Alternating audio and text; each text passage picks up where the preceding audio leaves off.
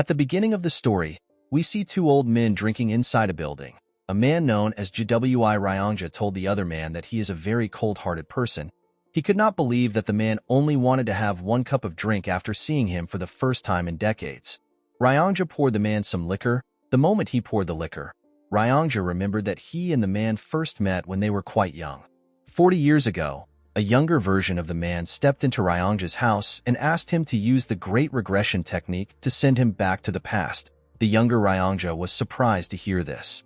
The Great Regression Technique is one of the great achievements of the GWI family. It is a technique that has been researched for centuries, and it has been passed down in the family. It was a technique that was incredibly difficult to use. Ryongja also tried to complete the technique, however, he had to give up. The man gave up after seeing the 5 materials needed to complete the technique. He knew that he could never get these materials. When the man came to Ryongja's house, he saw it as an opportunity to try to gather the materials. He told the mysterious man that he will help him if he can provide the materials that is required for the technique. The first material needed is the Thunder Bell. It is a sacred artifact of the Heavenly Wind Cult. The next is the Divine Incense Brazier. This is a sacred artifact of the Divine Dragon family. The next is the core essence of the 10,000 Years Carp. The fourth item is the secret demonic soul of the demonic cult. The fifth material needed is 5 million Niang. Ryongja did not ask for this material because he could easily get it. To Ryongja's surprise, the mysterious man was able to obtain the first 3 items over several decades. However, for him to get the secret demonic soul of the demonic cult, the man had to disappear from the world for a long time. The scene shifts and we are taken back to the present. Ryongja told the man that he believed that he already died in an unknown valley. He asked the man to tell him how he was able to gather all the materials. The man, who appears to have lost his left hand, drank his liquor and told Ryongja that he cursed the Great Regression Technique because it needed such rare materials. He revealed to him that he has actually thought of killing him while he was gathering the materials. Ryongja was not shaken by what the man said. He simply stared at him. He realized that he was really young when he met the man. Now the man has already become old and he had gray hair on his head. Ryongja noticed that the air around the man had changed completely. He wondered if the man had to change in order to gather the materials needed for the technique. Ryongja took a sip of his liquor and asked the man to tell him why he is trying so hard to go back to the past. With a menacing look on the man's face, he revealed to Ryongja that he wants to return to the past for revenge. The man was shocked to hear this. He asked the mysterious man if it is impossible for him to take revenge with his current skills. He asked him if he really needs to go back to the past to achieve his goal. The man explained to Ryongja that his current skills are not enough. Ryongja asked the man to tell him the name of the person that he hates so much. With a deadly look in his eyes, the man told Ryongja that he wants to kill Wamugi. Ryongja was shocked to hear this. Wamugi is the martial artist responsible for the death of the leaders of the 3 strongest groups in the Murim. He killed the leader of the Murim Alliance, the Unorthodox Alliance leader, and the Heavenly Demon. He is known as the strongest martial artist across all history. He is the strongest person in their era. Ryongja told the man that he will not be able to defeat Wamugi even if he returns to the past. The man told Ryongja that he must kill him no matter what. The man revealed to Ryongja that the Heavenly Demon who Wamugi killed was his father. Ryongja was shocked to hear this. The man explained to Ryongja that he does not seek revenge because his father was killed, or because his sly bastard of a brother was killed. He did not see it as a big deal for people who have given their lives to demons to be killed. Ryongja asked the man to share his reason. According to the man, on the day of the attack, Wamugi killed servants, cooks, and even young children who did not know martial arts. He even killed all the cats and dogs that were reared. Ryongja was shocked to hear this. He told the man that Wamugi would never do such a thing. He told him that he does not believe him. The man explained to Ryongja that he does not care if he does not believe him. He revealed to him that he cannot kill Wamugi in this age, so he must go back to the past to take his revenge. The man told Ryongja that he will ask Wamugi to tell him why a strong person like him needs to kill children. He told him that he will ask this question before he kills him. Ryongja felt bad for the man when he heard this. He told the man to do him a favor if he successfully returns to the past. He begged the man to find him in the past. The man asked Ryongja to tell him his reason for the favor. With a serious look on his face, Ryongja begged the man to stop him from getting married. The room became silent when Ryongja said this. The man immediately burst into laughter. Ryongja did not understand why the man was laughing. He assured him that he is quite serious. He begged the man to tell him to live alone for the rest of his life. With a smile on his face, the man promised Ryongja that he will fulfill his wish. After hearing the man say this, Ryongja asked the man to follow him to the room where he will perform the technique. When the man stood up, he could barely hold himself. Ryongja quickly ran to assist him. He asked the man if he is all right. The man told Ryongja that he is fine. He revealed to him that he lost one arm and one eye while trying to obtain the secret demonic soul. The man believed that this was a cheap price to pay for such an artifact. The scene shifts and we see Ryongja place 4 items in front of him. He opened the box containing the demonic soul and placed it next to the other materials. Immediately he did this, he began to chant something. The moment he started chanting, the demonic soul began to release a large amount of dark energy. As Ryongja chanted, each of the items began to release some energy. The energy fused together and a bright light shined. The moment the light shined, a large spatial crack appeared in the room. Ryongja was shocked to see this. He could not believe that he actually managed to perform the technique successfully. He turned to the man and told him that he did it. When Ryongja turned around, he saw the man sitting on the ground. The man appeared to be struggling. He was breathing heavily and doing his best to stay conscious. Ryongja was surprised to see this. He turned around and took a look at the portal. He turns back to the man and apologized to him. As he walked towards the portal, he promised the man that he will find him in the past and warn him about the impending disaster. He explained to the man that it has always been the GWI family's greatest wish to return to the past. Before Ryongja could step into the portal, his body stopped moving. He immediately realized that his acupoint has been sealed. The man appeared behind him. With a horrifying tone in his voice, the man asked him to tell him why he would try to do such a thing. Ryongja was terrified to hear the man's voice. He began to tremble. The man moved close to him and grabbed his neck. He asked Ryongja to tell him why he would try to betray him. He grabbed his neck and began to choke him. With tears in his eyes, Ryongja explained to the man that he lost his rationality for a short instant. He begged the man to forgive him. He told him that he should have never tried to do such a stupid thing because the man was the one who suffered to get the materials. The man glared at Ryongja when he heard this. He let go of the old man. He told him that he is also a selfish person. He revealed to Ryongja that he was only able to gather the materials by not caring about others. The man grit his teeth and told Ryongja that he would have killed him if he was someone else. While Ryongja was trying to catch his breath, the man places his hand on his shoulder and thanked him for waiting his entire life for him. Ryongja was shocked to hear this. He was surprised to see that the man was smiling at him. With tears flowing out of his eyes, Ryongja began to apologize to the man. While he was apologizing, he suddenly stopped moving. The man was shocked to see this. When he looked around, he noticed that everything had stopped moving. The man could not comprehend what was happening. While the man was looking at Ryongja, someone told him that he has passed the test. The man was surprised to hear this. When he turned around, he saw a very old man who was glowing. The man appeared to be a deity. The man asked the deity for his identity. The deity explained to him that he is the one who can send him back to the past. The man was shocked to hear this.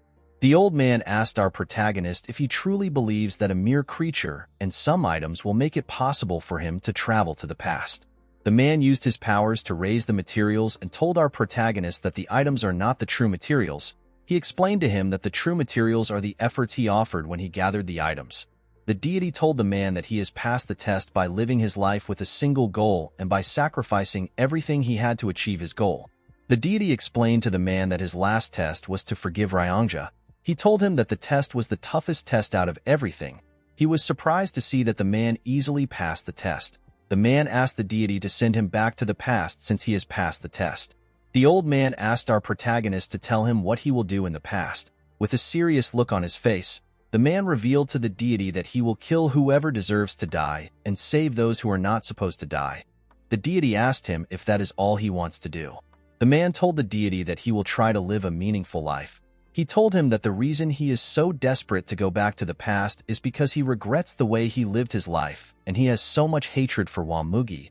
The deity asked the man to tell him what he regrets. The man screamed that he regretted everything. He explained to him that since his birth, none of his actions has ever been of his own free will.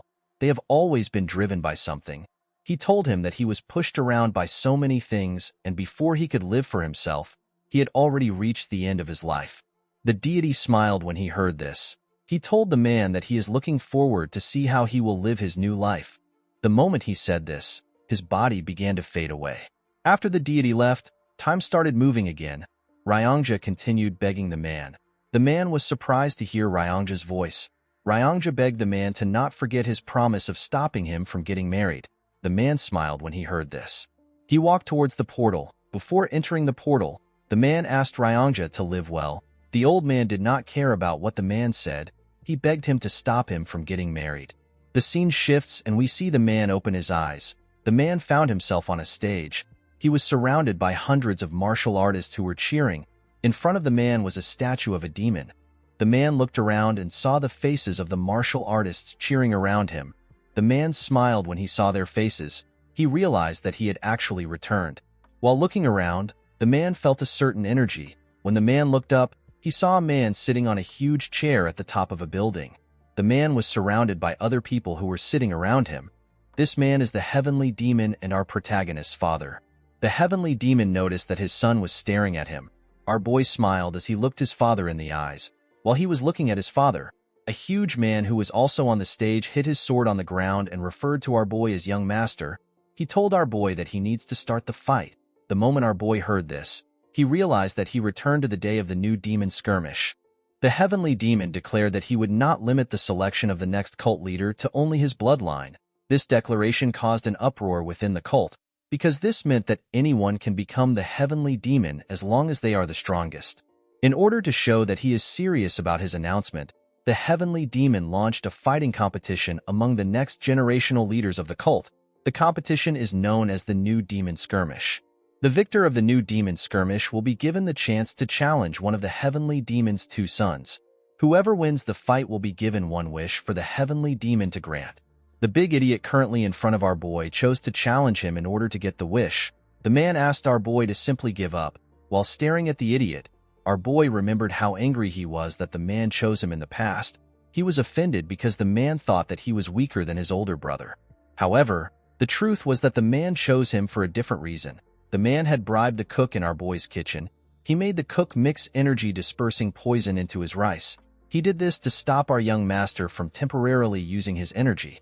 Our boy lost the match because of this dirty trick. He tried to explain everything to his father, but the heavenly demon did not respond to him.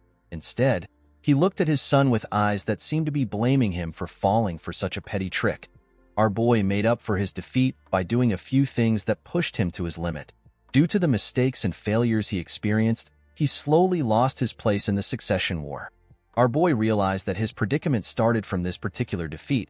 Due to the fact that the young master did not say anything, the huge man asked him if he is distracted despite being in a fight.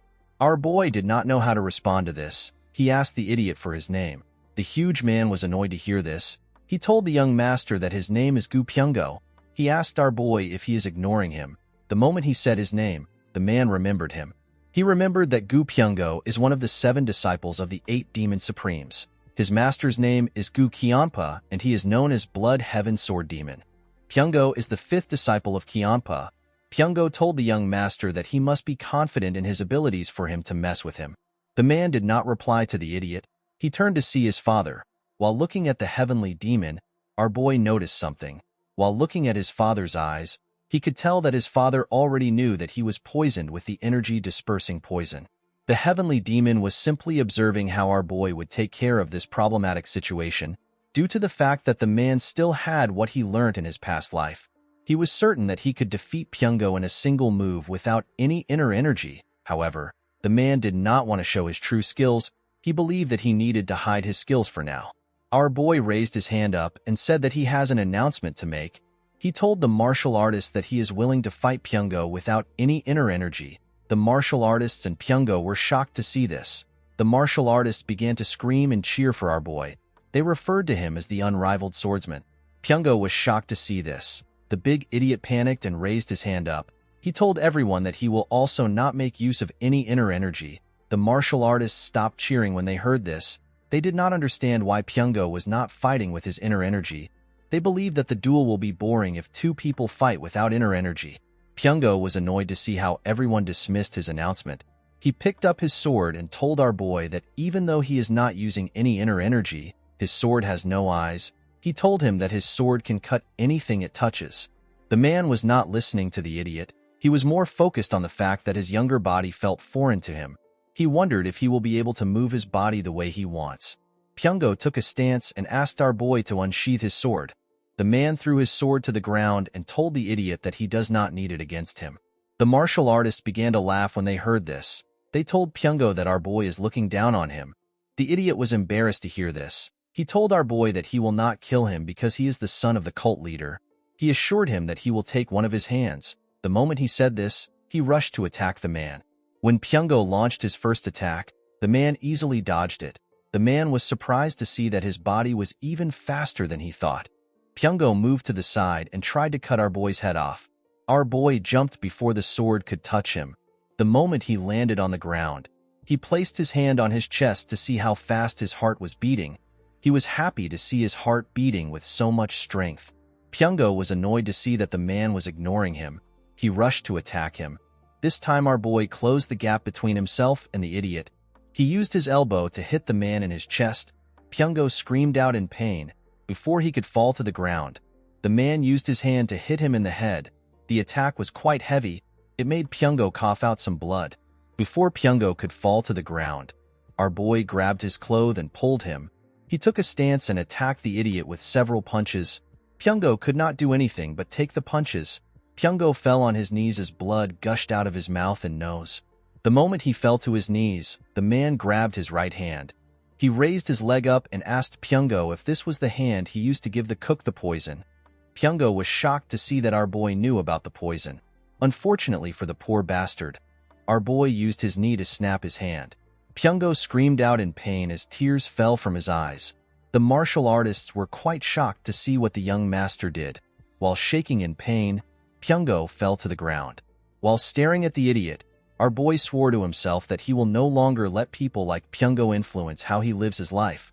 While he was looking at Pyongo, someone raised his hand. The martial artist became silent when they saw the person that raised his hand. The heavenly demon raised his hand and told his son that he will grant him a wish. He asked our boy to tell him what he desires. In this situation, people would usually request for an artisan sword or a secret martial arts manual. Our boy decided to follow his instinct. He told his father that he wants to go on a hunt with him. The heavenly demon did not expect such a request. Pyongo and the other martial artists were also shocked to hear the request. The heavenly demon asked his son if he is certain about his wish. With a smile on his face, the man told his father that he heard that he loved hunting when he was younger. He explained to his father that he wants to learn how to hunt from him. The heavenly demon simply glared at his son. He could not tell what he was thinking. He stood up from his chair and told him that they will depart tomorrow at dawn. The moment he said this, he turned around and walked away. As the heavenly demon walked forward, the 8 supremes stood up and bowed their heads. After the heavenly demon left, some men stepped on the stage to assist Pyongo. Pyongo told our boy that he made a lousy request. With a smile on his face, our boy asked the idiot to tell him his name again. Pyongo was annoyed to hear this. He begged someone to kill the man. While watching Pyongo leave, the man told himself that he no longer has any interest in the reckless lives that everyone lived. The scene shifts and we see the man at his residence. He looked at the mirror to confirm if he was truly young again. The man was surprised to see that he was no longer his old self. While staring at the mirror, the man wondered about what Wamugi was currently doing. The man knew that he could easily resolve his issues by finding Wamugi and killing him before he becomes strong. However, the problem was that the martial artist was difficult to find. In the past, Wamugi suddenly appeared the Jianghu as if he fell out of the skies. After he destroyed the Murim Alliance, the Unorthodox Alliance, and the demonic cult, he hid himself from the world, so there isn't a lot of information about him. The man understood that it would be a dangerous act of provocation if he tries to find Wamugi by telling the whole world his name. The man realized that his top priority is to become stronger than Wamugi. While he was thinking, someone tells him that he fought excellently on the stage. Our boy was shocked to hear this voice. When he turned around, he saw a chubby girl. He called the girl Leon. With a smile on her face, the girl greeted her young master. This girl is known as Bodyguard Leon. With a sad look in his eyes, the man remembered that Leon was actually with him during this time. In the past, the man did not know that his bodyguard had learnt a martial art that made her body increase in size. The girl learnt this martial arts for our boy's sake. The martial arts is known as the body petrification technique. It gives its user the ability to temporarily make their body as tough as a rock. It is a secret technique only known to certain people in the cult. The biggest flaw of this technique is that it makes the user's body really big. In the past, Leon threw her body in front of the man in order to block a sword aura which Mugi sent at him. It was thanks to her sacrifice that the man was able to survive the attack on the cult. Upon seeing how her master was looking at her, Leon asked him if something is wrong. When the man heard the girl's voice, he was shocked to see how nice it was. The man never paid attention to her voice in the past.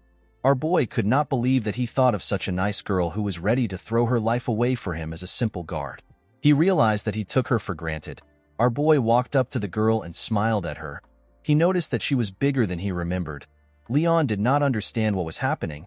She did not know why her master was acting weird. When Leon was younger, people thought that she would become the most beautiful woman in the world once she gets older. The girl who used to be so beautiful suddenly became fat one day. Leon promised her master that she will protect him. In the past, our boy, whose name is Muguk, never noticed that Leon had cried a lot after becoming fat. He never knew that her eyes were swollen because of her tears. Muguk wondered about how the girl felt. She could have become the most beautiful woman in the world, and yet she gave it up in order to protect him. After she became fat, our boy acted cold to the girl. While smiling at Leon, Muguk promised himself that he will find a way to help her get rid of the side effects of the body petrification technique. Leon did not understand why her master was smiling. She asked him if everything is all right. Our boy told the girl that he is feeling great. Leon told her master that he is acting a bit strange. Muguk smiled when he heard this. He realized that Leon was able to notice the difference in his behavior because she always protects him every day. Our boy turned around and asked Leon to follow him. He told her that he wants to show her something that is much stranger. The girl asked her master about where they are going. Our boy revealed to her that they are going to flip the kitchen. Leon did not understand what Muguk was talking about. The scene shifts and we see our boy and Leon in the kitchen. The cooks all came out to greet their young master. With a serious look on his face, Muguk asked the cooks to tell him why they poisoned him. The head chef did not understand what the man was talking about. Our boy turned to one of the chefs and asked him to tell him why he put energy-dispersing poison into his meal. The chef was surprised to hear this. He quickly denied this allegation. Muguk asked the boy if he gambled away the 3,000 niang he received as his salary. In his past life, our boy found out that the chef incurred a great debt because he was addicted to gambling. He spent all his parents' money and he even borrowed money from his friends. After losing the money, the boy was willing to do anything, even if it involved poisoning the son of the heavenly demon. The chef went on his knees and begged for his life. He asked Muguk to spare him. He told him that he was blinded by money. Our boy asked the chef if Pyungo personally gave him the money. The chef told him that he did, the moment the boy answered. Muguk drew his sword and used it to behead him. The chefs and Leon were shocked to see this. With a cold gaze in his eyes, our boy told the chef that he should be ashamed that he poisoned someone. The head chef went on his knees and begged his young master. He told our boy that he will take full responsibility for the situation. Muguk asked the chef to tell him why he wants to take responsibility for the situation. He told him that it is the other chef that is at fault. The head chef explained to Muguk that everything that happens in the kitchen is his responsibility. Our boy asked the chef, who he referred to as Chef Lim, if every unjust thing that happens in the cult is his father's responsibility. The man was shocked to hear this question. He told our boy that the heavenly demon is not responsible for such things. Upon hearing his answer, Muguk asked Chef Lim to tell him why he wants to take responsibility for something that does not involve him. Our boy turned around and put his sword into his sheath. He asked the chef to get up and cook him shredded chicken noodles for dinner. He told the chef that it has been a while since he last had the meal. Chef Lim was surprised to hear this. After they stepped out of the kitchen, Leon reminded her master that he had shredded chicken noodles a few days ago. Our boy smiled when he heard this. He did not know how to tell his bodyguard that it has been a few decades since he last had the meal. The next day, we see the heavenly demon standing in front of the heavenly demon pavilion. The heavenly demon changed his clothes from his usual robe to a hunting attire. When the man saw his son, he asked him to tell him why he is carrying so many useless things. Muguk explained to his father that he is carrying things that are needed for a few days' hunt. The heavenly demon was surprised to hear this. He told his son that he only planned to hunt for a day. Muguk told his father that he might change his mind and spend a few more days hunting. The heavenly demon walked past his son and told him that he has an ambitious dream. The scene shifts and we are taken to the mountains. We see Muguk walking next to his father. While walking, the heavenly demon told our boy that he is more skilled than he thought. Our boy was surprised to hear this. He realized that his father was able to find out that he was hiding his skills when he fought Pyungo. Muguk decided to tell his father the truth. He revealed to the heavenly demon that he was hiding his skills. The man told his son that he knew. Muguk explained to his father that he is not a cat that hisses. Instead, he is a beast that is hiding his claws. The heavenly demon turned around and asked his son to tell him why a beast would hide its claws. Muguk was surprised to hear this question. He told his father that he has never thought about such a thing. The man told his son that he did not think about it because he is still a cat. The heavenly demon asked Muguk to tell him how far he has gotten in mastering the soaring sword art. The soaring sword art is a sword arts passed down only to the heavenly demon's bloodline. It is seen as an extremely advanced martial arts that is similar to the martial arts learnt by the demon supremes. With a confident smile on his face, Muguk told his father that he has completely mastered the martial arts. The moment he said this, the heavenly demon attacked him with a small amount of energy. Our boy barely dodged the attack by moving his head. The attack created a hole in his bag. Muguk was relieved that he was able to dodge the attack. He knew that his face would already be gone if the attack had touched him. The heavenly demon was surprised to see that his son actually managed to completely master the soaring sword arts. Muguk was surprised to see that his father was not certain if he had mastered the martial arts. He asked the heavenly demon to tell him what he would have done if he did not dodge the attack. The heavenly demon explained to his son that he was certain that he will be able to dodge it if he truly mastered the martial arts. He told Muguk that he would have paid the price for lying to him if he could not dodge the attack. Our boy told his father that it would be bad if he damages his face. He explained to the heavenly demon that he has a face that resembles his. He told his father that it would not be nice for him to have a scar on his face. The heavenly demon glared at his son when he heard this. Upon seeing his father's expression, Muguk wondered if he went overboard.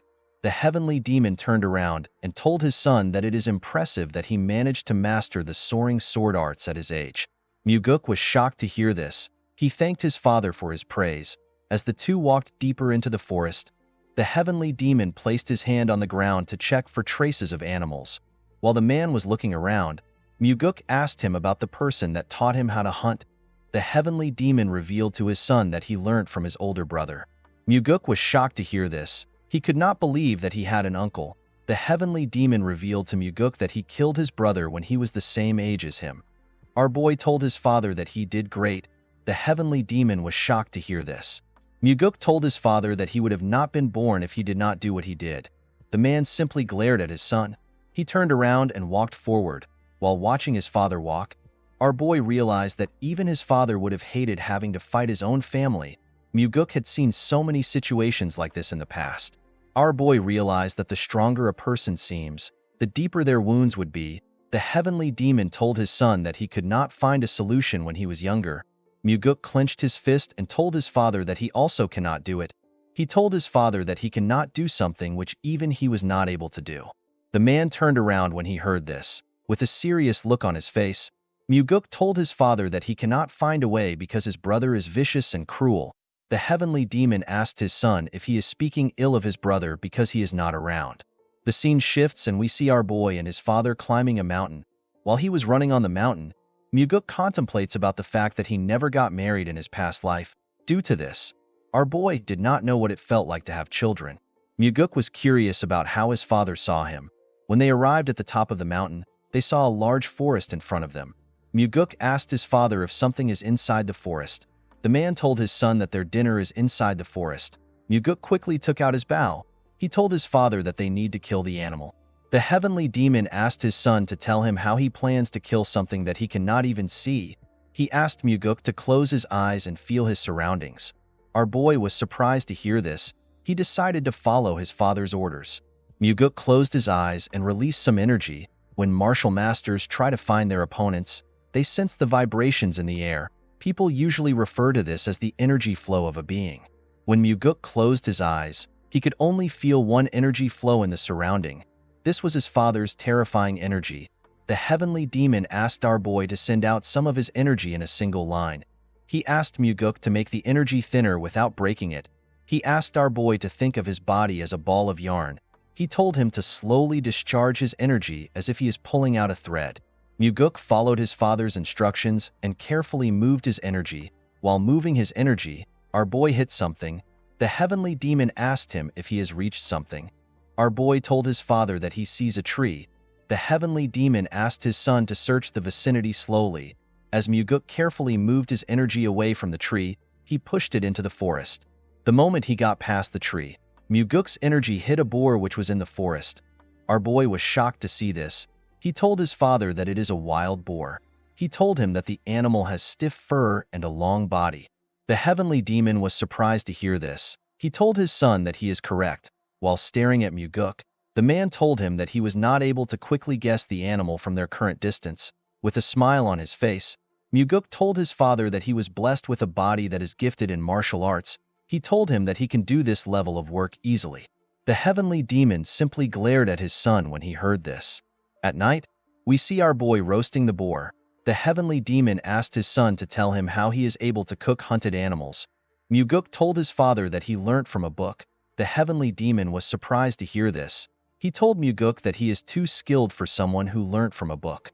Our boy told his father that he is glad that he looks skilled. In Muguk's past life, he hunted countless boar for food, so this was not a difficult thing for him. Our boy told his father that he prepared the tiger skin he is sitting on in order to win his favor. The heavenly demon asked his son if he wanted to hunt with him in order to impress him and become the successor. Muguk told his father that such a stupid thing would not work on him. He assured his father that he can become the successor without his help. The man was surprised to hear this. He told his son that he is quite confident. He asked Muguk to tell him why he wanted to hunt with him. Our boy revealed to his father that he has two reasons for hunting with him. The first is to learn whatever he could from the heavenly demon. Muguk told his father that he has already achieved his first goal. The man asked his son to tell him what comes next after strength. Muguk explained to his father that he is not trying to become strong because he wants to become the heavenly demon. He told his father that he does not want to waste his youth trying to become the heavenly demon, especially when his father is still strong and healthy. Muguk took a look at the stars and told his father that he is satisfied with learning the heavenly demon martial arts by becoming the successor. While looking at the stars, our boy reminded himself that he has to learn and master the 9 calamities demonic arts. Muguk quickly removed this idea from his head. He told himself that he has to go beyond the martial arts because even his father who mastered the 9 calamities demonic arts still lost to Wamugi. While he was lost in the stars, the heavenly demon asked his son to tell him his second reason. Muguk revealed to his father that he wanted to spend some time alone with him. The heavenly demon smiled when he heard this. He told his son that he has a useless emotion that will get him killed. Muguk asked his father to tell him why it is useless. He explained to his father that he gets to spend time with the strongest person in the whole world. He told the heavenly demon that if he sings a song, it will become the best song in the world, and if he drinks liquor, it will become the greatest liquor in the world. The heavenly demon turned to his son when he heard this. He was surprised to hear what Muguk said. The man looked away and gently smiled. Whenever Muguk tried to remember his father in his past life, he could not find a good memory in his head. The only memory he had were of him trembling in front of his father. In this life, our boy aims to get more things other than new memories. He believed that his father should not get too happy because he was doing everything for his own sake. The next day, we see Muguk packing his bags in order to return to the cult. His father told him that they are not yet leaving. He told Muguk that he has to catch a tiger since he is hunting with the heavenly demon. Our boy was surprised to hear this. The heavenly demon asked his son to get up and follow him. The man took Muguk to a bamboo forest. He asked him to close his eyes again. He told him that their target is 100 yards away on the right side, which is further than their last prey. The heavenly demon asked his son to feel the wind. He told Muguk to infuse his energy into the wind. While doing his best to follow his father's instructions, our boy realized that he has never thought of infusing his energy into the wind before. There was no one to teach him such a skill, and none of the martial arts he saw ever taught such a thing. The heavenly demon asked Muguk to discharge his energy into the wind. He told our boy that he needs to send his energy to his target as quickly as possible in order to adapt to using the skill in real situations. The moment the man said this, Muguk used his energy to sense the wind. However, our boy did not know how to infuse his energy into the wind. While struggling to put his energy into the wind, Muguk noticed that the wind blew his energy away. Our boy immediately understood that he did not need to infuse his energy into the wind. Instead, he was supposed to allow his energy ride the wind. What he needed to do was to entangle the two together. As the wind carried our boy's energy through the forest, he was able to sense an animal. Muguk was able to see the tiger which his father was referring to. Our boy turned to his father and told him that the tiger is actually real. The heavenly demon was shocked to hear this. Our boy asked his father if something is wrong. The heavenly demon regained his composure and asked his son to not get lazy in his training. He told Muguk that his chances of survival will increase if he is able to maintain more lines. Our boy thanked his father for his advice. At night, we see Muguk give his father a bottle containing some liquor. He told the man that it is his trump card. The man drank the liquor and told our boy that it is quite good. When Muguk drank it, he told his father that it is still too strong for him. Of course, this was a lie. The heavenly demon told our boy that no demonic human would complain about liquor that is strong. Muguk told his father that it is more important to have a vicious heart than to be good at drinking liquor. The heavenly demon asked his son if he can kill him to save himself. Muguk revealed to his father that no child can kill his parent to save himself. Of course, this was not true. Our boy knew that he could kill anyone as long as he had enough reasons to. Muguk realized that this was his first time having a proper conversation with his father, and yet he still treasured his life more than his father's own. The heavenly demon told his son that he does not have a vicious heart if he is hesitant about killing him. Our boy told his father that he will learn how to drink strong liquor first. With his eyes filled with curiosity, the heavenly demon watched his son as he drank his liquor.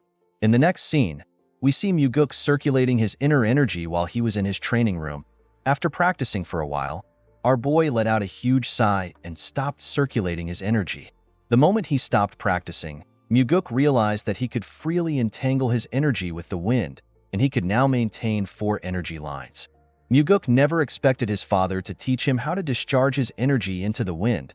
This technique is like gaining an extra life because its user will be able to easily find an enemy that is trying to attack him. Our boy knew that he will be capable of releasing 10 energy lines at the same time if he continues to train. He was certain that he will be able to neutralize any stealth technique used by his enemies. While thinking, Muguk realized that even his father, who is much more skilled than him, still lost to Wamugi because the Heavenly Demon Pavilion was infiltrated. The Heavenly Demon Pavilion is a place that is thoroughly guarded by 3 barrier formations, 6 trap formations, and a group of carefully selected elites. There is also the 8 Demon Supremes, which are in 8 different directions, and their subordinates, which are protecting the Heavenly Demon. In the north, there is the Demonic Swordsman of the Northern Heaven Sword family, which is led by the 1/Sword Supreme. In the south, there is the Demonic Bladesmen of the Southern Heaven Blade family. They are led by the Blood Heaven Sword Demon. In the east, there is the Iron Fist of the Eastern Fist faction. They are led by the Undefeated Fist Demon. In the west, there is the Demonic Sorcerers of the Western Illusion formation.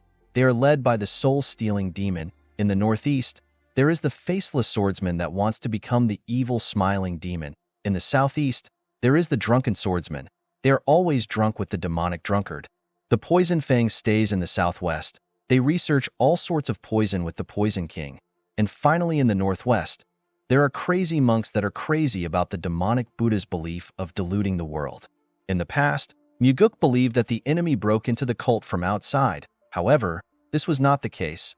Our boy later found out that the outer defense was never broken. Muguk realized that one of the 8 Demon Supremes must have allowed Wamugi into the Heavenly Demon Pavilion. Our boy believes that there could be more than one traitor.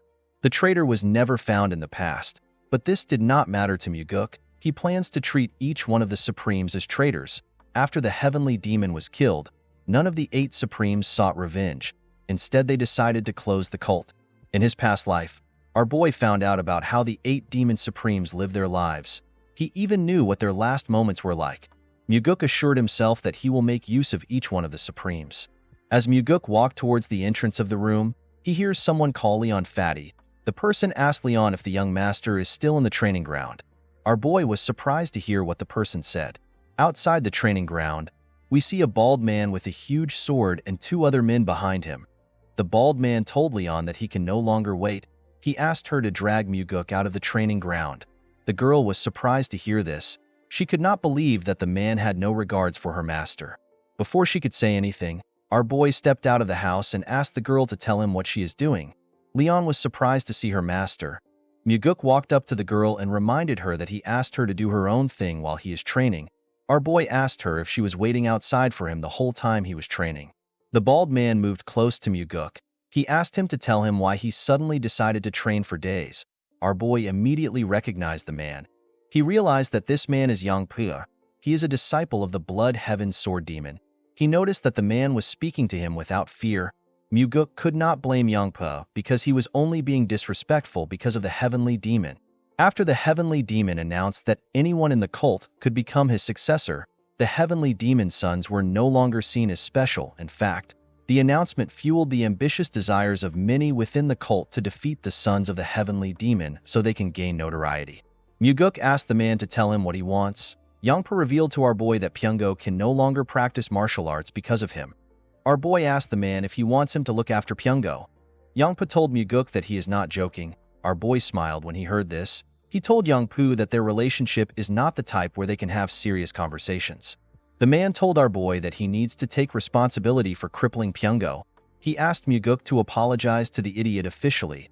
Our boy immediately understood why Yangpu wanted the apology, due to the fact that the Blood Heaven Sword Demon's best disciple was not selected. His other disciples are trying to impress him by doing whatever it takes. Yangpa wanted Muguk to give out an official apology so that he can take credit for not letting the Blood Heaven Sword Demon look bad. Our boy smiled and told Yangpu that his master will not still choose him as his best disciple because of an apology. Yangpa became nervous and told Muguk that he is spouting nonsense. He told our boy that he only came for Pyungo's sake. With a horrifying look on his face, Muguk told the idiot that he wants an apology from him. Yangpa asked our boy to tell him what he has to apologize for. Our boy asked the man to apologize to Leon for speaking rudely to her. Leon was surprised to hear this. Yangpa was also surprised to hear this. Leon turned to her master and told him that she is fine. Muguk told the girl that he is not fine with it. Leon was surprised to hear this. Muguk walked forward and asked Yangpa to get on his knees and apologize to Leon for speaking rudely. Yangpa laughed and pointed at Leon. He asked Muguk if he wants him to kneel to the fatty. Our boy could not believe that the idiot continued to spout nonsense. Yangpa laughed and told Muguk that he would rather die than kneel to Leon. Our boy smiled when he heard this. He had been waiting to hear these words. He drew his sword and told Yangpu that he will grant his wish. Yangpa and his boys were shocked to see this. Leon was also surprised to see this. Yangpa told our boy that he has gone crazy. With a serious look on his face, Muguk told the man that he can either kneel down and apologize or fight him. Our boy reminded Yangpu that his master would not like it if he retreats. The man became worried when he heard this. He asked Muguk to tell him why he is going so far. Muguk explained to the man that he does not really care if Yangpa came to look for him. He told the man that he will never allow him to insult his subordinates. Leon was shocked to hear this. Yangpa was annoyed to hear this. He asked Muguk if he is really going to kill him because of a fat pig. Our boy smiled when he heard this. He told the man that Leon means a lot to him. Upon hearing this, Yangpa drew his sword. His friends asked him to not fight the young master. Leon wanted to interfere when she saw the man draw his sword. Muguk used his hand to tell her to stop. Yangpo took a stance and told our boy that he will only take one arm because he is the son of the Heavenly Demon. Yangpo's friends and Leon became worried when they saw the man take a stance. Yangpo easily closed the gap between Muguk and himself. He tried to cut off our boy's hand. Unfortunately for him, Muguk dodged the attack by going low. While he was below him, Muguk stabbed Yangpo's head through his mouth. His friends and Leon were shocked to see this, as blood dripped out of his mouth. Our boy told the man that his mouth is the cause of his death. He told Yangpu that he used his mouth to insult his subordinate and refused to use his mouth to apologize to her. The moment he said this, Muguk took out his sword from the man's mouth. He watched Yangpu as he fell to the ground. Yangpo's friends ran to help him. One of them asked our boy if he can handle the consequences for his actions. Muguk told the man that his mouth resembles Yangpo's own. The man was horrified to hear this.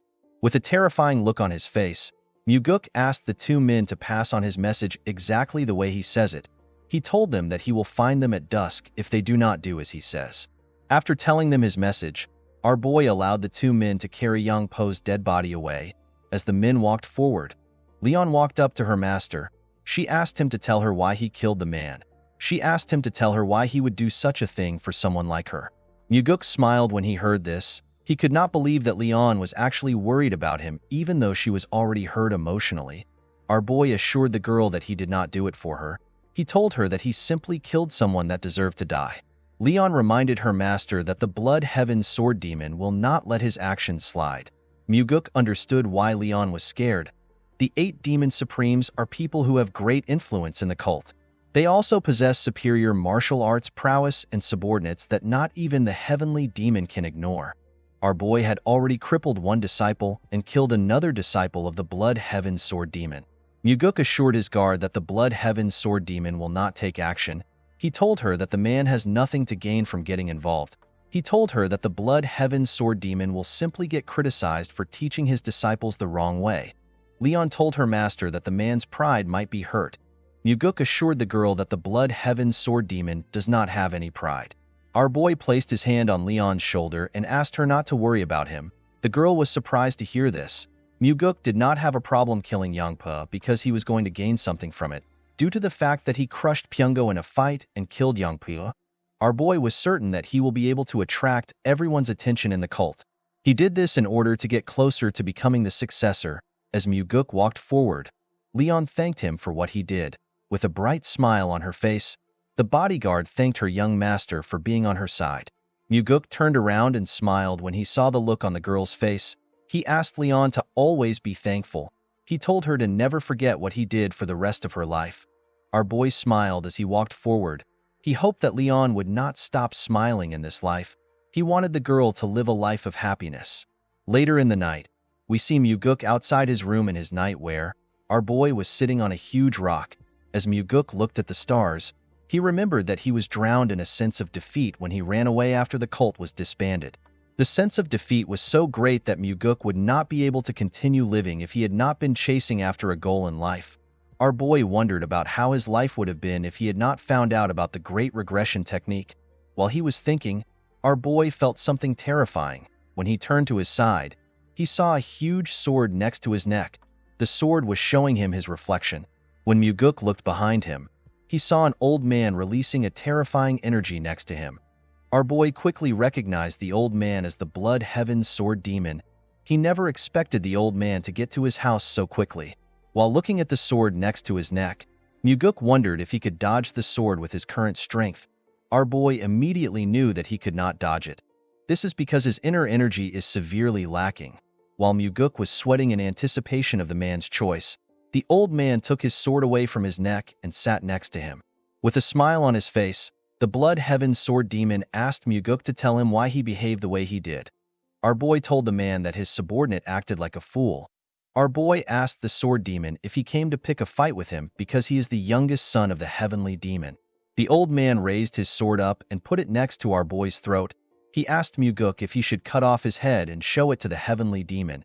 He told our boy that he wants to see if his father will care. With a smile on his face, Muguk told the man that he will not cut his head once he remembers how terrifying his father's eyes are.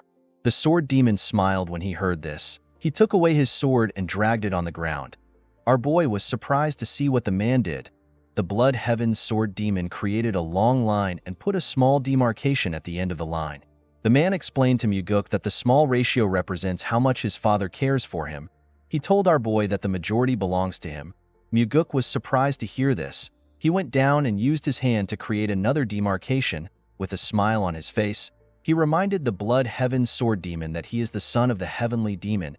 He told the man that he will probably take majority of his father's love. The old man smiled when he heard this. He told Muguk that they can test out his theory.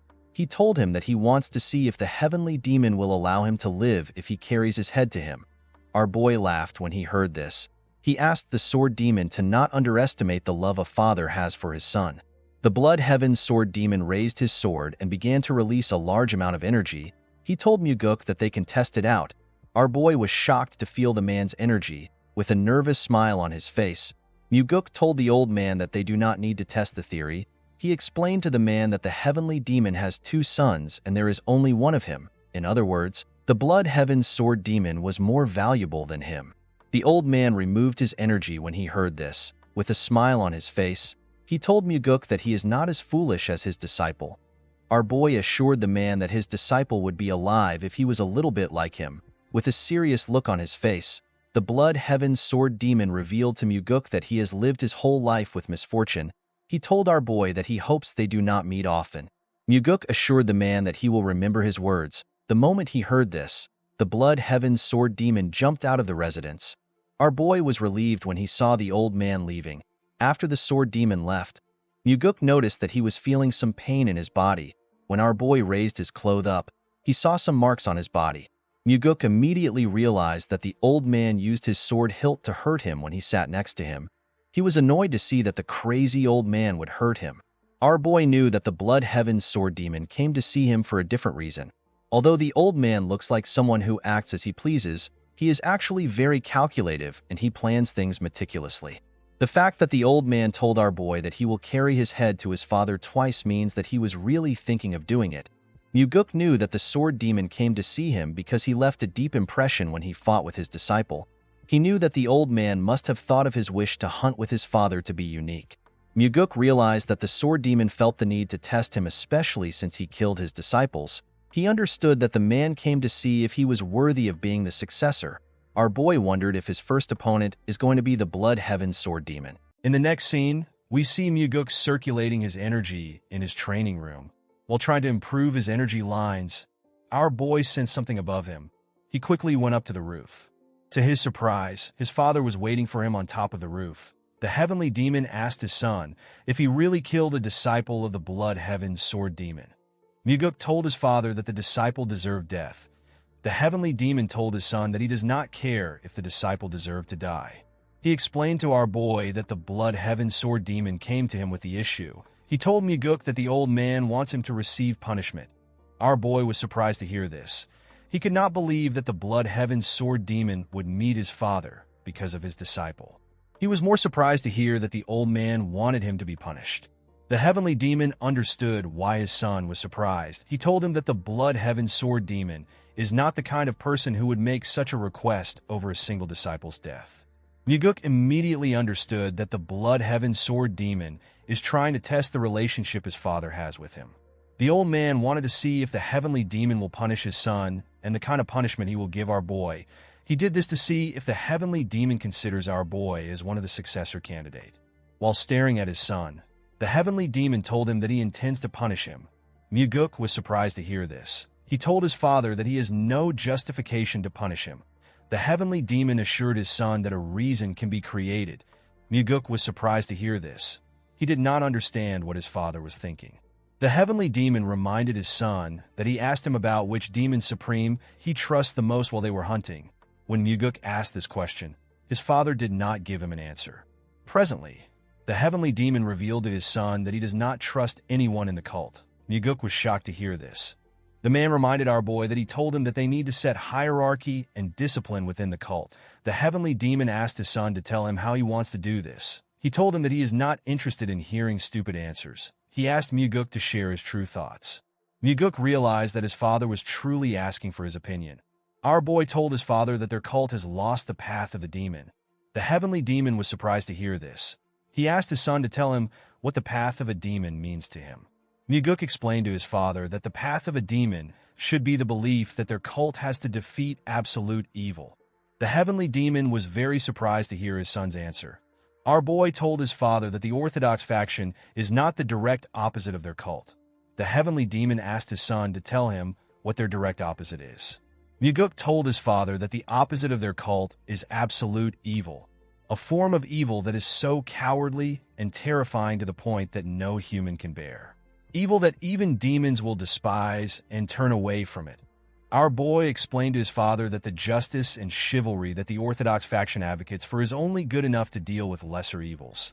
He told him that their justice is not capable of facing absolute evil. Unfortunately, the Orthodox faction heavily believes in forgiving others.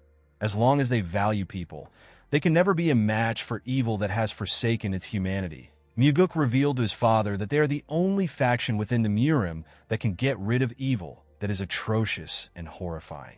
With a serious look on his face, our boy told his father that they will walk the path of the demon if evil, which the Orthodox faction cannot handle, kneels before them. The heavenly demon was shocked to hear his son's profound thoughts. Muguk told his father that the cult will not go far if they cannot accomplish the true path of a demon. He told him that they need to punish themselves so that they can improve. The heavenly demon found our boy's words to be intriguing. Miguk took a look at his father's face. He was not surprised to see that his father found his words to be confusing. Our boy was certain that his father has probably never thought of such a thing. Even Miguk himself did not learn these things while he was in the cult. He came to this understanding while he was wandering the Central Plains. While our boy was thinking, his father asked him if he has any other arrogant thoughts. Our boy told his father that he has nothing left to share. Upon hearing his son's answer, the heavenly demon understood why the Blood Heaven Sword Demon wants him to punish Miguk. He told his son that the old man must have seen something in him. He revealed to Miguk that the old man is trying to use him to test him. Our boy told his father that the Blood Heaven Sword Demon must have seen the possibility of him becoming a successor candidate. The heavenly demon told our boy that the old man could have also seen him as someone who would mess up the cult. Miguk told his father that it can be anything. He explained to him that the Blood Heaven Sword Demon must have seen something because he has extraordinary eyes. Upon hearing our boy's answer, the heavenly demon turned around and asked him to follow him. Miguk was surprised to hear this. He asked his father to tell him where they are going because it is already late. In the next scene, we see the heavenly demon and our boy standing in front of a cave known as the Minor Heaven Cave. The cave had a huge iron door at its entrance. The Minor Heaven Cave is a place where a possible candidate that could become the heavenly demon, a disciple of the heavenly demon or a child of the heavenly demon, goes to be tested. It is easy to go into the cave. However, if the person is unable to get through the trials inside, they will be stuck inside the cave forever. The success rate for the trial is 50-50. Half the people who are blood related to the heavenly demon have lost their lives inside the cave. The place is so dangerous that even Miguk's overly ambitious elder brother has never talked about going inside. Although he did not like it, our boy knew that he would also have to go through this cave if he wants to become the heavenly demon. Miguk asked his father if he wants him to go into the cave now. The heavenly demon told his son that he also went in when he was the same age as him. Our boy asked his father to tell him the amount of time it took for him to get out of the cave. The heavenly demon revealed to his son that he got out in 2 months. Miguk was shocked to hear this. Even among the heavenly demons, his father is known to be the most talented of them all, and yet it took him 2 months to get out. The heavenly demon revealed to his son that he was the only one who managed to make it out in 2 months. Most people spent 3 years in the cave. Miguk asked his father if he really wants him to go into such a dangerous place without preparations. The heavenly demon reminded his son that he is giving him a punishment. Our boy could not believe that his father is willing to send him into a place where he could die simply because the Blood Heaven Sword Demon wants to punish him. Miguk wondered if his father was hoping that he would become stronger and come out alive. Our boy smiled when he thought of this. With a smile on his face, Miguk told his father that he will do his best to come out earlier than he did. The heavenly demon smiled when he heard this. He asked his son to do his best to keep himself alive. The scene shifts and we see Miguk inside the cave. The cave was lit up by green glowing stones. While walking, our boy took a look around. He wondered about how terrible the cave must be for people to get stuck inside. Miguk passed through the first entrance he saw and arrived inside a large room. Next to the entrance was a tablet containing instructions. Our boy was asked to cut down his enemies without using sword aura or enhanced sword aura. He was told that he will be given another chance in 10 days if he does not succeed within the time limit given. He was asked to stand within a crimson circle once he is ready. Miguk was surprised to see that the test would restart in 10 days if he fails. When our boy looked around, he saw a large amount of rice balls in huge pots. Our boy realized that he was expected to eat the rice balls while he waits for 10 days. After looking around, Miguk decided to start the test. He stood in the crimson circle. The moment he stood in the circle, several wooden dolls rose out of the ground. Each wooden doll had a red mark on its body. Our boy realized that he is supposed to slash the dolls where the red marks are. Without wasting time, Miguk immediately began to cut the dolls in front of him. He swiftly tore the dolls apart. As he cut through the dolls, our boy noticed that the test is much difficult than he expected. When he turned around, he noticed that some dolls which he had not yet cut were going back down. Miguk knew that he could not let the dolls go back down because he would fail the test. Our boy immediately ran towards the dolls. He moved close to the doll and bent his body to cut it. The moment he cut the dolls, our boy stood up to check if there are still any dolls left. To Miguk's surprise, there were still 3 more dolls which he had not yet cut. Our boy immediately moved close to the dolls. He barely managed to cut them on their red marks. He fell to the ground after he cut the dolls. However, to his surprise, there was still one last doll that was yet to be cut. The doll had its mark on its neck. The wooden doll was about to completely go down. Myuguk grit his teeth and ran towards the last doll. Before the doll's head could go down, our boy got close to it and landed a clean cut on its head after taking care of the doll. Myuguk took a look around. He could not believe that he almost had to spend an extra 10 days in the room because he let his guard down for a second. Our boy realized that it would actually be impossible for him to get through this first trial with the skills he had before his regression. The moment Myuguk put his sword back into its sheath, the door leading to the next room opened up. Before our boy left the room, he saw another tablet at the exit. The former test takers wrote on the tablet. One of them said that he succeeded after 9 tries. Another test taker said that he succeeded after 16 tries. Another person asked if he was going to die in the room because he could not complete the test.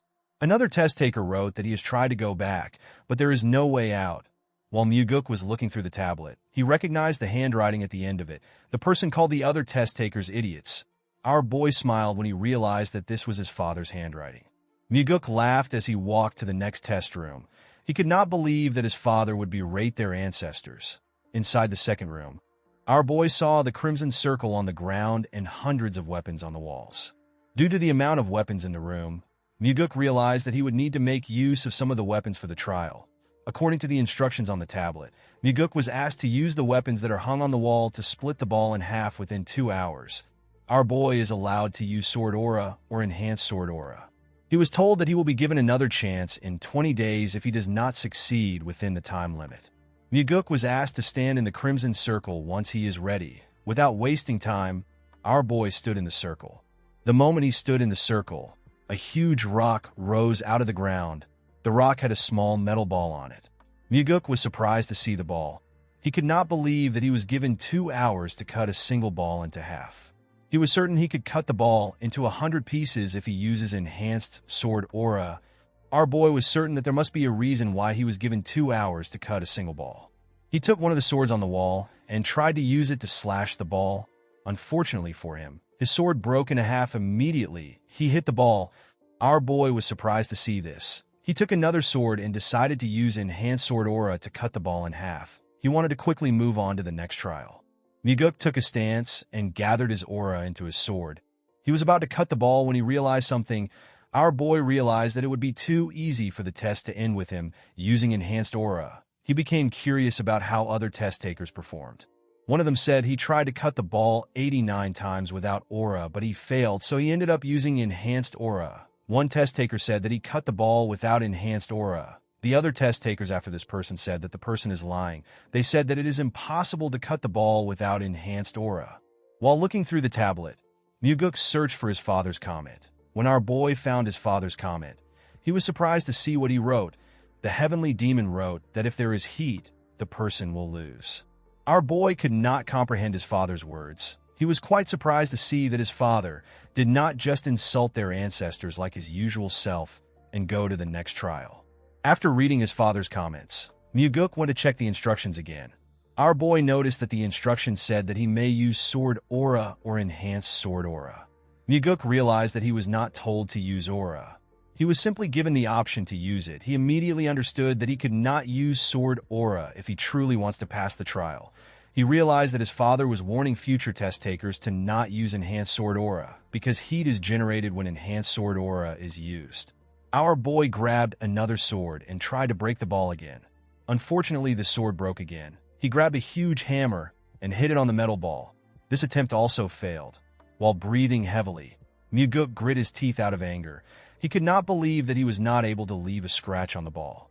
Our boy could not comprehend how he was supposed to split the ball in half if he did not use enhanced sword aura. He was more annoyed to see that his time is almost up. While staring at the ball like a mad person, Myuguk wondered if he should just use enhanced sword aura to pass the test. Our boy let out a sigh and calmed himself. He remembered that his father actually managed to split the ball in half without enhanced aura. The moment he remembered this, Myuguk realized something. He closed his eyes and he let out his energy. He formed an energy line and used it to touch the ball. Immediately he did this. Our boy noticed something. He could detect a faint line that he could not see with his eyes. Myuguk moved closer to the ball and took a stance. He closed his eyes to sense the line. Our boy noticed that the faint line forms a perfect circle around the ball. He aimed his sword at the faint line and swung his sword. Myuguk perfectly split the ball in half. Our boy was extremely happy to see what he had accomplished. While he was cheering, he saw something inside the ball. Myuguk was shocked to see a demonic essence pill inside the ball. A demonic essence pill is a pill that gives any demonic human a tremendous amount of energy if they consume it. Myuguk realized that the pill would have exploded if he used enhanced sword aura because of the heat it produces. The pill is a reward given to the person who managed to cut the ball with their sword. Our boy thanked his father when he remembered that he warned him to not use aura. Immediately, he thanked his father. Myuguk ate the pill. He sat on the floor and began to circulate his inner energy. A bright light shined from our boy's body as he circulated his energy. His energy slowly began to disperse after a while. Myuguk opened his eyes and stood up. The moment he stood up, our boy felt a strong power in his body. Myuguk was happy to see that he was able to acquire the thing he lacked the most, which was energy. After checking his energy, our boy moved on to the next room. According to the instructions in the room, Myuguk was asked to differentiate between life and death. He was told that he will be given another chance in 5 days if he fails. He was asked to stand in the Crimson Circle if he is ready. Our boy did not understand what it means for him to differentiate between life and death. He wondered about what the trial will be like. The moment he stepped into the circle, a slab containing several plants appeared in front of him. Upon seeing the plants on the slab, Myuguk realized that the trial requires him to differentiate between herbs and poisonous plants. Our boy smiled when he understood the trial. He remembered how he struggled when he searched for the ingredients which Ryanja asked him to get. Myuguk could easily differentiate between herbs and poisonous plants. He even knew the effects of each plant. This trial was quite easy for him. He stretched out his hand and took a plant. Myuguk took the plant because it was the only one that was not poisonous. The moment he took the plant, the slab went down. Immediately, the slab went down. Another one came up. Our boy was surprised to see this. He realized that the second slab was put into test if a person got the first one by guessing. Those who don't know anything about herbs will be forced to taste each one to get the correct answer. Myuguk easily picked out the herb among them. After he did this, the slab went back down. To our boy's surprise, another slab did not come up. He wondered if the test had come to an end. Myuguk turned to the tablet to see what other test takers said. One of them said that he is going to become a poisonous human due to the amount of plants he has eaten. Another test taker called the person who created the test an idiot. He did not understand why someone would create such a test. A test taker said that he succeeded on his 96th try. Another test taker said that he lost all his hair from eating poisonous plants. Myuguk smiled when he saw the comments each person left. Our boy's father said that no one should rely on luck. Upon seeing his father's comment, Myuguk realized that his father knew all the plants from the beginning. After seeing the comments, our boy went to the next room. This room is the last trial. According to the instructions, Myuguk is expected to survive the illusory life and death trap formation. He was told that he will die if he actually dies in the trap formation. He was asked to stand in the circle when he is ready. Upon seeing how serious the trial was, our boy decided to check the comments of past test takers. One test taker said that he will kill the creator of the illusory life and death trap formation once he becomes the heavenly demon. Another person said that he will never step into the trap formation again in his life. Our boy's father asked the future test takers to not rest. Myuguk was surprised to see this. Upon seeing his father's advice, our boy stood in the circle. The moment he stepped in the circle, he noticed that the space around him was getting distorted. While he was looking around, Myuguk found himself in a desert. Our boy was surprised to see this. He noticed that he could feel the wind on his skin, and he could also feel the sand on the ground. Everything felt real to him. Myuguk could not believe that the trap formation was capable of creating such realistic things. While he was looking at the sand, our boy noticed that he was surrounded. Several zombie warriors surrounded him. Although they were illusions, Myuguk could feel their presence and their intent to kill him. Our boy was happy to see his situation. He believed that he has been given an amazing opportunity. Our boy drew his sword and took a stance. The moment he drew his sword, the zombies rushed to attack him. A soldier managed to get close to him and tried to pierce his head. Myuguk bent his head to dodge the attack. While he was below the zombie, he stabbed it in the head. The moment he stabbed the zombie, 3 more zombies tried to attack him. Our boy jumped and dodged the attack. Immediately, he landed on the ground. Muguk realized that he could fight freely since he is not dealing with humans. Our boy used his aura to tear apart the zombies close to him. Thanks to the demonic essence pill, our boy was now able to freely use his energy. After he killed the zombies, a larger amount of zombies rushed to attack him. Muguk let out a sigh as the zombies attacked him from every angle before their swords could touch him. Muguk swung his sword with his energy and cut each one of them in different parts. Each of the zombies fell to the ground. When our boy looked around, he noticed that there was no more zombie soldier in the area. He wondered if he was already done. Muguk felt bad that the fight ended so quickly. While he was looking around, our boy smiled. He saw more zombie soldiers in front of him. These soldiers were wearing armors and were far more powerful than the ones from earlier. The zombies rushed to attack Muguk. Among the zombies were archers. The archers shot their arrows at our boy. Muguk managed to dodge the attack. While he was breathing heavily, our boy began to smile. He was excited to fight the zombies. While he was breathing heavily, a zombie tried to attack him from behind. Muguk dodged the attack by going low. Our boy noticed that his enemies are slowly getting stronger. He stood up and stabbed the zombie in its neck. He killed the other zombies around him.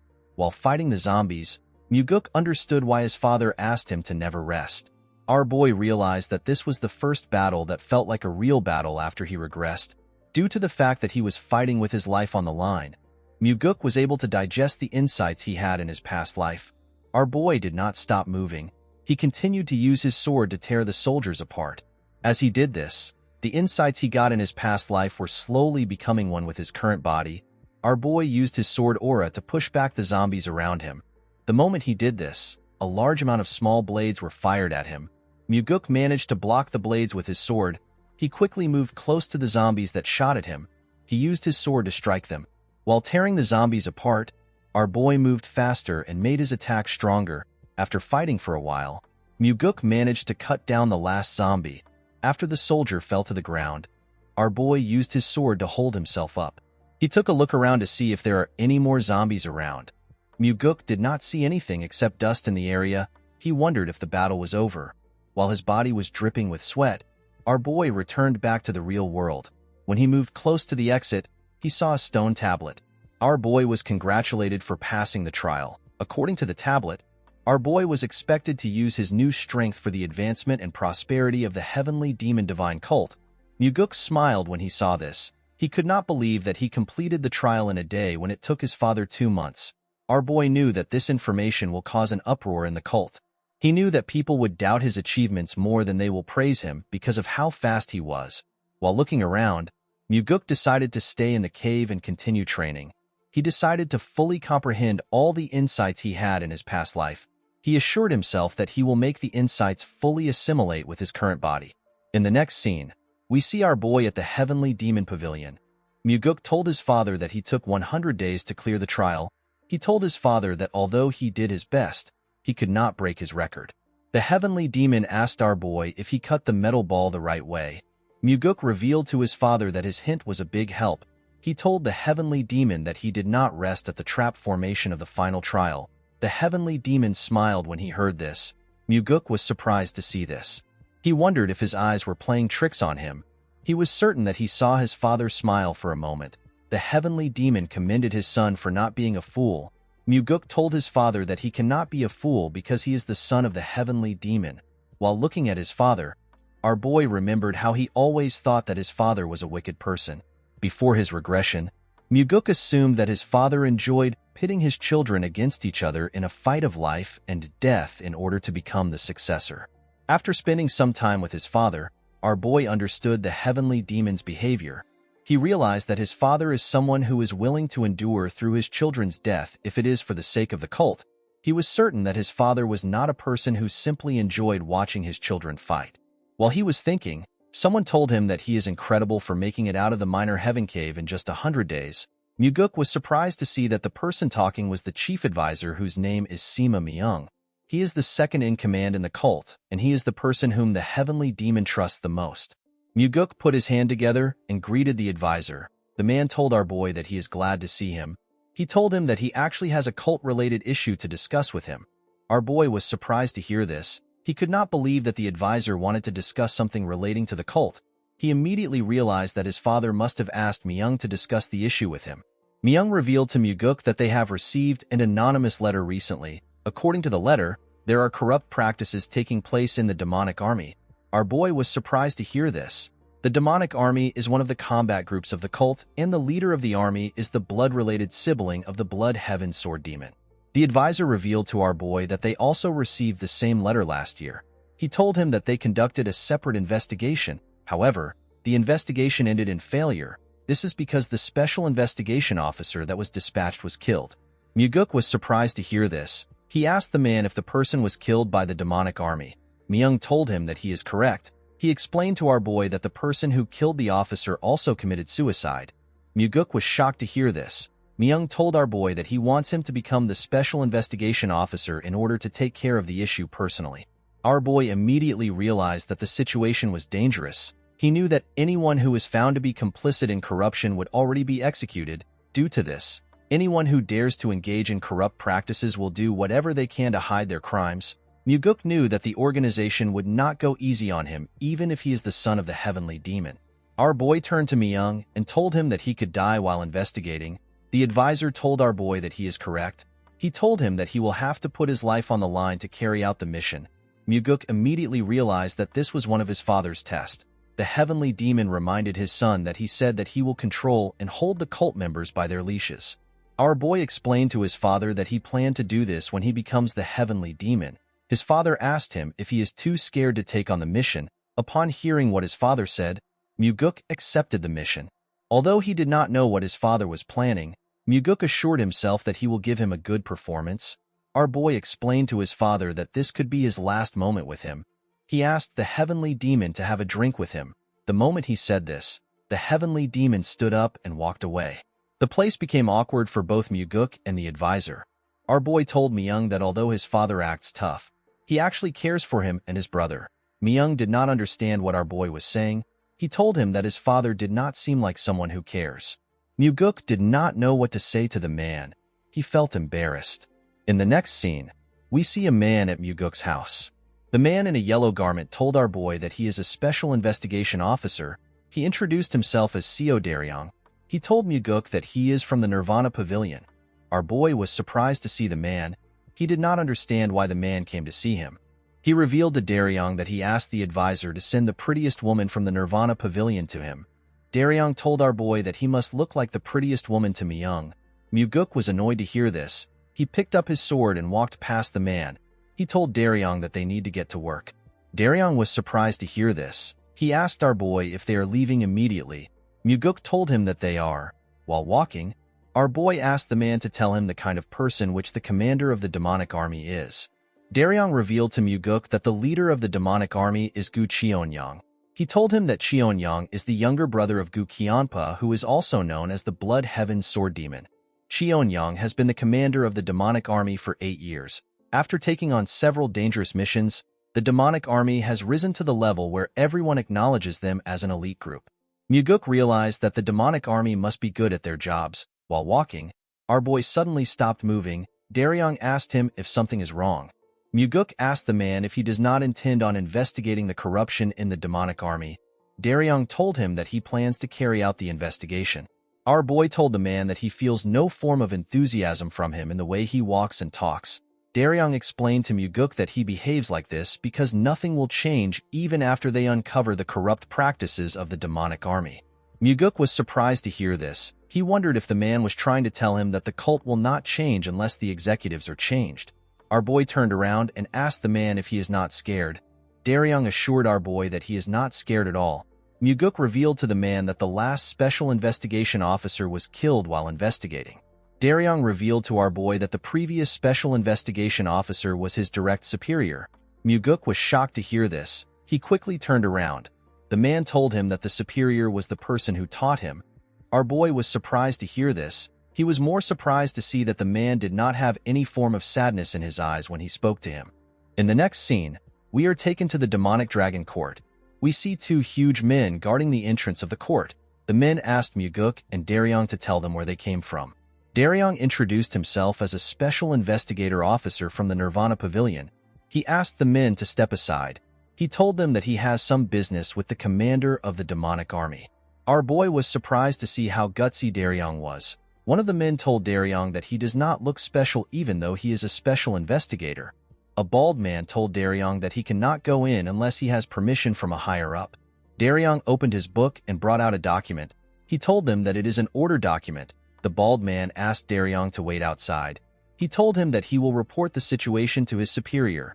Daryong told the man that he does not need to waste his time. He explained to him that they came to meet his superior personally. The other man reminded Daryong that he cannot enter the court without permission from a higher-up. Daryong was annoyed to hear this. He asked the man if he is going to stop a special investigator that has an order document. The bald man told the investigator that he is spouting nonsense. He explained to him that he has to follow their rules regardless if he is a special investigator. Daryong was surprised to hear what the man said. The other man told Daryong that the only thing he is going for him is his title as a special investigation officer. He told Daryong that he is powerless without his title. The moment the man said this, Muguk asked the two of them if they know who he is. The men told him that they are aware of his identity. Muguk could not believe that the two men would act rudely to him despite knowing his identity. He walked up to them and attacked their balls at a frightening speed. The men held their balls and fell to the ground. Daryong was surprised to see what happened. Our boy asked him to stop standing. He told Daryong to show him the way. The man was startled when he heard our boy's voice. He quickly moved forward. Inside the building, Muguk and Daryong were stopped by the members of the demonic army. Daryong was annoyed to see this. He took out the document and asked the men if they are blind. He told them that they are standing in the way of an official investigation. He asked them to step aside if they do not want to rot in prison. None of the men were shaken by Daryong's threat. While the men were standing, a man asked his subordinate to tell him where the idiots who are causing a ruckus came from. Daryong introduced himself to the man and asked him to identify himself. The huge bald man introduced himself as Go Dang. He told Daryong that he is the demonic army's first corps captain. He called Daryong a douche and asked him if the introduction is good enough for him. Daryong used frequency transmission to tell our boy that Dang is the second in command in the demonic army. He revealed to Muguk that Dang is notorious for committing atrocious deeds, even among the demonic army.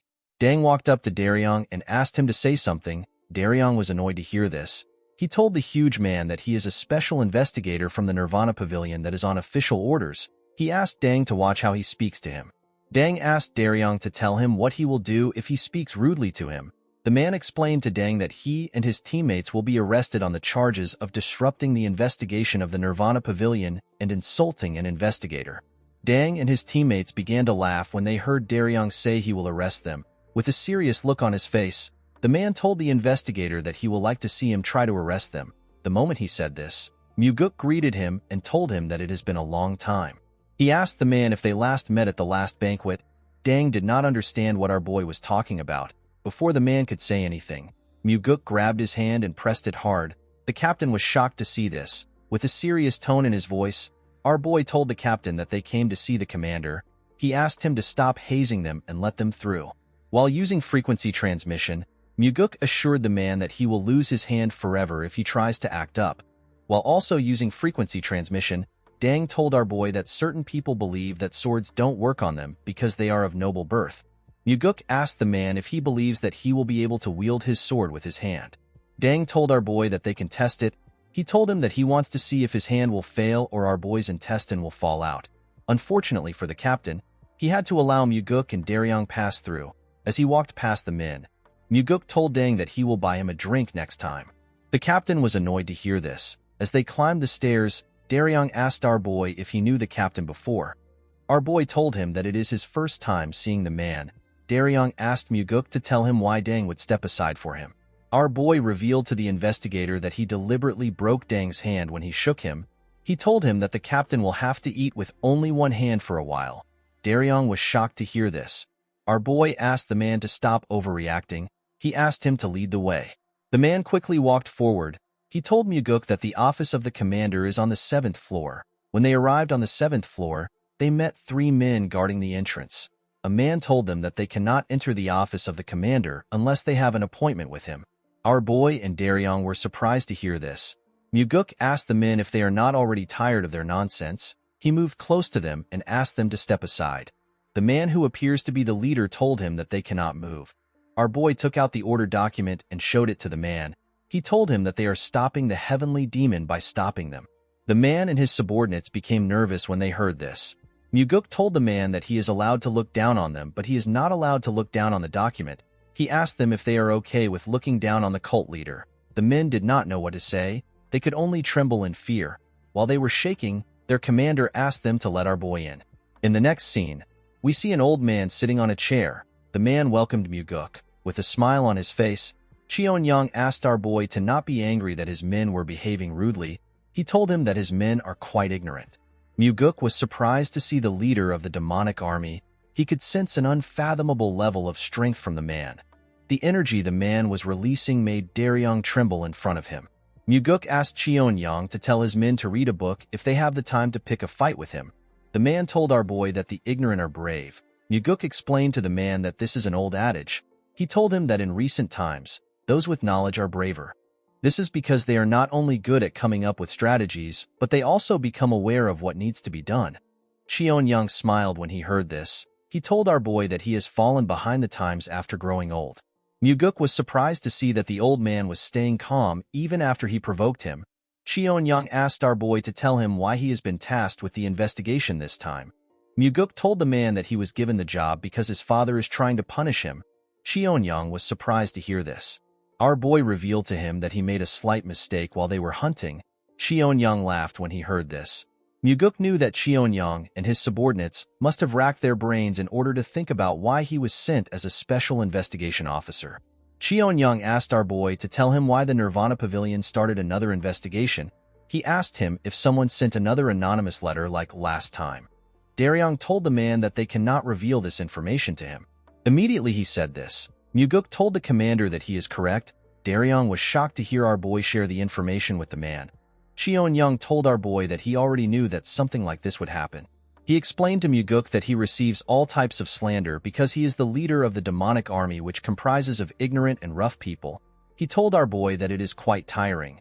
Muguk assured the old man that they will finish their investigation as quickly as possible. He asked Cheon-young to be understanding if the investigation causes some inconvenience. The old man laughed when he heard this. He told our boy that he does not care since their relationship is quite strong. Muguk told the man that it is a known fact that the Blood Heaven Sword Demon is supporting his brother. With a smile on his face, Cheon-young told our boy that his brother is a different person from him. He assured Muguk that he is supporting him. With a bright smile on his face, our boy thanked the old man. He told him that his words make him feel relieved. Muguk told the man that he will need his cooperation for the next few days. Cheon-young told our boy that he is also counting on him. He assured Muguk that he will prepare a place for him to stay after he leaves his office. The moment he said this, our boy and Daryong turned around and decided to leave. Before he could step out of the office, Cheon-young told him that he is worried about him. With a cold gaze in his eyes, Muguk asked the commander if he is referring to the incident where the previous special investigation officer was killed. With a smile on his face, Cheon-young told our boy that he is not talking about the incident. He told him that the heavenly demon would never send his son to the demonic dragon court to die. He explained to Muguk that he is simply concerned. Our boy thanked the commander for his concern and walked forward. As he watched him walk out of his office, Cheon-young stared at Muguk with a cold gaze in his eyes. Daryong noticed something weird about our boy. He saw that Muguk was smiling. Our boy understood why his father sent him here. He realized that either he or Cheon-young must die. The scene shifts and we see Myung standing next to the heavenly demon as he checked his sword. The advisor told the heavenly demon that the issue is not a small one. He told him that he should have been the one to handle the case instead of Muguk. The heavenly demon revealed to his advisor that Muguk told him that the cult has lost the path of a demon. Myung was surprised to hear this. It did not make sense to him that the heavenly demon would send Muguk on such a dangerous mission simply for this reason. He asked his master to tell him why he gave the mission to our boy. While looking at his sword, the heavenly demon told his advisor that his son should be able to prove his words with his actions. Myung was shocked to hear this. The man seemed to have understood his master's intentions. The scene shifts and we see a dead bird hanging in the hallway of the demonic dragon court. The members of the demonic army were shocked to see the bird. They did not understand why the investigators would hang a dead crow in their hallway. Some of them called Muguk and Daryong obnoxious douchebags. While they were shouting, Muguk noticed that the ones who stopped them at the entrance were the ones complaining the most. While the men were shouting, a huge man with a scar on his face told our boy that the dead crow is too much. Muguk asked the man for his identity. The huge man introduced himself as the third corps captain of the demonic army. With a look of anger on his face, the man told our boy that his name is Jang Ho.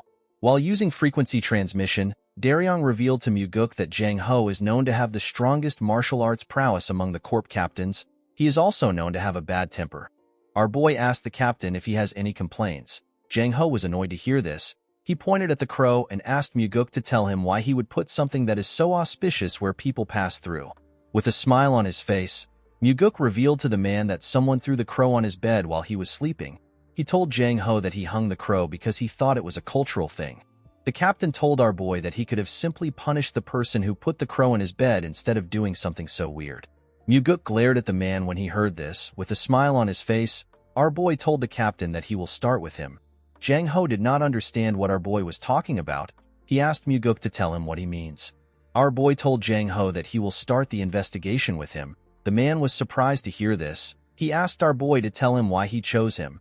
Muguk ordered Daryong to submit all Jang Ho's records. He told him to get anything relating to his finances and all his movements. The man was annoyed to hear this. He walked up to Muguk and told him that he does not have the power to do something like that. Our boy glared at the man and told him that he has the power to do it. The moment he said this, Jang Ho used his leg to smash the ground out of anger.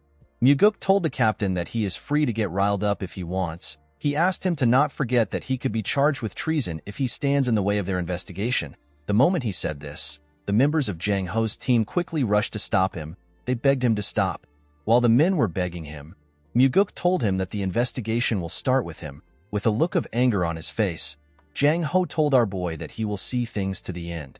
The scene shifts and we see the investigators and Jang Ho inside a room. After staring at the captain for a while, Muguk asked the man to tell him how long he will keep testing him. Jang Ho asked our boy to tell him what he means. Muguk exposed the man as the person who sent the anonymous letter. Daryong was shocked to hear this. He could not believe that the letter was sent by the captain. He did not understand how our boy came to this conclusion. Jang Ho asked Muguk to tell him what he is talking about. The moment he said this, our boy glared at him. Upon seeing that Muguk was certain, the man asked our boy to tell him how he found out. Our boy told the captain that he got involved in yesterday's incident even though he did not have to. He revealed to the man that he did this in order to avoid being suspected by his commander. Jang Ho told our boy that he is right. Muguk explained to the man that he has most of his squad members under his control. Our boy was able to notice this because none of Jang Ho's squad members laughed or cursed him after he hung the dead crow. Jang Ho was shocked to see that Muguk saw this. Our boy revealed to the man that his subordinates were actually worried about him and stopped him from doing anything stupid. Muguk could tell that someone who ran a group in such a different way would probably find it hard for him to overlook any corruption in the organization he is in. Jang Ho was speechless when he heard Muguk's deduction. Although our boy noticed all these things, there was another reason why he made his guess. The moment Daryong introduced Jang Ho to him using frequency transmission, Muguk remembered something from his past life. He remembered the incident where the strongest corps captain of the demonic army died. Our boy was able to deduce that Jang Ho got killed by someone because he sent the anonymous letter to resolve the issues of the demonic army. Jang Ho revealed to Muguk that he did not know if the letter would work, so he could not write the exact details involved.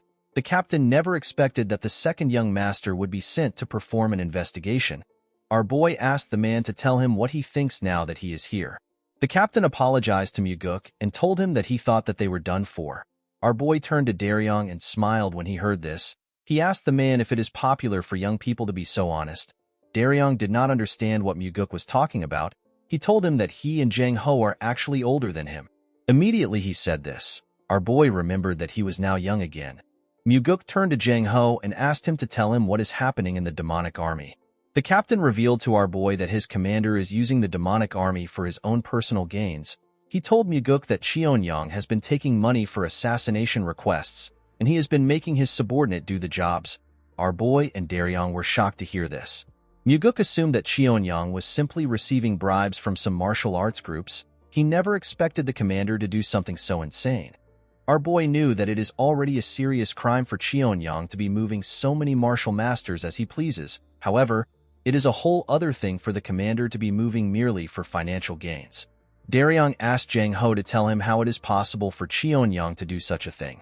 Our boy told the man that the commander is able to do this by adjusting the number of members in the demonic army.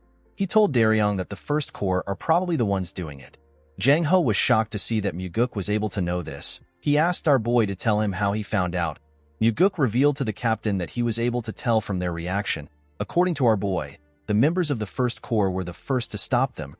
They were also the ones that cursed them the most after seeing the dead crow. Muguk asked Jang Ho to tell him how he was able to find out that it was the First Corps. The man became sad when he heard this question. He revealed to our boy that the martial artist who committed suicide after killing the previous special investigator was his friend. The martial artist was also the first person to send the anonymous letter. Muguk asked Jang Ho to tell him how close he was with the man. With a shaky tone in his voice, the captain revealed to our boy that he and his friend joined the cult at the same time. He told him that his friend was basically like family to him. Muguk asked the man to tell him the person who he thinks killed his friend. Jang Ho explained to our boy that his commander probably gave the order and Captain Go Dang personally killed his friend by himself. Our boy realized that if Jang Ho's words were true, then he is looking at an immense corruption case that involves the commander of the demonic army and the whole First Corps. Due to the fact that Cheon-young was willing to kill an investigator, our boy wondered if his father and Myung truly did not know anything about the case. Muguk knew that the heavenly demon and the advisor already knew what was happening to a certain extent. Our boy knew that his father sent him here for this reason. Muguk could not believe that his father was trying to see if he could resolve the incident even though he has to go up against the demonic army's commander. Our boy told the captain that he made a good friend. Jang Ho told our boy that he was supposed to do something when his friend died if he was also a good friend. With a sad look in his eyes, Muguk thanked Jang Ho for being courageous. The captain was surprised to hear this. He began to cry. While watching Jang Ho cry, Muguk began to feel some hope for their lost demonic path. While looking at the man, our boy reminded himself that the heavenly demon cult that he wants to create is a place where people like Jang Ho are placed in important positions. Although Jang Ho died in his previous life, Muguk assured himself that he would not let this happen again. This is because the main reason why he regressed is to save people who should not die. In the next scene, we see Muguk and Daryong walking out of the demonic dragon court. The investigator told our boy that he is quite different from the rumors. Muguk was surprised to hear this. He asked Daryong to tell him the kind of rumors he has heard about him. The investigator became nervous when he heard this. He did not know how to tell our boy about the rumors. He revealed to Muguk that the rumors say that he is not suited to become the heavenly demon. The moment he said this, he apologized to our boy. Muguk smiled when he heard this. He told the man that the rumor is actually a compliment. Daryong was shocked to hear this. He asked our boy to tell him what he means. Muguk explained to the investigator that he does not see it as a praise for him to be suited to become the heavenly demon. He told the man that their cult does not need to be ruled by any form of fear or terror. As the gentle breeze blew past him, Muguk told the man that it is about time that their cult changes. Daryong was shocked to hear this. He never expected our boy to say such a thing. As he walked forward, Muguk assured himself that he will change the cult. Our boy knew that he had to change the cult in order to stop the extermination of his family and the cult itself. The next day, we see a chubby man who was wearing the same clothes as Daryong. The man was also an investigator. The investigator rushed to meet Muguk. He told our boy that something bad has happened. He asked Muguk to follow him immediately. The man took Muguk to the hallway of the demonic dragon court. When he arrived in the hallway, our boy was shocked to see what happened. Muguk saw members of the Nirvana Pavilion bleeding on the floor. Daryong and another man were bleeding from their heads. The other man appeared to be unconscious. Two men from the Nirvana Pavilion held their swords tightly. They were ready to defend themselves. In front of the investigators were the members of the demonic army. The men held their swords tightly. Our boy ordered the men to stop moving. He walked up to Daryong and asked him if he is badly hurt. Daryong assured our boy that he is fine. He told him that his colleague has been severely hurt. When Muguk touched the man, he noticed that his ribs have been broken. Our boy ordered the other men to take the unconscious man to the infirmary. One of the men holding a sword quickly put the unconscious man on his back and carried him away. Immediately the men left. Muguk turned to the members of the demonic army. He asked Dang if he was the one who wounded the men. With an arrogant look on his face, the captain told our boy that he is right. Muguk asked the captain to give him his reason for harming an investigator of the Nirvana Pavilion. Dang revealed to our boy that the investigator bumped into his shoulder in the corridor and walked away without apologizing. He told Muguk that he taught the man a lesson for his actions. Muguk could easily see through Dang's words. He told the man that he is certain that he bumped into the investigator on purpose. He told Dang that he would have never let the man go even if he apologized. Instead of denying this allegation, Dang laughed and told our boy that he is correct. The moment he did this, Muguk told him that they are poison.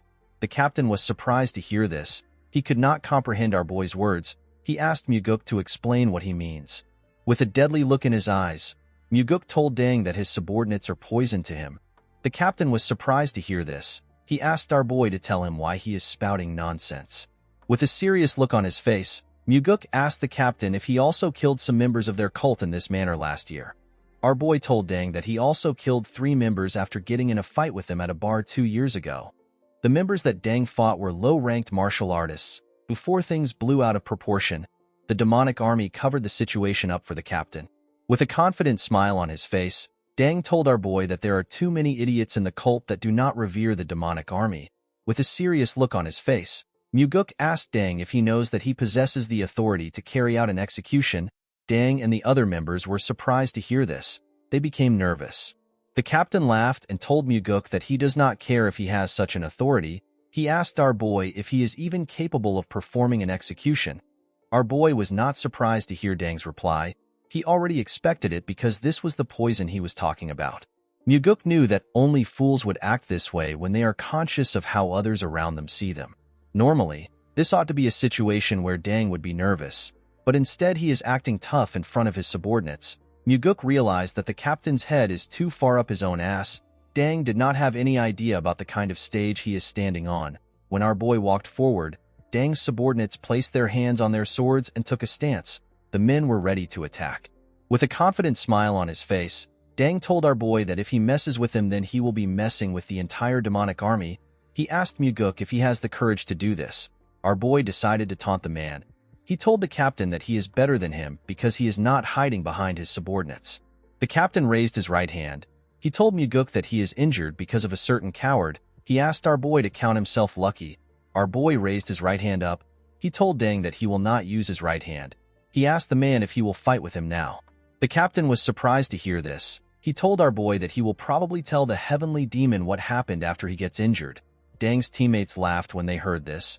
Muguk swore to the captain that he will not hold him responsible for whatever happens. He assured him that nothing will happen to him even if he dies here. Daryong was surprised to hear this. He did not understand what Muguk was trying to do. Dang smiled when he heard this. He picked up his sword with his left hand and told our boy to start the fight.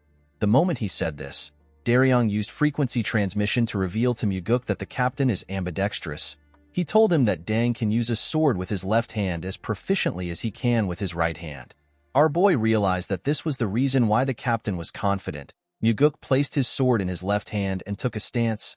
Daryong and the members of the demonic army were surprised to see our boy's smooth stance. The moment he took his stance, Dang swung his sword at him. Our boy managed to easily dodge the attack. The captain's sword hit the floor and destroyed the bricks. Dang quickly turned to his side and tried to stab Muguk, who was close to the wall.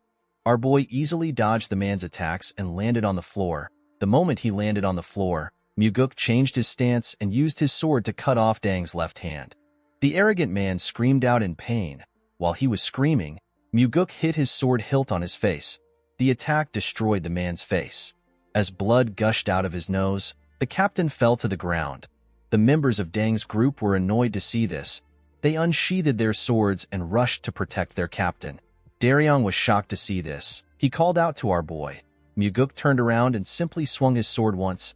His attack killed the 3 men in front of him. He stabbed them in different parts. The men could not even react. They all fell to the ground. Daryong and the other members of the demonic army were shocked to see this. Muguk told the rest of the members that the crime of the men who just died was treason. The other men became nervous when they heard this. While our boy was staring at the men, he hears someone begging him to spare him. When our boy turned around, he saw Dang trembling on the ground. Muguk asked the idiot if he knows what happened to the families of the people he killed in the fight at the bar. The captain did not know what to say. Our boy was not surprised to see this. He knew that the man did not care. Muguk told the idiot that the families lost their father, son, and husband. He asked Deng if this families will be able to continue to live a normal life. Deng began to tremble when he heard this. He told our boy that he was wrong. Muguk asked him to shut up. He raised his leg up and used it to crush Deng's head. The members of the demonic army and Daryong were shocked to see this. They never expected our boy to kill the captain. With a horrifying look on his face, Muguk asked Deng's dead body to tell him who gave him the right to kill the members of the cult. In the next scene, we see a beautiful woman playing a musical instrument.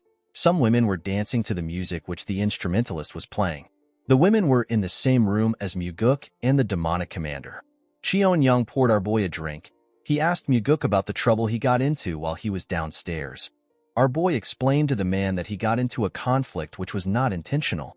The demonic commander said that it is a bit sad that his first corps captain was killed. He told our boy that he has no choice but to let Deng go since there were so many questionable things about him. Muguk was surprised to hear this. He realized that Cheon-young is a complete trash. He could not believe that the commander would badmouth someone who served him. Instead of trying to avenge the captain, Cheon-young was trying to make him out as a criminal. After taking a sip of his drink, the commander explained to Muguk that although Deng was killed in an investigation, he is still a captain of the demonic army. The commander told our boy that he will be in a tough spot if his group decides to make an issue out of it. Cheon-young put his cup down and told Muguk that it will be better to bring the whole case to a close.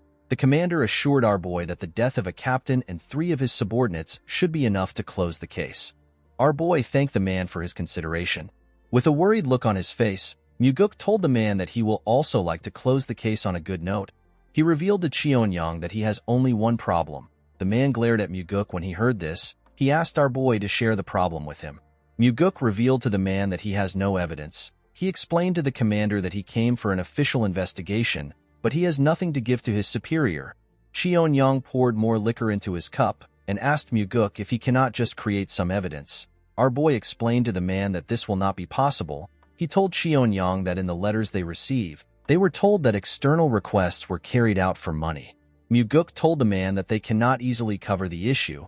With a serious look on his face, our boy told the man that evidence is required to close the whole investigation. Of course, what Muguk really wanted was for the commander to give him enough evidence to close the case. In the next scene, we see Daryong surprised to see our boy. The man asked Muguk to tell him why he came to such a place.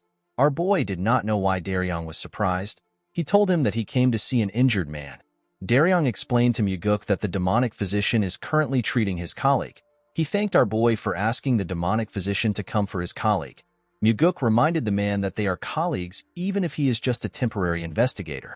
Daryong was surprised to hear this. While they were talking, someone asked if our boy had arrived. An old man stepped out of the patient's room. This man is the demonic physician. He is the most skilled physician in the cult. He does not treat everyone in the cult. He only takes care of a few important people within the cult. Muguk asked the old man about how the investigator is doing. The physician revealed to our boy that the man's life is not in danger. He told Muguk that the investigator will have to recuperate for a while before he can return to work. Our boy explained to the physician that the man was hurt while he was faithfully carrying out his duties for the cult. Muguk asked the old man to use the best medicine for the investigators. The demonic physician assured our boy that he will do his best. While he was talking to the old man, Muguk noticed something weird. Our boy did not understand why the investigators were smiling brightly at him. He wondered if something is wrong. While smiling warmly, the chubby investigator thanked our boy for his help. After hearing the men's thanks, Muguk stepped out of the room. The scene shifts and we see our boy and Daryong walking in a hallway. The investigator asked our boy to tell him what the demonic commander said. Muguk revealed to the man that Cheon-young wants them to end their investigations and return to their separate places. He told Daryong that Cheon-young wants them to blame Deng as the main perpetrator. The investigator was shocked to hear this. He could not believe that the commander would behave in such a way when his most important subordinate was just killed. Muguk corrected the man by telling him that Deng is not the most important subordinate. Instead, he was simply the subordinate that was made use of the most. Our boy assured Daryong that someone will soon take Deng's place. Daryong asked Muguk if he has a plan. Our boy revealed to the investigator that he has thrown out a bait for Cheon-young. Muguk told Daryong that he wants to see what Cheon-young will do. The investigator was surprised to hear about a bait. With a confident smile on his face, our boy told the investigator that he will let him know once the commander bites his bait. Daryong asked Muguk to tell him what he wants him to do. With a smile on his face, Muguk asked the investigator to drink with him. The man was surprised to hear this. With a bright smile on his face, Daryong told our boy that drinks are on him. Our boy was happy to see that the man accepted his offer. The next day, we see a large amount of books on Muguk's table. Daryong explained to our boy that the demonic army gave them the books. He revealed to Muguk that the assassination request logs and banknote papers that are worth thousands of niangs were found in Dang's house. Muguk smiled when he heard this. He was happy to see that the commander bit his bait. Our boy asked Daryong to find the smartest person in the first corps. He told him to search for the person that is strangely smart and knowledgeable. Muguk told the investigator that the person is the one who made everything they are seeing. Our boy stood up from his chair. He explained to Daryong that he is going to meet the demonic commander in order to buy him some time to search for the smart man. The scene shifts and we see Muguk at the commander's office. Our boy revealed to the man that they have received the evidence found in the first captain's house. Cheon-young laughed when he heard this. He told Muguk that all that is left to do is for them to celebrate with drinks. The commander assured our boy that he has already booked the place they drank in last time. Before the man could continue, Muguk told him that they have a problem. Cheon-young frowned his face when he heard this. He asked our boy to tell him which problem they have left. Our boy explained to the man that the demonic army was the one who found the evidence. He told Cheon-young that they are supposed to find the evidence by themselves. The commander asked Muguk if the origin of the evidence is truly important. Our boy told the man that the chief advisor is not a fool. Muguk explained to Cheon-young that Myung will be suspicious of the investigation and its result if he finds out that the evidence was provided by the demonic army. The commander realized that our boy was right. He asked Muguk to tell him what they can do. Our boy explained to the man that they will have to act like they are investigating for a little while. He told Cheon-young that they will do a large-scale investigation for just one day. Muguk asked the commander to cooperate with him. Cheon-young became suspicious when he heard this. He stared at our boy with an odd expression on his face. Upon seeing the look on the commander's face, Muguk told him that he actually doesn't want to carry out the investigation. He assured Cheon-young that the investigation is simply a formality. He told the man that he simply needs to get some common official documents. The commander decided to not question our boy. He told him that he will ask his subordinates to cooperate with him. Muguk smiled when he heard this. Our boy never needed any top-secret documents from the demonic army. Muguk was searching for the first few documents used to hire the members of the demonic army. He was also searching for the wills that were left behind by those who went on dangerous missions. Muguk was searching for these things in order to see the handwriting and figure out who wrote the records of the request logs. The scene shifts and we see a member of the First Corps tied to a chair. The man looked weak compared to the other members of the unit. His name is Yang-gu. With a shaky tone in his voice, Yang-gu asked Muguk to tell him why he captured him. Our boy explained to the man that he was captured because he was the one who forged the assassination logs that were sent to them. With a nervous look on his face, Yang-gu told Muguk that he does not know what he is talking about. Our boy explained to the man that he never expected him to know anything because he was just following orders. He asked Yang-gu to be honest and tell him who gave him the orders. With a nervous look on his face, the man told our boy that he has never done something like that and he has never received any orders. Muguk explained to the man that he understands that he is scared that the demonic commander might kill him. To Yang-gu's surprise, our boy told him that he can leave. Our boy told the man that he cannot keep him waiting since he does not intend to answer his question. Muguk explained to Yang-gu that he does not like torturing someone who was simply following orders. Yang-gu was surprised to hear this. Our boy revealed to the man that he and the investigators will leave the demonic dragon court safely. He told him that Cheon-young will eventually kill him. Yang-gu was shocked to hear this. He asked our boy to tell him what he is talking about. Our boy explained to the man that the commander has probably heard that he was captured. He asked Yang-gu to tell him what would happen if he leaves the building without any injuries. With a cold gaze in his eyes, Muguk told the man that the commander will probably think that he has told them everything. Our boy told the man that he must know how the commander will respond to the situation. Yang-gu became terrified when he heard this. In the next scene, we see Daryong talking to our boy. The investigator told Muguk that Jang Ho already informed them that Cheon-young was the one who ordered the killing of the Nirvana Pavilion investigator and one of his peers. According to the investigator, the person who carried out the order was Go Dang, who is already dead. The demonic commander also committed numerous atrocious deeds. Daryong told our boy that the commander has killed a lot of people. However, Cheon-young will never let himself simply get arrested. Muguk revealed to the investigator that he does not plan to arrest the commander. Daryong was surprised to hear this. With a cold gaze in his eyes, our boy told the investigator that he will kill Cheonyang. Daryong was shocked to hear this. Our boy explained to the man that the Blood Heaven Sword Demon will make a move if the demonic commander is arrested. There is no way he will watch his own brother get executed. The situation will become far too complicated if the old man gets involved. Muguk explained to the investigator that there will be plenty of forged evidence to show that no one ordered Dang to commit any of the crimes. All the crimes will be pinned on Dang, and there will be a lot of slandering and scheming in regards to our boy. Most importantly, if the commander is allowed to leave, there will be people who will be killed to keep the silence about the crime. Muguk told the investigator that Jang Ho, who wrote the letter, will eventually be killed. All the members of the Third Corps will also be killed for trying to protect their leader. Our boy assured Daryong that he is also on the list. The man was terrified to hear this. With a serious look on his face, Muguk explained to Daryong that the situation will be different if the demonic commander dies in the process of being arrested. The only thing that would be left to do is to prove his crimes. Daryong became nervous when he heard this. He asked our boy if he will be okay. He told him that the Blood Heaven Sword Demon will definitely seek revenge. Muguk stood up and told the man that not everyone will seek revenge when their family dies, especially someone like the Blood Heaven Sword Demon. The old man is not the kind of person who would waste his life on revenge. Daryong saw our boy walking towards the door. He asked him to tell him where he is going. With a smile on his face, Muguk told the man that he is going to kill the commander of the demonic army. Daryong was shocked to hear this. He asked our boy if he is going right now. In the next scene, we see Muguk drinking with the commander in a room. Our boy told the man that they were able to complete the investigation with his help. Cheonyang told our boy that he is happy that the investigation is over. He told Muguk that he is sad that he has to part ways with him now that the investigation is over. Muguk assured the commander that he will definitely repay his goodwill in the future when he becomes the successor. Cheonyang told our boy that he is the one who is indebted to him. He told Muguk that he will not forget the goodwill he showed him by finishing the investigation without any issues. Our boy smiled when he heard this. He was certain that Cheonyang will never forget about this incident. He knew that such a greedy man will never forget about the huge losses he got in the incident. Muguk raised a bottle and told the man that they should drink to the end of the investigation. Cheonyang smiled and raised his cup. While pouring some liquor for the man, Muguk asked the man to tell him why he did it. The commander asked our boy to tell him what he means.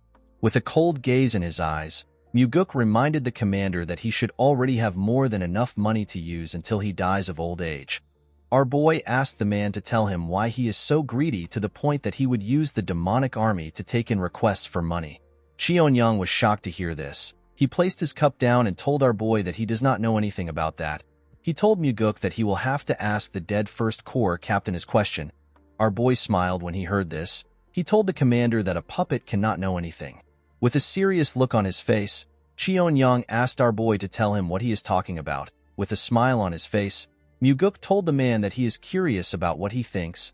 Our boy explained to the man that he does not expect much from him since there is nothing but pitch darkness within him. He told Cheonyang that his body must be filled with greed that will never cease to want more. Cheonyang crushed his cup when he heard this. With a terrifying smile on his face, the commander asked Muguk if he has lost his mind. Our boy took a sip of his liquor and told the commander that he is the one who is crazy for taking on so many assassination requests.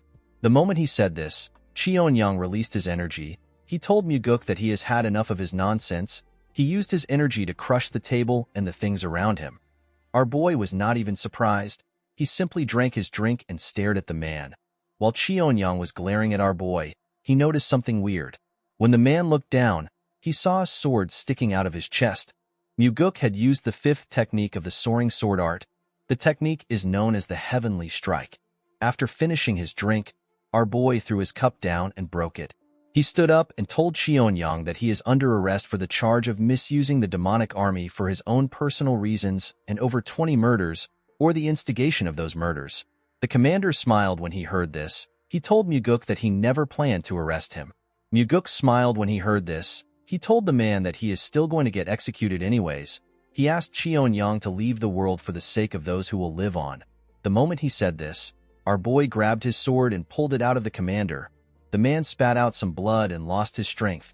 In the next scene, we see the investigators and members of the Third Corps in the room. Everyone was shocked to see what was in front of them. They were horrified to see the commander's dead body on a chair. Muguk told the people in front of him that the commander of the demonic army died in the process of resisting arrest for the grievous crimes he committed. The men did not know how to react to this statement. Our boy asked Daryong to arrest all the members of the First Corps and imprison them. He told the man that the case will be investigated officially. The investigator accepted Muguk's order. Our boy called out to Jang Ho. He told him that all those under him, excluding any First Corps members, are to help the Nirvana Pavilion investigators to arrest the First Corps. Muguk explained to the men that he has received the authority to take full charge of the matter. He told them that his orders are equal to the heavenly demon's orders. Muguk told the men that they are to execute his orders immediately. Jang Ho put his hand together and accepted our boy's orders. Daryong and Jang Ho were both nervous after they received our boy's orders. Muguk smiled when he saw the look on the men's faces. The scene shifts and we see Muguk walking into the Heavenly Demon Pavilion. Inside the pavilion, we see the Heavenly Demon, the Chief Advisor, and the Blood Heaven Sword Demon. As Muguk walked towards the men, he noticed that the Blood Heaven Sword Demon was staring at him. Our boy also glared at the man. Muguk greeted his father and Myung. He also greeted the Blood Heaven Sword Demon. The old man asked our boy if he has been well. He told Muguk that he wants to know about what happened. Our boy informed the old man that everything is written in his reports. He told him that he can simply read it himself. The old man told Muguk that he wants to hear it directly from him. Our boy was surprised to hear this. He turned to his father and the advisor. Due to the fact that they were simply observing, Muguk realized that they wanted to hear his reply. Our boy explained to the Blood Heaven Sword Demon that they found out that his brother had committed grievous crimes. He told the man that the commander tried to kill him in the process of arrest. He apologized to the Blood Heaven Sword Demon for his brother's death. The old man assured our boy that it is fine. He told him that his brother deserves to be punished if he committed a crime. The man told Muguk that he doesn't understand something. With a serious look on his face, the Blood Heaven Sword Demon explained to our boy that although his brother is pathetic, he is not so foolish enough to attack him when his crimes have been exposed. Upon hearing this, Muguk realized that the commander must have asked his elder brother for help after he was caught. Our boy could tell that the Blood Heaven Sword Demon probably knows that he killed his brother and was trying to nip the problem in the bud. Our boy told the old man that he also did not understand what happened. He explained to him that his brother probably couldn't accept the fact that he was caught by someone younger than him. The Blood Heaven Sword Demon revealed to Muguk that he saw his brother's body before he came there. He told our boy that his brother was stabbed in the chest with a single strike. He commended Muguk for having an exceptional martial prowess. He could not believe that our boy was able to kill his brother in just one strike. Our boy told the man that this is thanks to his father. He explained to the Blood Heaven Sword Demon that Cheonyang was not able to use his full strength because he was agitated. With a smile on his face, the old man thanked Muguk for telling him the truth. He told him that he feels quite relieved. Our boy told the man that he actually feels sorry. While talking, Muguk noticed that Kyampa was not even showing any signs of anger. Our boy believed that the old man's anger should have reached the limit since he killed his disciple and even his brother. The old man turned to the Heavenly Demon. The two men stared at each other. The Heavenly Demon told the Blood Heaven Sword Demon that he will need to rest in order to prepare for the funeral. He asked the old man to go. Kyampa bowed his head and thanked his master for his consideration. The old man came down the stairs and walked past our boy. Muguk wondered if Kyampa wanted to tell his father that he has gone too far. He believed that the old man wanted to ask the Heavenly Demon if they had to deal with the issue in this manner. After Kyampa left, Myung commended our boy for completing his mission. He told him that the evidence he gathered is robust and it is good enough to close the case without any issues. The advisor asked Muguk if he is hurt anywhere. With a smile on his face, our boy thanked his father and the advisor for their worry. Myung called out to Muguk. He seemed like he wanted to tell him something. Our boy asked the man if something is wrong. The advisor asked our boy to forget about it. Immediately he said this. Someone walks up to Muguk. The person was holding a box. Myung told Muguk that his father wanted to give him a reward for his hard work. When the man opened the box, we see a long sword in a black sheath. Muguk was shocked to see the sword. The advisor revealed to our boy that the Heavenly Demon has bestowed the black demonic sword onto him. The black demonic sword is one of the treasured swords in the cult.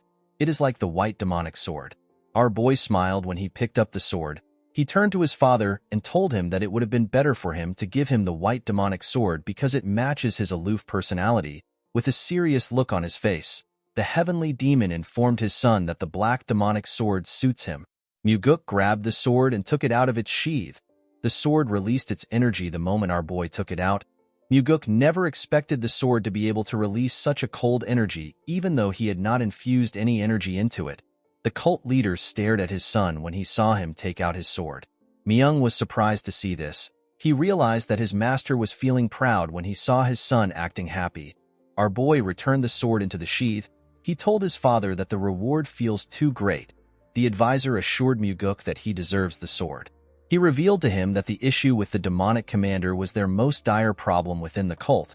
He told our boy that he never expected him to end the case in such a clean manner. He turned to the heavenly demon and asked him if he expected Muguk to solve the case this way. The heavenly demon told the man that he believed that his son would be lucky to survive. He told him that he did not know that our boy could solve the case. Of course, Muguk could easily see through his father.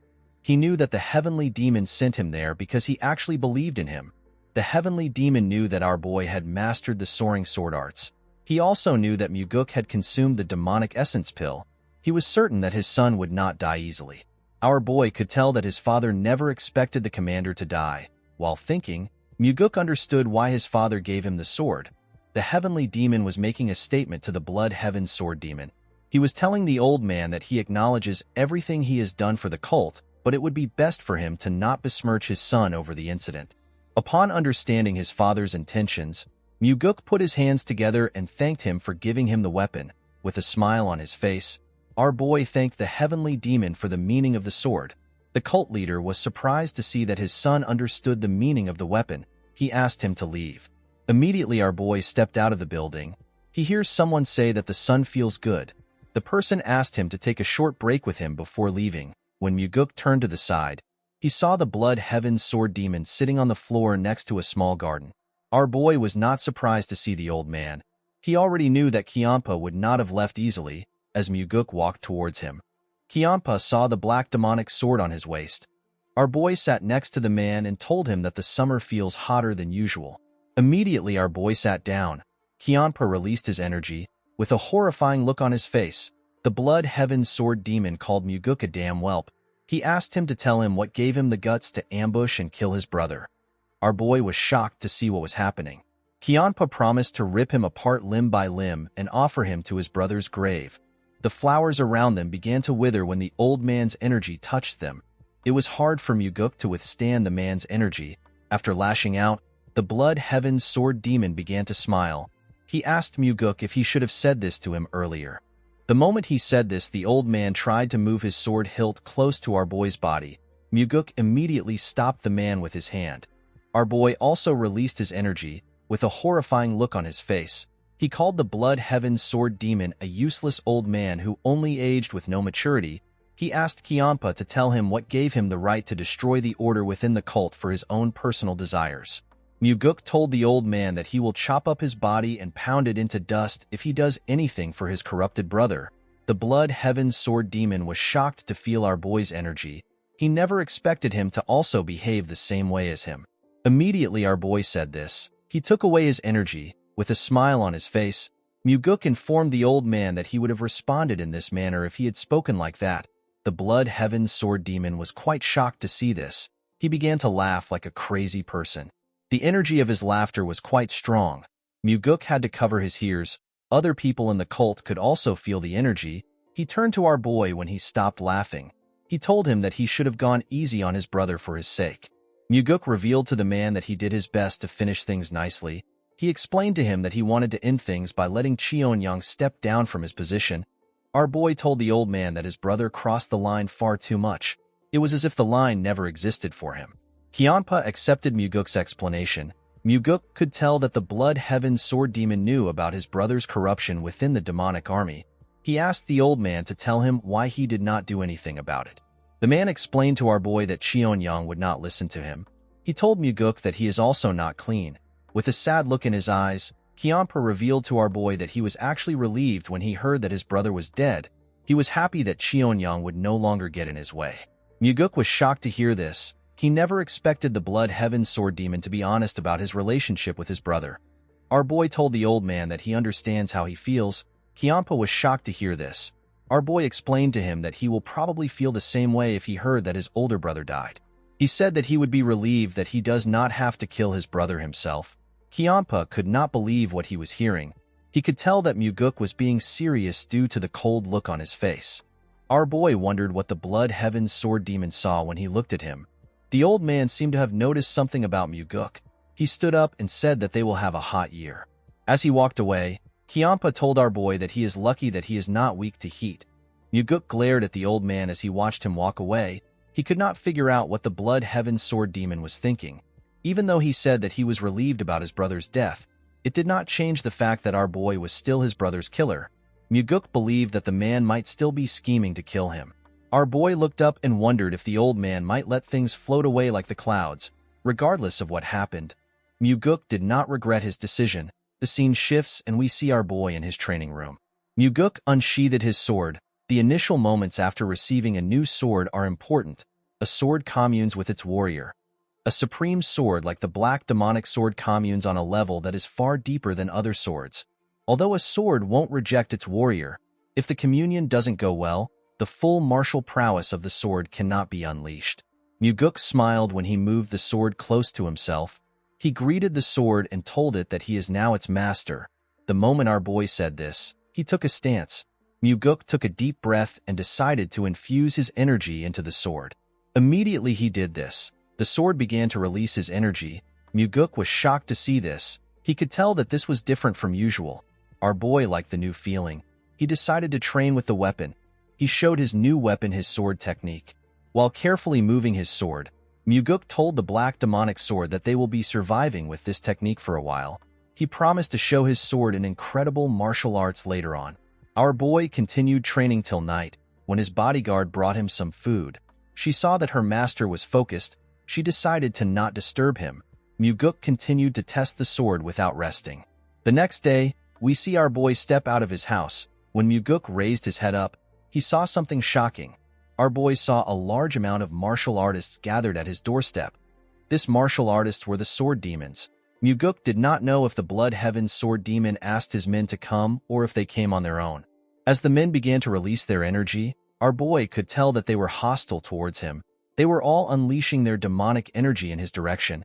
Our boy knew that he could get internal injuries if he takes on this level of demonic energy. The sword demons pushed their energy at our boy. Muguk grit his teeth and stood his ground. He realized that the sword demons were trying to intimidate him and make him into a coward that cannot leave his house. While struggling, our boy remembered something. He quickly activated a technique known as Meridian Strengthening Technique. Immediately he did this, his body began to glow. This technique is a secret technique used to strengthen the meridian by having multiple martial artists discharge their energy and strike every part of the target's body. The more martial artists there are, the more efficient the technique will be. Muguk believed that this is the best opportunity for him to use the technique to become stronger. Our boy grit his teeth as the sword demons pushed their energy into him. He wanted the men to give him more energy. As they pushed their energy into him, Muguk slowly walked down the stairs as he absorbed the energy. The sword demons were shocked to see this. They could not believe that our boy could actually walk in this situation. The energy passed through Muguk's veins. While he was walking, the Meridian Strengthening Technique passed through the second stage and was advancing to the third stage.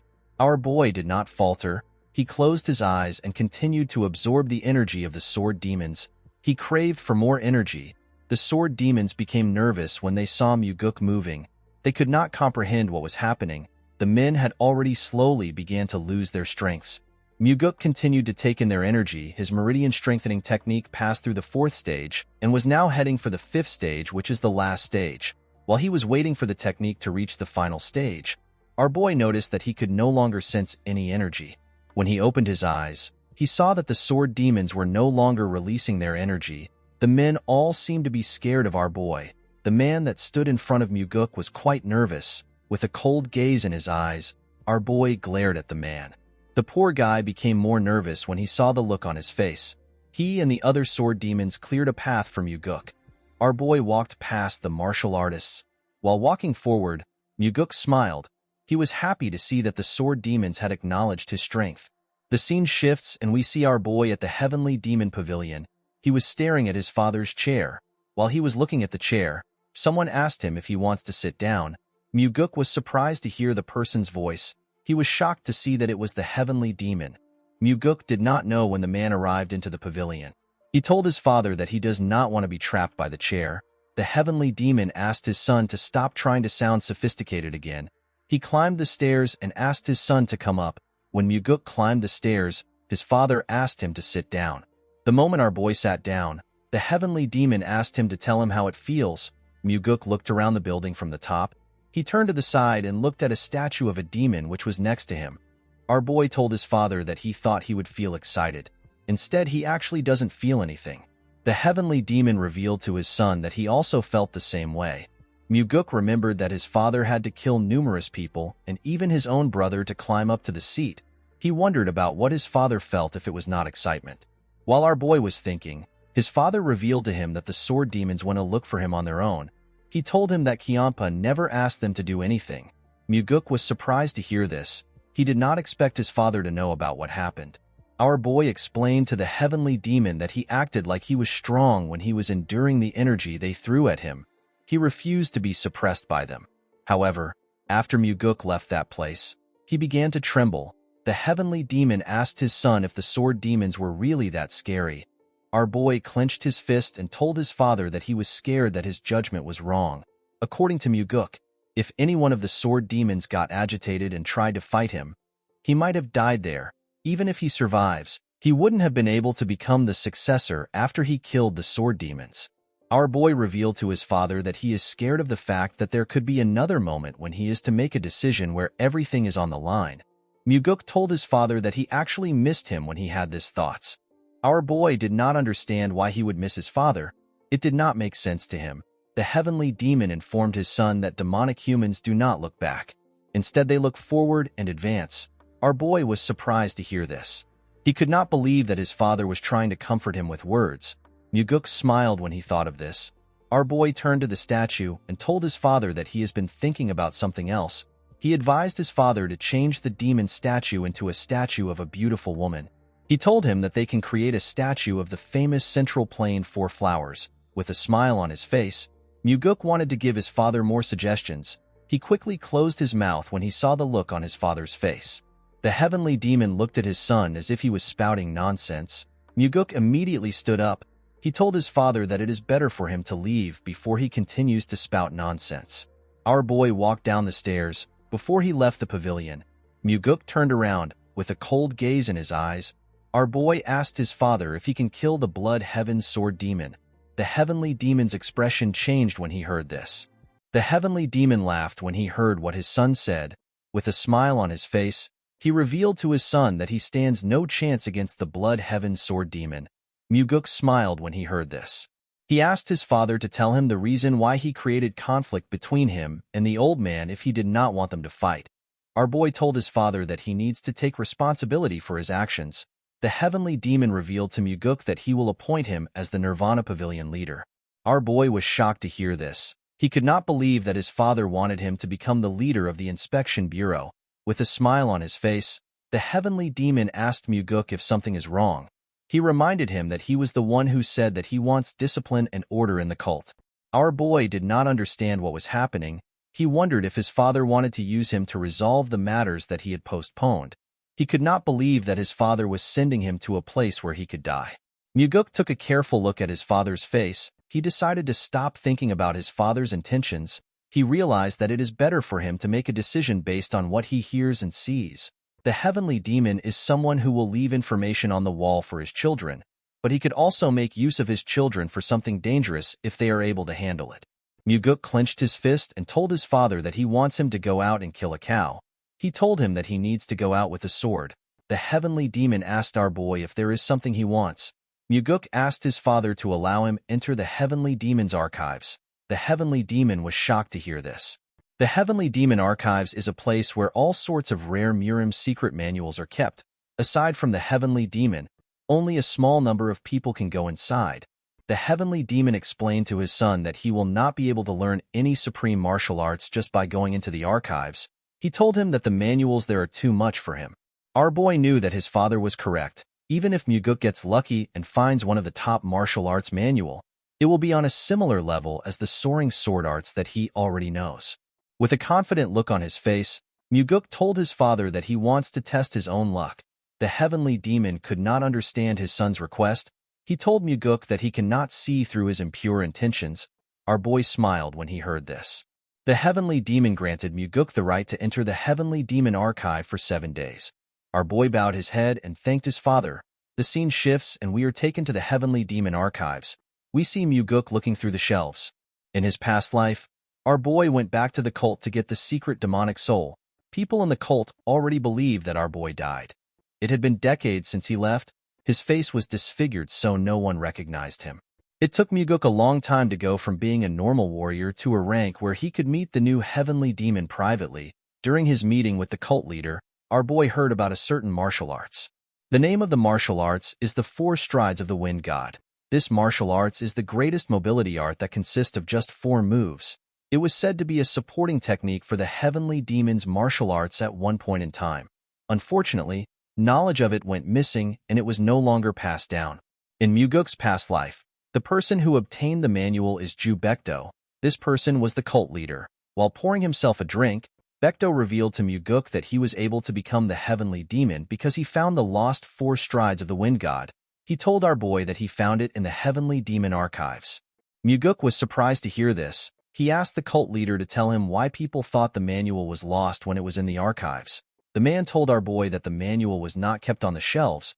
While looking around the archives, Muguk looked down. He went down to look at a book. He remembered asking Baekdo to tell him where he found the manual. The man told him that the precious book was used to prop up the 19th shelf. While on his knees, Muguk took out the manual from the leg of the shelf.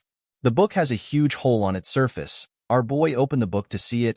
He smiled when he realized that 4 steps were enough to walk all over the world. The 4 strides of the wind god has 4 main techniques. The first is the shadow step. The second is the flicker step. The third is the death step, and the last is the swift step. The shadow step is used when trying to infiltrate a place. At the start, it would only be used to avoid being detected by one person. However, as a person becomes more skilled with it, they can increase the number they want to avoid. It is said that once a person masters the shadow step, the person will be able to disappear even if tens of people are looking straight at him. The flicker step is used for defense. It is a technique that will definitely help you find a way to escape, even when an unavoidable attack is coming towards you. The death step allows a person to charge into the enemies. The person can then pierce through or neutralize any defense. The swift step is said to be a technique that is so fast that the word fast is an understatement. Muguk sat in a lotus position and began to practice this techniques. 7 days later, we are taken to the heavenly demon pavilion. Muguk bowed his head and told his father that he has returned.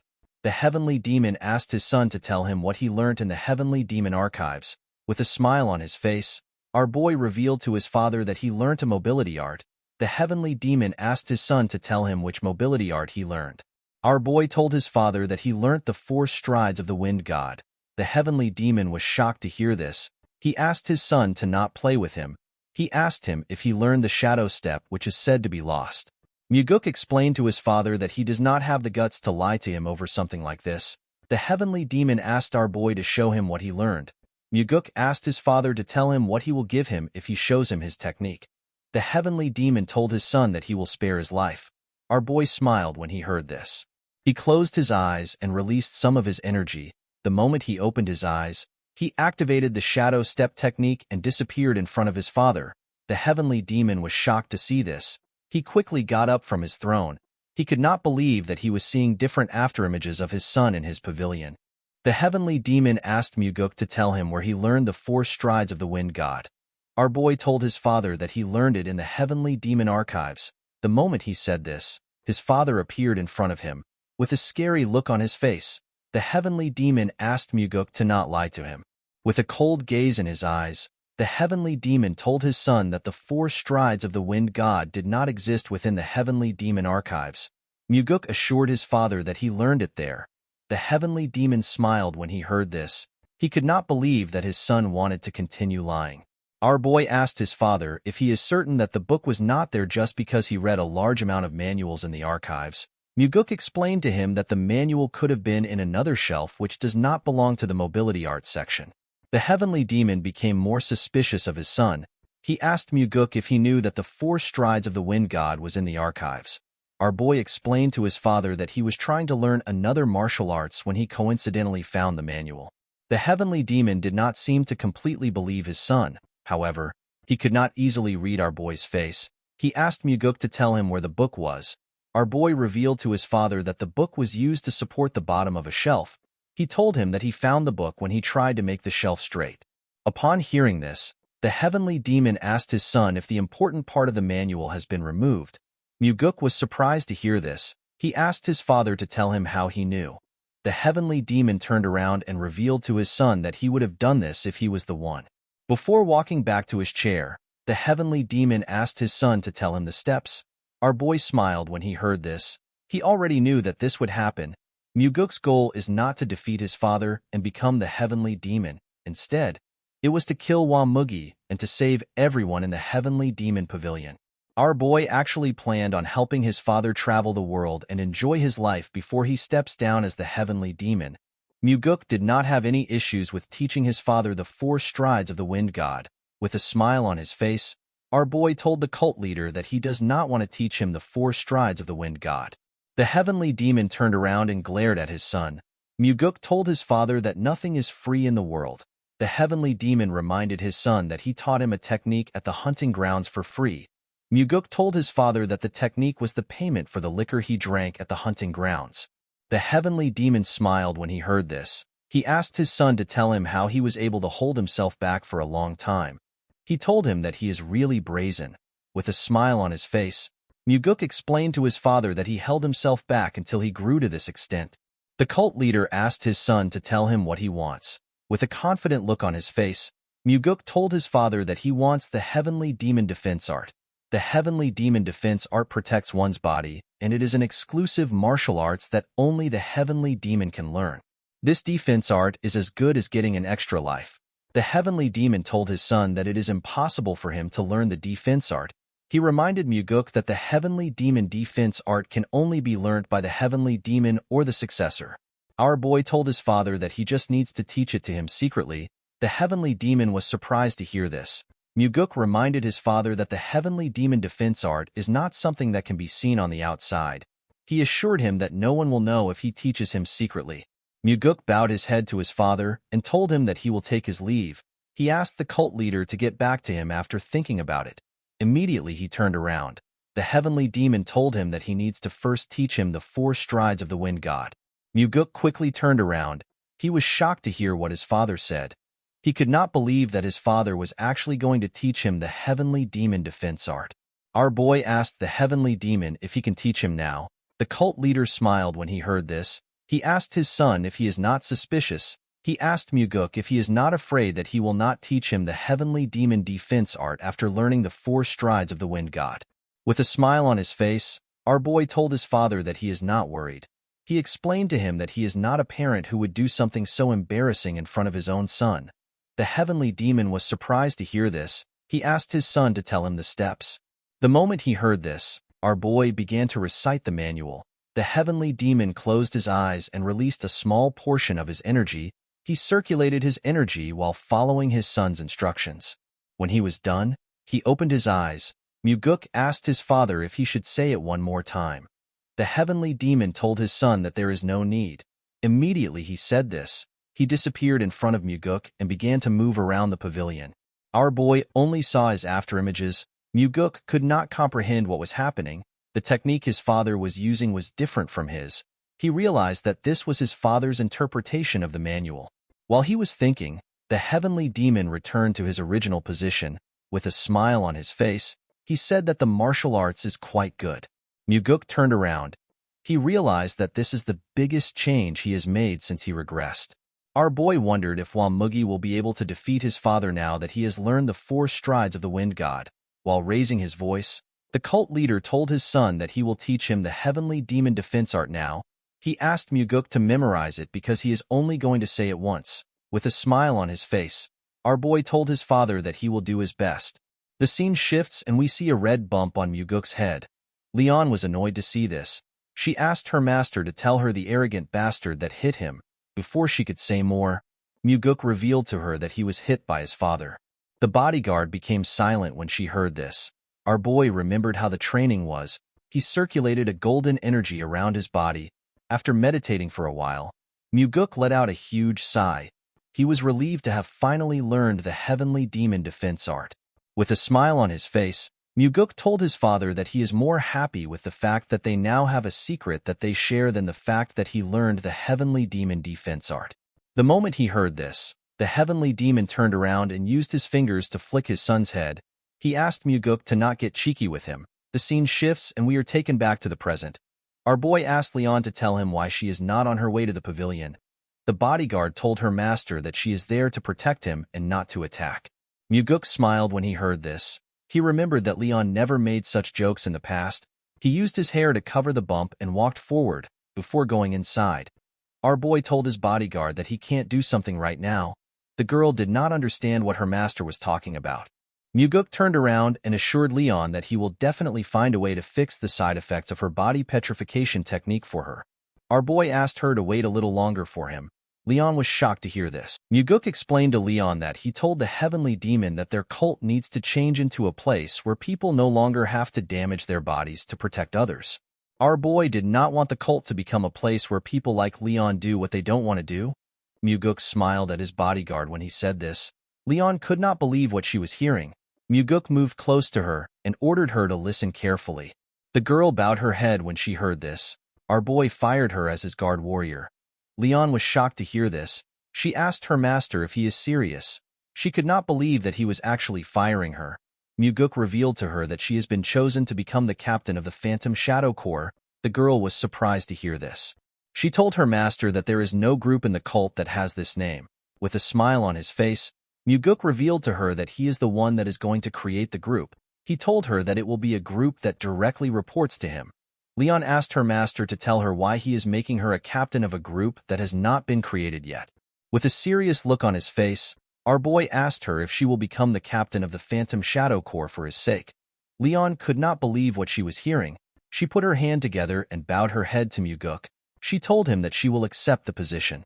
In the next scene, we are taken to a town. We see Muguk in average clothes. Our boy was thinking about the fact that he told Leon that he will be creating a group that directly serves under him. Although he said this, Muguk knew that this was not a simple task. In order to run an organization, a large amount of capital is needed. To get the capital he needed, Muguk decided to make use of an incident that happened before he regressed. While our boy was standing with some mercenaries, a man calls out to them. The man introduced himself as Yang Dang. He explained to them that he has been appointed as the leader of the mission. The man made everyone understand that the mission pays a lot of money, but it is also quite dangerous. He told them that anyone who does anything stupid will die by his hands.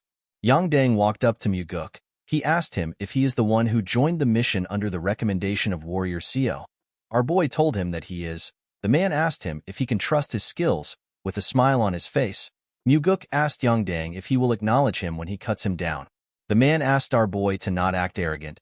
He reminded him that they live in a world where the head of the arrogant would fall easily like morning dew. Muguk assured the man that he will follow his orders. He told him that he is content as long as he is paid. Yang Dang turned around and told our boy that he will be keeping an eye on him. After the man left, Muguk looked around. He saw his client and her daughter. The mission was to escort this two to Namping safely. When the little girl raised her head up, our boy waved at her. She smiled when she saw this. She turned around with her mother and went into the carriage. The scene shifts and we see the group riding through the forest. In the evening, the group decided to camp out and rest. Yang Dang shared some beef jerky among the other mercenaries. The man told them that they do not know when they will be able to eat again. He asked them to eat their fill. The mercenaries were not excited to be eating beef jerky. One of them told the others that they need to eat something so that they do not feel hungry. Muguk watched the men as they ate. He remembered hearing that this group was ambushed by vagrants from outside. Not even their corpses were found. No one knew how the mercenaries were killed. Later in the night, our boy heard the mercenaries coughing. When he looked around, he noticed that the men were coughing out blood. Muguk immediately realized that they were poisoned. While looking at the mercenaries' bodies, our boy wondered about why he was fine. Someone asked him about why he is okay. The person turns out to be Yang Dang. Muguk realized that the man put poison into the food he gave out. Our boy told the man that he did not eat the food he gave out. Yang Dang drew out his sword and took a stance. He told our boy that it would have been better if he had died from the poison. Muguk could not believe that the leader would be the person who poisoned the food. He told the man that he has lived a pathetic life. He asked him to tell him what he wants to do with the money he earns from killing his comrades. With a smile on his face, Yang Dang told our boy that he can do plenty things with money. He said that he can drink liquor and buy women. Muguk couldn't believe that he killed his comrades for these reasons. Yang Dang told our boy that he needs to be worried about his own life. The moment he said this, someone said that things are already over. Our boy and Yang Dang quickly turned to the side. They saw a man with 3 other men who covered their faces. Muguk could tell that the 3 men were decently strong. Yang Dang welcomed the men. The man without a mask asked the woman and her daughter to come out before he burns down the carriage. Upon hearing this, the woman came out with her kid. The man told her that she is really good at hiding. He revealed to her that he was scolded for not being able to find her. With tears in her eyes, the woman referred to the man as Warrior Quan. She asked him to spare her child's life. Upon seeing the look on her face, Quan said that he will spare her life because of their relationship. He referred to the woman as a crazy bitch and asked her if this is what she wants to hear. He told her that she should be kneeling and begging him. He could not believe that she dared to act like his master. The little girl and her mother began to cry when they heard this. The woman assured Quan that she will give him 10 times the money he is supposed to get if he spares her daughter's life. Quan asked the woman to stop spouting nonsense. He revealed to her that her father has already been caught. The woman was shocked to hear this. While looking at the woman, Quan saw something weird. He saw Muguk waving at the little girl. The man asked Yang Dang for our boy's identity. Muguk stepped forward and introduced himself as someone who received money to bring his clients to their destination. Quan could not believe that our boy was not Yang Dang's subordinate.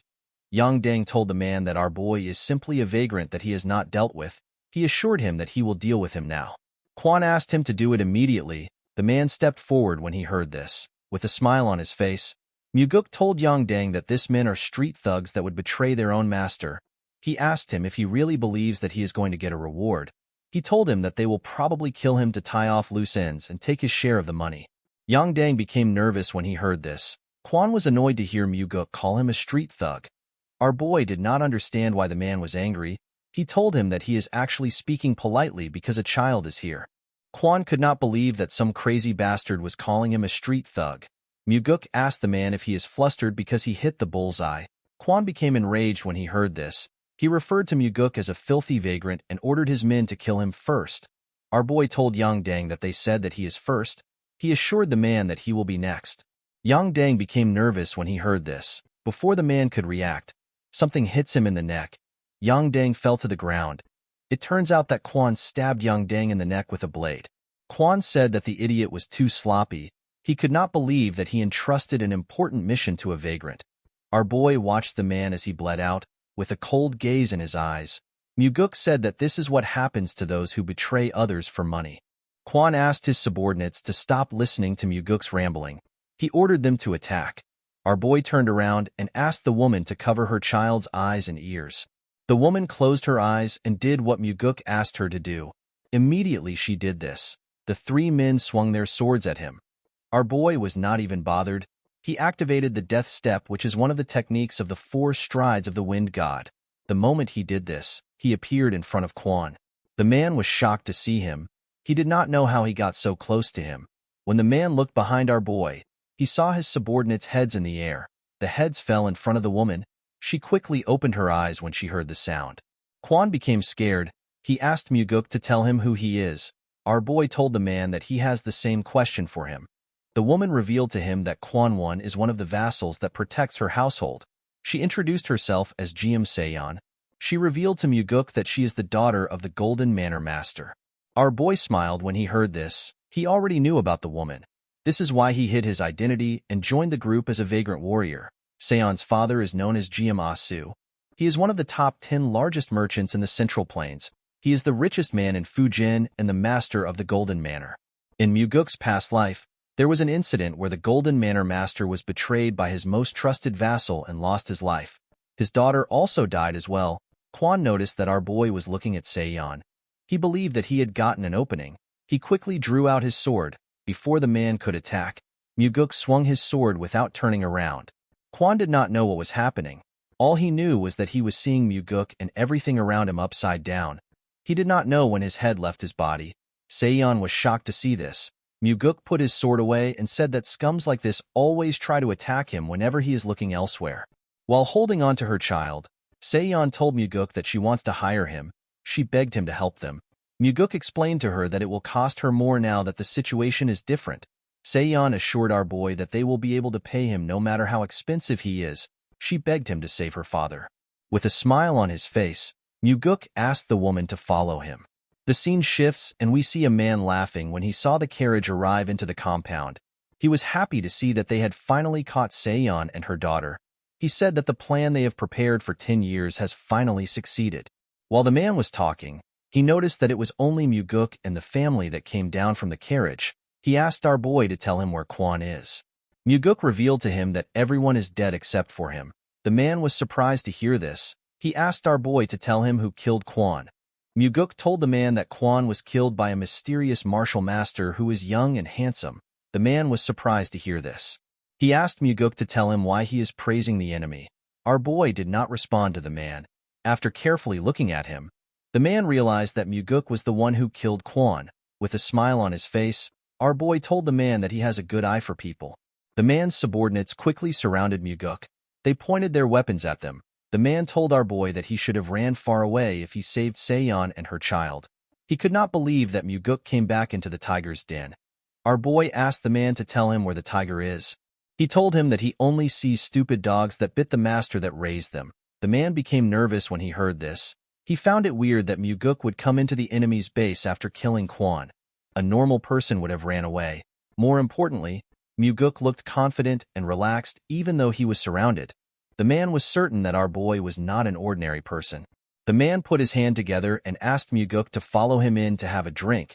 He assured him that he will give him some good liquor even though they are meeting under these circumstances. Muguk asked the man to stop behaving polite.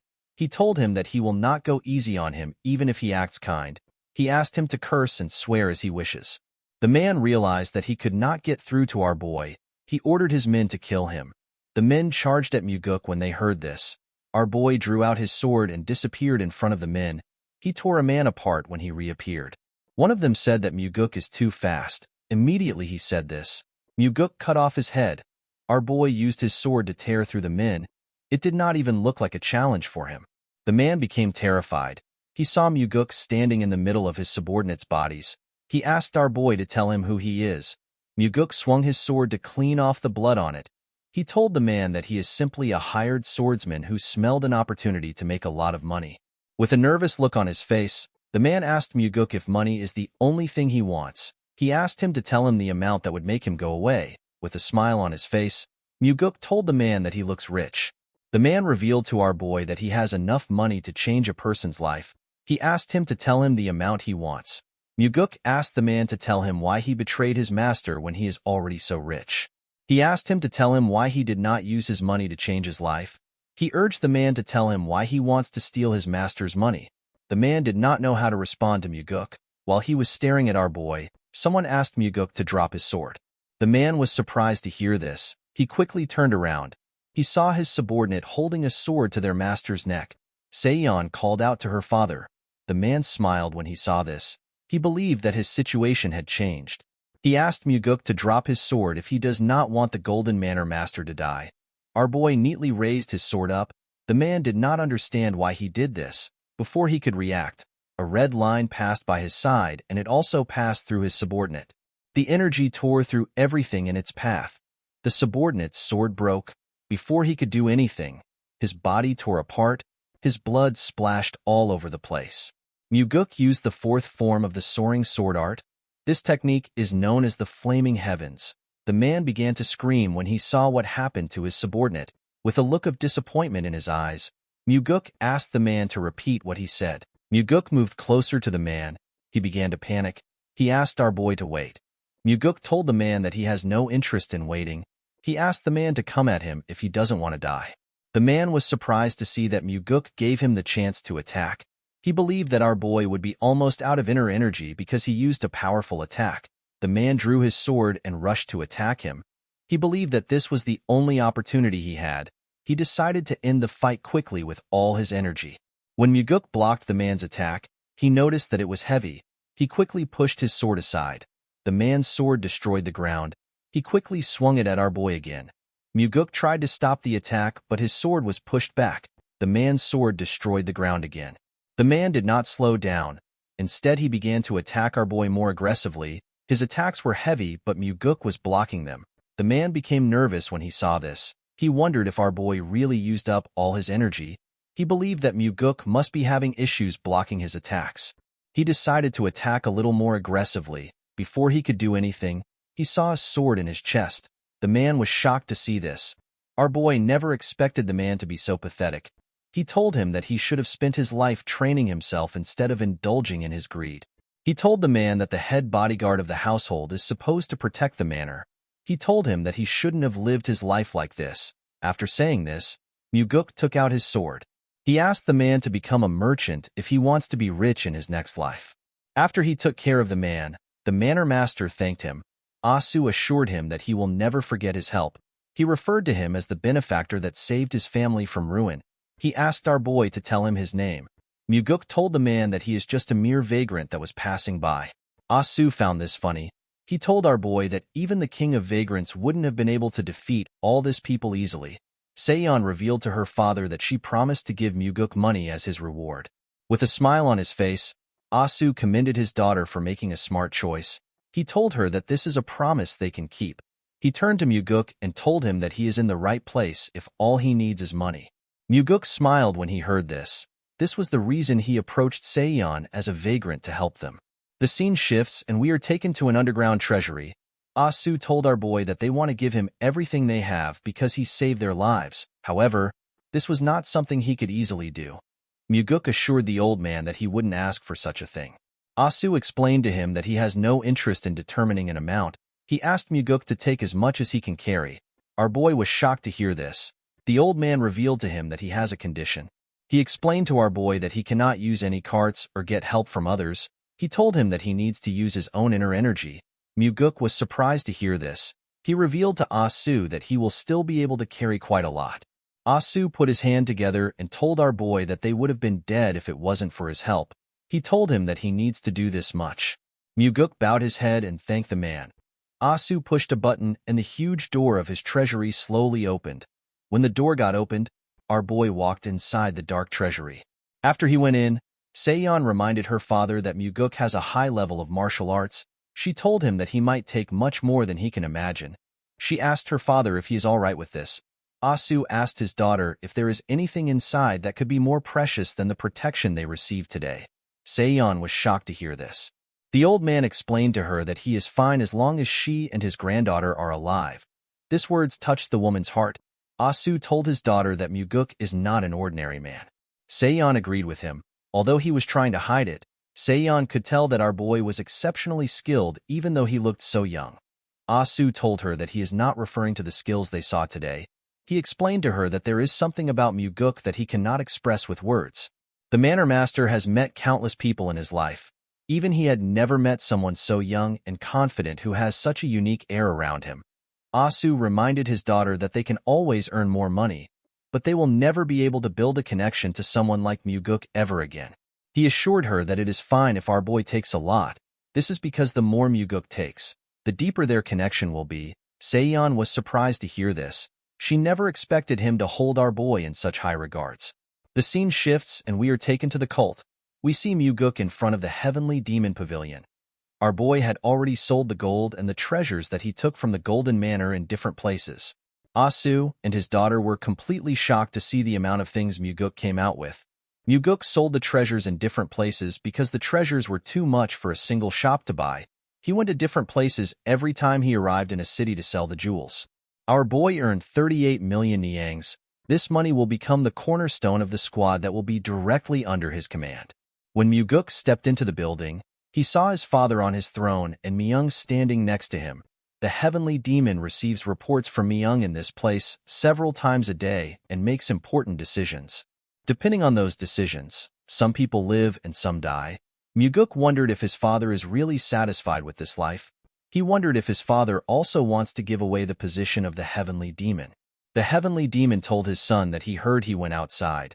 With a smile on his face, our boy told his father that he went to earn money. The heavenly demon asked him to tell him what he needs money for. Muguk explained to his father that he cannot continue spending his money. He told him that he will need a lot of funding going forward. His father asked him about how he plans to spend his money. Muguk revealed to him that he wants to create his own private group. The heavenly demon and the chief advisor were shocked to hear this. The heavenly demon asked our boy to explain himself. Muguk reminded him that each of the demon supremes take in their own subordinates. He told him that he also needs his own group in order to deal with them. The heavenly demon told him that he cannot create a group. He explained to him that his brother will also want a group if he creates one. This will cause their family and the cultists to become divided. He told his son that he forbids him from creating a group. Muguk already expected resistance on the issue. He knew that his father won't approve it at once. He placed his hand into his clothes and took out a scroll. He told his father that it is for him. The heavenly demon raised his hand and used his energy to pick up the scroll. After reading the scroll, the heavenly demon realized that it was talking about money. He asked his son to tell him what the money is for. Muguk revealed to him that the money is his allowance. The heavenly demon was shocked to hear this. He could not believe that his son was giving him some money. Myung was also surprised to see this. The heavenly demon seemed to be angry. He told his son that he has immense wealth. Muguk assured his father that he already knows he is the richest person in the world.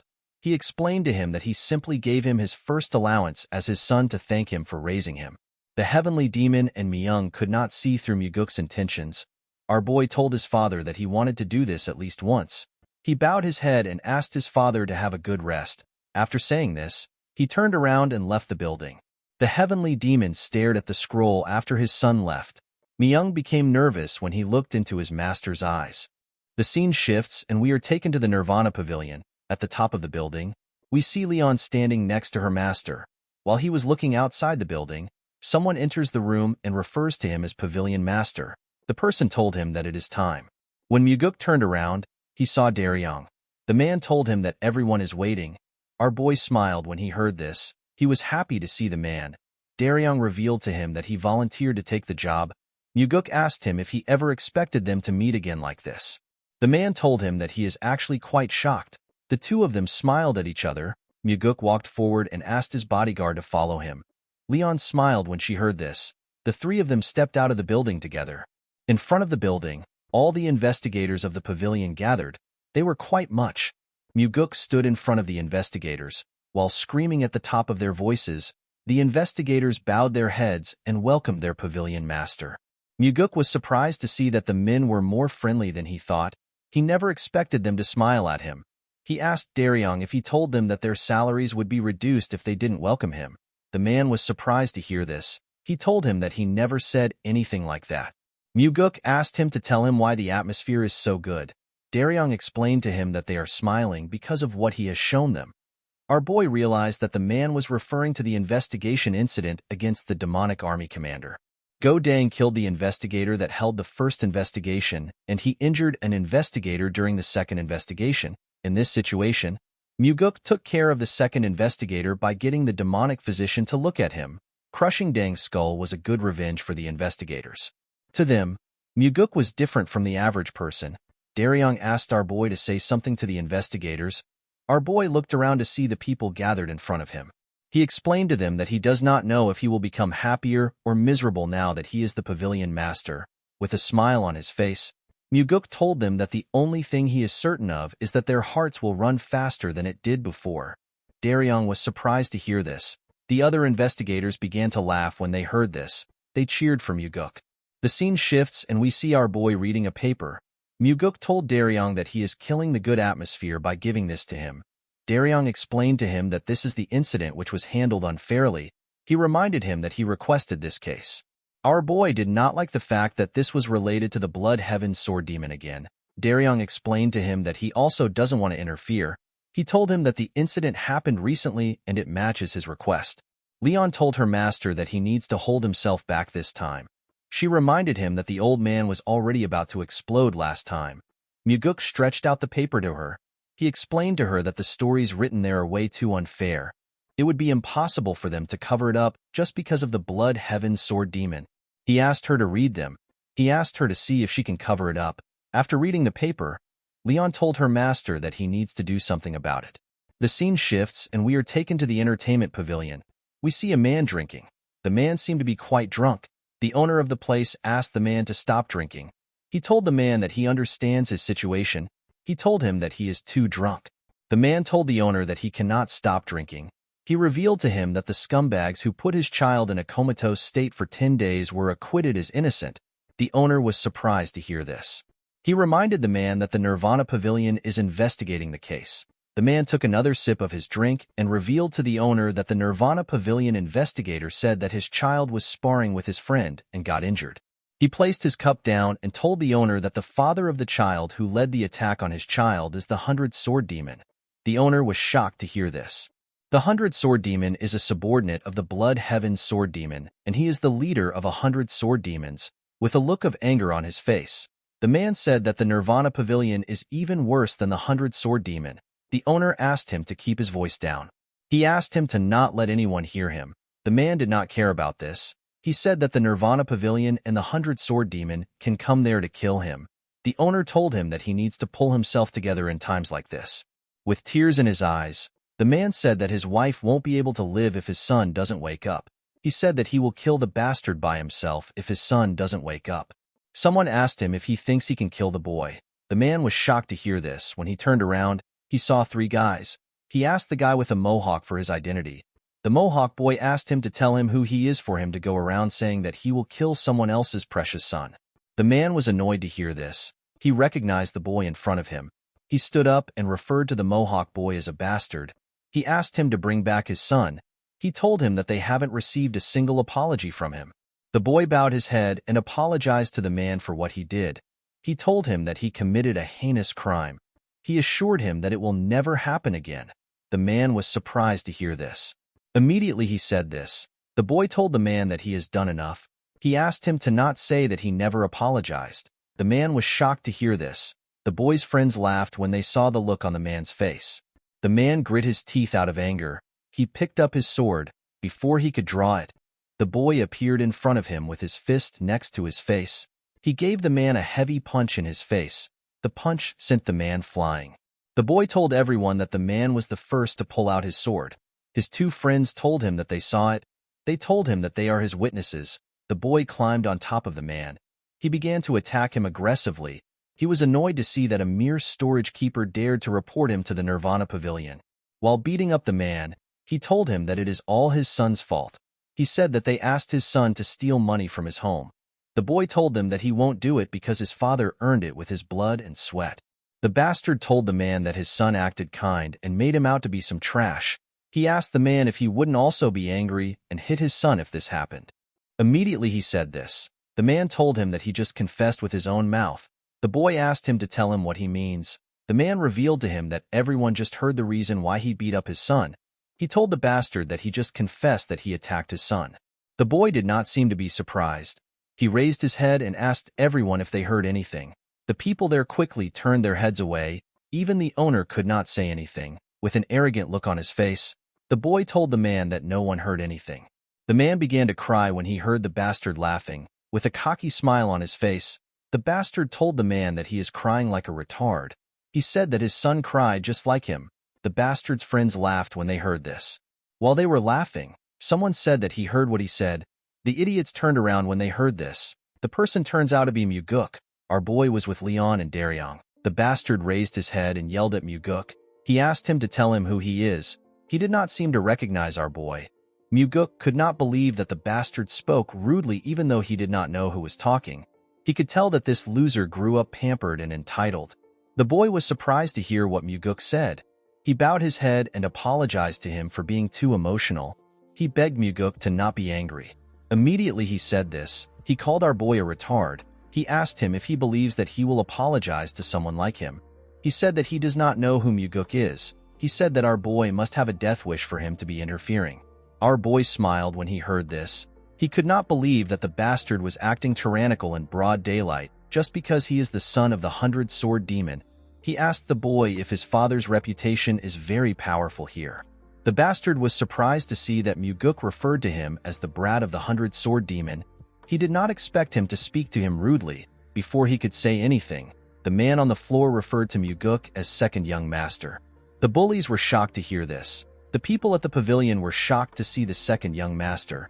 They never expected to see him in this place. With a nervous look on his face, the bastard asked our boy if he is really the second young master.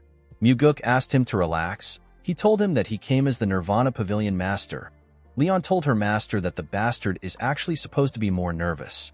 The bastard bowed his head and apologized to Muguk for failing to recognize him.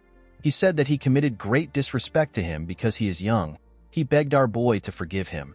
Muguk told him that he does not behave like a young person. The bastard told him that he is still quite ignorant.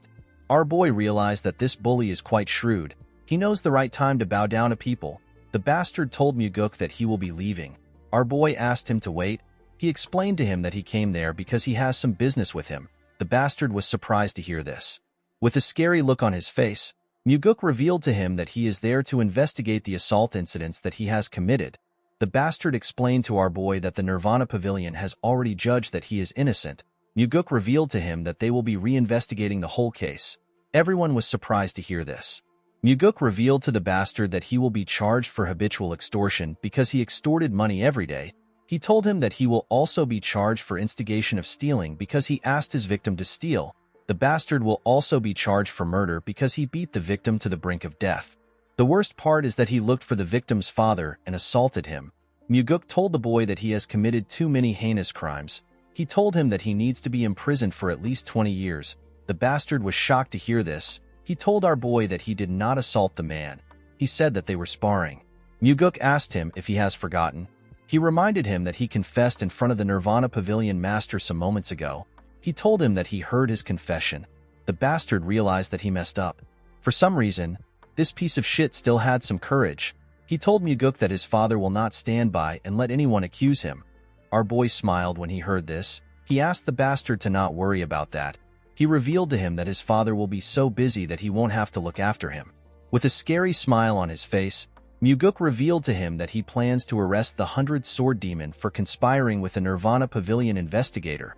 The bastard was annoyed to hear this. He asked Muguk if he believes that his father will let him do as he pleases. He told him that his father will seek revenge against him after he comes out of jail. He said that he might even kill our boy while he is in jail. The moment he heard this, Muguk gave him a heavy punch that pushed him up in the air. The pain which the boy felt was quite much. He began to cough when he hit his body on the floor. Our boy revealed to him that his sentence has increased to 30 years because he threatened the Nirvana Pavilion master. While he was coughing, tears poured out of his eyes. He begged Muguk to forgive him. Our boy glared at him. He asked him to give him one reason why he should forgive him. The boy did not know what to say. Muguk asked him if he has ever spared or helped anyone. He asked him to tell him something kind he has done before. He assured him that he will hear him out even if it is far-fetched and made up. The bastard could not say anything. Muguk explained to him that he cannot make up something because he has never done anything kind before. He asked the bastard to tell him why he should forgive trash like him. While crying like a little girl, the boy promised Muguk that he will be nice from now on. Our boy gave him a heavy slap on his face. The boy spat out some blood. The slap knocked him out. Everyone was shocked to see this. Muguk asked the bastard to live like a nice person after he comes out of jail. Immediately he said this, he turned to the bastard's goons. The boys were horrified to see him looking at them. The fat one told him that they only did what they were told. The slim one begged Muguk to let them go. Our boy explained to them that they will become scapegoats if they don't tell them everything they know. The boys told him that they will share everything with him. Muguk ordered Daryong to take the boys to the pavilion. The man bowed his head and accepted the order. He got 2 investigators to escort the bullies to the pavilion. The man and the owner could not believe what they were seeing. Muguk looked around and asked everyone to report to the Nirvana Pavilion if anything unfair happens again. He assured them that no amount of external influence will work on the pavilion as long as he is the Nirvana Pavilion master. The people were surprised to hear this. With a smile on his face, Muguk told them that he will call his father if anyone dares to call their father to intimidate them. The owner and the people in the restaurant began to laugh when they heard this. Leon moved close to the injured man. She revealed to him that the demonic physician has already taken a look at his son before they came to the restaurant. She told him that Muguk was the one who ordered the physician to do it. The man was shocked to hear this. He asked our boy if it is true that the important physician took a look at his son. With a gentle smile on his face, Muguk told the man that his son is more important. He revealed to him that he saw his son wake up before he came there. He advised him to go to his son right now. The man began to cry when he heard this. He tried to bow his head, but our boy stopped him. The man thanked him for what he did. He assured him that he will never forget the kindness he showed him. With a smile on his face, Muguk reminded the man that he has already devoted his entire life to their cult. He told him that it is natural for them to protect someone like him. The man was shocked to hear this. He could not believe that someone was acknowledging his hard work. He held our boy's hand and thanked him for what he has done. Daryong and Leon smiled when they saw how the man was thanking their master. Everyone was feeling emotional. Muguk told the man that it is the cult that is thankful to him. The scene shifts and we are taken to the Nirvana Pavilion. We see the investigators of the pavilion standing in front of our boy. Muguk believed that the first people to show opposition would be the Blood Heaven Sword Demon and the Sword Demons. He never expected it to have come from within the Nirvana Pavilion. At the front of the investigators was Gok Myung. Myung is the highest special investigator. He put his hand together and apologized to Muguk for not seeing him alone in the office. He told him that there were too many people. Our boy asked them about why they came to see him. Myung explained to him that he heard that he was going to reopen an investigation that was already ruled as innocent. Muguk told them that he plans to do it. Myung explained to him that they are worried that this action will crush the morale and authority that the investigators have. Muguk asked them if they all agree with the man. The investigators said that they do. Our boy told them that he does not agree with it. He told them that he believes that Yang Ho's incident is what destroys their pavilion's authority in a very severe manner. The investigators were surprised to hear this. Myung asked him to explain what he means. With a cold gaze in his eyes, Muguk asked the man if he heard about how Yang Ho confessed to his crimes in front of everyone else when he arrested him. Myung told him that he heard about it. Our boy asked him to tell him why he came if he has heard about it. The man told him that what they are talking about is the reopening of an investigation that has been closed. Muguk asked him if it is a matter of principles. Myung told him that it is. He revealed to him that a reinvestigation has never happened before. Our boy reminded the man that an innocent child was beaten half dead, and they got a confession from the culprit himself. He asked him if this does not warrant a reinvestigation. He asked him if he knows how he looks right now that he is trying to stick to principles. The man believed that the situation should not be changed. He explained to Muguk that it is important to hold up principles in an organization. Our boy let out a sigh. He told the investigators that he wants to hear what they think. He asked anyone who thinks the reinvestigation is correct to move to his left. The investigators looked around. None of them had the courage to step out. While they were looking at each other, one of them stepped out. The person turns out to be Daryong. The man said that he believed a reinvestigation is needed. Our boy asked him for the reason for his choice. Daryong explained to him that the investigation was not satisfactory. He said that they cannot deny the possibility that external influence could be involved. Muguk asked the others if there is anyone else who agrees with what Daryong thinks. A huge man and a chubby man told him that they also agree with Daryong. Myung was surprised to hear this. The huge investigator bowed his head and introduced himself as a Ko. He told Muguk that he wasn't able to thank him before. He thanked our boy for saving him. Muguk asked the investigator about his injuries. This was the investigator that our boy called the demonic physician to save. Iko assured him that he is feeling better. Our boy turned to the investigators and called out an investigator known as Zhang Hua. The man was surprised to see that the pavilion master called for him. Myung was also surprised to see this. Muguk reminded Hua that he is the investigator that was in charge of the case. He asked him to tell him what he thinks about the issue. Hua assured his pavilion master that he investigated the incident thoroughly. Our boy asked him if he received any bribes. The man was shocked to hear this. Myung asked Muguk to not say such a thing. Our boy released his energy. With a scary look on his face, he asked the old man to not speak without his permission. Myung became nervous when he heard this. Muguk turned to Hua and asked him if he received money from the 100-sword demon.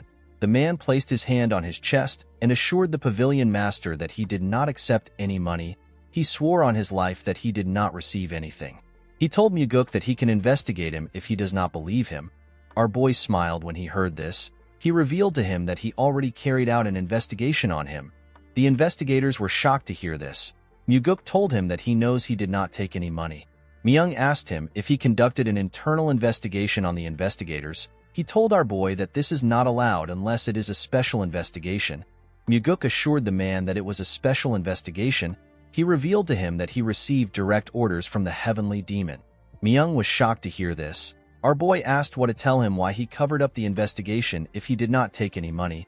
With a nervous look on his face, the man said that he did not cover the investigation up. He wanted to say more, but Muguk interrupted him. He asked Hwa if he was threatened with the safety of his sister. The man was shocked to hear this. Muguk revealed to him that he found out that he is incorruptible based on the result of the investigation. Our boy found it rare to find someone so incorruptible. He didn't even believe the result of the investigation. He looked into Hwa by himself because he did not believe that there is someone who would hate money. Muguk told the man that he was surprised to find out that he was truly incorruptible as reported. He asked Hwa to tell him why someone like him would do a slidshot investigation and cover things up.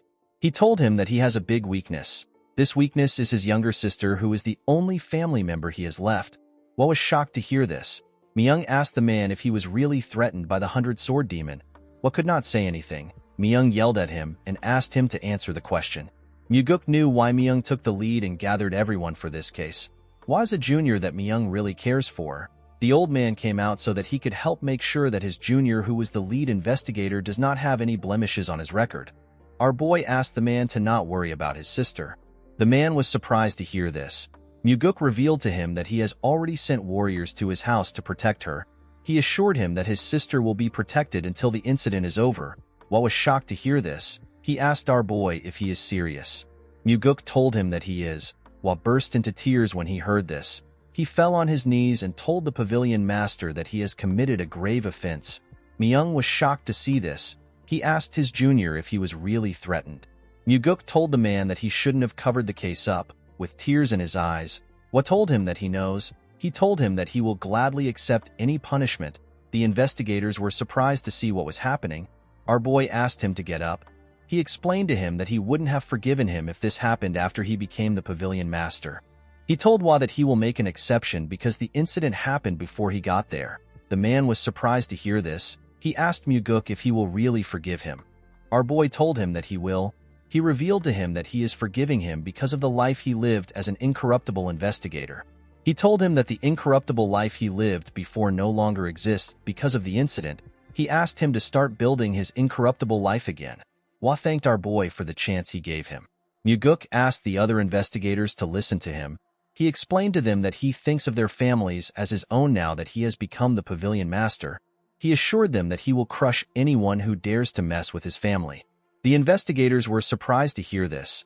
Muguk told them that they will no longer allow themselves to be swayed by any external influence. He told them that he will not allow anyone to mess with them with their influence.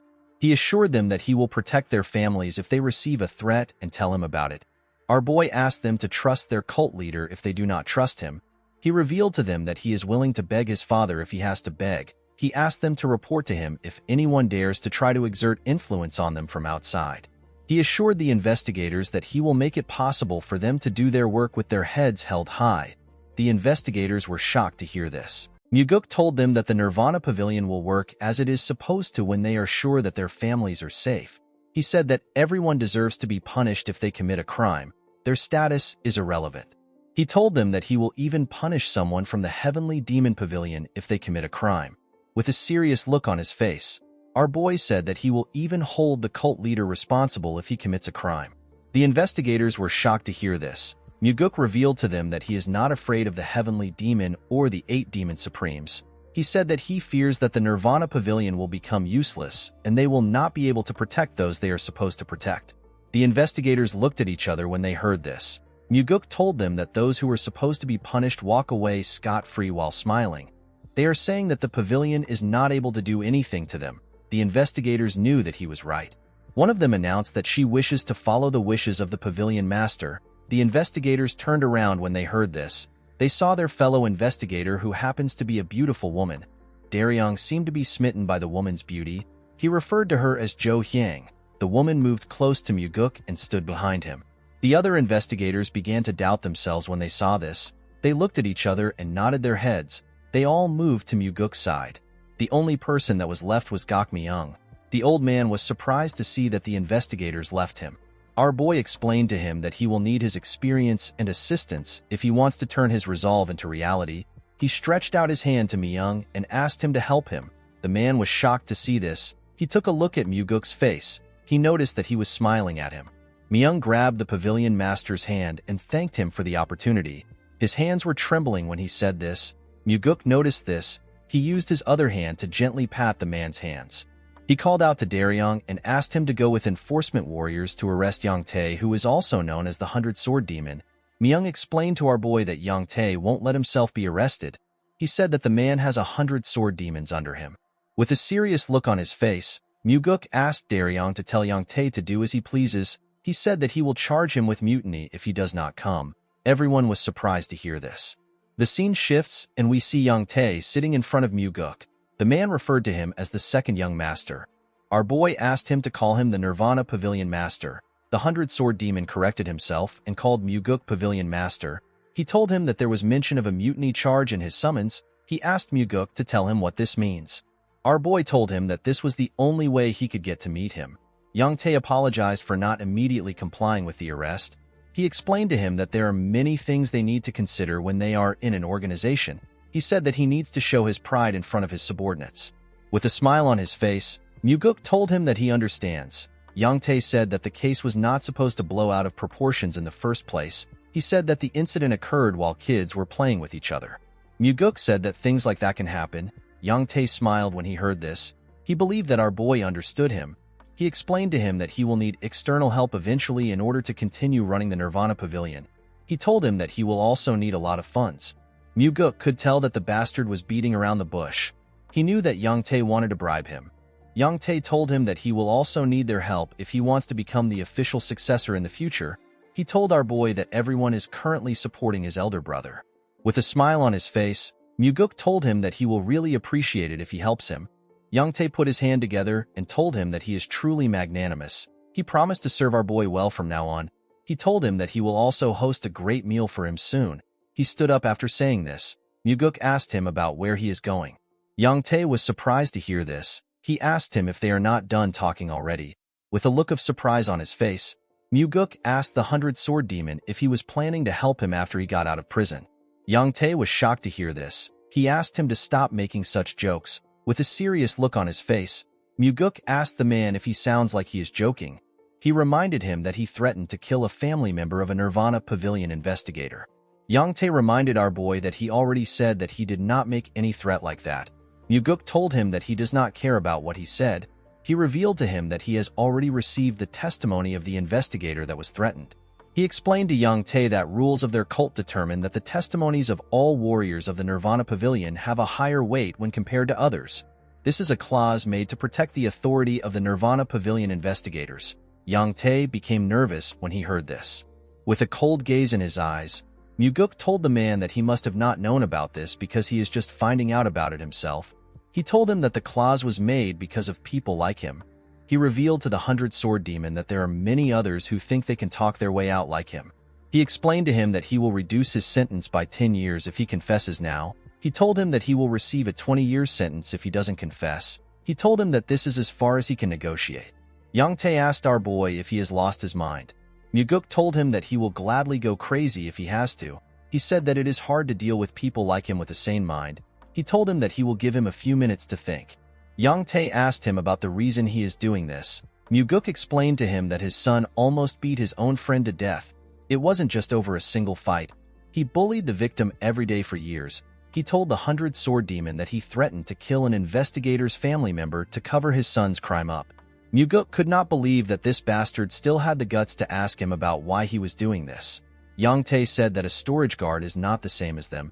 He said that they should be treated as superiors. He revealed to him that the Nirvana Pavilion has always closed its eyes for matters on this level. With a cold gaze in his eyes, Myuguk told the man that his words are upsetting and frightening. Yang Tae was surprised to hear this. Our boy told him that the Nirvana Pavilion will no longer act this way.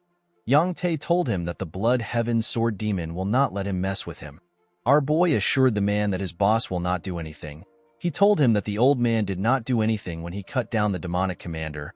He asked him to tell him why Kyampa will do anything for him. Yang Tae broke the table out of anger.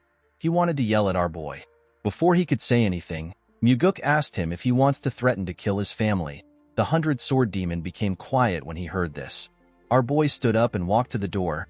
He told the man that he has a few minutes to confess his crimes. After saying this, he walked out of the room. Yang Tae screamed out when our boy left. When he stepped out of the building, Muguk realized that while Mugi might have not been responsible for the downfall of the demonic cult, he could not believe that a mere 100-sword demon had the guts to threaten a Nirvana Pavilion investigator. The order within the cult has fallen to the point where Yang Tae would dare to threaten the second young master. Muguk began to wonder if while Mugi was the only reason the cult fell. When our boy stepped into his courtyard, he saw someone waiting for him. The Blood Heaven Sword Demon was having a drink in front of his house. The old man rested on his huge sword. The man took a sip of his drink and welcomed the pavilion master back home. Kiampa asked our boy to have a drink with him. Muguk walked up to him and sat down in front of him. The old man reminded him that he warned him last time. He told him that nothing good comes out of meeting him often. Muguk told the Blood Heaven Sword Demon that he is the one who keeps looking for him. Kiampa glared at him when he heard this. Our boy did not back down. He looked the old man in the eye. Kiampa took a sip of his drink and placed the cup down. He revealed to Muguk that there was a moment when he felt something new towards him recently. He told him that he shouted in his mind when he heard the wish he made to the heavenly demon, with a crazy look on his face. The man said that he thought that Muguk's wish was perfect. He believed that our boy needed to make this kind of wish if he is someone smart. With a smile on his face, Muguk told him that he agrees with him. He said that he made a very good wish. The Blood Heaven Sword Demon poured himself a drink. He explained to our boy that everything started the day he made the wish. He said that Muguk began to make his blade cry. Our boy asked Kiampa to tell him why the blade would be crying because of him. He told him that his blade is probably lamenting. The old man was surprised to hear this. Muguk explained to him that his disciple used the energy-dissipating poison on him before their fight. Later, his other disciple came to find him and shamed his guard. Kiampa's brother made use of the demonic army for his own personal gains, and his subordinate threatened to kill a Nirvana Pavilion investigator's family. Muguk told the man that it is expected for his blade to cry. This is because it is lamenting that those around him do not reach his standards. Kiampa smiled when he heard this. He told our boy that he has a way with words. He revealed to him that he is actually wrong. Muguk asked him to tell him what he got wrong. Kiampa reminded him that he said that the people around him don't match his standards. He told our boy that this people are perfect for him because that is all he amounts to. Muguk was surprised to hear this. He realized that it will be hard for him to deal with this old man. It is usually easier to deal with people when they are prideful and like to chase after fame. Kiampa asked our boy to release the imprisoned 100-sword demon. He explained to him that the morale of his people have dropped to an all-time low because of him. Muguk told him that he will release Yang Tae if he is found innocent after the investigation. The Blood Heaven Sword Demon released his energy when he heard this. Muguk was shocked to see this. The man's energy was ridiculously powerful. Our boy could barely stand the pressure. He could tell that Kiampa's demonic energy was on an entirely different level. He now understood why his father said that the time is not yet right. With a terrifying tone in his voice, Kiampa told him that he wants to give him some advice. Muguk put himself together and asked Kiampa to stop. The old man was surprised to hear this. Our boy told him that he should just ask for a favor if he came here to do that. He asked him to not ask for a favor and give advice at the same time. The Blood Heaven Sword Demon smiled when he heard this. He took away his energy. He glared at Muguk. With a smile on his face, he told our boy that he is right. He said that it is rare for someone to speak so straightforwardly to him. He poured himself another drink. Muguk advised him to be on guard. He told him that stagnant water is bound to rot. He said that no one stays stagnant because they want to. After staying in the water for a while, they start to like it and lose opportunities to get out of the stagnant water. This is why people don't put themselves in rotten water. Muguk advised the old man to use this chance to let out the rotten water. He told him that Yang Tae is not someone worthy of his protection. Kiampa drank his wine. He stretched out his cup and asked our boy if he will accept a drink from him. Muguk did not expect this. He took the cup. The Blood Heaven Sword Demon poured him a drink. He told him that he will let out the rotten water. With a smile on his face, Muguk told Kiampa that he made a wise decision. Kiampa revealed to him that he wants him to become his water in return. Our boy was shocked to hear this. He found the statement to be odd. He wondered about what the old man was trying to say. The Blood Heaven Sword Demon asked Muguk to drink the liquor if he intends on becoming the heavenly demon. He told him that he will become his backer. Our boy was shocked to hear this. He never expected Kiampa to say something like this. Everyone knows that he is openly supporting his older brother. He didn't expect the old man to abandon his brother and choose him. He asked Kiampa if he isn't already supporting his brother. With a smile on his face, the Blood Heaven Sword Demon told our boy that he never knew he was this crazy back then. Muguk knew that this old man was out of his mind. He is someone who will sell anyone out for the sake of his own ambitions. Muguk killed his brother, crippled his disciple, and imprisoned his subordinate. Yet he still proposes to become our boy's backer. Muguk reminded Kiampa that he killed his brother. The old man let out a sigh when he heard this. He explained to him that everyone becomes a stranger once they are out of their parents' embrace. He asked Muguk if he really expects him to suffer just because his bloodkin has died. He asked him to not be ridiculous. He explained to him that thorns under a human's fingernails are the ones that hurt the most. He revealed to him that he has not officially decided to work with his brother. He told Muguk that he can always change his mind if this happens. While looking at the liquor, our boy said that he will have a whole army behind him if the old man sides with him. He asked Kiampa to tell him why he chose him now. The Blood Heaven Sword Demon explained to him that he is willing to bet his fate on his madness, which bulldozes everything fearlessly. Muguk asked him if he is choosing him simply because he is crazy. With a creepy smile on his face, Kiampa told him that he is going to devour his madness. Muguk was not surprised to hear this. If he was a young man, our boy might have completely trusted Kiampa's words purely because he was flattered. However, Muguk already knows the dirty tricks old men play just to make use of younger men. He could tell that the Blood Heaven Sword Demon is trying to make it sound like he will become the heavenly demon if he works with him. He placed the cup on the ground.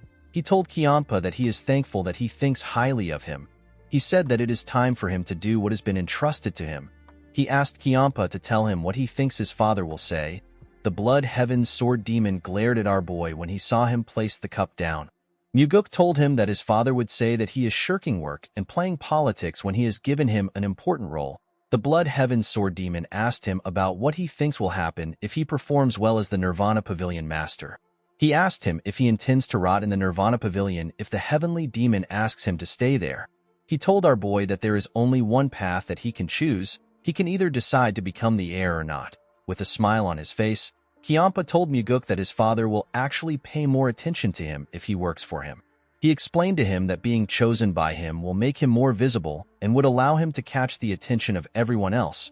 Muguk knew that the old man was not wrong. However, there was one thing he overlooked.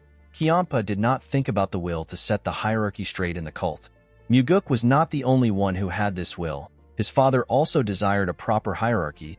He asked the Blood Heaven Sword Demon to give him some time to think. He told him that he will drink the liquor once he has decided. Kiampa stood up when he heard this. He accepted Muguk's request. He grabbed his sword and told our boy that it would have been stupid of him to drink the liquor immediately like a fool. He took his sword out of the ground and swung it at Muguk's head. Fortunately, Muguk managed to block the attack with his sword. The Blood Heaven Sword Demon told our boy that he will hear his answer tomorrow. Muguk told him that he will give him an answer in 5 days. Kiampa gave him 3 days to decide. After doing this, he jumped out of the courtyard. Muguk put his sword back in its sheath. He gently moved his wrist. He was annoyed to see how painful Kiampa's attack was. In the next scene, we are taken to the Nirvana Pavilion. We see the enforcement warriors working out. They put huge logs of wood on their backs and did push-ups together. Their fists were covered with their blood. They all screamed out in pain. Jang Ho yelled at them. He asked them if this is all they can do. He said that this is a normal training for the demonic army. He asked the enforcement warriors if they are incapable of completing this training. He asked them if they think that they will be able to complete their missions when they cannot complete their training. The enforcement warriors did not give up. They continued to push themselves up. Jang Ho told them that their wives, friends, and children can betray them, but their sweat will never betray them. Muguk and Daryong watched Jang Ho as he yelled at the enforcement warriors. Daryong found it weird that Jang Ho was mentioning wives and children. He told our boy that the man is not even married. Muguk smiled when he heard this. He told the man that he is right. Daryong asked his boss to tell him how he did it. Our boy asked him to be specific about what he is talking about. Daryong asked him to tell him how he got the Southern Blade House to publish their apology statement publicly. Daryong never expected the Southern Blade House to acknowledge the wrongdoings of the 100 Sword Demon. They even apologized.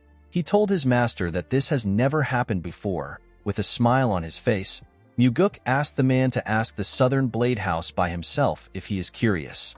Daryong asked our boy to not say things like that as a joke. He said that his legs will be broken if he goes to the Southern Blade House right now. Muguk told him that he is actually wrong. He assured him that he will be fine if he dances in front of their training ground right now. He said that it is only for the time being. Daryong did not understand what Muguk was talking about. Our boy remembered that the Blood Heaven Sword Demon told him that he is waiting for his reply. With a serious look on his face, he asked Daryong to send Yang Tae and his son to a prison where it is hard for them to be contacted. He said that the father and son must take full responsibility for what they have done. The man bowed his head and said that he understands. Muguk walked out of the building. He thinks about the fact that Yang Tae and his son would have done as they pleased for the rest of their lives if he had not interfered. Guak Su and his family who were the victims would have lived a miserable life. Muguk was certain that there are other victims like Guak Su who he doesn't know about. He knew that more victims will continue to appear in the cult. Our boy did not want people like Yang Tae to continue wreaking havoc in the cult. The scene shifts and we are taken to the demonic village. We see the restaurant owner and other people gathered somewhere. They seem to be surprised. They saw some people hanging the sign of the Nirvana Pavilion on a building. The man wondered if this was the branch of the pavilion. Muguk appeared next to him and told him that he is correct. He asked the man and the others to report there if any of the cult's warriors abused their authority. The people were surprised to hear this. Muguk asked them about what they do when the warriors abuse their authority. The restaurant owner seemed to be confused by the question. Our boy realized that this people simply took the abuse and stayed quiet. Even those who knew that it had to be reported to the Nirvana Pavilion did not do anything. Before they even get to the pavilion, they have to declare their reason for visiting at the main gate. They will also go through an identification test and a body search. They have to go through this same process multiple times before they even arrive at the Nirvana Pavilion. Muguk asked everyone to report to the Nirvana Pavilion on matters relating to the cult's warriors. The restaurant owner asked him if he is serious. Muguk assured him that he is being serious. He asked him to spread the word. He asked the people to tell the rest of the villagers that they can report to the branch if they experience any form of injustice from the warriors. He assured everyone that there won't be any retaliation. He revealed to them that those who retaliate against the people who made a report for a Nirvana Pavilion investigation to take place will be executed. The man could not believe that Muguk opened a branch for the sake of the people. He bowed his head and assured our boy that he will tell everyone about it. Our boy smiled when he heard this. In the next scene, we see Muguk walking home. He told himself that this is how it starts. He believed that they will be able to protect the villagers with the Nirvana Pavilion. Low-ranked warriors, and those who suffer injustice because they are weak will have a place to keep them safe. Our boy believed that they will be able to teach everyone an important principle with the new branch. Muguk wanted to teach the people that everyone's life has the same worth. When he arrived at the entrance of his house, he saw someone waiting for him. The person turns out to be the insane old man. He asked Muguk if he is ready to take his drink. Our boy sat in front of him. He told him that he is ready. The Blood Heaven Sword Demon carefully took out a bottle of liquor. Muguk looked him in the eye as he poured the liquor. Kyanpa also stared at him. After filling the cup up, Kyanpa asked our boy to drink it. Muguk told the man that he needs some snacks. Kyanpa asked him about the kind of snacks he wants. Our boy revealed to him that he wants the demonic army. Kyanpa was shocked to hear this. With a serious look on his face, Muguk asked the Blood Heaven Sword Demon to put the demonic army in his mouth. Kyanpa glared at him. He told him that this is not how things work in the world. Our boy told him that it is normal to have some snacks while having a drink. The Blood Heaven Sword Demon placed his hand on his head out of anger. He told Muguk that he waited 3 days to hear his answer. With a horrifying look on his face, Kyanpa asked Muguk to tell him what gave him the guts to ask for such an absurd snack. He took out his huge sword from the ground. He asked our boy to forget his offer. He told him that he will cut off his head and take it to the Heavenly Demon Pavilion by himself. The moment he said this, he swung his sword at Muguk. Our boy managed to block the attack with his sword. However, he got pushed back. He noticed that his hand was shaking from a single strike. The insane old man told him that he is not bad. He said that he made a good use of his inner energy in blocking the attack. With a creepy smile on his face, the old bastard said that he now understands that it won't be easy to take Muguk's head. The moment he said this, he swung his sword with a large amount of strength. Our boy quickly drew his sword. He managed to block the old man's attack. The Blood Heaven Sword Demon seemed to be excited to kill our boy. When their swords pressed against each other, It released an energy wave that destroyed the surrounding. Muguk was sent flying when the wave was released. The Blood Heaven's Sword Demon stood his ground. Our boy quickly regained his stance. The Blood Heaven's Sword Demon noticed that his sword was shaking. He smiled when he saw this. He said that the fight is very interesting. He released his energy and took a stance. Muguk grit his teeth out of anger. He wanted to try using the 4 strides of the Wind God to fight the old man. He was curious to see if Kiampa would be able to stop the death step. Unfortunately, he could not yet use the technique well. Our boy knew that time is on his side. There was no reason for him to risk fighting a dangerous opponent when he still doesn't have enough inner energy yet. While yelling at the top of his voice, he begged Kiampa to give him the demonic army. The Blood Heaven's Sword Demon asked Muguk to tell him who he wants him to put as the demonic commander. He knew that our boy would not take the position since he is already the Nirvana Pavilion Master. Muguk revealed to him that he wants him to select Jang Ho, who is the 3rd Corps Captain. Kiampa reminded him that Jang Ho is on his side. He told him that he will get killed if he gets too greedy. Muguk told him that he is the one who wants to use madness to devour everything. He reminded him that he was the one who suggested that they work together. He said that the path which only lunatics walk on cannot be ordinary. Kiampa was shocked to hear Muguk call him a lunatic. Our boy asked him if he is wrong. He told him that he must be crazy in order for him to want to work together with him. This word seemed to connect to the old man. Muguk did not know the final destination of Kiampa's ambition. In his previous life, Kiampa died before he could show the world his goal. Surprisingly, Kiampa was the first among the 8 demon supremes to die. Muguk did not understand how someone as scrupulous and savage as him was the first to die. The Blood Heaven's Sword Demon glared at our boy. He was quite angry. He told Muguk that his greed has ruined the negotiation.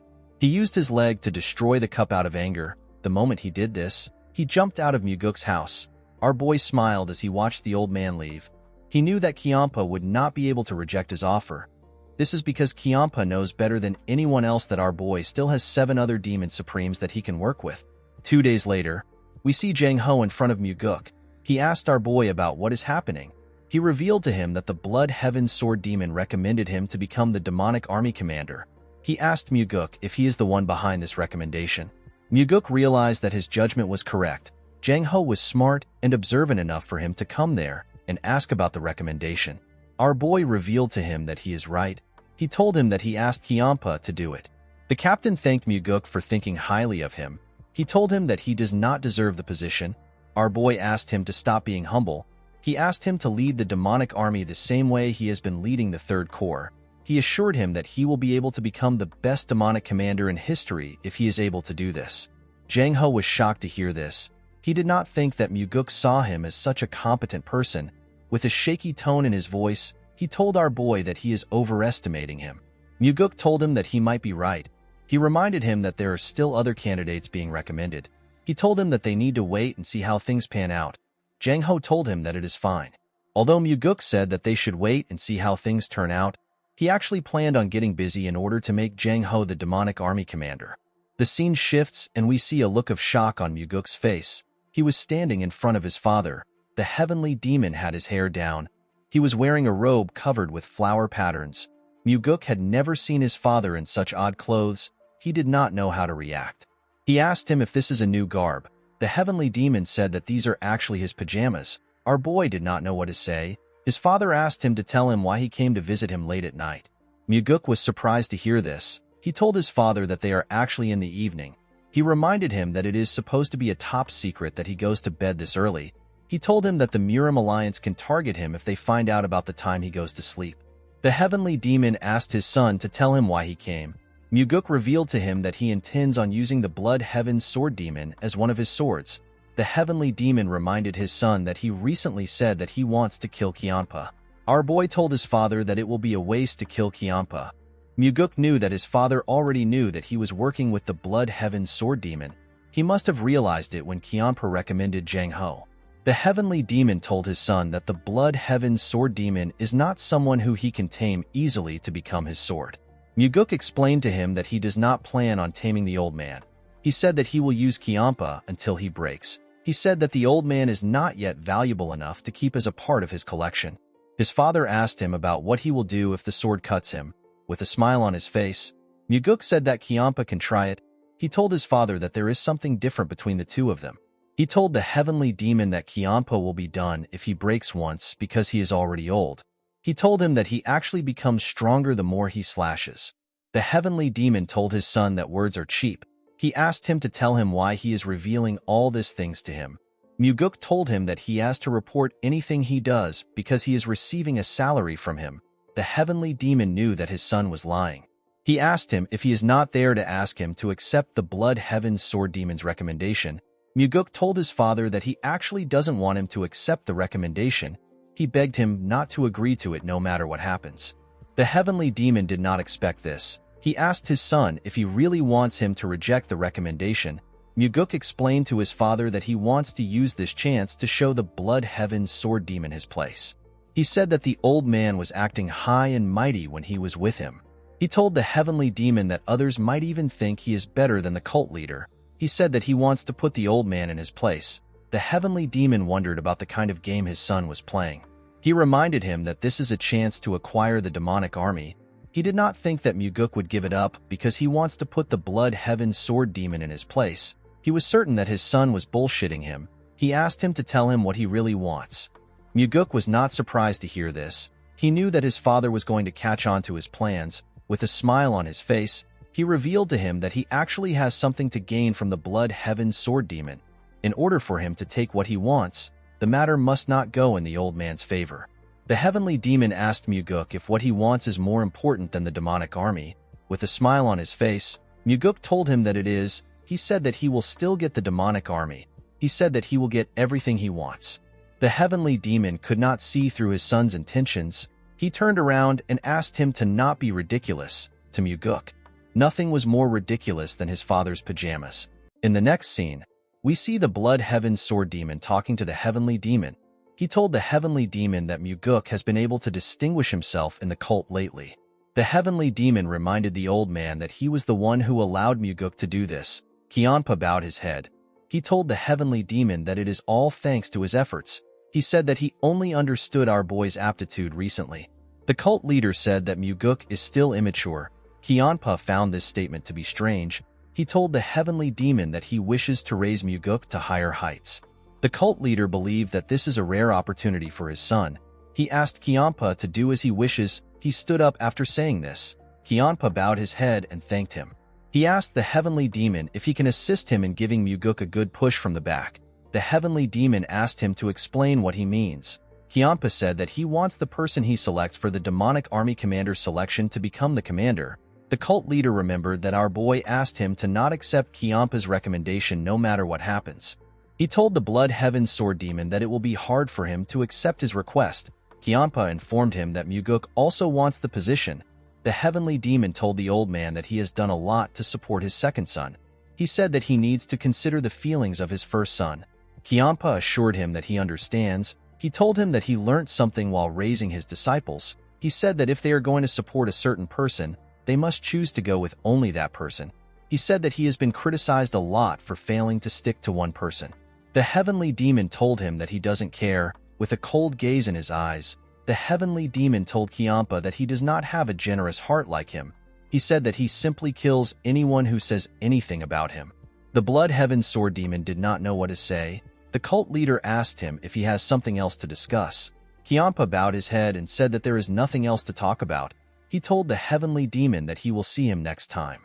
As he walked out of the building, Kiampa wondered about why the heavenly demon was no longer supporting Muguk. He believed that the cult leader should support Muguk fully if he has already chosen him. The scene shifts and we are taken to Muguk's house. We see Kiampa holding a cup of liquor.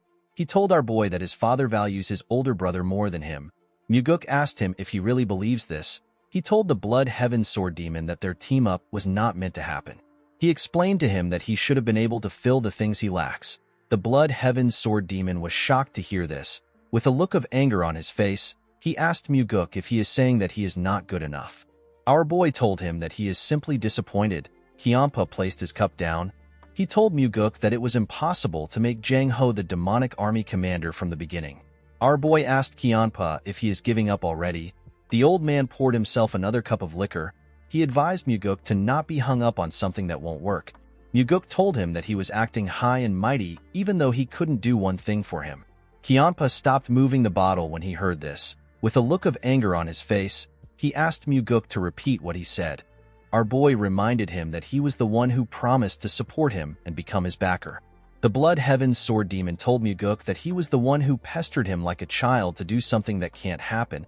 Our boy told the old man that he should have rejected his proposal if he knew that it was impossible to do. He told him that he shouldn't have recommended Jang Ho as the demonic army commander the next day. The Blood Heaven Sword Demon did not know what to say. Muguk took out his sword from his hip. He used the sheath to draw a line in front of Kianpa. He reminded him that he also drew a line in front of him in the past. The line was to show how much the heavenly demon cared about them. At that time, he said that the small portion of the line belongs to our boy while the large portion belongs to him. Muguk drew another line in the middle. He told Kianpa that he is the one who has the smaller portion now. Kianpa could not say anything. He could only stare at the line. Muguk smiled when he saw this. He knew that the old man could not think of anything to say. He told Kianpa that he would have gotten Jang Ho the position no matter what happens if he was him. The Blood Heaven Sword Demon asked Muguk to give it a try. Our boy was shocked to hear this. With a serious look on his face, Kianpa reminded Muguk that he mocked him for being incapable of achieving such a small feat. He told him that he should be able to easily do it.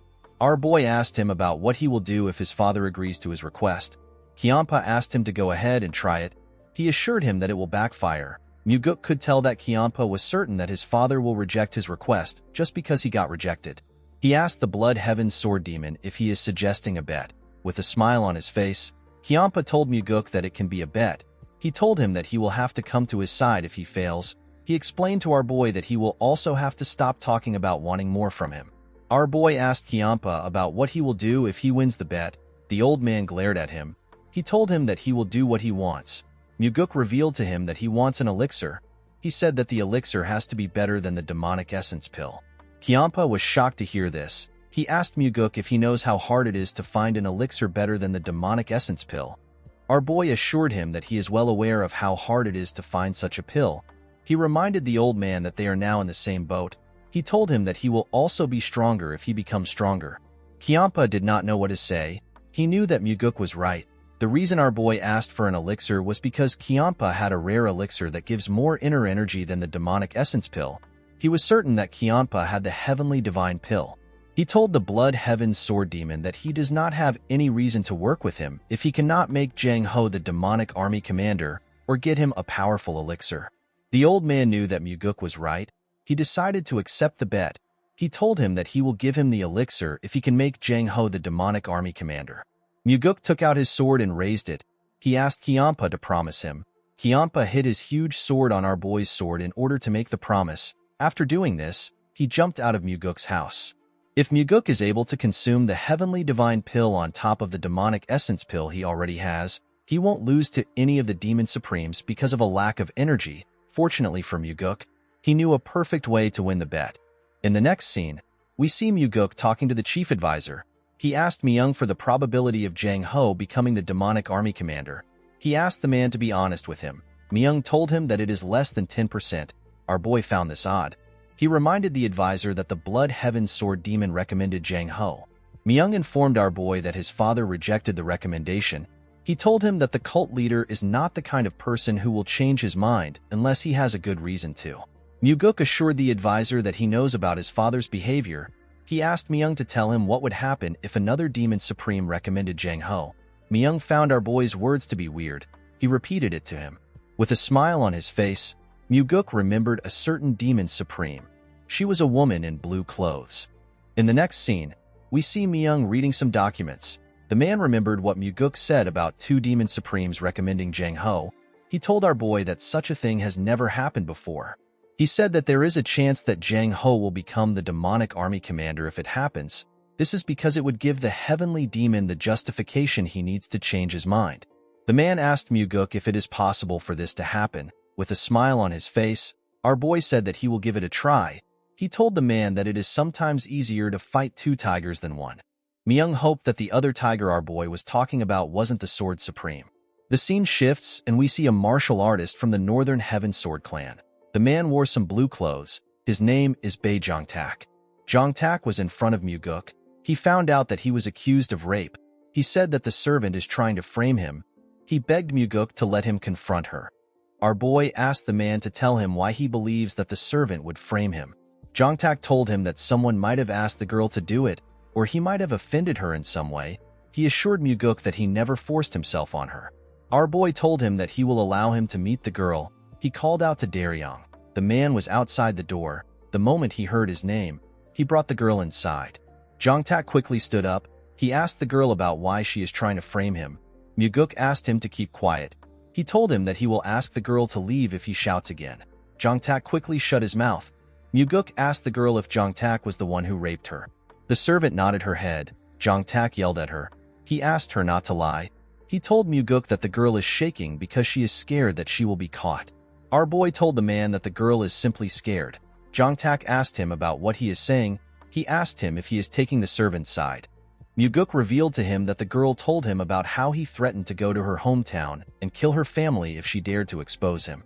Jongtak became nervous. He asked our boy if he seriously believes what she said. Muguk nodded at Daryong to signal him. Daryong nodded back to show that he understands.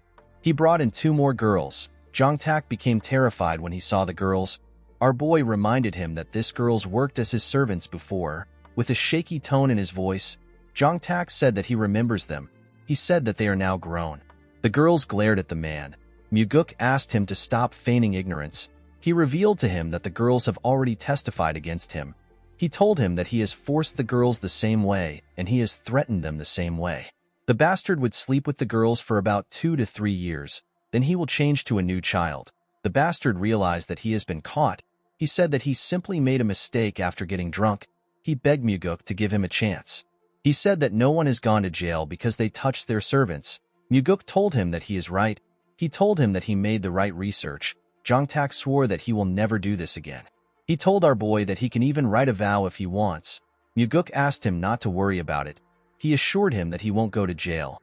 The girls were shocked to hear this. With a smile on his face, Jongtak thanked our boy. He promised to repay the favor. The moment he said this, Muguk drew his sword and cut off his head in one strike. With a cold gaze in his eyes, our boy told him that he is going somewhere else instead. He put his sword back into its sheath. Everyone was shocked to see what Muguk did. Our boy told the girls that the person that tortured them is dead. He told them that their families will no longer be threatened. He advised them to live without worries from now on. Muguk told the girls that they might not be able to forget what happened to them until the day they die. He advised them to remember what happened today if they are going to remember what happened to them. He hoped that the moment Jongtak paid for his crimes would be enough to console them. He asked them to remember the last look on the bastard's face. Unfortunately, this was all Muguk could do for them. The girls were shocked to hear what he said. The oldest among them thanked him for helping them take revenge. The moment she said this, she and the other girls broke down in tears. They seemed to be very happy and sad at the same time. They thanked Muguk again. Our boy and Daryong could only watch them as they cried. Muguk asked the girls not to thank him. He told them that he was only able to punish the bastard because they were all brave enough to testify against him. Our boy asked them to continue living bravely. The girls bowed their heads and told him that they will. After Muguk was done talking to them, Daryong escorted them out of the building. Our boy looked outside his window. He realized that their cult was unable to protect this girls because of the rule that only the strong survives. He believed that fate will allow his father to be cut down by the orthodox martial artists he hates so much if they continue like this. Muguk told himself that his father needs to be cut down. While he was thinking, Leon stepped into his office. She revealed to him that the person on the floor served the Northern Heaven Swordsman. She said that the Flower Sword Supreme won't let him off easily. She asked her master if he is not afraid. Muguk said that he is afraid. With a serious look on his face, he said that he is afraid that he will die before he can take care of all this trash. Leon told her master that their cult has slowly began to become good. She said that they will soon have more good people than the Murim Alliance. Muguk smiled when he heard this. He explained to Leon that it is not a good deed to not rape a servant. No one should be allowed to do such a thing. He said that their cult just wasn't able to do what was naturally expected from them. The moment he said this, he called out to Daryong. He asked him to notify the Sword Supreme right now. He asked the man to tell her that a problem occurred in the process of an investigation. He asked Daryong to tell her that he is going to meet with her to explain everything. In the next scene, We are taken to the Northern Heaven Sword clan. We see a man in blue clothes escorting Muguk and Daryong. The man took them into a bamboo forest. In the middle of the forest, we see a nice building. Someone announced that the Nirvana Pavilion Master has arrived. A beautiful woman stepped out of the building to greet Muguk. This woman is the Flower Sword Supreme. Her name is So Yeonrang. The Flower Sword Supreme looks like someone in her 20s, but she is actually twice as old. In the cult, people say that no matter how the world changes, the Flower Sword Supreme will never change. In fact, she even gets younger as the years go by. Muguk bowed his head and referred to her as ma'am. He told her that it has been a while since they saw each other. The Flower Sword Supreme asked him to not call her ma'am. She asked him to call her Sword Supreme. Muguk felt like this was too informal. He told her that he cannot do it due to seniority. The Flower Sword Supreme asked our boy if he respects her because she is much older than him. She told him that she doesn't think of things in such a poor manner. She said that respect should be given to those who deserve it. She said that anyone should be respected if they deserve it. Muguk accepted her request. He asked her to also speak casually to him. He turned to Daryong. He introduced him as the special investigator in charge of investigating the recent case. He told the Sword Supreme that he brought Daryong so that he can explain the details. Daryong bowed his head and introduced himself to the Sword Supreme. Before he could say anything, the Sword Supreme asked him not to waste his time. She said that a crime must have been committed if the Nirvana Pavilion said that it was. With a cold and scary look in her eyes, she told them that a man who rapes a young maid deserves to die. She assured Muguk that her sword house will not seek any trouble for the case. After hearing her response, our boy turned to Daryong and nodded at him. The man seemed to understand his master. He stepped out of the room and closed the door. With a smile on her face, the Sword Supreme told Muguk that a wind of change has been blowing within their cult thanks to his hard work. She commended him on his efforts. Our boy told her that he was only able to work because she was a great pillar of support. The Sword Supreme asked him to stop flattering an old woman like herself. Muguk asked her to not call herself an old woman. He told her that she looks like she is in her 20s. The Sword Supreme asked our boy to stop saying things like that. She revealed to him that she has taken a backseat so that she can focus on understanding martial arts. Our boy found this to be odd. The Flower Sword Supreme lived a different life than what she just said in the previous regression. After Wam Mugi killed the heavenly demon, the cult got closed down. The 8 Supremes and other martial masters fought to become the next cult leader. In the end, the first person to become the cult leader was the Flower Sword Supreme. When she was the cult leader, there was always a storm of blood. It would have been nice if she was good at playing politics. Unfortunately, her ability to rule wasn't on par with her ambitions. She was eventually killed by the one who became the next cult leader after ruling for 3 years. Muguk told the woman that he was in a tough position when this incident happened. The Sword Supreme asked him to explain what he means. Muguk revealed to her that he had a lot of issues with the Southern Sword House. Our boy purposely mentioned the Southern Sword House that belongs to the Blood Heaven Sword Demon. He wanted to see the kind of reaction he will get from the Sword Supreme. The whole cult knows that the Blood Heaven Sword Demon and the Sword Supreme have the worst relationship among the 8 Supremes. That is why the Sword Demons and the Demonic Swordsmen are like cats and dogs. Muguk told the Sword Supreme that the Blood Heaven Sword Demon put a lot of pressure on him when he had some cases with the Southern Sword House. He said that he now has issues with her own sword house. The Sword Supreme told him that she is completely different from Kiampa. Muguk told her that she is completely right. The woman glared at him. She revealed to him that she heard that the Blood Heaven Sword Demon recommended Jang Ho, who is from the Southern Sword House, to become the demonic army commander. She asked our boy to explain what is happening. Muguk told her that Jang Ho is an exceptional and loyal individual. He revealed to her that Jang Ho is actually one of his men. The Sword Supreme asked him to tell her how he was able to persuade Kiampa to recommend Jang Ho. Our boy told her that he made use of the old man's pride. He revealed to her that he asked the Blood Heaven Sword Demon to make a choice for the sake of the cult instead of only thinking about those closest to him or a political play. The Sword Supreme smiled when she heard this. She said that Kiampa would have never been persuaded by something like that. Muguk told her that the Blood Heaven Sword Demon didn't want to lose him. The Sword Supreme wondered about what he meant. Muguk revealed to her that the old man said that he thinks of the cult more than anyone else among the 8 Demon Supremes. He explained to her that it is hard for even the Blood Heaven Sword Demon to make Jang Ho the demonic army commander. He told her that the chief advisor made a suggestion on how Jang Ho can get the position. He said that the suggestion is too hard to achieve. The Sword Supreme asked him to tell her what Myung suggested. Muguk revealed to her that the chief advisor said that Jang Ho can become the demonic army commander if another demon supreme recommends him. He told her that the only problem he has is that no other demon supreme would recommend Jang Ho. The Sword Supreme asked him to tell her why he believes that no one will recommend Jang Ho. Muguk was shocked to hear this. She asked him if he believes that the Blood Heaven Sword Demon is the only demon supreme who thinks of the cult. Our boy told her that he does not think like that. The Sword Supreme smiled when she heard this. She told Muguk that he came to mess with her pride. With a cold gaze in her eyes, she asked our boy if he came to ask her to recommend Jang Ho alongside the Blood Heaven Sword Demon. Muguk was not surprised to see that she saw through him. He realized that it was time for him to be honest. When the situation is mixed with trickery and truth to the point that no one knows what is happening, this is when it feels most satisfying to pull off a scheme. Our boy told the Sword Supreme that she is right. She glared at him. Muguk knew that the Sword Supreme had her doubts. The Blood Heaven Sword Demon is so unscrupulous that he would abandon his own brother. Why would such a person choose our boy? The Sword Supreme stared at Muguk. She had a cold and scary expression. She told him that she now understands why the Heavenly Demon made him the Nirvana Pavilion Master. Muguk was surprised to hear this. The woman took a step forward and closed the gap between herself and our boy. Muguk was shocked to see her so close to him.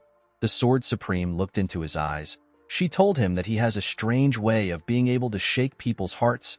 With a smile on her face, she told him that she will recommend Jang Ho for him. Muguk asked her if she is being serious. The Sword Supreme turned around. She explained to our boy that she wants to show him that the Blood Heaven Sword Demon isn't the only demon supreme that thinks of the cult. Muguk bowed his head and thanked her for her help. He assured her that he will never forget what she did for him. On their way back, Muguk thinks about what just happened.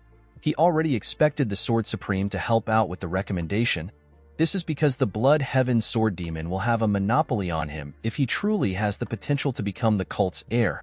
The Sword Supreme wouldn't want this. She is a kind of person who doesn't want the Blood Heaven Sword Demon to have anything, even if it is horse poop that dropped on the ground. She truly abhors Kianpa. In fact, the first person she killed after becoming the cult leader was the Blood Heaven Sword Demon. In the next scene, we are taken to the Heavenly Demon's pavilion. We see the chief advisor talking to the Heavenly Demon. He told his master that he never thought that Muguk would be able to persuade the Sword Supreme. The Heavenly Demon told his advisor that his son probably made use of the discord between the two demon supremes. He asked Myung to tell him what Jang Ho is like. He asked him if Jang Ho can be trusted with the position of the demonic army commander. Myung said that Jang Ho is an exceptional individual, but he is more of a martial artist. He is weak when it comes to politics. The chief advisor said that Muguk made a really wise decision to push Jang Ho for the demonic army commander position. The Heavenly Demon said that his son probably did not know how good Jang Ho was from the start. He believed that Muguk made an emotional decision. He said that our boy is more emotional than one would expect. Myung said that it is both a strength and a weakness for Muguk. With a serious look on his face, the Heavenly Demon said that it is a weakness. Myung asked his master about how he would like to resolve the issue of the demonic army commander position. The Heavenly Demon said that he will accept the recommendation since two demon supremes recommended him. He did this in order to not hurt the prides of the demon supremes. He announced that Jang Ho will become the demonic army commander. Myung bowed his head and accepted his master's order. The scene shifts and we see someone tell Muguk that he does not know how to repay his kindness. When our boy turned to the side, he saw Jang Ho bow his head. Muguk placed his hand on the structure in front of him. He told Jang Ho that he will not be able to repay his kindness due to his nature. The man was shocked to hear this. He asked our boy to explain what he means. Muguk revealed to him that there are two reasons he chose to make him the demonic army commander. The first reason is that he is the most suitable person for the position. He told Jang Ho that he gave him the position for the sake of the cult. The man said that he does not deserve such high compliments. Muguk revealed to him that the second reason he gave him the position is because he was hoping that the demonic army will become his strength. He advised Jang Ho to not let the first and second reason contradict each other. The man found this statement to be odd. Muguk explained to him that it won't be easy to maintain a personal relationship with him because he is an incorruptible person. He asked him not to worry about him using their personal relationship to force him to do anything. Jang Ho smiled when he heard this. He told Muguk that he is wrong if he sees him as someone who would throw away his personal relationships for the cult. Our boy was surprised to hear this. The man asked him if he remembers the first time they met. At that point in time, he sent Muguk an anonymous letter because his friend was killed. He wanted revenge for his friend. Jang Ho placed his hand on his chest. He told Muguk that he is an emotional person who treats personal relationships as the most important thing. Our boy was surprised to hear this. Jang Ho told him that he has already sworn his loyalty to him. He assured Muguk that he is still loyal to the cult and the heavenly demon. He promised to also work hard for the demonic army. He told our boy that he is the person who he is most loyal to. Muguk was shocked to hear this. He never knew that Jang Ho already saw him as a superior. He realized that he obtained someone who is much better than he expected. With a smile on his face, he told Jang Ho that he will be counting on him from now on. The man put his hand together and told our boy that he also looks forward to working with him. The scene shifts and we see the Blood Heaven Sword Demon in Muguk's house. As he stepped into his building, our boy told the old man that the appearance of him standing upright in the building makes him look like a guardian statue that is protecting him. The Blood Heaven Sword Demon stared at Muguk. He asked him if he is trying to tease him for being hard-headed. Our boy told him that he cannot do something like that. Kianpa commended him for making Jang Ho the demonic army commander. Our boy bowed his head and thanked him for his praise. Muguk noticed something odd. The Blood Heaven Sword Demon was calm. He had expected him to be fuming because he involved the Flower Sword Supreme. Our boy knew that he could not yet relax.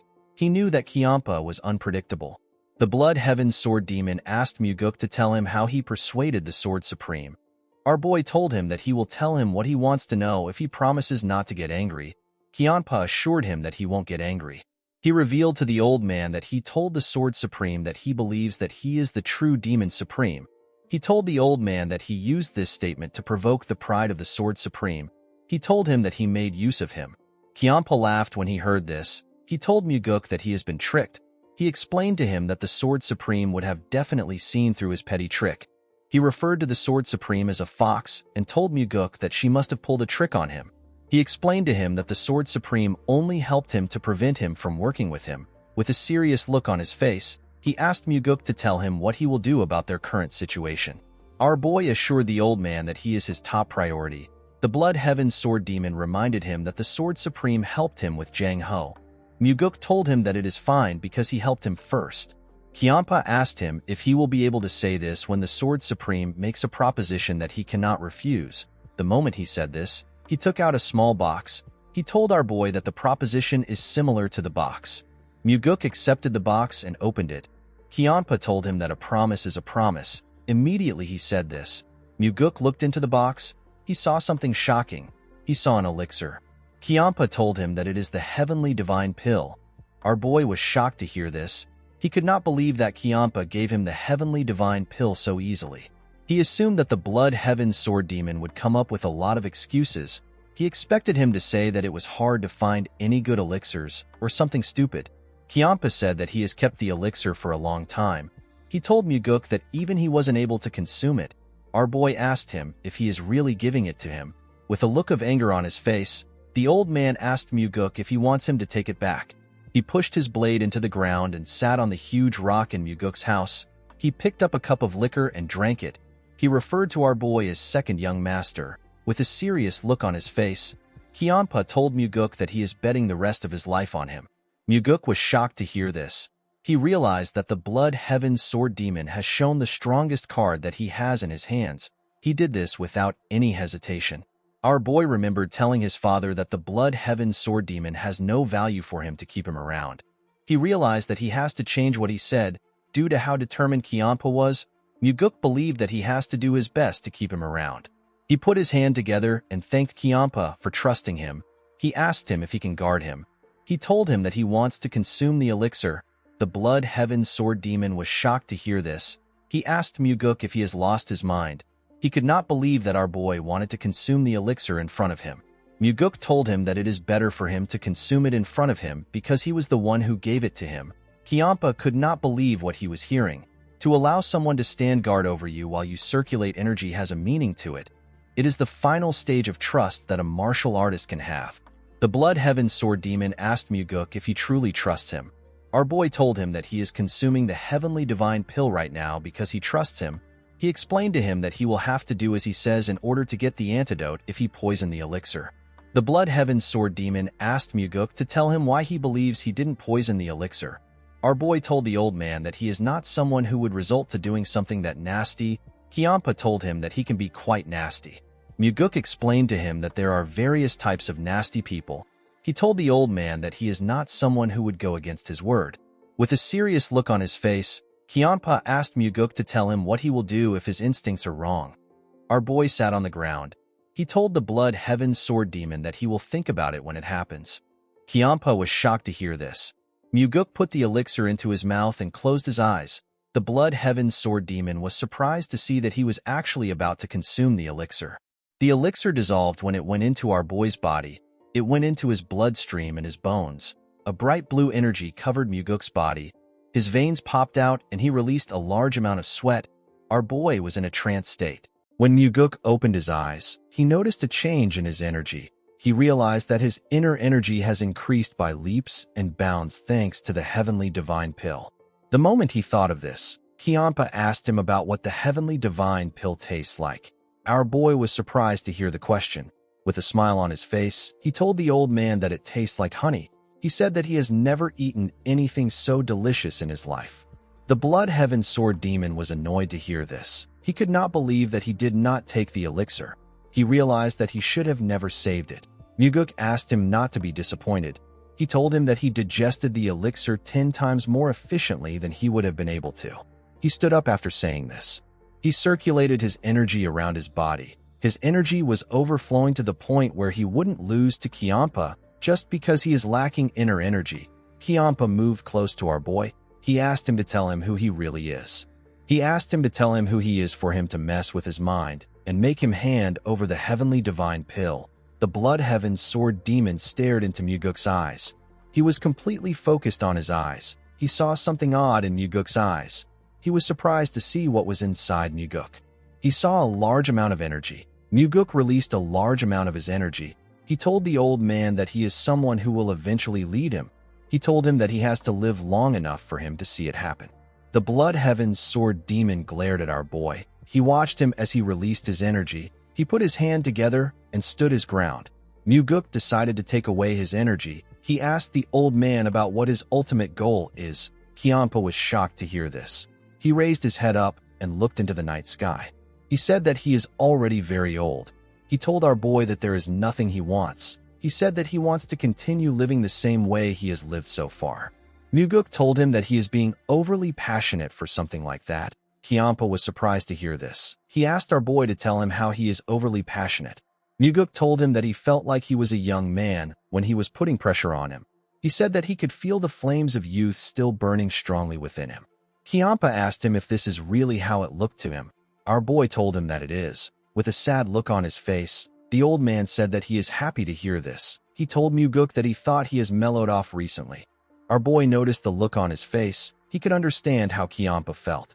No matter how many ambitions and passions he has, time will still mercilessly take them away. Muguk moved close to the huge rock. He picked up the bottle of liquor and the cup. He stretched out his hand and asked Kiampa to pour him a drink. The old man was shocked to see this. He reminded Muguk that he lost the bet. He did not understand why our boy wanted to accept his drink. With a smile on his face, our boy explained to him that he won the moment he gave him the heavenly divine pill. He told him that he will accept the liquor that he offered. The Blood Heaven Sword Demon could not believe what he was hearing. Although Muguk did not know if it was possible, he wanted to still make the Blood Heaven Sword Demon one of his people. Kiampa took the bottle and poured our boy a drink. He glared at him as he poured the drink. He did not believe that Muguk would actually drink the liquor. To his surprise, our boy drank the liquor. He gently smiled when he saw this. He told Muguk that they should work well from now on. Our boy accepted his offer. He told him that he can pull off any of his filthy tricks if he wants. He told him that it is fine as long as he can handle it. Kiampa was annoyed to hear this. He could not believe that our boy said that he pulls filthy tricks. He began to laugh like a crazy person. Muguk asked him to pour him another cup. The old man accepted his request. Our boy was no fool. He knew that even though Kiampa is laughing heartily now, he has not yet opened his heart. He knew that Kiampa was not the kind of person which he could understand by getting a small glimpse through the narrow crack of his heart's door. Not even Muguk knows what lies beyond the door. The only thing our boy knew was that their relationship will be decided when Kiampa finally opens the door, whether he will burn Kiampa in flames, stab him to death with his sword, or if they will become eternal friends will be decided when the door opens. The two of them were waiting to see the moves that they will make. The scene shifts, and we see Muguk training in his training room.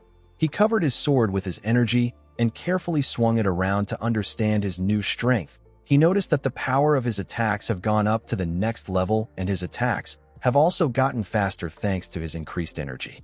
His inner energy has now reached the level where he can fight on par with the Demon Supremes.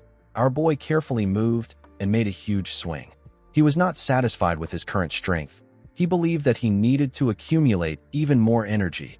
Inner energy is something that a person can never get enough of. While he was training, someone mentioned that his inner energy has grown again. When Muguk turned around, he saw his father with a smile on his face. Our boy revealed to his father that he received the heavenly divine pill from the Blood Heaven's sword demon. The heavenly demon did not say anything. Muguk found this odd. He asked his father to tell him why he is not surprised. The heavenly demon reminded his son that he once said that he wanted to get something from the old man. He told Muguk that he already knew that Kiampa had the heavenly divine pill. Our boy asked him about how he knew. The heavenly demon revealed to him that he was the one who gave Kiampa the elixir a long time ago. Muguk was shocked to hear this. He remembered the line the Blood Heaven's sword demon drew to show him how much his father loved him. He wondered if Kiampa was right. The heavenly demon asked his son to tell him what he offered in the bet.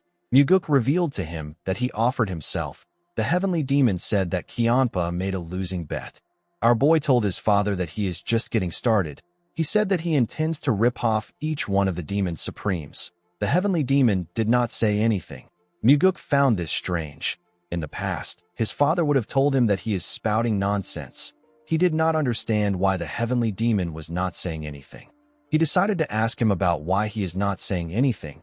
The heavenly demon told his son that he was thinking that he might actually be able to do it.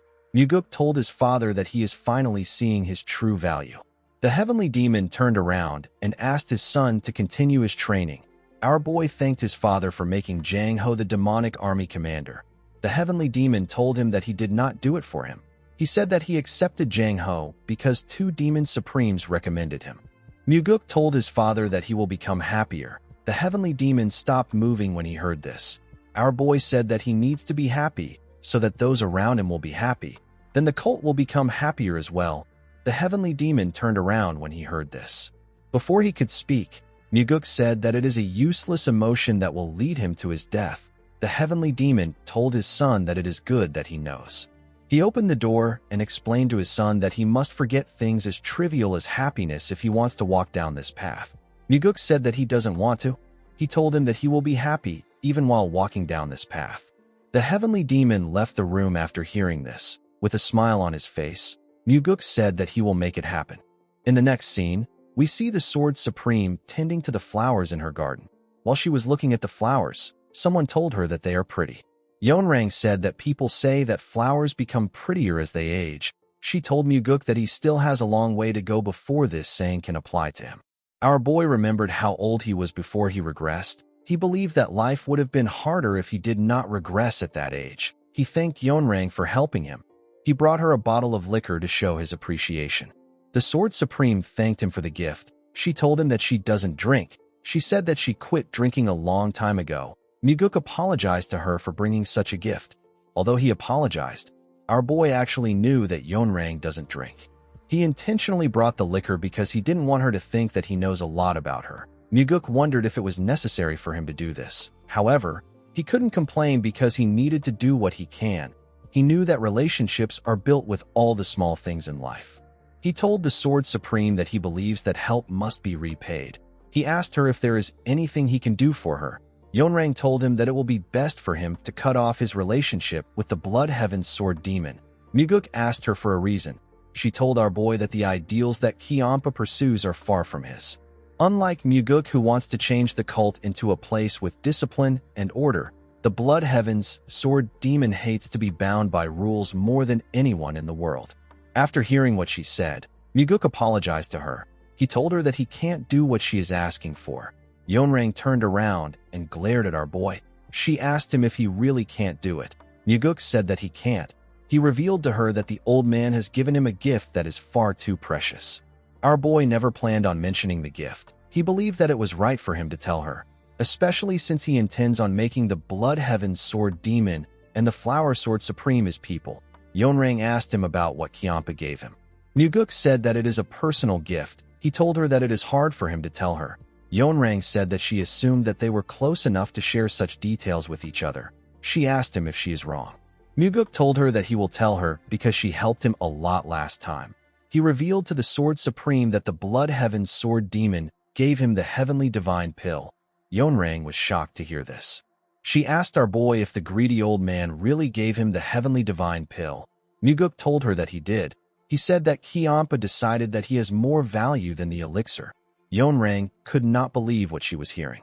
Muguk bowed his head and thanked her again for her help. He asked her to tell him if she ever needs his help. He told her that he will see her next time. The moment Muguk turned around, Yeonrang called out to him.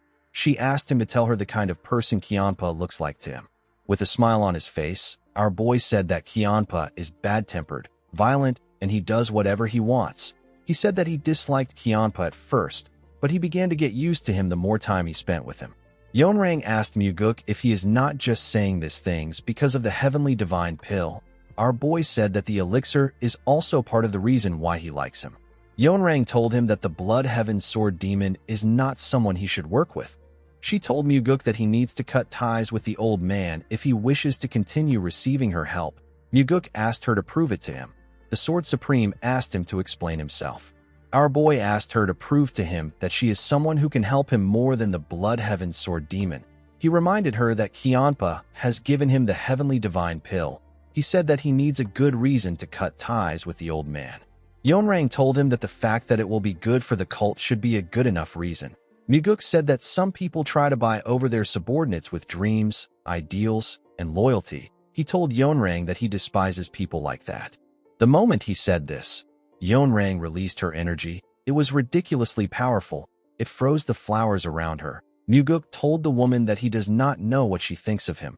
He told her that he is preparing something big. He revealed to her that he will be meeting numerous people from now on. He said that he is not confident that he will always make the right choice. He begged her to show him something that can help him make a decision easily.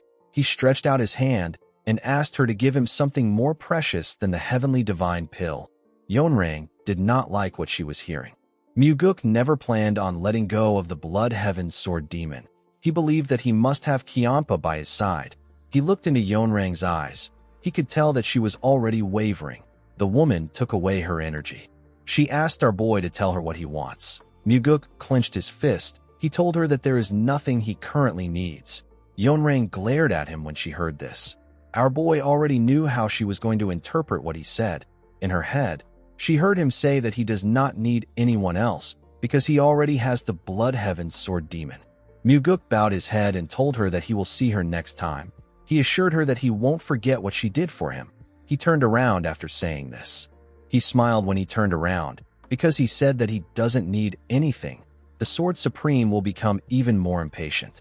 At night, we see our boy arrive at his house. He saw Kiampa waiting for him there. The old man referred to Yeonrang as a fox and asked Muguk about what she said. Our boy revealed to him that Yeonrang asked him to cut ties with him. Kiampa reminded him that he told him that the Sword Supreme would say this. He asked Muguk if Yeonrang gave him a reason. Our boy told him that she said that their ideals are too different and he is too free-spirited. The old man said that it is a load of crap. He asked Muguk about what he will do. Our boy said that he will work with the person who gives him the most benefits. Kiampa was shocked to hear this. Muguk told him that he is simply trying to weigh his options. He told the Blood Heaven Sword Demon that he would have done the same thing too.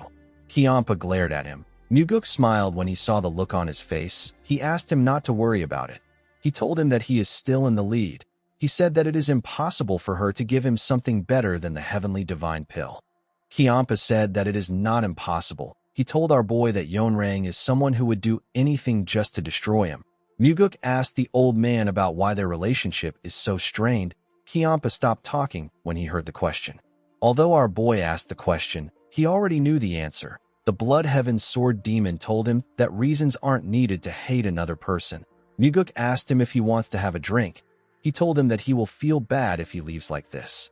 Kiampa asked him if he knows the kind of person he is. Muguk said that he is calm-headed. He told him that it is not a bad thing. He advised him to act disappointed when he is disappointed. He advised him to talk things out when he is upset. Muguk told the old man that he will pay for the drinks. Kiampa grabbed his sword and jumped. He told our boy that he will wait for him at the demonic village. Muguk gently smiled when he heard this. In the next scene, we are taken to the pleasure bar. The people in the bar were noticeably uncomfortable. They were all fixated on some people. They focused their attention on the Blood Heaven's Sword Demon and the second young master.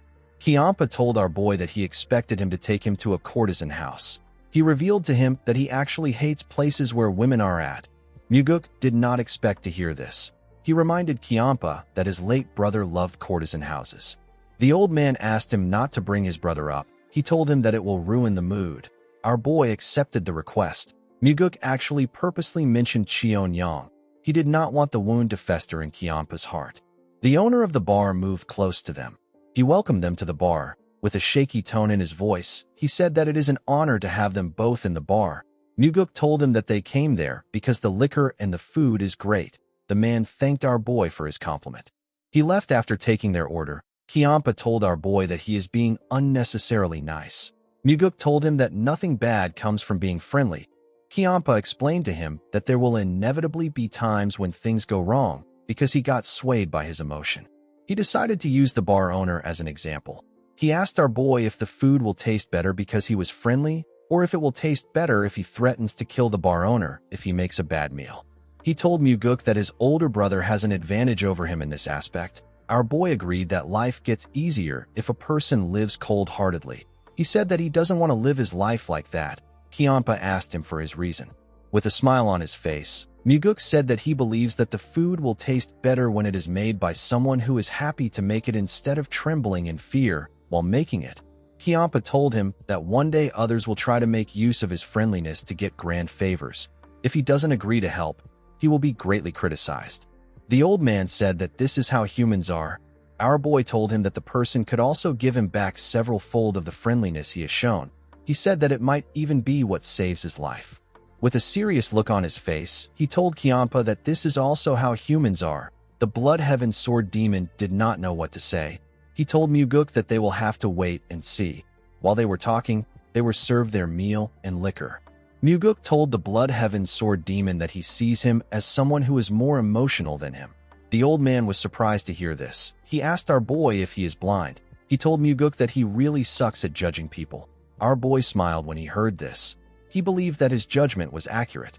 Muguk noticed that in all the situations which Kiampa has gone through with him, he was more emotional than normal. Even in this moment, his emotions are involved as he shares what he thinks with someone else. This is something he has never really done before. Our boy decided to ignore the talk about emotions and face a pressing issue. He placed his cup on the table and told Kiampa that he needs to start managing his disciples from now on.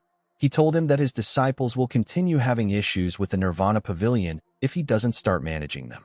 The Blood Heaven's Sword Demon glared at Muguk. He told him that he is getting more arrogant. Our boy corrected him by telling him that he is the one who is arrogant. Kiampa was annoyed to hear this. He screamed at Muguk. Everyone at the bar became nervous when they heard his voice. Muguk told the old man that he looks down on both the cult and his father. He said that he is confident because he is the Blood Heaven's Sword Demon. With a serious look on his face, Muguk told him that he assumes that nobody cares about what his disciples do. The moment he heard this, Kiampa released his energy. He destroyed the table in front of them. He glared at Muguk. Our boy did not back down. He looked him in the eye. The Blood Heaven's Sword Demon took away his energy and the plates and bottles fell to the ground. The owner was shocked to see this. Everyone else became nervous. With a look of anger on his face, Kiampa told our boy that his words were beyond arrogant. He told him that he really wants to beat him right now. He turned to the owner. He asked him to stop staring at them. He ordered him to bring them some more liquor and food. Our boy told Kiampa that this is not how he should handle things in times like this. He placed some gold coins on the table. He apologized to the owner. He told him that the money is for the things they broke. He assured him that he will also compensate him for his other losses today. The owner became more nervous. He assured Muguk that it is fine. Our boy told him that it is not fine. He gave him some coins and asked him to bring them new food and drinks. He asked him to bring out enough food that will make the table fall apart. The Blood Heaven Sword Demon asked Muguk if he wants him to do things like that. Our boy told him that he shouldn't be destroying things if he doesn't want to do something like that. Kianpa asked him if he is teaching a demon supreme how to be kind. Our boy explained to the man that the demonic path he is trying to build up is not one where a person destroys a restaurant. Because he is upset, Kianpa yelled at him. Our boy placed his hand on a chair and asked him to stop yelling. He asked him to take a seat there. The old man grit his teeth out of anger. Oddly enough, he still went to sit down without throwing a tantrum. He called our boy an arrogant brat. He told him that he is crazy. With a scary look on his face, he promised Muguk that he will kill him if he betrays him. The owner, who was about to place the food on the table, became terrified when he heard this. He placed the food on the table and quickly ran away. Muguk asked Kianpa if he really means what he said. The old man said that he does. Our boy asked him to swear his loyalty to him with sincerity. He said that his threat can also be used in another way. He told the Blood Heaven Sword Demon that if he truly swears his loyalty to him and he betrays him, he said that he will plunge his sword into his heart. Due to the look on his face, Kianpa could tell that Muguk was not playing around. Our boy poured him some liquor. He asked him to accept his drink. He also poured himself a drink. The two men glared at each other. Muguk raised his cup up and pushed his hand forward. Kianpa decided to accept the drink. He picked up his cup. Our boy smiled when he saw this. The two of them drank their liquor. Even though the Blood Heaven Sword Demon did not clink his glass with our boy's own, our boy knew that he already accepted the oath in his heart. The scene shifts, and we are taken to the Sword Supreme's flower garden. We see her looking at the stars. While she was looking up, someone informed her that Muguk is with the Blood Heaven Sword Demon. He said that they are having drinks together. The man told his master that our boy is an arrogant person. Yeonrang asked him to mind his words. With a cold gaze in her eyes, she told him that there is nothing more crude than speaking carelessly behind one's back. The man said that he will remember this. Yeonrang said that Muguk is not the same person that she knew before. The man said that our boy is a storm in a teacup at best. The Sword Supreme asked him about what he will do if the teacup is big enough to contain the whole Murim. The man was shocked to hear this. The Sword Supreme knew that there is something special about our boy for Kianpa to give him the heavenly divine pill. She said that he basically gave Muguk everything. She knew that the Blood Heaven Sword Demon must see a possibility of Muguk becoming the successor of their cult. The man asked Yeonrang if she also sees that possibility. Although Muguk showed her an unexpected side of himself, it was not to the point where she would give him an elixir that is on the level of the heavenly divine pill. This made Yeonrang annoyed. She felt like she was missing something which the Blood Heaven Sword Demon picked up on. She did not like the fact that the old man could see something that she couldn't. While she was thinking, the man asked her to rest for today. He informed her that he has prepared a new man. The Sword Supreme turned around when she heard this. She walked past the man. After she passed by his side, the man raised his head up and turned around. He watched her as she went into her house. In the next scene, we see Muguk step into a large room. Our boy carefully looked around. This was his first time in his father's personal training ground. Our boy noticed a huge piece of iron dangling in the room. He quickly recognized this iron. It was the 10,000 years cold iron. Muguk noticed the marks that were left on the iron. He realized that his father was using it to train. He carefully looked at the marks. He said that his father is abusing the iron. The heavenly demon stepped into the room. He asked Muguk to not waste his time. He ordered him to use the 4 strides of the wind god. Our boy released his energy and began to move in a unique manner.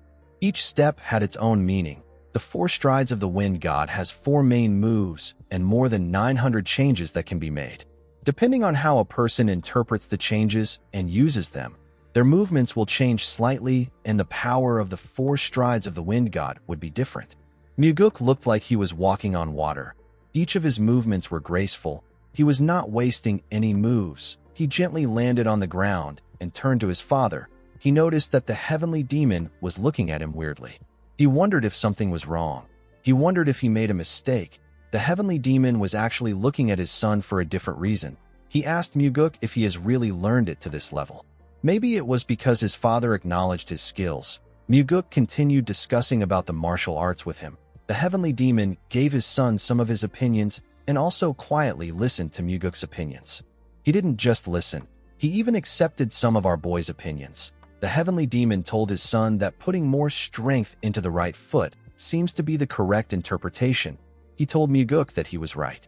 Our boy never expected his father to speak so freely and act this rational when it came to martial arts. The heavenly demon asked his son to close his eyes.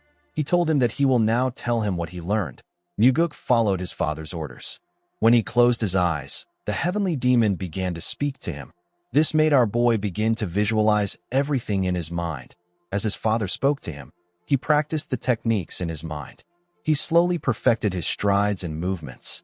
Through his discussion with his father, Muguk was able to take his 4 strides of the wind god to the next level. He opened his eyes and stood up. He bowed his head and thanked the heavenly demon for teaching him. He promised himself that he will repay this favor by killing Wamugi. He told his father that he will repay the favor by giving him more allowance in the future. The heavenly demon stood up and asked his son to stop spouting nonsense. He asked him to eat with him before he goes. Muguk was shocked to hear this. The heavenly demon asked him if something is wrong. Our boy told him that he has never heard him ask anyone to eat with him. The heavenly demon did not say anything. He turned around and told his son that it is nothing to be surprised about.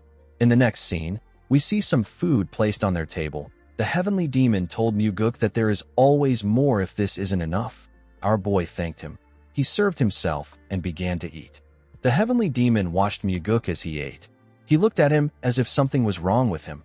Our boy understood why his father was looking at him. He knew that the heavenly demon found it strange that he is not talking as much as he usually does.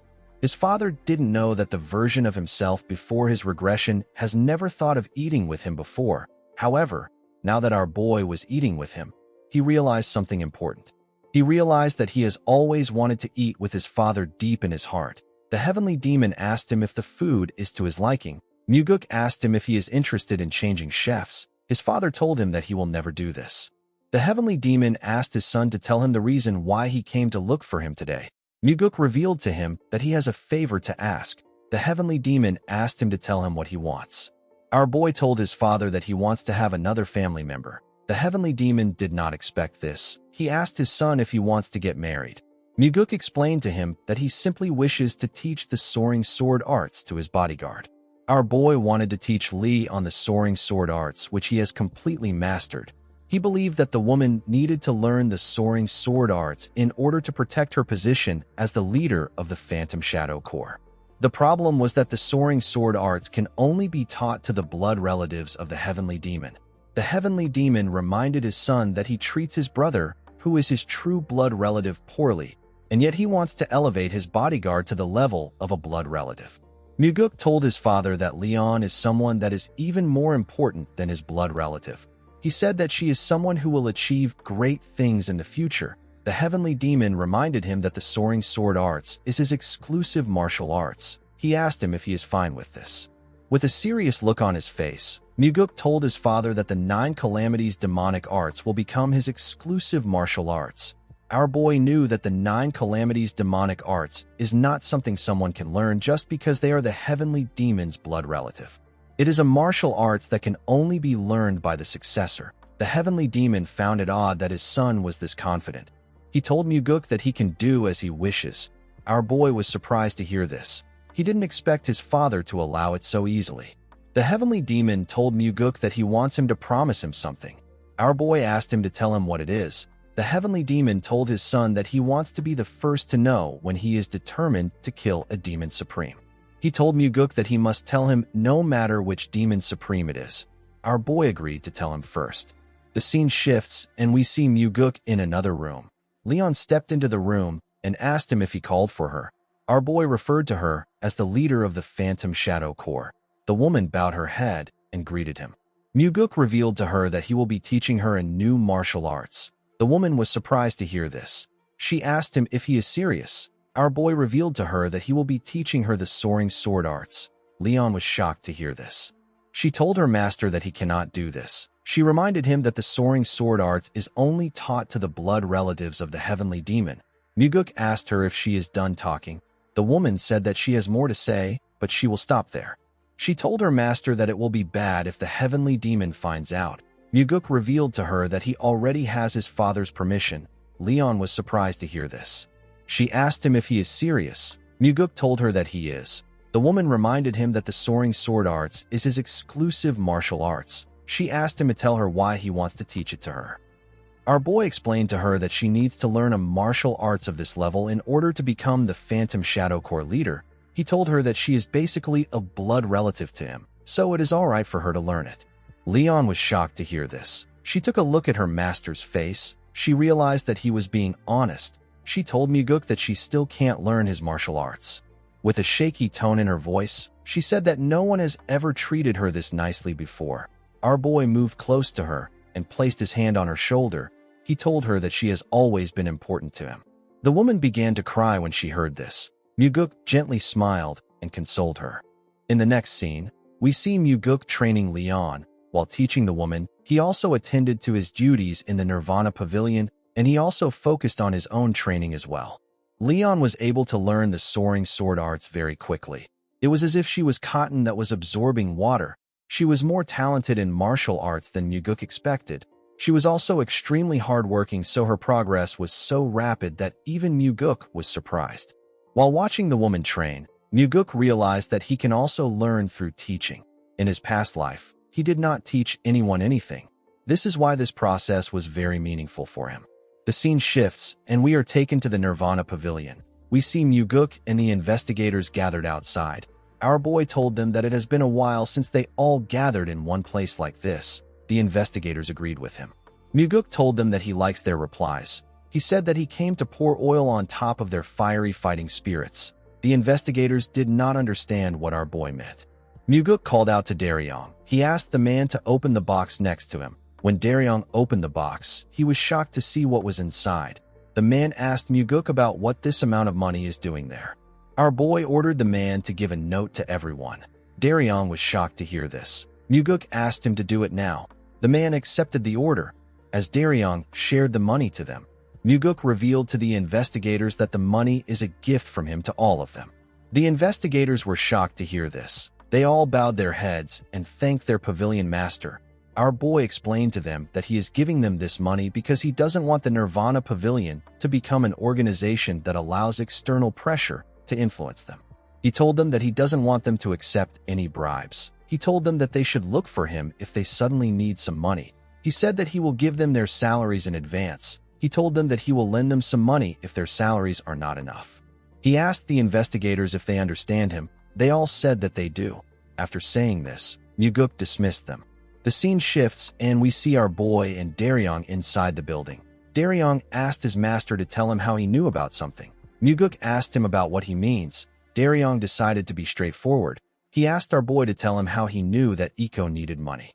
He explained to him that Iko has been trying to get more money because his brother is getting married. He used up all his money because his parents were sickly when he was alive. Now he has to look after his younger siblings, so he doesn't have a lot of money. Muguk said that it is impossible for him to know something like that. He said that he didn't know. Daryong asked our boy not to lie. Our boy smiled when he heard this. He actually got to know about Iko's situation through pure coincidence. He wanted to just give the man some money, but he changed his mind. He decided to give everyone something. Muguk asked Daryong if the fact that he knew is important. The man told him that it is. He said that it would help create a sense of loyalty. Muguk smiled when he heard this. He asked the man not to be deceived by things like this. He said that it is just trickery to create a good impression. Daryong told him that he doesn't buy his excuse. He explained to our boy that the world can make a person do all sorts of things even without resorting to such trickery. Muguk was surprised to hear this. He noticed that Daryong was being serious. The man bowed his head and turned around. Our boy watched him as he walked away. In the next scene, we are taken to the Southern Sword House. The Bloodheaven Sword Demon asked Muguk to tell him what he is doing there. He asked him if something happened that warrants his arrest. Our boy asked him if he did something. Kiampa said that he has done many things in his life. Muguk told him that his arrest won't be happening today. The Bloodheaven Sword Demon asked our boy to tell him why he came. Muguk presented a box to the old man. He told him that he came to give it to him. Kiampa accepted the box. He asked Muguk if he wants to assassinate him with the box. He asked him if it will release poison when he opens it. Our boy was annoyed to hear this. He asked the man to tell him where he would even be able to buy such boxes. He said that he will like to buy a few of them. When Kiampa opened the box, he saw something surprising inside. Muguk told him that it is a top-quality blood poison pearl. The Blood Heaven Sword Demon said that he knows what it is. He asked our boy to tell him why he is giving it to him. Muguk told him that it is a gift for his birthday. Kiampa was shocked to hear this. Our boy congratulated him on his birthday. He reminded him that today is his birthday. The Blood Heaven Sword Demon wondered if today was really his birthday. Muguk asked him if he didn't know. The old man said that he has lived without celebrating his birthdays for far too long. He asked Muguk about how he knew. Our boy asked him not to forget who he is. He told him that the Nirvana Pavilion has all the information. He told him that they even know how many pieces of undergarments that he owns. The Blood Heaven Sword Demon asked him to tell him how many undergarments he owns. Muguk was surprised to hear this. He told Kiampa that he was simply exaggerating. He congratulated him on his birthday again. After saying this, he bowed his head and told him goodbye. The moment he turned around, Kiampa asked him if he really came there just to give him a gift. Our boy assured him that he only came to give him a gift. He asked him not to worry. The Blood Heaven Sword Demon asked him if he is just going to leave like this.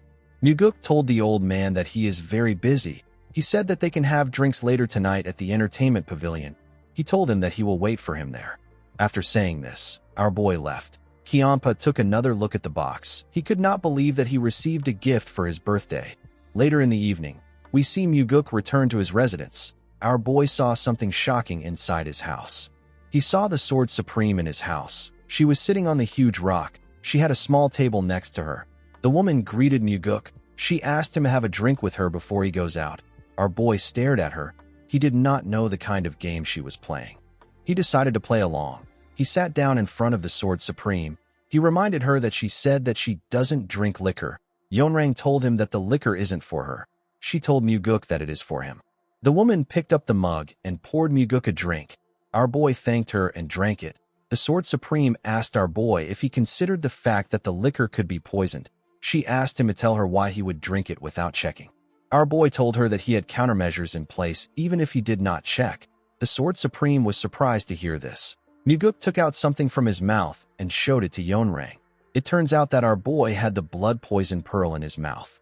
The blood poison pearl can prevent against poison smoke, and it can also neutralize poison if a person places it in their mouth while drinking liquor. Yonrang was able to tell from its size that it is a top-quality blood poison pearl. Muguk asked her to pardon him for what he is about to say. He told Yonrang that he is aware that she is not completely friendly to him. He told her that he wouldn't just drink whatever she gave him in this situation. The Sword Supreme asked Muguk if he also drank the Blood Heaven's Sword Demon's liquor with the blood poison pearl. Our boy told her that he did not. Yonrang told him that he trusts Kiampa, but he does not trust her. Muguk explained to her that a lot of things happened before he had his first drink with the old man. Yonrang told him that this is the same with them. Our boy told her that this is not true. The Sword Supreme reminded him that she recommended Jang Ho as the demonic army commander. Muguk asked her if that decision was made for his benefit. Yonrang was surprised to hear this. Our boy told her that she is right about recommending Jang Ho, but it wasn't for our boy's benefit. It was for her to try and force him to cut off his ties with the Blood Heaven's Sword Demon. Muguk explained to the Sword Supreme that he wishes to create a lot of history with her. He said that he will be able to drink the liquor she offers without using a blood poison pearl if they are able to do this. Yonrang asked our boy not to say things that he doesn't mean. She asked him if he hasn't already decided to go with Kiampa. Muguk placed the pill on the table and poured himself a drink. He drank the liquor in front of her and placed the cup on the table. The Sword Supreme glared at him. Muguk knew that Yonrang is someone who refuses to be even compared to the Blood Heaven's Sword Demon. She is also someone who is confident that she will be chosen if people had to choose between the two of them. Muguk knew that she was not the kind of person who would use poison. Yonrang called out to our boy. She asked him to tell her what he truly wants. Muguk begged her to help him become the successor. The Sword Supreme was surprised to hear this. Our boy explained to her that he wants her to help him without asking him to cut off his ties with Kiampa. The Sword Supreme glared at him. She stood up and told Muguk that the only people who would help without any conditions are parents. Muguk revealed to the woman that he is having drinks at the entertainment pavilion later tonight. He told her that she can join him if she feels like it. After hearing what our boy said, the Sword Supreme left his house. When Muguk went into his house, he saw something surprising. He saw his father on the roof. Our boy wondered if something was off about today. He had met 2 demon supremes. Now he is meeting his father too. He asked the heavenly demon to tell him why he came. The heavenly demon told his son that he came to see how he is living. Our boy found this odd. His father has never come to his residence before. Muguk realized that he was able to go hunting and have a meal with his father for the first time in this life. Now his father has come to his residence for the first time. He was getting a lot of first-time experiences in this life. Muguk asked his father if he would like to come in. The heavenly demon told him that he cannot go into a room where a man lives alone. Our boy told his father that he can bring out a chair. The heavenly demon asked him not to worry about it. He told Muguk that he has sat enough for today.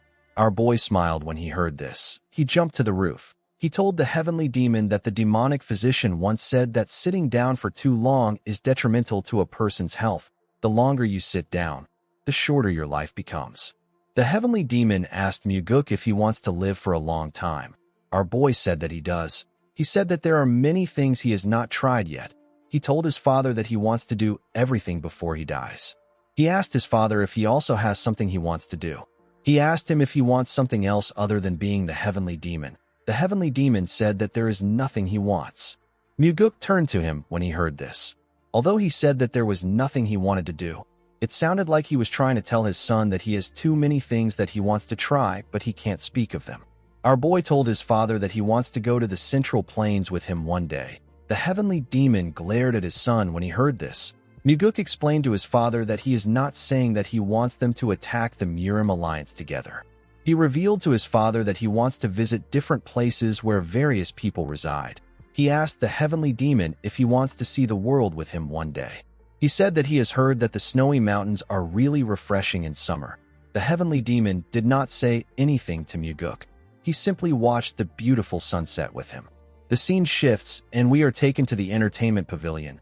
We see the owner serve our boy some food. He asked him to enjoy it. Muguk thanked the man. The owner told our boy that he is the one who is supposed to be thankful to him. He explained to Muguk that after he set up a Nirvana Pavilion branch office in the alleyway, there has been fewer people causing trouble after drinking. The man said that there has even been less instances where people don't pay off their tabs. Muguk told the man that he is happy to hear this. The owner told him that he is not the only one who is thankful. He said that many people in the building have received various help from the Nirvana Pavilion. Someone told Muguk that he is quite popular. When our boy turned around, he saw Kianpa. Everybody became scared. Muguk announced that the Blood Heaven Sword Demon is someone with a noble personality. He asked them to drink in peace.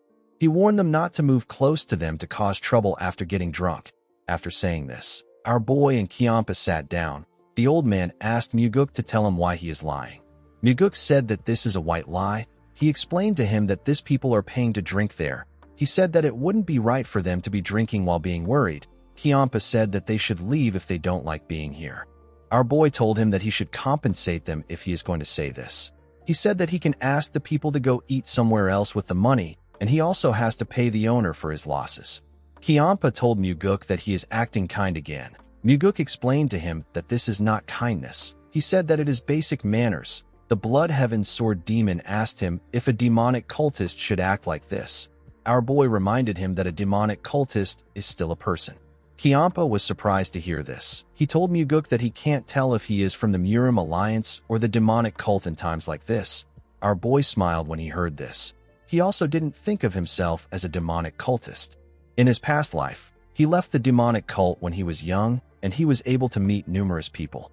Muguk raised his cup and congratulated the Blood Heaven's Sword Demon on his birthday. Kianpa quickly looked around. He asked our boy not to speak so loudly. He asked him not to do stupid things like that from now on. He said that there is nothing about becoming older that needs to be celebrated. Muguk told him that birthdays are meant to be an excuse to drink liquor. The Blood Heaven Sword Demon told him that he likes drinking more than he looks. Muguk asked the old man if he doesn't like drinking. Kianpa took a look at his cup. He said that he used to like drinking. He said that he has cut it down by a lot recently. Someone told him that he didn't completely stop. Kyampa was shocked to hear this person's voice. He quickly turned around. Muguk was also shocked to see the person. The person turned out to be the Sword Supreme. The woman glared at Kyampa. The old man also glared at her. The Blood Heaven's Sword Demon and the Flower Sword Supreme continued glaring at each other. Everyone in the entertainment pavilion was on the edge. They didn't know how things would go. Muguk stood up and pulled out a chair for Yeonrang. He asked her to have a seat. The Sword Supreme walked past Kyampa and sat in the middle of the men. The mood in the air was still quite weird. They were all cautious of each other. Yeonrang asked Muguk to tell her why he asked her to come there. Our boy revealed to her that today is the Blood Heaven's Sword Demon's birthday. He said that no matter how much hatred we have for another person, we ought to at least congratulate them on their birthdays. He told her that he gathered them there for a celebration. He said that today is a joyous day. Kyampa did not seem like he believed our boy's words. Yeonrang stood up and asked Muguk to only invite her when he is alone in the future. Kyampa asked the Sword Supreme to tell her what she is so unhappy about. With a cold gaze in her eyes, she asked him if he is seriously asking her this question. The Blood Heaven's Sword Demon glared at her and told her that he is seriously asking the question. He asked her to tell him exactly why she is so angry. The Sword Supreme told him that he is why she is angry. Kyampa asked her to tell him what he did wrong back then. Yeonrang immediately asked him to shut up. She said that she does not want to hear any more of it. The Blood Heaven's Sword Demon stopped talking when he heard this. He and Yeonrang simply stared at each other. The Sword Supreme called him a selfish bastard. Kyampa was annoyed to hear this. He stood up and asked her to repeat what she just said. He quickly grabbed his sword. Yeonrang asked him if he is going to swing his huge sword that is as crude as him. She said that they can have a go at it. She told him that he will get drunk and start spouting nonsense again. Kyampa squeezed his sword hilt out of anger. He could not say anything. Muguk did not know what to do. He simply stared at them. He knew that neither of them will attack the other. This is because there is an absolute rule that forbids the Demon Supremes from fighting one another. He told them that there is still some time before midnight. He asked them to calm down. Yeonrang turned to our boy and released a small amount of energy. She asked him to tell her why he started this. She asked him to tell her the amount of disdain he has for her for him to do this. Muguk told her that he asked her to come because he needs her. He said that he wanted the two of them to reconcile here. He told her that he doesn't know what caused them to hate each other so much. The Blood Heaven's Sword Demon and the Sword Supreme were surprised to hear this. Yeonrang calmed herself and asked Muguk if he thinks that their relationship would be strained if their issue could be resolved over a drink. Muguk told her that they need to keep meeting each other until it is resolved. He advised them to curse each other and pull out their hair until their issue is resolved. Yeonrang told our boy that he is being too greedy. She reminded him that she said that she will never work with the Blood Heaven's Sword Demon. After saying this, she turned around and left the building. Kyampa drank a cup of liquor. He slammed the cup on the table and destroyed the table. He thanked Muguk for his congratulations. After saying this, Kyampa left too. Muguk paid the owner for his table. He told him that the Blood Heaven's Sword Demon needs to focus on changing his habit of destroying things. With a nervous smile on his face, the man said that working as a carpenter these days really pays a lot. Our boy also stepped out of the pavilion. He already knew that this would happen when Kyampa and Yeonrang meet. He also knew that he had to keep at it. He wanted to drag out their buried emotions and make them scold and quarrel with each other. Muguk wanted to drag out those grudges that they have allowed to fester and gnaw away at themselves. He needed to make them realize that the issue is not serious if they take some time to think about it. The scene shifts and we see Muguk sleeping in his room. Our boy suddenly opened his eyes. He realized that someone was calling him outside. Muguk grabbed his sword and went outside. He saw the Sword Supreme waiting for him. The woman turned her back to him. Our boy did not expect to see her. Yeonrang knew that she did not exude any additional aura, and yet Muguk was able to sense her presence. She told him that his skills are extraordinary. Our boy said that he is simply a light sleeper. The Sword Supreme reminded Muguk that he told her that he despises people who try to win the hearts of their subordinates with things like dreams and ideals. Muguk agreed that he said this. Yeonrang said that she also has people that she despises. Our boy asked her to tell him the kind of people she is talking about. She said that she hates people who are only good with words but don't have the ability to back it up. Muguk asked her if he is this kind of person. She told him that they need to find out. The moment she said this, she drew her sword and released some energy. Muguk found it amazing that he couldn't find a single opening even though her back was facing him. He told the Sword Supreme that he has another kind of person that he despises. Yeonrang asked him to go on. Muguk told her that he doesn't like someone who is strong and uncaring at the same time. He said that he despises people who use their strength to oppress others or to create relationships where they have the upper hand. He said that he hates seeing people who have such poor imagination cause harm to others. The moment he said this, Yeonrang released a large amount of energy. The ground began to shake. She turned to Muguk and told him that she has been too nice to him. She told him that he has become far too arrogant.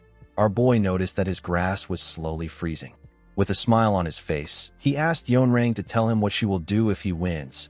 Yeonrang was annoyed to hear this. She could not believe what she was hearing. She asked him if he just said that he will win against her. Muguk told her that he did. With a serious look on her face, she told Muguk that she will do whatever he wants if he wins. She said that she will even kill herself if he asks her to do it. Muguk could tell that Yeonrang was certain that she would never lose. He accepted her condition. The Sword Supreme asked him to tell her what he will do if he loses against her. Muguk told her that he will do as she wishes. With a scary look on her face, Yeonrang told our boy that what she wants is simple. She revealed to him that she wants him to drive the Blood Heaven's sword demon out of his life. Muguk believed that Yeonrang has every reason to act confident. This is because her martial arts are second only to the heavenly demon. He asked her if she is not curious about what he wants. The Sword Supreme said that she is not curious because she won't have to hear about it. Muguk smiled when he heard this. He told her that she will have to hear about what he wants today. He pulled out his sword and told her that he has the black demonic sword in his hand. He told her that it can even damage her sword. Yeonrang told Muguk that she will give him the first 3 attacks. Our boy took a stance and told her that he will accept her offer. He said that he will start now. Although it will be tough for him, Muguk decided to fight her without using the 4 strides of the Wind God. He decided to end the fight within 3 attacks. The moment he thought of this, he charged at the Sword Supreme. He used the first form of the soaring sword arts known as Celestial Equilibrium. He released a large amount of energy with his attack. The Sword Supreme was able to block it. She and Muguk glared at each other. They tried to push each other with their swords. As their swords pressed against each other, it released a bright light and a large amount of energy. It destroyed the surrounding. The attack sent Muguk flying. The Sword Supreme was able to regain her balance in the air. Muguk pressed his leg into the ground. He raised his sword and used the second form of the soaring sword arts known as the Shifting Slash. He was able to fire multiple attacks at Yeonrang while she was still in the air. Yeonrang was able to block each one of the attacks with her sword. She gracefully landed on the ground. When she raised her head up, she saw multiple attacks coming towards her. She grit her teeth and took a stance. She fired a huge attack at Muguk. Her attack went through the Shifting Slash. Our boy was able to block it. He realized that the Sword Supreme has broken her word on letting him attack 3 times first. She even retaliated. Yeonrang also realized that she messed up. Muguk couldn't blame her. She couldn't help it. The constant shifts made by the Shifting Slash makes it a technique that can't be stopped with blocking alone. Yeonrang had to attack in order to defend against it. Muguk took a stance. He covered his sword with a dark and scary energy. He used the third form of the soaring sword arts known as the Heavenly Slash. He fired his dark energy at the Sword Supreme. Yeonrang wasn't even bothered. She raised her sword and blocked the attack. While she was blocking the attack, Yeonrang noticed something odd. This attack was much more powerful than she expected. It was slowly overwhelming her. The Sword Supreme could not believe what was happening. The attack was slowly covering her up. She asked Muguk to stop. She said that she doesn't want him to attack her face. Our boy glared at her. He could see the fear in her eyes. He took away his energy and pointed his sword at her. The Sword Supreme was quite scared. Our boy took away his sword. With a serious look on her face, Yeonrang asked Muguk to tell her what just happened.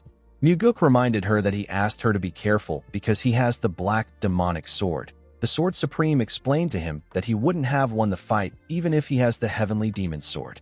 Our boy revealed to her that he has completely mastered the soaring sword arts. Yeonrang was shocked to hear this. She told him that she doesn't believe him. The soaring sword arts is an advanced martial arts that is similar to what the demon supremes have. It was natural that Yeonrang would find it hard to believe that our boy has already completely mastered such an advanced martial arts. Muguk asked the Sword Supreme if she believes that his father made him the Nirvana Pavilion Master just because he is his son. Yeonrang said that it still doesn't make any sense. Our boy revealed to her that he also consumed the Heavenly Divine Pill to make up for his lack of inner energy. The Sword Supreme finally understood why Muguk is so strong. Our boy told her that he won the fight. He asked her if she acknowledges this fact. Yeonrang said that she wouldn't have let her guard down if she knew that he was this strong. Muguk knew that she was right. She allowed him to attack 3 times because she didn't know how strong he was. This was what led to her defeat. He asked Yeonrang if she won't acknowledge her defeat. He told her that if the Demon Supremes learn that she broke her word, she will be forever haunted by the label of a coward. Yeonrang asked Muguk to shut up. She told him that he does not need to provoke her by saying things like that. She told him that she will keep her word. She asked him to tell her what he wants. With a smile on his face, Muguk reminded her that she said that she will give him her life if she lost. The Sword Supreme asked him if he wants her life. Muguk told her that he doesn't. He said that even though the Blood Heaven Sword Demon calls him a crazy person, he is not this crazy. Yeonrang asked him to tell her what he wants. With a serious look on his face, Muguk asked the woman to accept his apologies. Yeonrang did not expect this. Muguk put his hand together and apologized to her for the disrespect he has shown her up until now. He told her that he is being sincere. He hoped that she will forgive him. The Sword Supreme asked Muguk if he is mocking her right now. Our boy assured her that he is being serious. He told her that he acted disrespectful towards her today. He said that he shouldn't have invited her to the dinner. Yeonrang did not understand what was happening. She asked Muguk about why he is apologizing when he already won. Our boy explained to her that he wants to win her favor by apologizing to her. He told her that he wants her to support him from the bottom of her heart. Yeonrang asked him if he is referring to support in the battle to become the successor. She told Muguk that she is disappointed in him if he thinks that the apology will make a difference. Muguk explained to her that he is the kind of person who will respond double in kind. If his opponent throws sand at him, he will push them into the mud. If they throw water at him, he will throw feces at them. He told Yeonrang that he has no desire to do such things to her. He told her that she is the one most worthy of respect among the 8 Demon Supremes because of her noble and lofty character. The Sword Supreme asked Muguk if this is truly how he sees her. Our boy told her that it is. He said that she truly has a noble and lofty character. Yeonrang did not know what to say to him. Muguk bowed his head and told her that he will see her next time. He turned around and walked into his building. As he walked towards his house, he remembered how she lived her life after the cult fell. He believed that what he said was not a complete lie. However, the events of the past still hasn't happened yet. Our boy believed that his encounter with her might change her fate. He hoped that the bloodbath she will cause in the future can disappear and a new life will appear instead. He hoped that flowers could blossom in the dreary wasteland that he saw within her eyes. The next day, we see Yeonrang visit Muguk at night. She told him that she accepts his apology. Our boy noticed that she didn't look well. He wondered if her loss caused her to suffer from inner demons. He thanked her for accepting his apology. Yeonrang admitted to losing yesterday's match. She asked Muguk to fight with her again.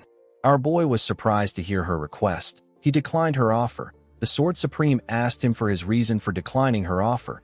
Muguk revealed to her that he will never be able to win against her again. He explained to her that she wouldn't have given him the first move if she hadn't let her guard down, and he wouldn't have been able to win if this didn't happen.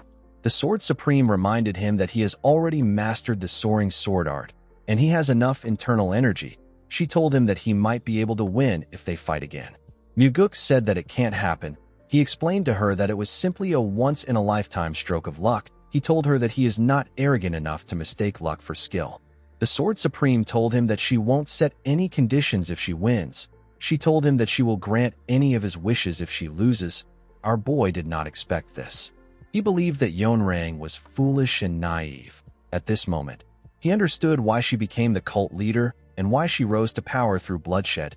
He also understood why she ultimately fell. Muguk believed that she was fighting for her pride. He did not think that pride was worth anything. He did not understand why Yeonrang would say something like this when she doesn't even know what he will ask for. Our boy bowed his head and told her that he won't tell anyone about the match they had yesterday. He assured her that she doesn't need to fight him again. He advised her to get some proper rest. He told her that she looks unwell. Muguk turned around after saying this. The Sword Supreme revealed to him that she feels ashamed. Muguk asked her not to feel like that. He told her that his victory was purely luck. The Sword Supreme explained to him that it is not just about losing the duel. She told Muguk that she said anything but her face. She told him that she feels humiliated the more she thinks about it. Immediately she said this. Muguk recalled that she actually said this when he overpowered her. He told her that her action was understandable. He said that he would have said the same thing even as a man. Yeonrang told him that this is a natural reaction for other people, but it should not be for the Sword Supreme. She said that she should have been stabbed in the face. She asked Muguk if he now understands why she came back. Our boy said that he does. The Sword Supreme asked him if he will now fight her. Muguk still declined her offer. He asked her if she can't allow him to enjoy this single stroke of luck.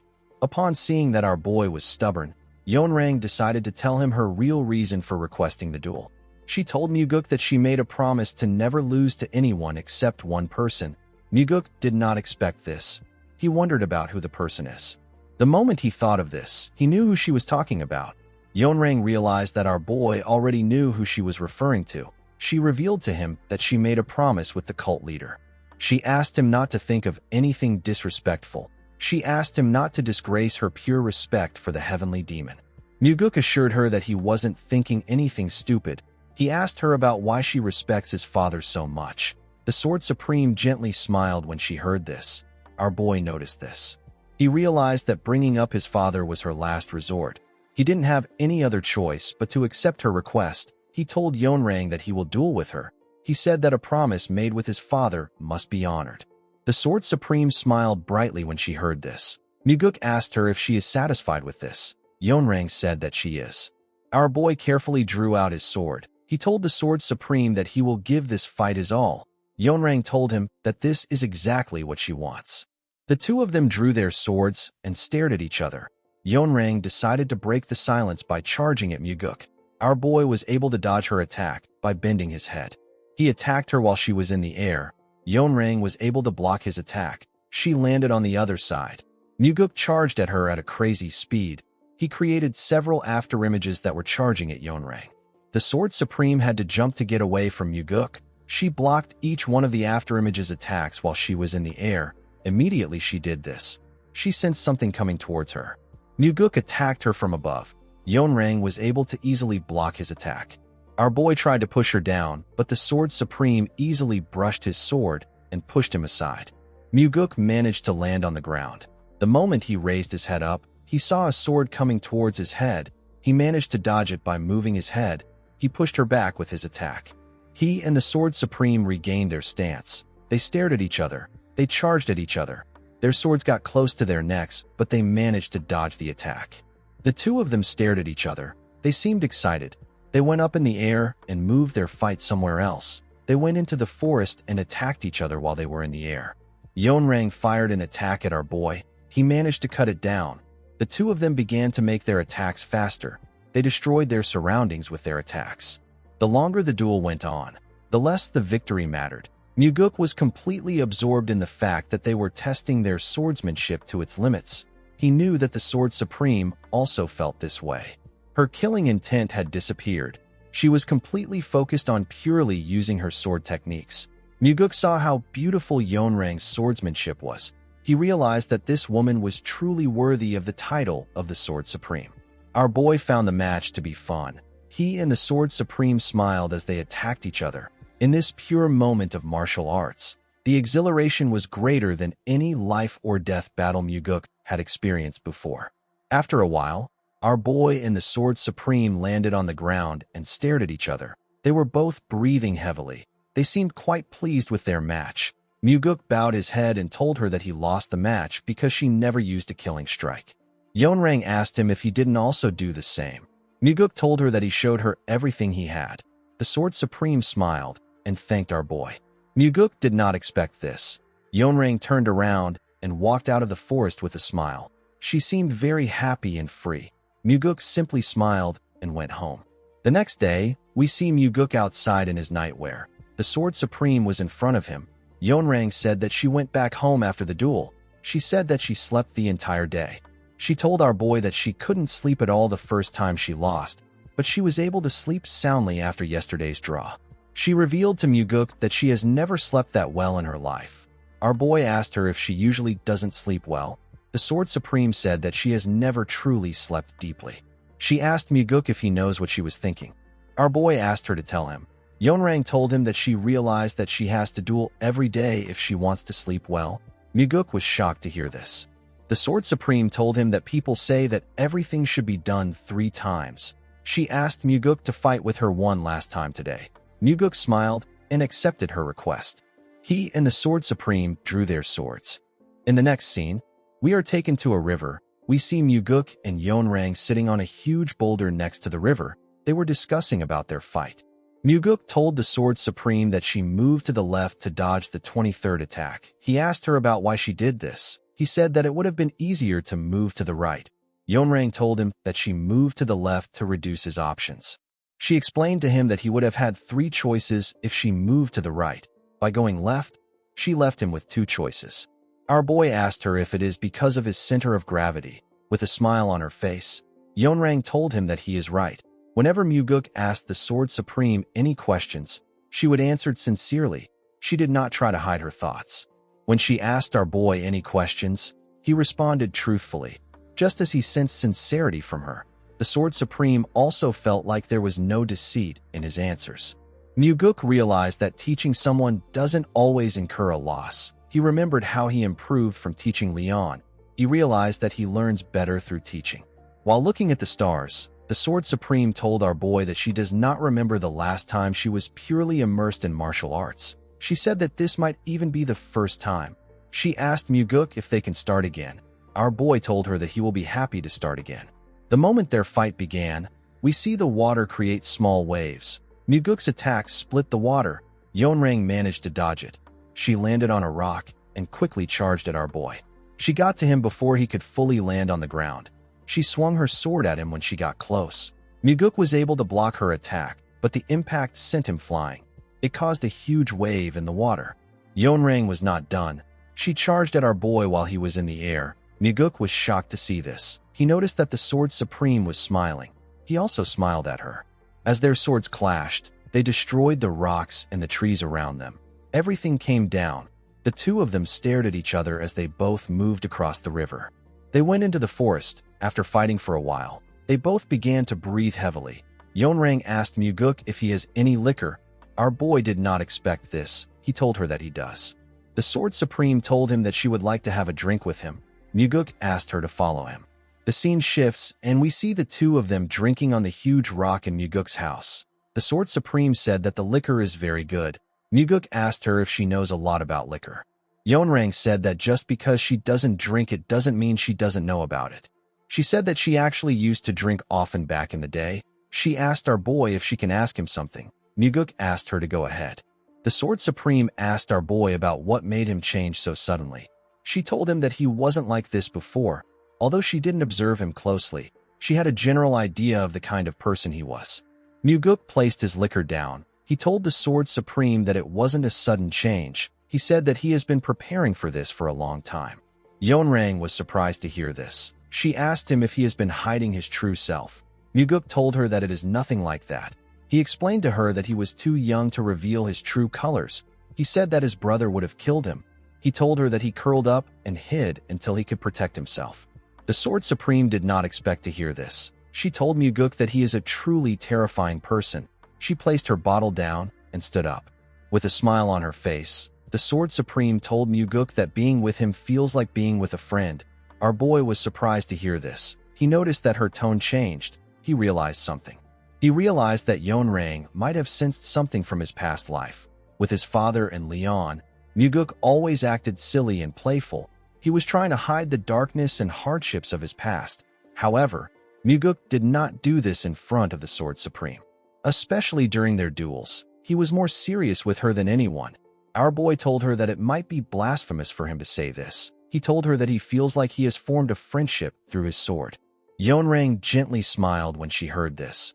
She told our boy that she doesn't know the kind of relationship they will have moving forward, but today's duel will forever remain in her memory. Muguk said that it is the same for him. He said that he will never forget this for the rest of his life. He thanked her for her great teaching. The Sword Supreme asked Muguk if she really taught him. Our boy smiled when he heard this. He knew that he learned more than she did. Over the past 3 days of dueling, our boy thought deeply about the soaring sword art. He was able to break past the wall of the 10th star mastery. Now he has began his path towards the 12th star. The Sword Supreme drew her sword and pointed it at Muguk. Our boy smiled when he saw this. He took out his sword and used it to hit her sword. He and Yeonrang never formally said goodbye. The last clear sound of their swords clashing was their farewell. That was the end of their duel. The scene shifts, and we are taken to the Sword Supreme's residence. We see Yeonrang place a bottle of liquor in front of her. She remembered how she had different thoughts the first day she lost to our boy. She even considered putting on a mask and going back to kill Muguk. She realized that the person she was that day and the person she currently is are two completely different people. While she was drinking, her assistant asked her if something is wrong. He realized that he has never seen his master drinking liquor since he has been serving her. He did not understand why she suddenly started drinking. He asked her if it is related to Muguk. The Sword Supreme glared at him. She told him that it is nothing. The man apologized to her for speaking out of turn. He revealed to her that he has brought someone new. He told her that the man is waiting in the secret room. Yeonrang asked him to stop. The man did not understand what she meant. The Sword Supreme asked him to stop bringing in men. The man was shocked to see that she spoke formally to him. He did not understand what was happening. Yeonrang always spoke informally to him. The Sword Supreme said that this is something that she should have ended long ago. She said that she should have never even started it. The man did not expect to hear this. The first time the man known as Sa Wuzhong brought a young man to her, it began with a moment of lust. She wanted to try it once. She couldn't even remember the last time that she had been with a man. She thought that it will be okay to do it for pleasure. However, once she started, she couldn't stop. Yeonrang realized that it was now time for her to end things. Wuzhong told her that he will send the man back today. He asked her to let him know whenever she needs his services. With a terrifying look on her face, Yeonrang told him that this will never happen again. She asked him if he understands. Wuzhong bowed his head and told her that he does. The Sword Supreme told him that she will kill him herself if he ever lays his hands on the young men under the pretense of keeping secrets. Wuzhong asked her not to worry about this. He turned around and left the room. The man used to believe that he could use men to win Yeonrang's favor, and having this intimate secret helped solidify his place as her right hand. He did not know why the Sword Supreme was showing him this unfamiliar coldness. Wuzhong grit his teeth out of anger. He was certain that he will be the next Sword Supreme. He believed that this was Muguk's fault. Ever since our boy came looking for the Sword Supreme, she began to change. In the next scene, we are taken into a forest. We see the investigators of the Nirvana Pavilion in the forest. They all seemed shocked by something. One of them rushed to puke.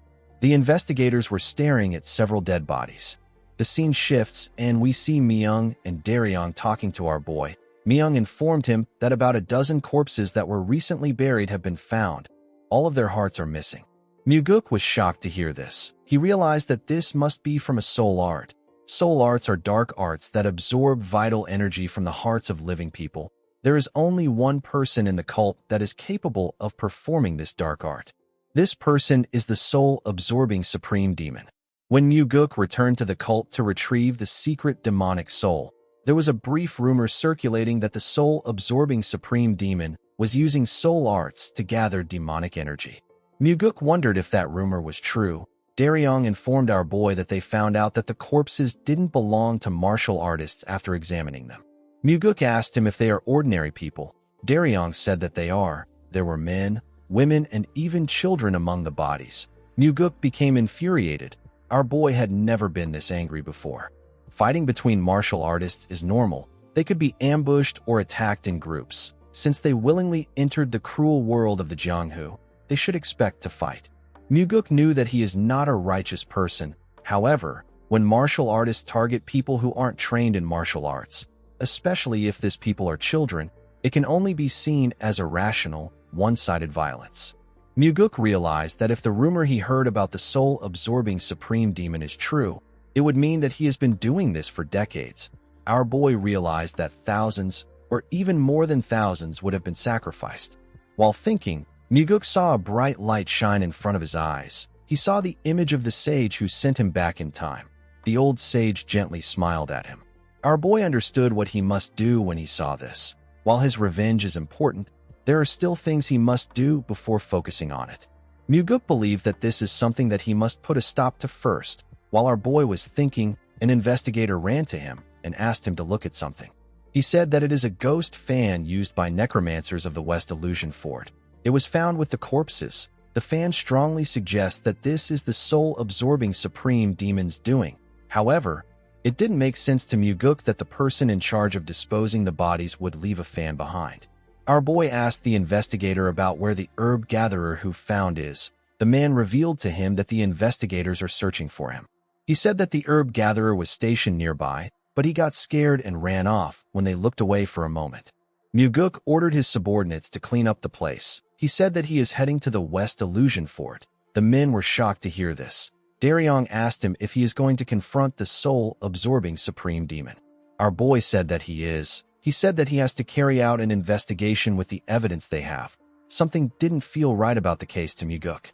The soul-absorbing supreme demon would have been meticulous in covering up anything related to his soul art. Yet the corpses was found by a herb gatherer, and the fan was conveniently left behind. Muguk realized that someone is deliberately trying to manipulate him into thinking that the soul-absorbing supreme demon is performing soul arts. He wondered if it is Wuzhong. In his past life, Wuzhong was killed in an attempt to assassinate the Sword Supreme while under the effects of a soul-controlling spell. After his death, it was revealed that he had romantic feelings for her. Muguk believed that the 3-day duel he had with the Sword Supreme must have provoked something in Wuzhong. He believed that the man wants him to die fighting the soul-absorbing supreme demon, or he wants to distract him from the Sword Supreme entirely. In the next scene, we are taken to the West Illusion Fort. We are shown odd-looking buildings. The buildings had a very eerie vibe to them. Muguk noticed that the entire place was filled with ghost energy. Not only are the demonic flowers planted in the garden emitting this energy, even the pagodas and statues were emitting the same energy. If someone who isn't a necromancer is exposed to the flower's ghost energy, their internal energy circulation may become unstable. This will make them more susceptible to the soul-controlling spell. They may also experience hallucinations. If they are unlucky, they could even fall to their inner demons. Muguk stepped into the chambers of the soul-absorbing supreme demon. The ghost energy in his chambers was much more thicker than anywhere else. Muguk knew that the soul-absorbing supreme demon's residence is like a confusing trap. Our boy saw the soul-absorbing supreme demon sitting on his throne. He wore a weird attire and an odd cap. The man's name is Yasuo. Before his regression, Muguk had no real connection to Yasuo. Even when he returned to the cult to search for ingredients for the Great Regression Technique, he and the soul-absorbing supreme demon had no interaction. Ironically, he was the last survivor among the 8 demon supremes. Muguk bowed his head and greeted him. Yasuo welcomed him to his pavilion. His voice echoed throughout the room. He asked our boy about why he came to his part of the world. Muguk realized that the soul-controlling spell has begun. He told Yasuo that he came to investigate an incident. The soul-absorbing supreme demon did not expect him to reply. He stared at Muguk intensely with his frog eyes. He told our boy that he is impressive. Muguk told him that he has been known for his strong will. Our boy knew that it was actually thanks to the heavenly demon defense art that he was able to control himself. He revealed to Yasuo that a number of unusual corpses were found along with an item belonging to a necromancer. Yasuo asked him about the kind of item he found. Our boy put his hand into his clothes and brought out the fan. The moment he saw the fan, Yasuo ordered someone to call in Nung Hayu. Muguk noticed something odd. Even though he emphasized that the corpses were unusual, the soul-absorbing supreme demon didn't bother to ask about what made them unusual. He realized that Yasuo already knows. Nung Hayu stepped into the room out of nowhere and greeted the soul-absorbing supreme demon. Yasuo asked him about where the ghost fan is. Nung Hayu said that he lost it yesterday. Muguk threw the fan at him. Nung Hayu told him that it belongs to him. He asked him about where he found it. Muguk explained to him that several corpses were discovered yesterday, and the item was found with them. The man did not say anything. Our boy noticed that Nung Hayu also isn't asking about where the corpses were found or how they died. He told the man that he needs to come in for questioning due to the circumstances. Nung Hayu carefully looked at his master. Yiso didn't say anything to him. Nung Hayu told our boy that he will follow him for questioning. Muguk thanked the soul-absorbing supreme demon for his cooperation. He told him that they will meet again. After saying this, he walked to the door with Nung Hayu by his side. Yiso watched him as he walked towards the door. The scene shifts, and we see Daryong talking to his pavilion master. He told our boy that it is hard to get Nung Hayu to talk. He said that the man only told them that he lost his fan. He hasn't said a single additional word apart from this. Muguk already knew that things would go this way just by looking at Nung Hayu's eyes. His loyalty and fear of the soul-absorbing supreme demon are so great that persuasion or interrogation will not work on him. Daryong explained to Muguk that they can't detain him for long without concrete evidence that he killed those people. Muguk told Daryong that Nung Hayu is just a subordinate. He said that they need to arrest the soul-absorbing supreme demon to get to the bottom of the case. Daryong asked him to be careful. He reminded him that he is dealing with the soul-absorbing supreme demon. Muguk asked him if he remembers what he said when he was first assigned here. With a serious look on his face, our boy said that he will arrest anyone even if it is his own father who is in the wrong. Daryong was shocked to hear this. He realized that his boss wasn't joking around. He put himself together and told him that he understands. Muguk smiled when he saw that Daryong was with him. While he was looking at him, an investigator barged into his office. He revealed to our boy that the heavenly demon is here to see him. Daryong was shocked to hear this. Muguk didn't seem very surprised. In the next scene, we see Muguk having tea with his father. With a nervous look on his face, he asked his father to tell him the reason why he came there. The heavenly demon picked up his cup and drank his tea. He told Muguk that he decided to check the place out while he was passing by. Muguk immediately knew that his father was lying. He knew that the heavenly demon had something to say to him. The heavenly demon looked outside the window. He asked his son not to interfere with the soul-absorbing supreme demon yet. Muguk asked his father for his reason. The heavenly demon told his son that he cannot yet match the soul-absorbing supreme demon with his current skills. Muguk told his father that he can cut the soul-absorbing supreme demon down if he catches him off guard. He said that he will stab Yeso in the back if this doesn't work. The heavenly demon told our boy that getting behind Yeso is even harder than killing him. Muguk asked his father if the soul-absorbing supreme demon is really that strong. The heavenly demon revealed to him that Yeso is both the weakest and the strongest among the demon supremes. Muguk was surprised to hear this. He understood what his father was talking about.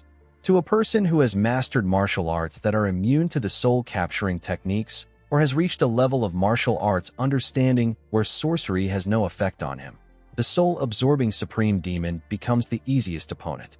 Muguk asked his father if he will help him surpass the soul-absorbing supreme demon. The heavenly demon told him that it is impossible for him to do this in a short period of time.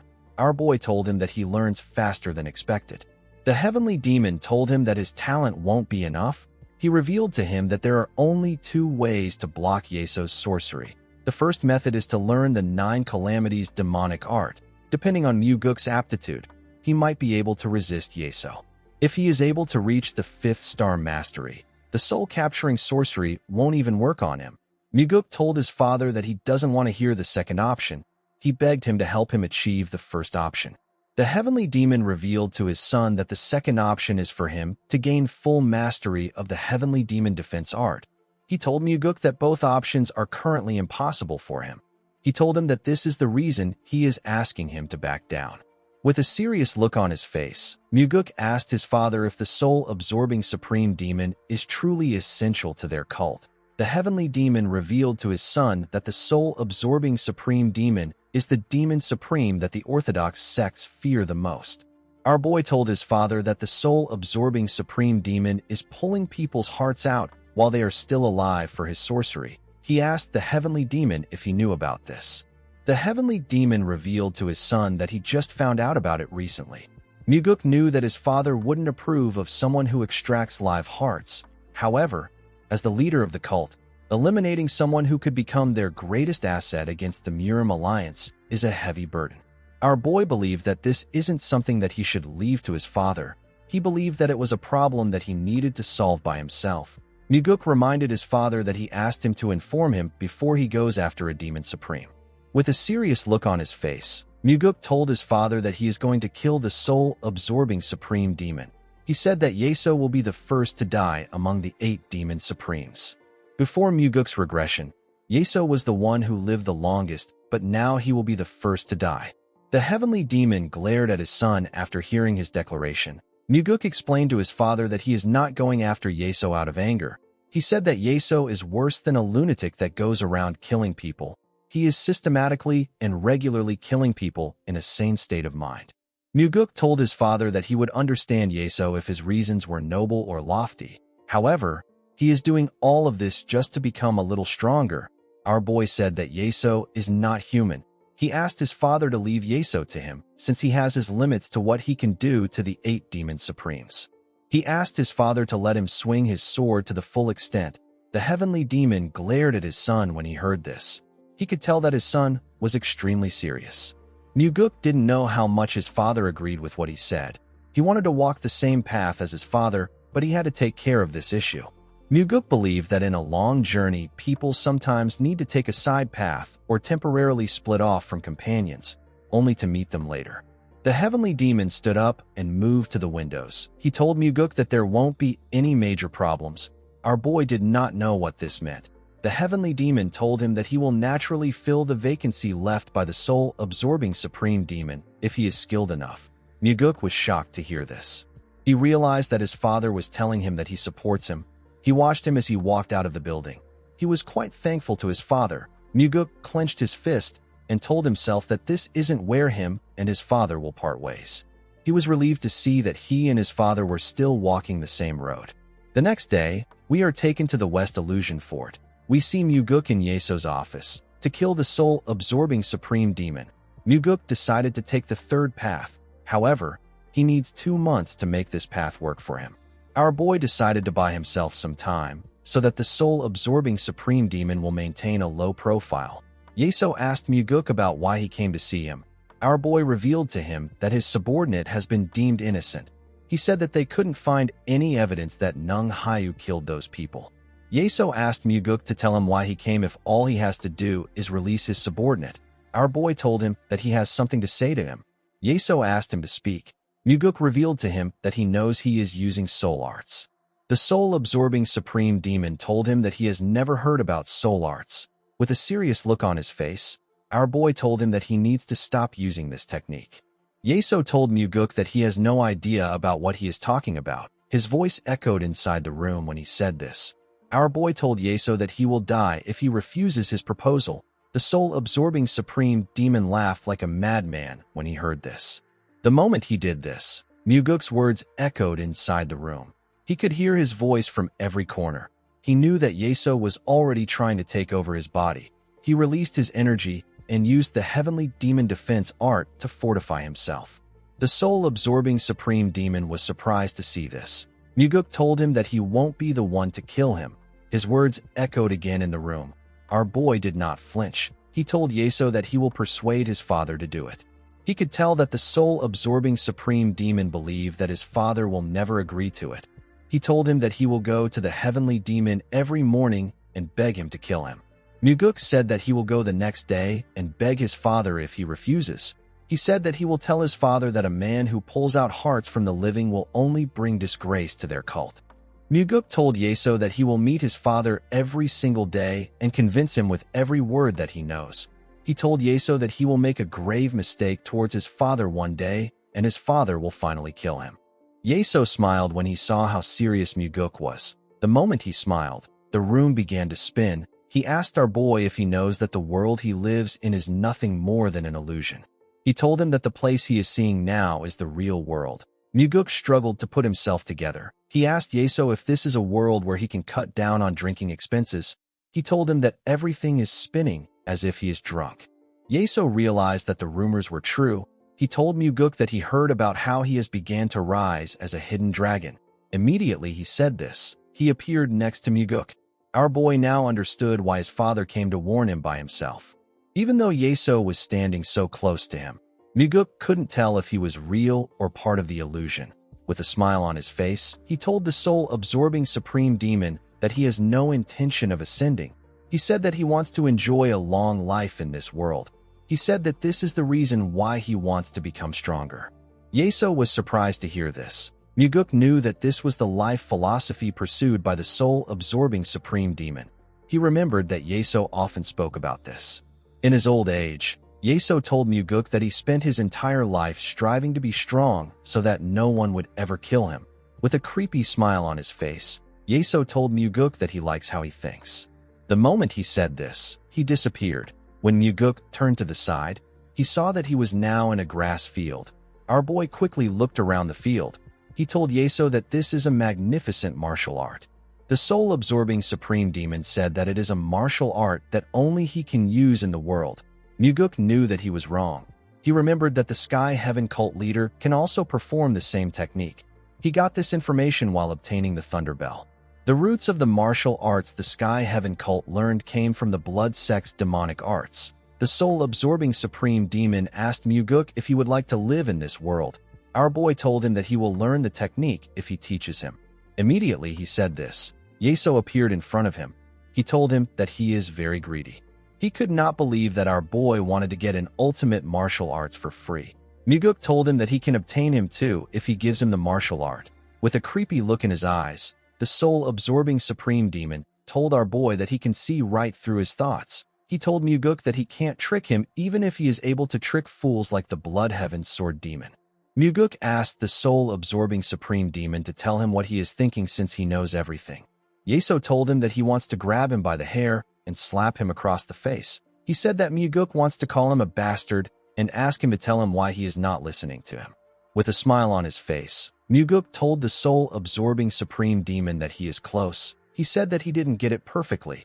Our boy moved closer to him and told him that he wants to call him a bastard and ask him to tell him why he killed those people. He told Yeso that he will rip out his worthless heart. Muguk asked Yeso if he can see that his words were a little different. The soul-absorbing supreme demon asked Muguk if it is hard for him to die, because he is the son of the heavenly demon. He asked our boy if he wants to die by his hands. Muguk told him that he doesn't want to die. He said that it is better to be a living third-rate martial artist than a dead world's strongest. This was something that the soul-absorbing supreme demon used to say often. Yeso was surprised to hear what Muguk said. His eyes went back to normal. He took Muguk back into the real world. He asked him if he is not afraid of him. He explained to him that he can open a hellish place where he will be trapped forever if he wanted to. Our boy assured him that he is very scared. He told him that this was why he said he would convince his father to fight. The soul-absorbing supreme demon laughed like a madman when he heard this. He told Muguk that he has to acknowledge him at this point. He now understood why the Blood Heaven Sword Demon was so desperate to align himself with our boy. He asked Muguk to go back for now. Our boy put his hand together and begged Yeso to refrain from causing trouble for the time being. He asked him to do this out of respect for his father. Our boy turned around after saying this. Before he could walk out of the room, Yeso told him that he will never return to this world alive if he comes to see him again. Muguk grit his teeth and walked out of the room. The scene shifts, and we are taken to the entertainment pavilion. We see our boy and Daryong having a drink together. Daryong asked him if everything went well. Muguk said that he is not sure. He believed that he will be able to hold the soul-absorbing supreme demon for 2 to 3 months because he threatened him with his father. Daryong told his leader that the fact that he went to meet the terrifying soul-absorbing supreme demon to find a solution is commendable. He told our boy that no matter what the outcome is, what he did was meaningful because it is something that no one else dared to do. Muguk was surprised to hear this. Daryong apologized to him for not being able to do anything for him. He told Muguk that he wishes he could confront the soul-absorbing supreme demon by himself. Our boy could not believe that Daryong was trying to console him. Our boy told him that he will take his sentiment. He said that this is why a person always needs a right-hand man. Daryong was surprised to hear Muguk call him his right-hand man. He asked him if Leon isn't his right-hand man. Our boy assured him that Leon isn't his right-hand man. He placed his hand on his chest and said that Leon is his heart. Daryong was shocked to hear this. He told Muguk that he now feels like being his right-hand man isn't enough. The two of them began to laugh. Our boy said that his left hand, his heart, and the left wing are late. Daryong asked Muguk to tell him who the left wing is if the Blood Heaven Sword Demon is his left hand. Muguk drank his liquor and said that it is someone. Daryong wondered about who it was. Immediately he thought of this. Jang Ho arrived. He apologized to Muguk for being late. Our boy told him that he believed he called for him when he was busy. Jang Ho told him that he would have been disappointed if he didn't call him for this meeting. Muguk told him that he had to call him because this is the first drinking party he is having with all his people. He poured Jang Ho a drink. The man thanked him for this. Daryong stared at the demonic army commander. Our boy noticed this. Before he could say anything, Leon arrived. The girl apologized for being late. Muguk asked her not to apologize. He asked her to sit down. Leon greeted Daryong and Jang Ho when she sat down. Jang Ho was surprised to see her. He told her that she seems different somehow. Muguk realized that the eyes of the man who leads the demonic army weren't ordinary. Recently, Leon has become an even greater martial master through the soaring sword art. Jang Ho was able to sense the change in her aura because she has changed a lot. Leon said that she lost some weight after falling into training hell. She realized that she actually looks different. She turned to her master and told him that she was craving a drink because the weather was gloomy today. She asked him to also pour her a drink. Muguk poured her a drink and told her that she trained very hard. Daryong was still staring at the demonic army commander. He also took a look at Leon. He decided to drink more.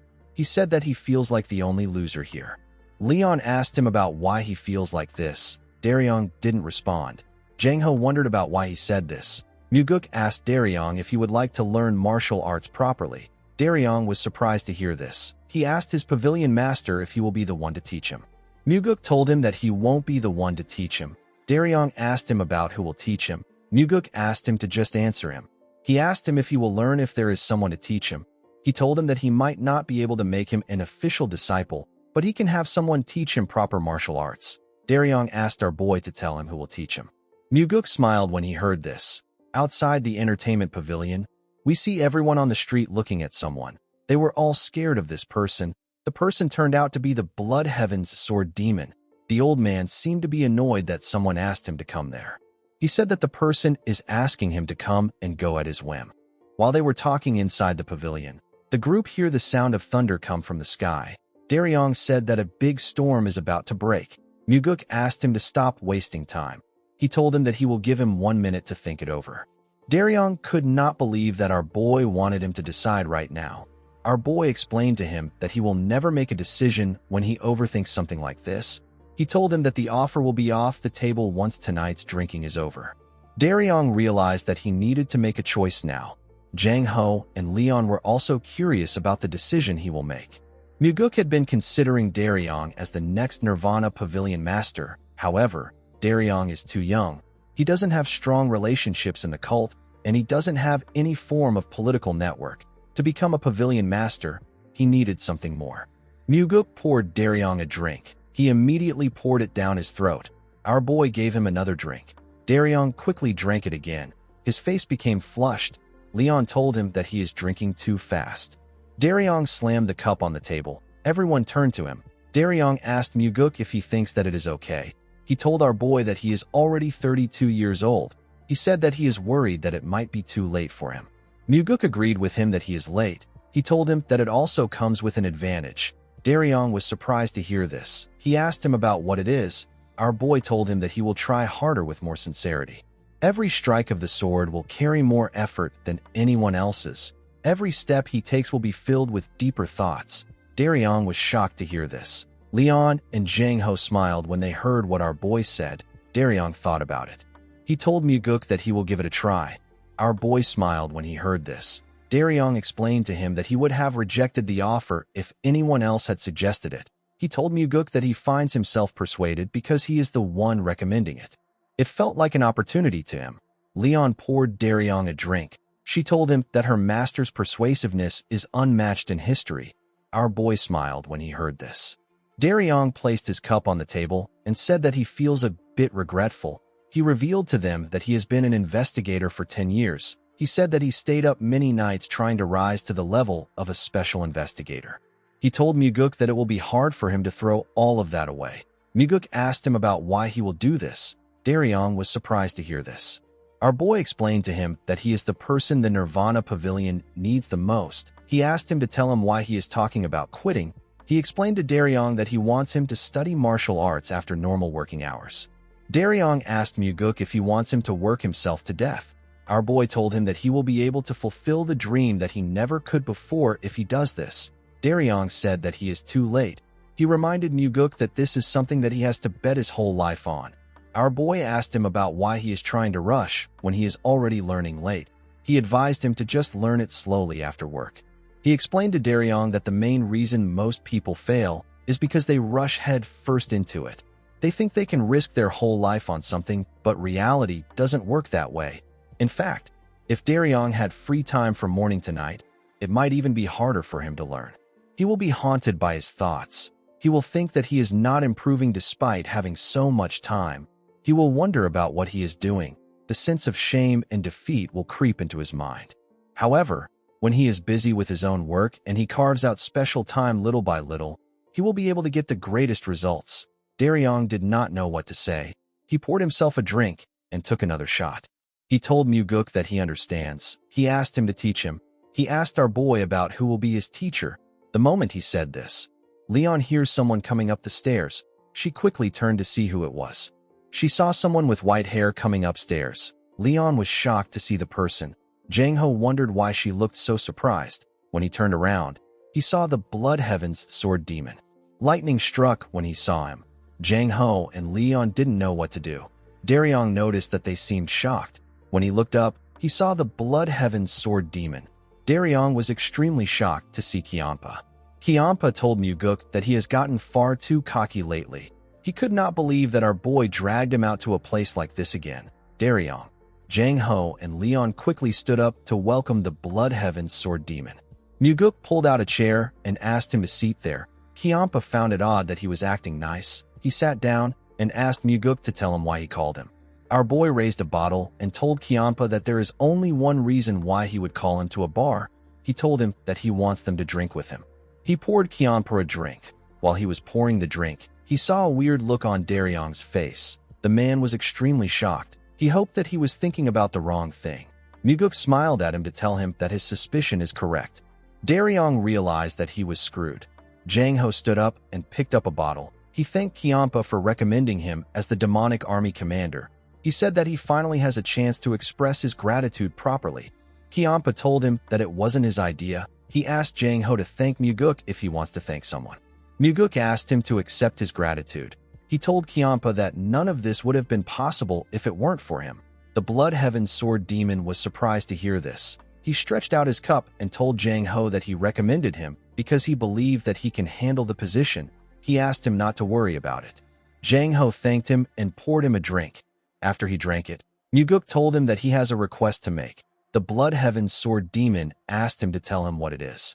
Muguk turned to his drunk subordinate and begged Kiampa to teach him some martial arts. The Blood Heaven's Sword Demon was surprised to hear this. He asked our boy to tell him who the twerp is. The drunk Daryong raised his head and said that he is a power-hungry, cold-blooded man who is a man among men. He said that he is only loyal to one woman. He said that he is the right-hand man of the pavilion master. With a weird look on his face, he told Kiampa that he is not a twerp. After saying this, he blacked out. Muguk began to laugh. He did not expect Daryong to say this. Jang Ho and Leon were terrified. They could not believe that Daryong spoke to the Blood Heaven's Sword Demon in this manner. Our boy asked Kiampa to be understanding. He told him that Daryong has had too much to drink. The Blood Heaven's Sword Demon could not believe that our boy wanted him to teach someone like this martial arts. He told Muguk that he hasn't killed Daryong yet because he is holding himself back for his sake. Muguk explained to him that Daryong is someone that they desperately need. Kiampa declined his request. Our boy called out to him. Kiampa declined his request again. He asked Muguk to tell him why it has to be him. Our boy revealed to him that he is the most skilled one among them. He told the Blood Heaven's Sword Demon that he wants Daryong to learn from the best. Kiampa did not expect to hear this. The Blood Heaven's Sword Demon informed our boy that he cannot pass down his martial arts to someone who isn't his disciple. Muguk suggested that he makes Daryong his disciple. Kiampa was surprised to hear this. Our boy explained to him that there is no one worthy to inherit his position among his current disciples. He told him that his youngest disciple might be kind-hearted, but it will be difficult for him to become the successor with his personality. Muguk asked Kianpa to tell him what he thinks of Daryong. The Blood Heaven Sword Demon said that he doesn't like him. Our boy reminded him that he has lived his whole life doing what he wanted. He asked him to try doing something that he doesn't want to do for once. Kianpa was annoyed to hear this. He told Muguk that he doesn't like Daryong. Our boy asked him to give him a reason why he doesn't like the man. The Blood Heaven Sword Demon became angrier when he heard this. He told Muguk that he simply doesn't like him. He asked our boy if he needs a reason to dislike someone. The moment he said this, Daryong told him that he doesn't like him either. Our boy was surprised to hear this. Jang Ho and Leon quickly turned to him. They were quite shocked to hear what he said. The drunk investigator stared at Kianpa. He asked the Blood Heaven Sword Demon if he will be happy if someone forces him. Leon became scared. She begged Daryong to stop talking. Daryong told Kianpa that he doesn't like him. He asked him not to dream about teaching him martial arts. He told him that it will definitely not happen. Jang Ho and Leon became more scared when they heard this. Our boy did not know what to say. Daryong turned to Muguk and referred to him as the Honorable Pavilion Master. He asked him if he can ask him a question. With a serious look on his face, Muguk asked him to go ahead. He told him that he will soon be murdered. He promised to answer him sincerely. Daryong asked our boy to tell him why he is throwing him at such a cold and heartless person. Muguk realized that his subordinate was really going to die. While crying, Daryong told our boy that he will break his heart if he does this. Kianpa became angrier when he heard this. He called Daryong a damn whelp. Our boy noticed that he was angry. He turned to Daryong and told him that he wants to leave him in the hands of the Blood Heaven Sword Demon so that he can learn martial arts. Daryong began to cry more when he heard this. He said that it isn't right. Jang Ho watched the grown man as he cried. Muguk let out a sigh and turned to Kianpa. He asked him if he can teach Daryong for half an hour a day after he finishes his work. He said that a few days or a few years will be fine. He told the Blood Heaven Sword Demon that they will call the training off if he still doesn't like Daryong after the first day. Kianpa looked Muguk in his eyes. He asked him if he trusts the drunk idiot. Muguk told Kianpa that he is actually trusting him. The Blood Heaven Sword Demon seemed surprised to hear this. To Muguk, the Blood Heaven's Sword Demon and Daryong are oddly similar in some ways, though they are slightly off from the mainstream. They have more passion than anyone. Before Kianpa could respond to our boy, Daryong screamed that he doesn't want to learn from the Blood Heaven Sword Demon. Jang Ho and Leon were shocked to see that Daryong cut off Kianpa. The Blood Heaven Sword Demon was done with Daryong. He quickly grabbed his sword. Muguk quickly stood up to stop him. While he was begging Kianpa, Daryong slammed his head on the table and passed out. While drooling, he said that he doesn't want to learn. The Blood Heaven's Sword Demon glared at him. He asked Muguk to tell him what he will do for him if he teaches Daryong martial arts. Our boy told him that he will help him resolve his long-standing grudge. Kianpa turned to him when he heard this. He sat down and allowed Muguk to pour him a drink. Muguk wondered if the Blood Heaven Sword Demon really wants to reconcile with the Sword Supreme. Kianpa drank the liquor without saying anything. Jang Ho and Leon were still quite nervous. They carefully looked at the old man as they drank their liquor. Our boy also drank his liquor. He poured Kianpa another cup. After drinking a large amount of liquor, Jang Ho and Leon passed out. Seeing that there was no one there to interfere in their business, Kianpa asked Muguk if he is serious about what he said earlier. Muguk assured him that he is. He told him that it wouldn't be right for him to teach Daryong martial arts for free. The Blood Heaven Sword Demon looked outside the window. He asked Muguk if the branch office he set up is functional. Our boy told him that it is running well. Kianpa told him that he gave the wrong answer. He asked him if the branch is helping him improve his reputation. Our boy smiled when he heard this. He realized that Kianpa thought that he created the branch to gain popularity. He told him that it has been very helpful. To Muguk, helping the commoners of the demonic village is just as important as killing the soul-absorbing supreme demon, but Kianpa doesn't understand this. With a smile on his face, Muguk told Kianpa that he will leave Daryong in his hands. The old man was annoyed to hear this. He asked Muguk about what he will do after leaving Daryong in his care. Our boy revealed to him that he will be busy. Kianpa asked him to tell him what he will be busy doing. Muguk said that he has to think of a way to kill things that don't seem human. He said that he has to run around everywhere to find his right wing, and he still has to suck up to his father. Kianpa asked him if he is the left wing. Our boy told him that he is. He asked him if he wants to be the right wing. The Blood Heaven Sword Demon was surprised to hear this. He told Muguk that he is insane. He could not believe that our boy wanted him and the Sword Supreme to serve as his two wings. Muguk reminded the old man that he once said that he is willing to stake his fate on his madness. He told Muguk that they should devour everything with madness. Our boy asked him if he has forgotten what he said. The Blood Heaven Sword Demon told him that he didn't know he was this much of a lunatic. Muguk suggested that they go mad together. He asked Kianpa to tell him what he has to lose at this point in his life. Kianpa was annoyed to hear this. He asked Muguk if this is how he speaks to his elders. Our boy told him that he is like this because he is a lunatic. The Blood Heaven Sword Demon did not expect to hear this. Muguk poured him a drink and told him that he will be away for a few months. He asked him to look after his people while he is gone. The Blood Heaven Sword Demon told him that he understands. He drank his liquor after saying this. Although Kianpa gave him a simple response, Muguk felt assured because he agreed easily. In the next scene, we see Daryong say that he is thirsty. He said that he wants water. Someone told him that there is water next to him. Daryong opened his eyes and picked up a kettle containing water. He quickly drank the water. He was quite relieved to quench his thirst. He felt a sudden headache. He told himself that he is a dog if he ever drinks again. The moment he said this, Daryong looked around. He realized that he didn't know where he was. He wondered about who told him that the water was next to him. When he turned to the right, he saw someone standing next to a window in the room. The person was reading a book. Daryong squinted his eyes to see who it was. The person turned out to be the Blood Heaven's Sword Demon. Daryong was shocked to see Kianpa. He quickly got up. He asked Kianpa about what he is doing there. The Blood Heaven Sword Demon told him that this is his room. Daryong wondered why he was in Kianpa's room. The Blood Heaven Sword Demon revealed to him that he stood up and began to shout that he should carry him on his back when they were leaving the bar. He clung onto his pants and asked him about how he could abandon his disciple. Daryong was shocked to hear what he did. Kianpa told the investigator that it has been decades since he last allowed someone to touch him. He closed the book he was reading and told Daryong that he wants to die even though he doesn't have the courage to jump off the cliff. Daryong became scared. He asked Kianpa to tell him why he allowed him to sleep in his bed. The Blood Heaven Sword Demon asked him if he also doesn't remember what happened. Daryong became nervous. He wondered about what he did. The Blood Heaven Sword Demon revealed to him that he called him a heartless master when he tried to put him in the guest room.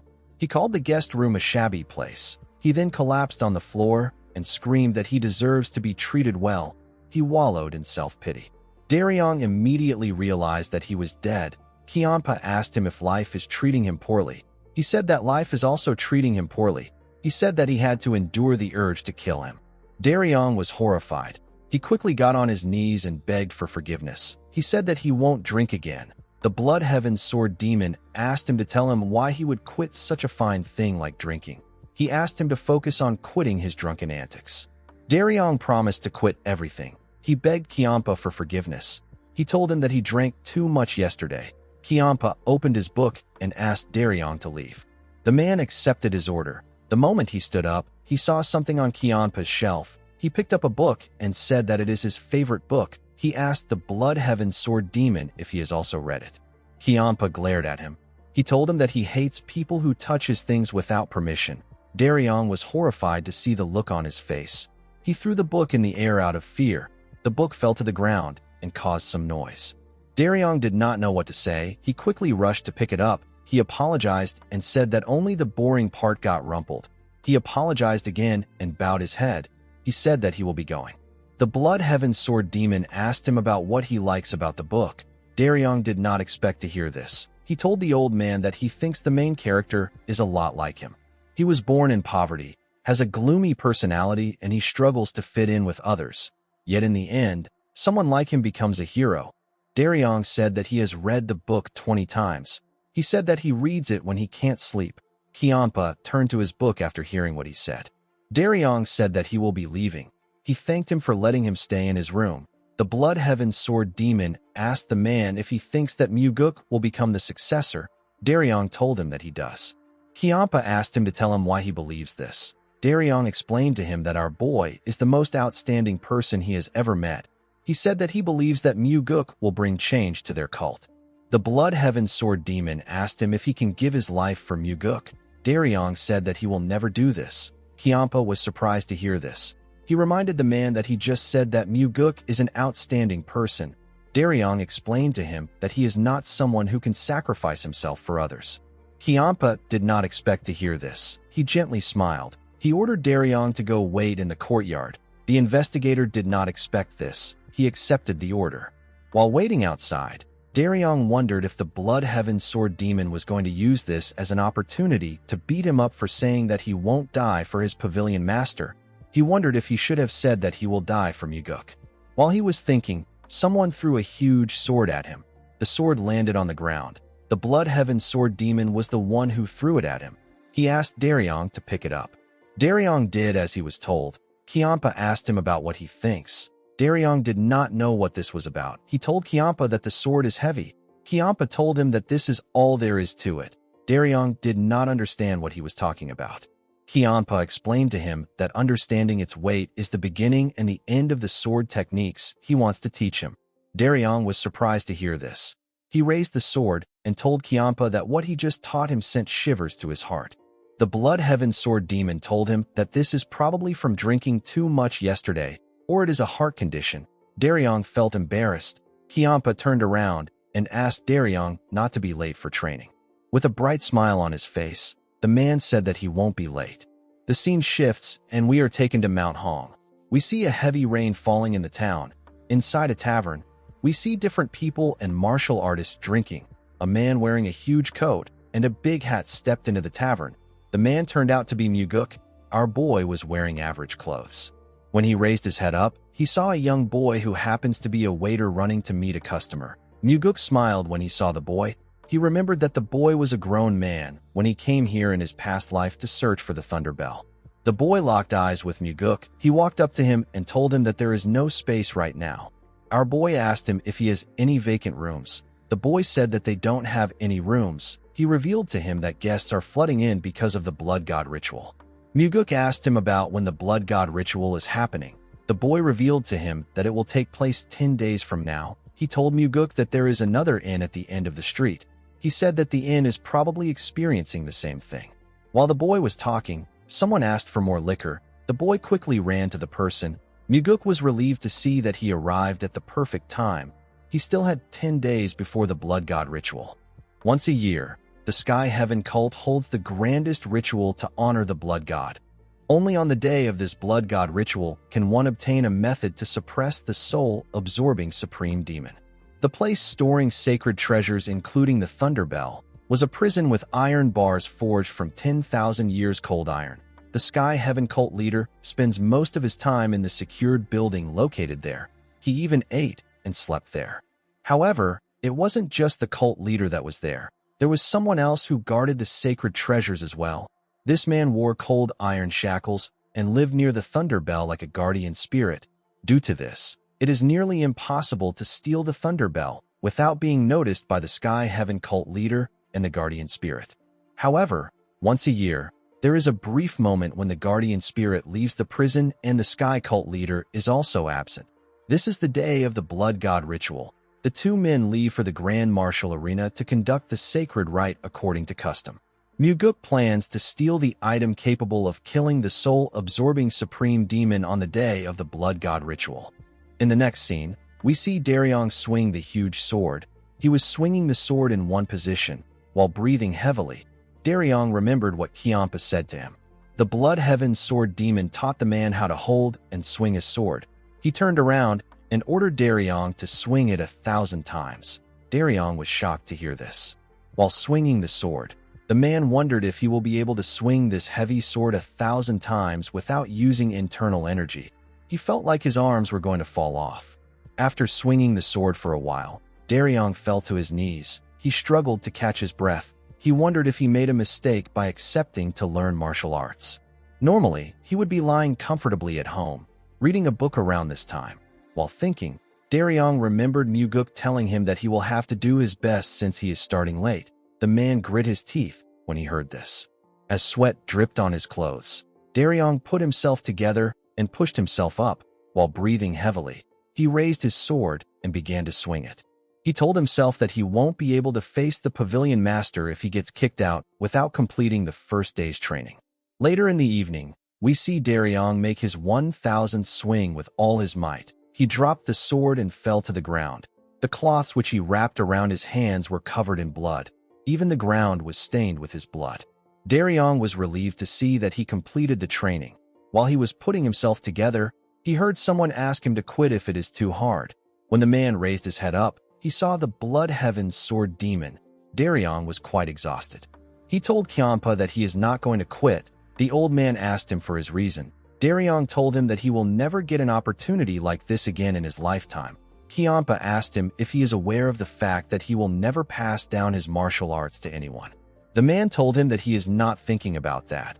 He explained to him that the opportunity he mentioned is the chance to simply learn any martial arts from him.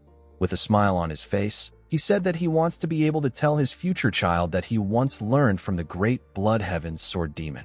He said that this is enough for him. A memory like this is more than enough for a martial artist. Kiampa did not expect to hear this. He asked the man if he is thinking of marriage. Daryong said that he would like to get married someday. The Blood Heaven's sword demon asked him for his reason. With a smile on his face, Daryong said that he wants to raise a child and give them the fatherly love that his own father never gave him. Kiampa asked him about what he will do if his child ends up hating him. Daryong asked the Blood Heaven's sword demon if he will allow his child to have this training with him instead. Kiampa glared at him. He screamed and ordered Daryong to make 1,000 more swings. The man was shocked to hear this. He couldn't believe that he had to do this again. The scene shifts and we are taken to a cave. We see someone boiling something inside a kettle. The person turns out to be Muguk. Before coming to Mount Hong, our boy stopped by a medicine shop. He bought spirit root grass, poison bellflower, sandalwood, and a few other ingredients. When these things are boiled for a few days, they become an elixir that can numb the sense of smell even for someone wearing shackles. Applying it will prevent even highly perceptive masters from detecting one's scent. Muguk recalled that someone said that he has been imprisoned since he was young. He was certain that the person will still be there. Our boy decided to train in the heavenly demon defense art, since the medicine is still brewing. He sat in a lotus position and circulated his energy. The more he practiced, the more he could feel the uniqueness of this art.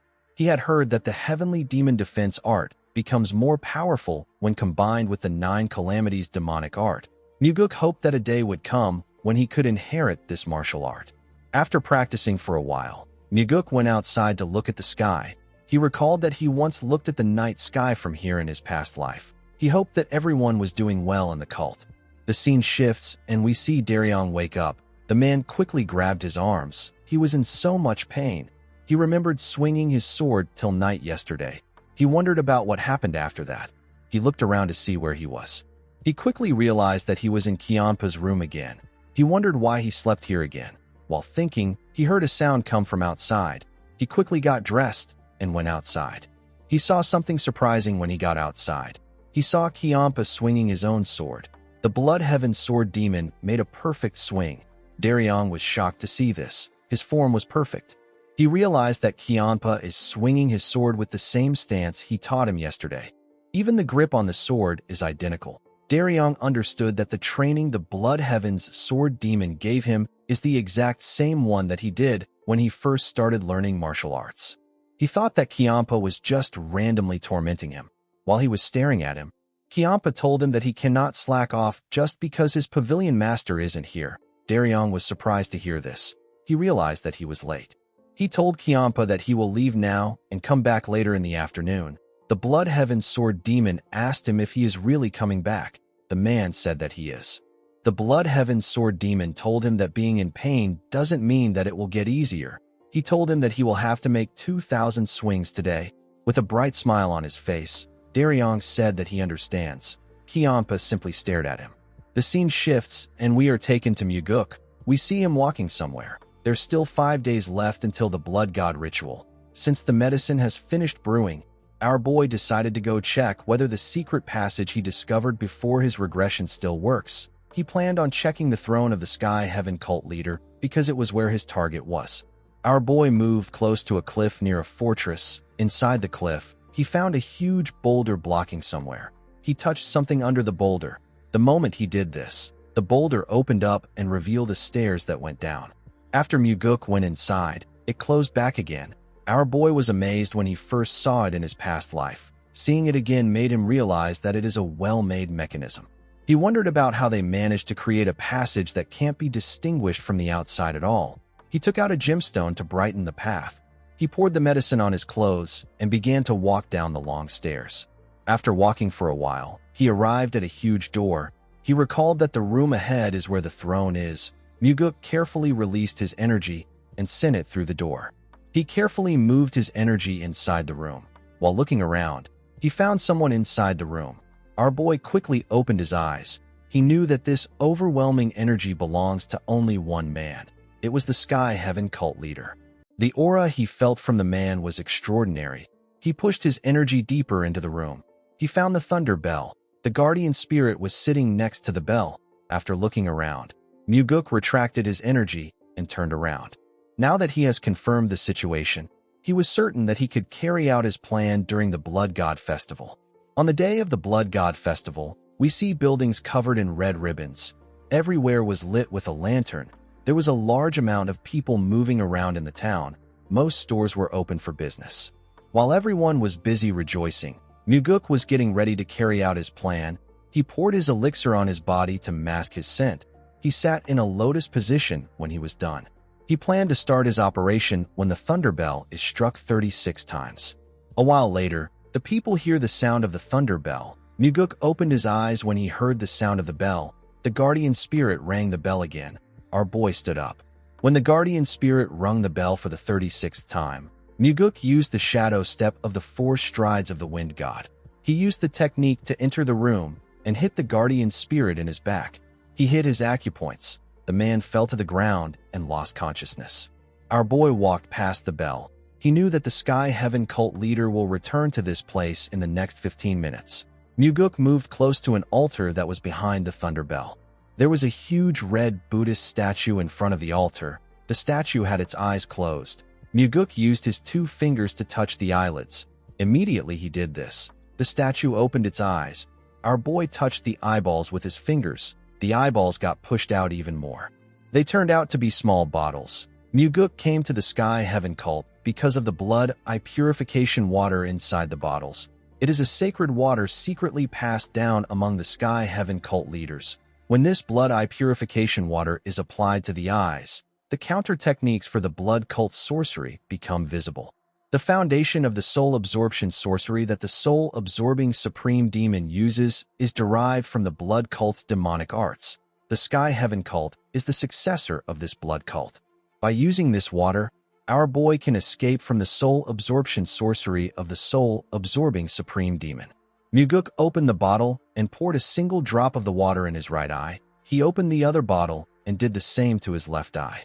He instantly felt the energy of the purification water burning his eyes. Muguk grit his teeth and endured the pain. A minute later, he opened his eyes. His pupils had turned blood red. They quickly returned back to normal. Our boy smiled when he realized that the blood eye purification water worked. He pushed the bottles back into the statue's eyes and closed it. He was certain that no one would know what happened because there was still enough purified water remaining in the bottles.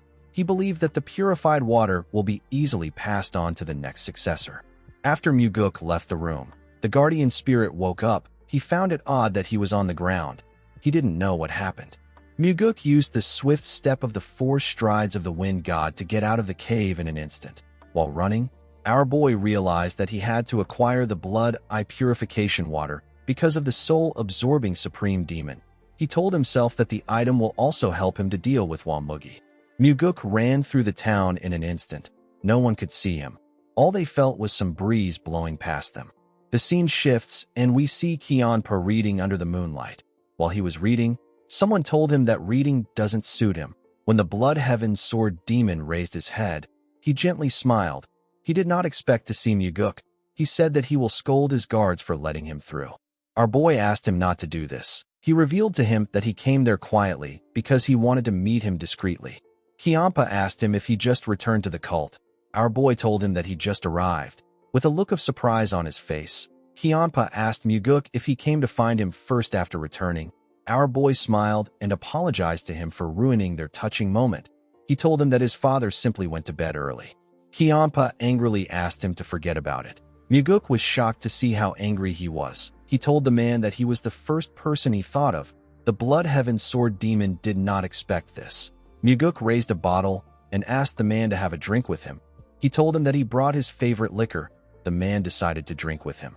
While they were drinking, the Blood Heaven Sword Demon asked our boy if it has already been 2 months since he left the cult. Muguk said that it is not yet 2 months. Since his swift step was able to improve, our boy was able to shorten the time he needed to return. He asked Kiampa about how Daryong's martial arts training is going. The old man took a look at his drink and said that Daryong is working surprisingly hard. Our boy didn't expect Kiampa to say that someone is working hard. He realized that his investigator is doing well. He told the Blood Heaven Sword Demon that Daryong has a strong heart, even though he looks rebellious. Kiampa said that the man has never acted rebellious towards him. Our boy told him that his investigator knows how to pick his fights. He told Kiampa that the book he was reading earlier looked like a poetry collection. He asked him if he is seriously reading poetry. Kiampa found this question insulting. He asked Muguk if he looks like someone who reads poetry. Our boy smiled and told him that he might not even understand it well. He told him that it doesn't suit him. The old man revealed to him that he used to love reading books in his younger days, but he has forgotten about it for a while. Muguk found it hard to imagine what this strict-looking person was like in his younger days. He asked him about what he was like in his younger days. Kiampa said that he was dark and gloomy. Muguk told him that he was like Daryong. Kiampa didn't seem annoyed that he was likened to Daryong. He said that it is all in the past. He drank his liquor and asked Muguk if his trip went well. Our boy poured him another cup and told him that it did. Kiampa said that there will soon be trouble in the cult. Muguk smiled and asked him about why he believes that he went out to cause trouble. Kiampa told him that he went out to stir up a bloodbath. Muguk told him that he has a poor impression of him. The Blood Heaven Sword Demon said that he prefers peace. Our boy told him that he also likes peace. Kiampa said that he likes the quiet, blood-stained peace that comes after crushing everything with his own hands. Muguk drank his liquor and told the man that it feels nice to be out for the first time in a while. He suggested that they go out and get some air together next time. The Blood Heaven Sword Demon didn't like this suggestion. He told Muguk that outside is full of people that he wants to kill. He said that he feels at peace staying in the cult. He poured Muguk a drink and advised him to be careful with whatever he is planning. He reminded him that a single wrong move can mean the end for him in the Succession War. Muguk asked the man to tell him what he will do if he makes the wrong move. The Blood Heaven Sword Demon revealed to him that he will switch allegiance and side with his older brother. Our boy told him that he is very cold. Kiampa said that it is natural for this to happen. He told Muguk that there is no point in having wings if the body is already dead. He said that he will have to find a new body.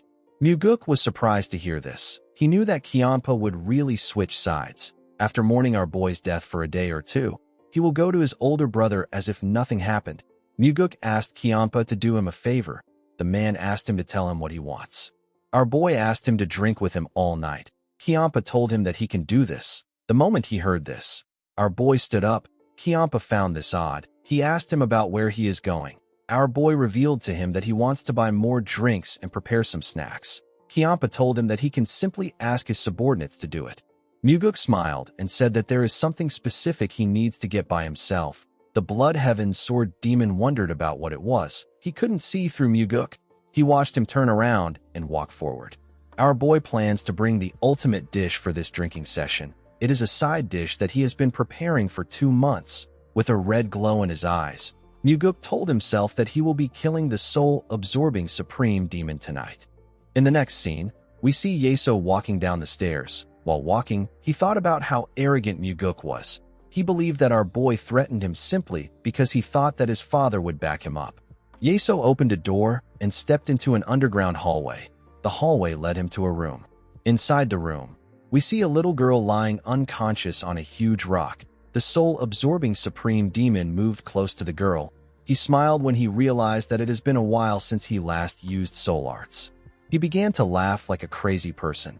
While he was laughing, he got punched in the face. He quickly raised his hand and covered it with his energy. He let down his hand when he saw who punched him. The person turned out to be Muguk. With a serious look on his face, our boy reminded him that he asked him to stop using soul arts. Yeso touched the place he was punched in. He asked Muguk to tell him how he got in there. Our boy smiled and told him that his mystique is completely ruined when he is flustered. The moment he heard this, Yeso activated his soul absorption arts. He told Muguk that he misjudged him. He said that he deserved to be hit. This words got repeated multiple times in Muguk's ears. Our boy smiled and told him that he is now acting like himself. He said that this will make it satisfying to kill him. He told Yeso that the pathetic act he put on earlier was disappointing. The soul-absorbing supreme demon asked Muguk to tell him how he got in there. Our boy informed him that he simply followed him. Yeso didn't expect to hear this. Muguk knew that the man would think that he is lying. However, he was telling the truth. The soul-absorbing supreme demon always guards his back with shadow arts. If Muguk's mastery of the 4 strides of the wind god was complete, he could evade the shadows. Unfortunately, it wasn't complete yet. However, now that he has used the blood eye purification water on his eyes, he can see the weaknesses of Yeso's shadow arts. The moment he broke through the shadow arts, his shadow step took effect. Muguk told Yeso that the way he got in doesn't matter.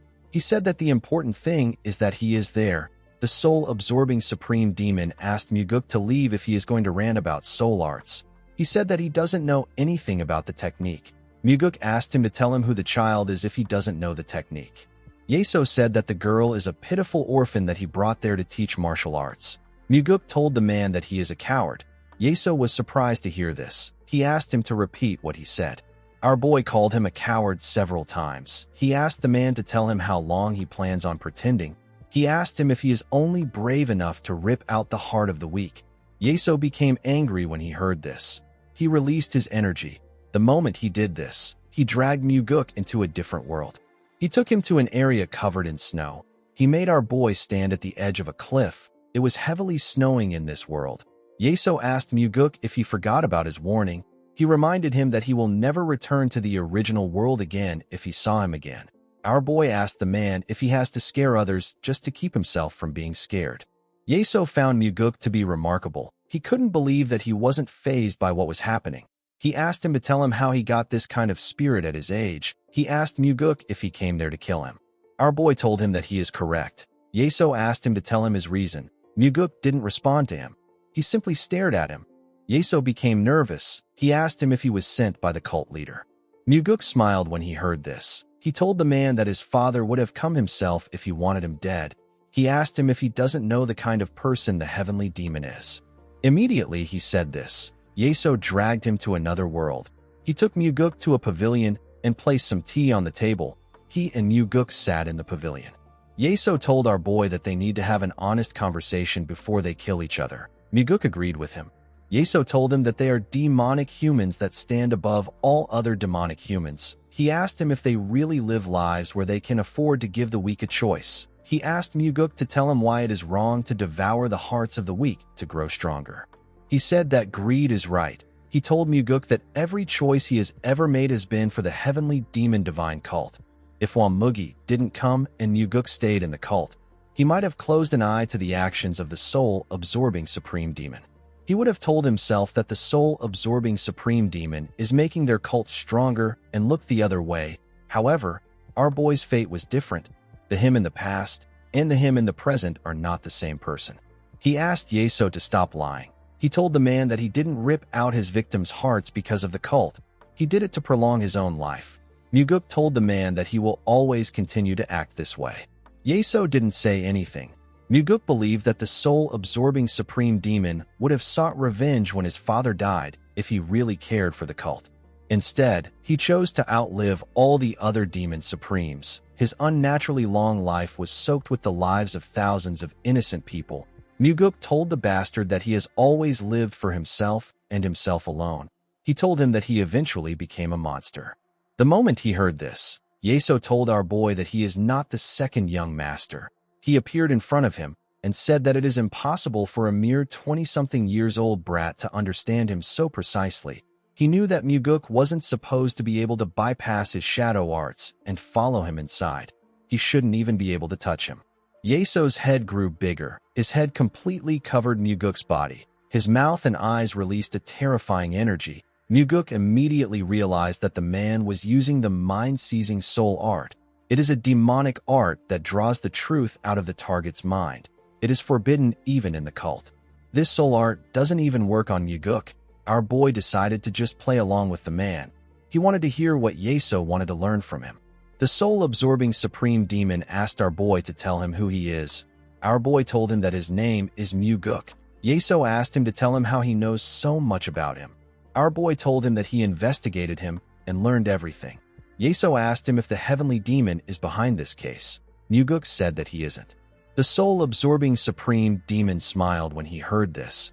Upon seeing the look on his face, our boy became certain that Yeso fears his father the most. The soul-absorbing supreme demon asked Muguk to tell him why he came. Our boy revealed to him that he came there to put him down. Yeso asked him if he told anyone that he would be coming there. Muguk said that he didn't. Yeso was extremely happy to hear this.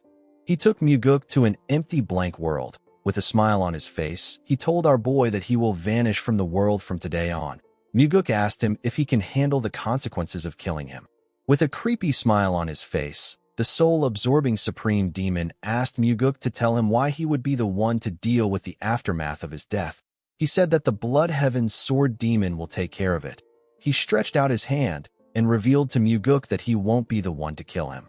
While laughing like a maniac, he told our boy that he will die trying to fight the Blood Heaven's sword demon.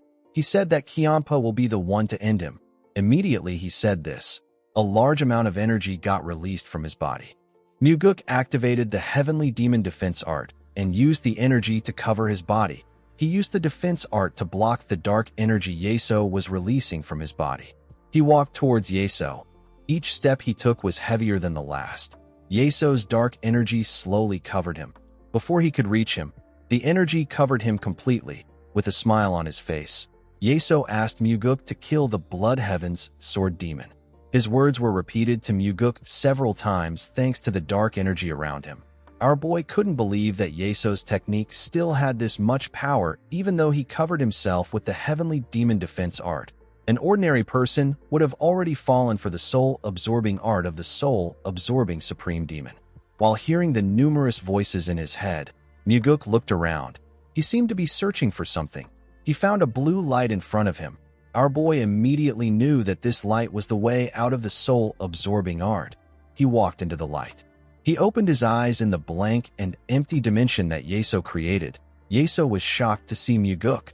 He didn't know what was happening. He asked our boy about how he woke up on his own. Muguk wasn't supposed to wake up before the soul-absorbing art ends. Our boy smiled and told the man that he might have grown attached to the Blood Heaven's sword demon. He said that he doesn't feel like killing him. The moment he said this, Yeso activated the soul-absorbing art again and covered him with his dark energy. He asked Muguk to kill the Blood Heaven's sword demon. Our boy covered himself with the energy of the Heavenly Demon Defense Art, but the voices were much louder. This soul-absorbing art was much more powerful than the ones he used earlier. Muguk grit his teeth to endure the pain of the voices in his head. He quickly found the blue light. He opened his eyes again to see Yeso. The soul-absorbing supreme demon couldn't comprehend what was happening. He asked Muguk to tell him why he isn't falling under the soul-absorbing art. Muguk laughed and told him that it is because of his deep bond with Kiampa. The soul-absorbing supreme demon was annoyed to hear this. He released his energy again. Muguk covered himself in the Heavenly Demon Defense Art. He got dragged to a dark place. Our boy looked around. He wondered if Yeso was going to do the same thing again. The moment he thought of this, he saw something behind him. Something horrifying rose out of the ground. It was a horrifying and dark humanoid monster. As the monster walked towards Muguk, several others rose out of the ground. They surrounded Muguk from all sides. Our boy drew his sword when he saw that he was surrounded. His pupils instantly turned red. Muguk was able to see the blue light on the monsters' bodies. He was able to see their weaknesses. When the monsters got close to him, our boy tore them apart. Each strike was precise and clean. He didn't waste any strikes at all. He only thrust his sword at their weak points. He didn't give the monsters the time to react to his attacks. Muguk smiled as he tore through the monsters. He was relieved to see that the blood eye purification water was allowing him to see how to break the sorcery. In the next scene, we see Yeso sweating. He didn't understand how Muguk was in front of him. Our boy could tell that the man was curious. He asked him if he isn't going to question him this time. The soul-absorbing supreme demon seemed to be annoyed by this question. He instantly sent Muguk somewhere else. He dropped him on a raft in the middle of an ocean. There was a heavy rain in this world.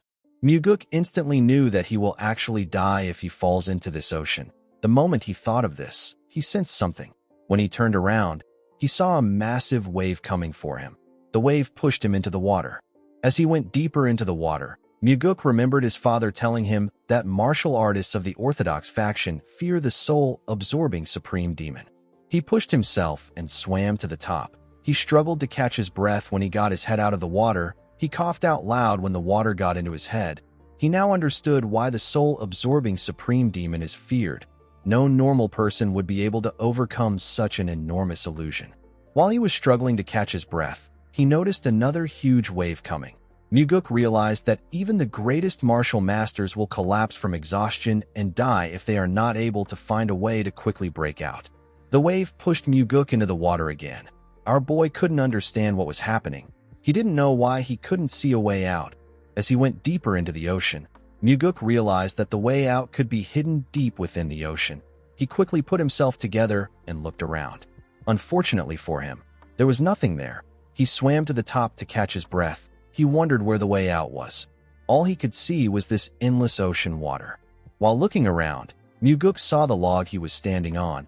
He quickly swam to it. When he turned the log around, he saw the blue light. Our boy could not believe that the way out was in the most obvious place. The moment he thought of this, he saw that another wave was coming.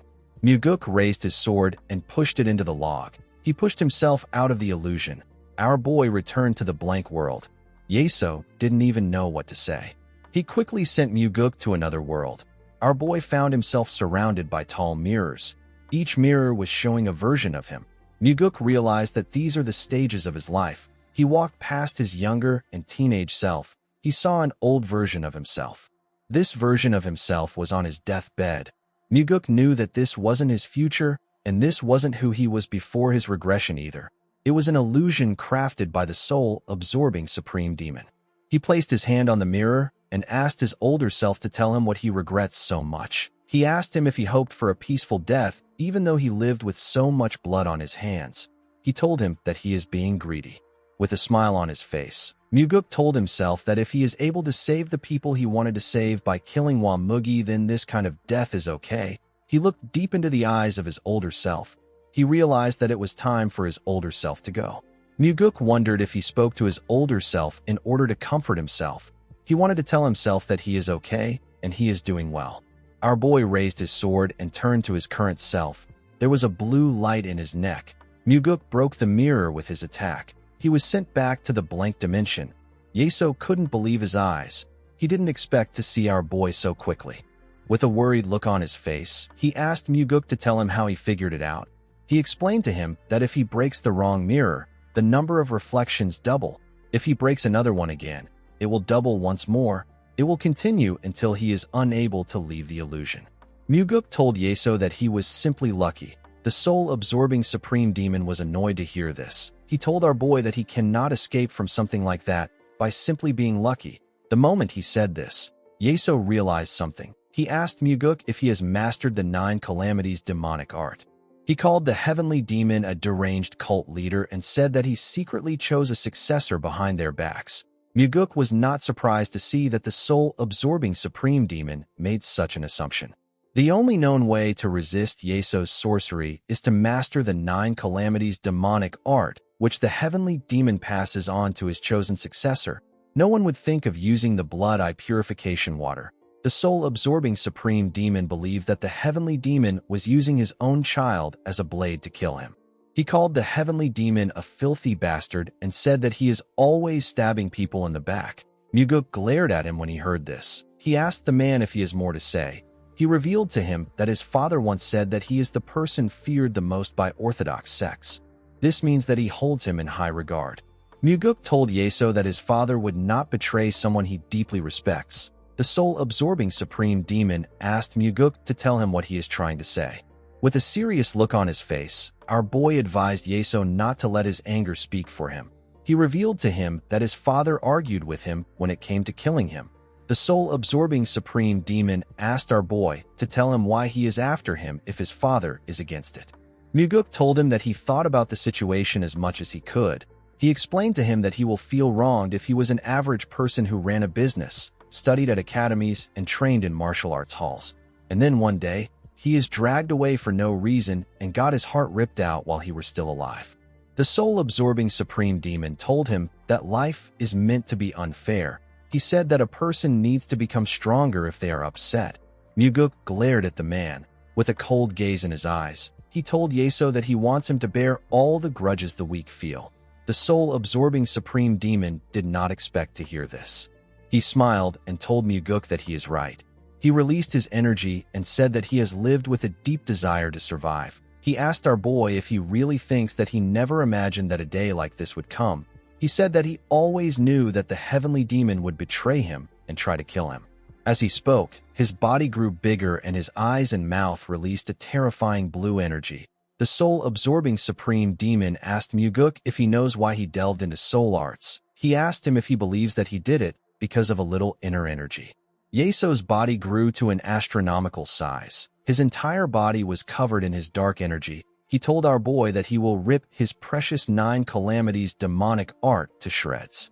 His energy spread everywhere. The ground broke apart and turned purple. Muguk sensed dark demonic energy coming from the man.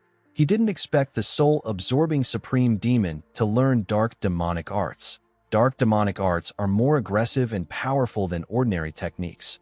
However, those who use them are usually consumed by the arts itself. They experience mental breakdowns, energy deviation, and in the end, they die a gruesome death. This is why the heavenly demon divine cult strictly forbids its members from learning them. Muguk told the soul-absorbing supreme demon that he came to kill him for a reason. He told him that he would have died from the side effects of the dark demonic arts if he was left alone. Yeso said that he wouldn't have died. He revealed to him that he has been using the inner energy he gained through the soul arts to suppress the side effects. Our boy now understood that the reason Yeso learned the soul arts was to counter the backlash of the dark demonic arts. He raised his hand and drew his sword. The soul-absorbing supreme demon also raised his hand. He used his energy to conjure a weapon. He told Muguk that he will kill him here, and one day, he will also kill the heavenly demon and take his place. Muguk told him that he is too much of a coward to follow through with something like that. He told him that he is someone who will live his whole life hiding his ambition and barely hang on to life. Even in Muguk's previous life, Yeso never once revealed that he learned dark demonic arts. Upon hearing what our boy said, the soul-absorbing supreme demon swung his sword at Muguk. Our boy was able to block the attack. The impact of their swords clashing destroyed the ground and sent waves of energy across the dimension. Muguk's hands began to shake when he received the attack. He realized that he would have been completely overwhelmed by Yeso's power if he hadn't exhausted his inner energy to use the soul-absorbing art earlier. He knew that the soul-absorbing supreme demon is an enemy that he can only face with his strongest sword techniques. He pushed Yeso's sword away and attacked him with the first form of the soaring sword art known as the celestial equilibrium. The sword technique was a huge, powerful slash. The technique only cut Yeso's body a bit. He wasn't seriously injured.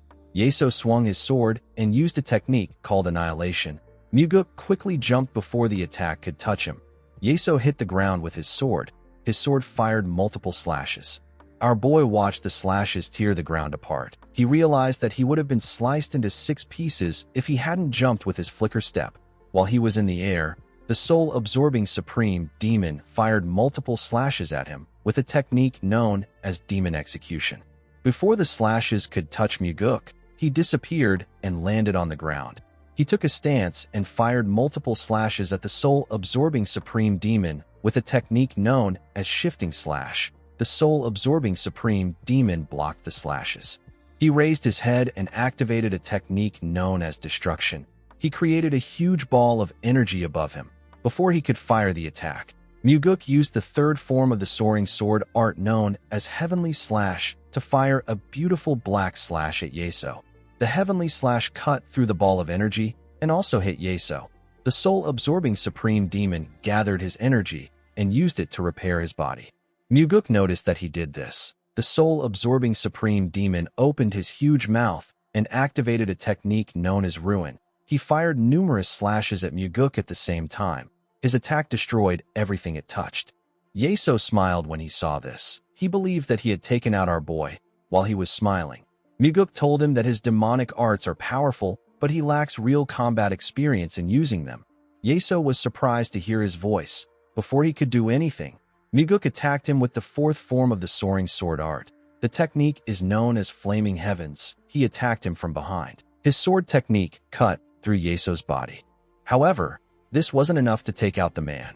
He turned around and asked Muguk to tell him why he hasn't used the 9 Calamities demonic art. Our boy told him that he doesn't need something like that to defeat him. The soul-absorbing supreme demon laughed when he heard this. He told Muguk that his arrogance will be the death of him. Immediately he said this, Muguk moved past him. He beheaded him with the 5th form of the soaring sword art. The technique is known as Azure Heaven. Unfortunately for Muguk, this wasn't enough to take out Yeso. The soul-absorbing supreme demon put his head back together with his energy. Our boy couldn't believe his eyes. He couldn't believe that he wasn't able to take his head with the Azure Heaven. The soul-absorbing supreme demon laughed at Muguk. Our boy told him that he has really become a monster. Muguk quickly charged at Yeso. He and the soul-absorbing supreme demon swung their swords at each other at a crazy speed. Our boy wondered about what he should do. The soul-absorbing supreme demon didn't die even after he cut his head off. He realized that Yeso's core is hidden somewhere else. He wanted to find where it was hidden. The moment he thought of this, Yeso released more energy from his body. Muguk could tell that his next attack was going to be dangerous. Yeso activated a technique known as Heaven Destruction and fired huge waves of energy at Muguk. Our boy's eyes turned red when he saw the attack coming at him. He took a careful look at Yeso. He noticed a red glow in his chest. Yeso's heart was the object that was giving off the red glow. Our boy realized that his heart is his core. He charged into the waves of energy with the death step of the 4 strides of the wind god. Several slashes appeared within the waves. This slashes left a cut on Muguk's body. Our boy didn't stop even though his body was getting torn apart. He focused on Yeso and kept pushing forward. Even when he almost lost his head, he kept running towards the soul-absorbing supreme demon. When he got close to Yeso, he used the 8th form of the soaring sword art. He used a technique known as Netherworld Slash to attack Yeso's chest. His attack caused a huge explosion. Muguk landed on the ground with his heavily injured body. His entire body was covered with blood. While struggling to catch his breath, he raised his head to see the soul-absorbing supreme demon. He saw the hole he left in Yeso's chest. The hole wasn't healing. The soul-absorbing supreme demon couldn't believe his eyes. He couldn't believe that Muguk attacked his core. Our boy told him that it was easy for him to attack his heart because it was so big. The soul-absorbing supreme demon returned to his normal form and fell to his knees. His dimension returned to its empty state. Yeso told our boy that the technique he just used is not the 9 Calamities demonic art. Muguk revealed to him that it was a combination of the death step and the 8th form of the soaring sword art. Yeso had never heard about the death step. Our boy revealed to him that he is talking about the death step from the 4 strides of the wind god. The soul-absorbing supreme demon was shocked to hear this. He asked Muguk to tell him how he knows the 4 strides of the wind god. Our boy told him that the heavens didn't want him to die. He knew that he would have died if he hadn't used the 4 strides of the wind god. He knew that Yeso never imagined that he would have this kind of trump card. The soul-absorbing supreme demon glared at Muguk. He told him that he will kill him if he is ever reborn. Our boy stared at him with eyes filled with disappointment. He told the man that he wants him to live a full life if he is ever reborn. He told him that he can have a better life than this. Yeso didn't say anything. Our boy noticed that the man didn't curse at him. The soul-absorbing supreme demon simply closed his eyes. Immediately he did this, his world began to fade away. Our boy was sent back to reality. His injuries disappeared and his bleeding stopped. He found Yeso sitting down with his eyes open. The man's body was cold and lifeless. Muguk simply stared at him. He didn't say anything. In the next scene, we see Kianpa asking Muguk about why he took so long. He asked him if he made the snacks himself. Our boy raised a cloth containing snacks and told him that it took some time for him to get them.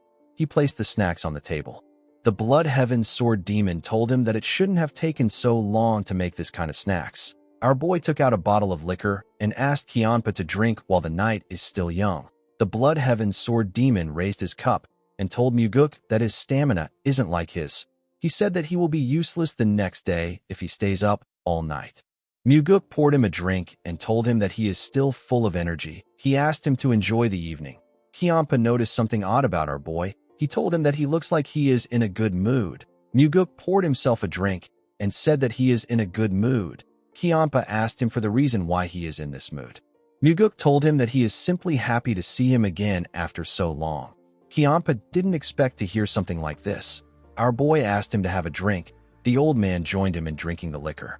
He asked our boy if he knows why he likes Daryong. Muguk asked him to tell him why. The Blood Heaven Sword Demon revealed to our boy that Daryong said that he wouldn't give his life up for him. Muguk smiled and said that he will scold him. Kiampa said that he liked his honesty. Our boy asked him to tell Daryong about it. He said that the investigator will like to hear it. Kiampa said that he is not going to do it. Muguk told him that he will tell him the next time he sees him. He said that someone needs to say these things because words like this can change someone's life. Kiampa glared at him when he heard this. He told our boy that he really likes to take care of everyone. He told him that he will soon be looking after the stable boys that muck out manure. He asked him to also feed the horses since he is so nice. Muguk smiled and said that it would be a good thing if he could do that. Kiampa did not expect this response. He told Muguk that he has never met anyone like him in his entire life. Our boy said that their heavenly demon divine cult will also become something that he has never seen before. He asked him if this won't be nice even if it will only happen for one generation. The Blood Heaven Sword Demon looked Muguk in his eyes. He raised his cup and asked him to pour him a drink. Muguk was surprised to hear this. He quickly picked up the bottle. He knew that the drink he was pouring now was different from all the drinks he has ever poured before. With a smile on his face, Muguk said that he is pouring his first cup for his left guardian. He looked the Blood Heaven Sword Demon in his eyes as he poured his drink. After he filled his cup to the brim, Kiampa drank the liquor. Our boy wondered if Kiampa has truly decided to follow him with all his heart. The Blood Heaven Sword Demon cleaned his lips and asked Muguk to tell him if the left guardian is ranked higher than the right guardian. Muguk was surprised to hear the question. The Blood Heaven Sword Demon explained to him that he wants to get the higher title if he is to be given a title. Muguk laughed when he heard this. He couldn't believe that Kiampa cared about something like this. He teased the old man by telling him that he looks quite handsome today. Kiampa was shocked to hear this. He called him a crazy bastard. He raised his sword and asked Muguk to say it again. Our boy laughed out loud. Kiampa asked him to stop laughing. He asked him to say that he looks handsome. Muguk smiled and said that he won't confess to women while he is drunk. The Blood Heaven Sword Demon smiled and said that he caught himself a flatterer. The two men began to laugh. The next day, we are taken to the Heavenly Demon Hall. We see Muguk standing in front of his father. The Heavenly Demon asked his son to tell him how he killed the soul-absorbing Supreme Demon. Muguk asked his father to tell him what he means. The Heavenly Demon glared at his son. He revealed to Muguk that the demonic physician examined the soul-absorbing Supreme Demon and said that he might have died due to energy deviation. The Heavenly Demon asked his son if he really expects him to believe this.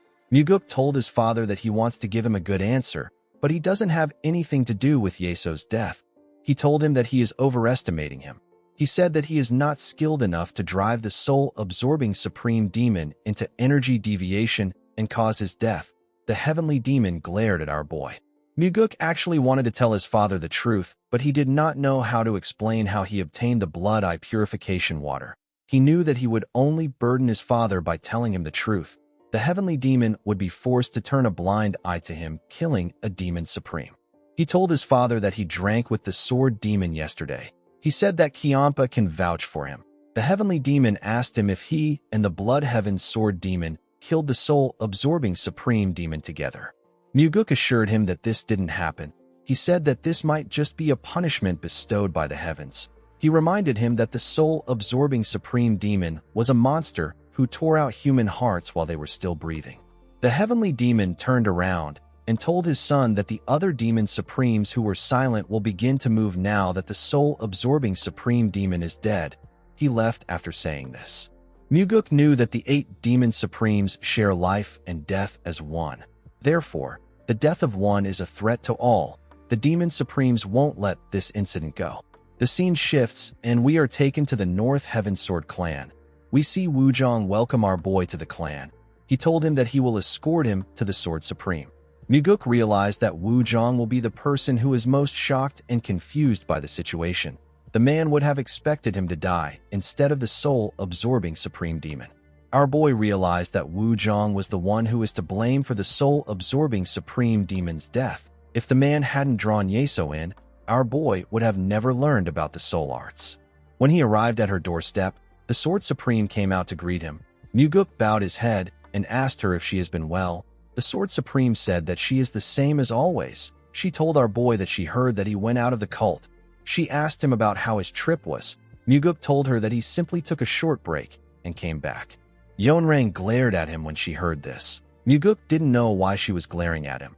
The Sword Supreme told him that his progress is always remarkable. She said that she is tempted to challenge him to a match. Muguk said that they can arrange a match later. Yeonrang told him that she would like this. Our boy took out a cloth and said that he brought a small gift for her. He revealed to her that he found a flower with a lovely fragrance and brought back its seeds. The Sword Supreme did not expect to hear this. She told Muguk that this is the first time someone is giving her seeds. Our boy said that it is his first time giving them to someone. Yeonrang really liked the gift. She invited him inside. She asked Muguk if he has heard about the death of the soul-absorbing Supreme Demon. Our boy told her that he heard about it. With a cold gaze in her eyes, the Sword Supreme asked Muguk if he was involved in Yeso's death. Even though Yeonrang was nice to our boy, the death of a Demon Supreme was still unsettling to her and the other Demon Supremes. Their long-standing survival principle is that if one falls, the rest could fall too. Muguk reminded her that the demonic physician said that Yeso died due to energy deviation. Yeonrang told Muguk that none of the Demon Supremes will believe this. Our boy said that it won't change the fact that he wasn't the one who killed Yeso. Yeonrang looked deep into Muguk's eyes. Our boy didn't look away. He also stared back at her. Seeing that she wasn't able to get her answer, the Sword Supreme sat down. Muguk asked her about why she suspects him. The Sword Supreme told him that the moment he got involved, the once calm lake turned into a turbulent sea, and the soul-absorbing Supreme Demon was the first to drown in that sea. Muguk told her that he is simply someone fishing in the sea. He assured her that he has no intention of drowning anyone. Yeonrang agreed with him because he caught the Blood Heaven Sword Demon. Muguk asked her if it will be hard for him to catch her. The Sword Supreme told him that it might be possible if he releases the fish he caught. She said that she doesn't want to be caught in the same net as Kianpa. Muguk gently smiled when he heard this. The Sword Supreme gracefully drank her tea and said that no one can predict the future. She explained to Muguk that the soul-absorbing Supreme Demon was someone who went to great lengths to protect himself. She didn't think that he would be the first to die. She said that the West Illusion Fort will be in turmoil for a while. She told Muguk that a succession battle will soon begin. The soul-absorbing demon had 5 disciples. Since he died without naming a successor, the most outstanding disciple among the 5 will likely take his position. Muguk asked the Sword Supreme about which disciple she supports. Yeonrang asked him about why he is curious. Our boy told her that it will be good if someone from their side took over. Yeonrang found it weird that Muguk said that they are on the same side. Our boy reminded her that they became friends through their duels. Yeonrang was surprised to hear this. She smiled and said that she can share an allegiance with a dueling friend.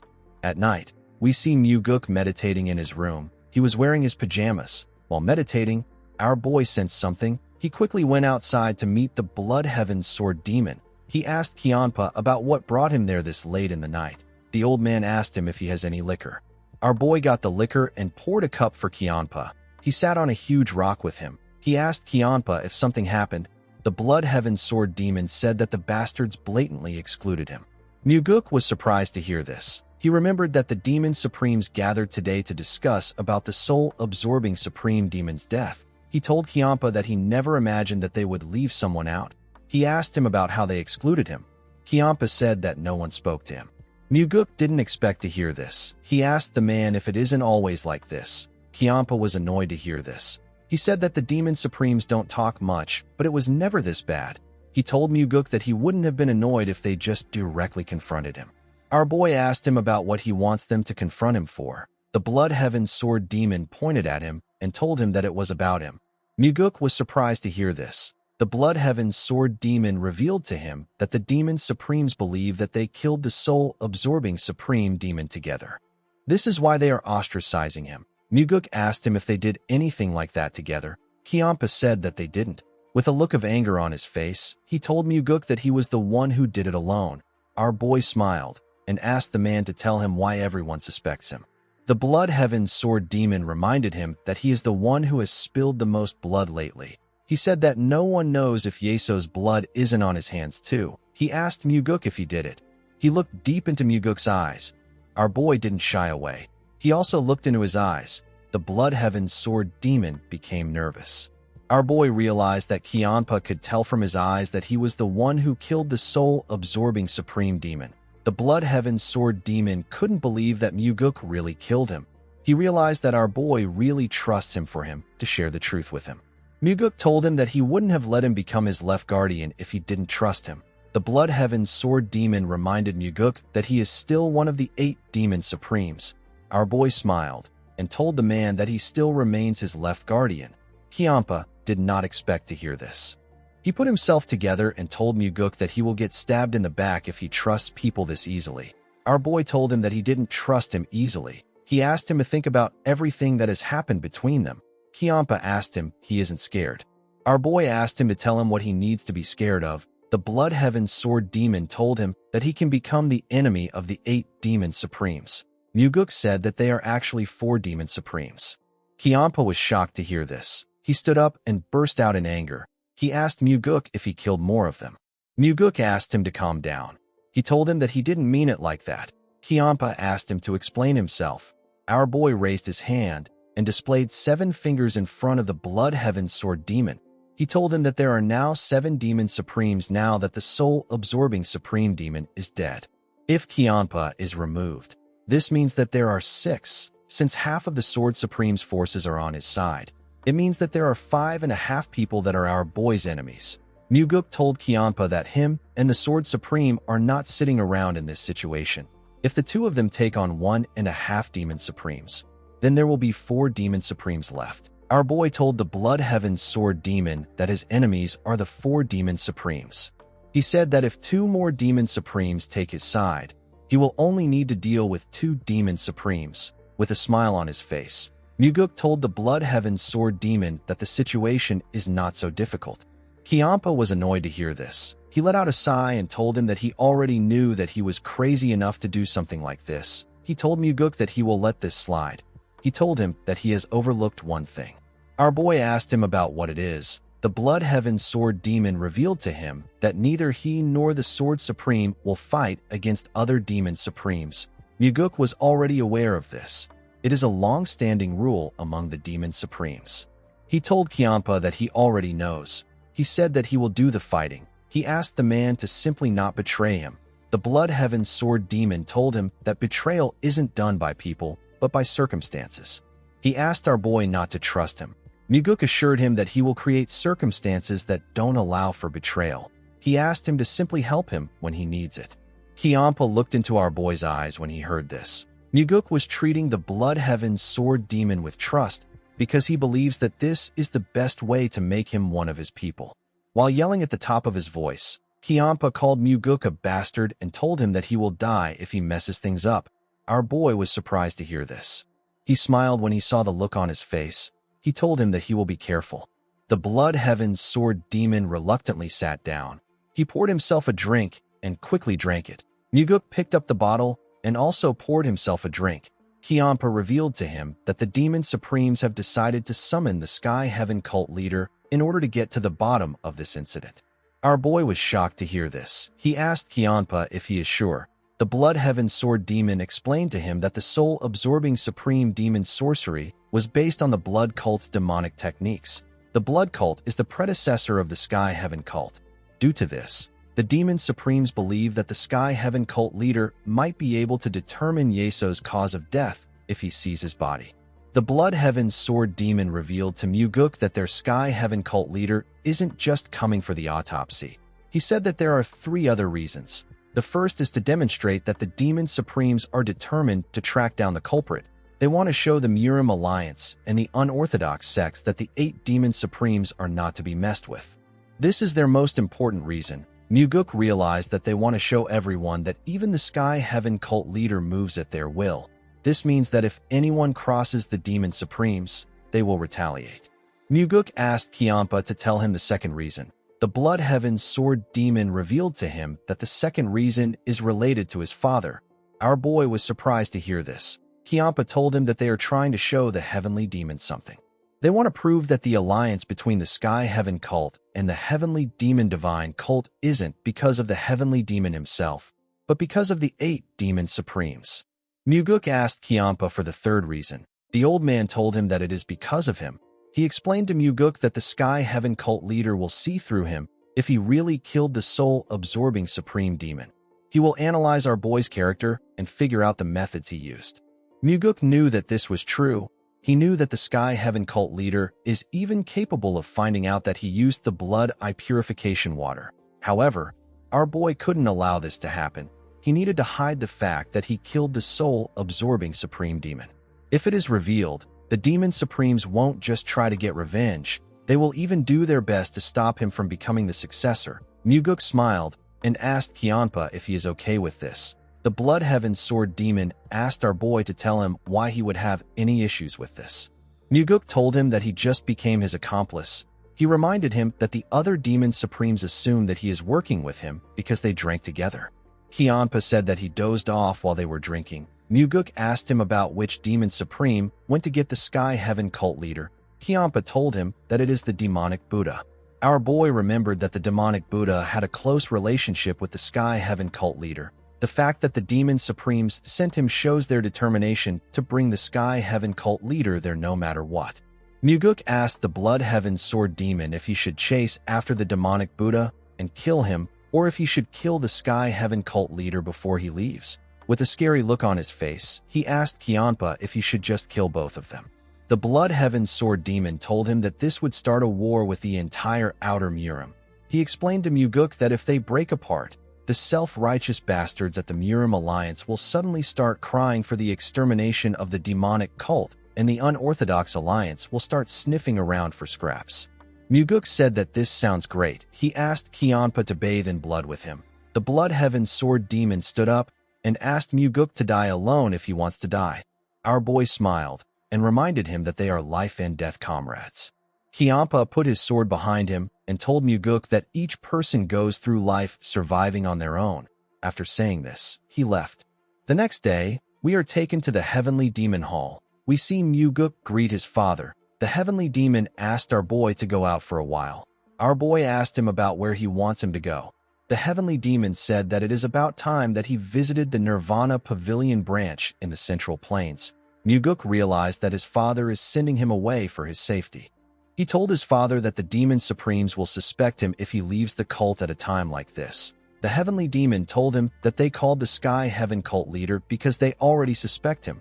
He said that the Sky Heaven cult leader is no fool. He assured him that the man will find out that it was him. Muguk denied killing the soul-absorbing Supreme Demon. He told his father that it might have been an assassin from the Murim Alliance. The Heavenly Demon explained to him that the Murim Alliance would have already declared war on them if this was true. They are not in the position to do this right now. Muguk asked his father if he would leave the cult if it was him. The Heavenly Demon said that he would not. Our boy said that he also won't leave since he is his son. The Heavenly Demon told Muguk that he is not him. Our boy told him that he can imitate him. He said that an imitation of him is enough. The Heavenly Demon looked into Muguk's eyes when he heard this. He decided to allow his son to stay. He asked Muguk to remember one thing. He told him that he must not kill the Sky Heaven cult leader. Our boy was shocked to hear this. He couldn't believe that his father wasn't worried about him. He was actually worried about the Sky Heaven cult leader. The Heavenly Demon turned around and asked Muguk not to kill any other Demon Supremes. He asked him to not kill anyone. Our boy assured him that he won't kill anyone. He watched his father as he walked out of the throne room. Muguk never planned on killing the Sky Heaven cult leader. He knew so much about the Sky Heaven cult and its leader. To him, the Sky Heaven cult leader is someone he should be grateful to. He smiled and said that the cult leader is like a treasure vault to him.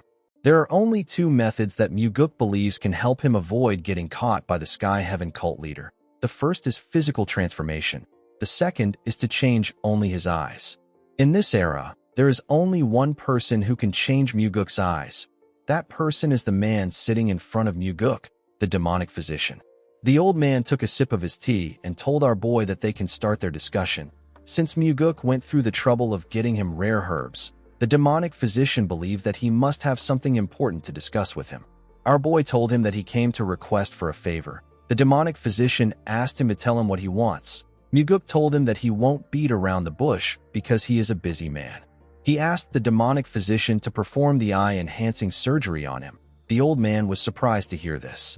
The eye-enhancing surgery is a long-lost forbidden technique that enhances a martial artist's eye. Through the surgery, both normal and dynamic vision are drastically improved. It even negates visual eruptions caused by light, darkness, water, and even smoke.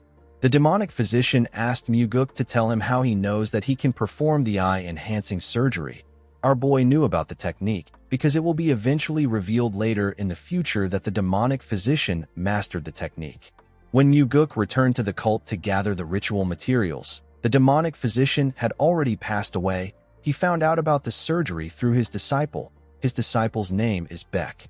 Beck had offered the eye-enhancing surgery to the man who was the cult leader at that time. His name is Ju Bekdo. Since Muguk didn't answer his question immediately, the demonic physician asked him if the heavenly demon told him. Our boy was not surprised to hear this. Beck once told him that his father rejected the demonic physician's offer to perform the surgery. The demonic physician told Muguk that the fruit of the nirvana guanine herb is among the necessary materials needed for the surgery. He told Muguk that this fruit is incredibly rare. He asked him if he knows that the technique can only be performed once in a generation. Our boy assured him that he is aware of this. The old man asked him if he still wants the surgery despite knowing this. Muguk said that he does. The demonic physician asked him to tell him what he can offer him in return if he can perform the surgery. With a confident look on his face, Muguk told the man that he can't offer him anything right now, but he will become the cult leader. The old man did not expect to hear this. Muguk told him that he will give him whatever he wants when he becomes the cult leader. Our boy actually already knew what the demonic physician wanted. He desired this thing until the day he died, but his father never allowed it.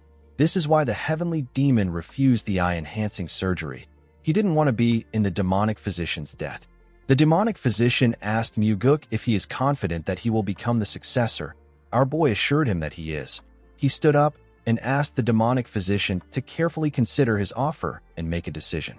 The moment our boy turned around, the demonic physician asked him to wait. He told him that he has a question for him. He asked Muguk to tell him how he plans to deal with the Murim Alliance and the Unorthodox Alliance when he becomes the cult leader. Muguk told him that it depends on the political situation on ground. He said that only one thing is certain. With a serious look on his face, Muguk said that he will destroy any Orthodox faction, unorthodox faction, individual or organization, man or woman if he deems them truly evil. After Muguk left, the demonic physician sat with his thoughts. While he was thinking, someone asked him if he is about to die.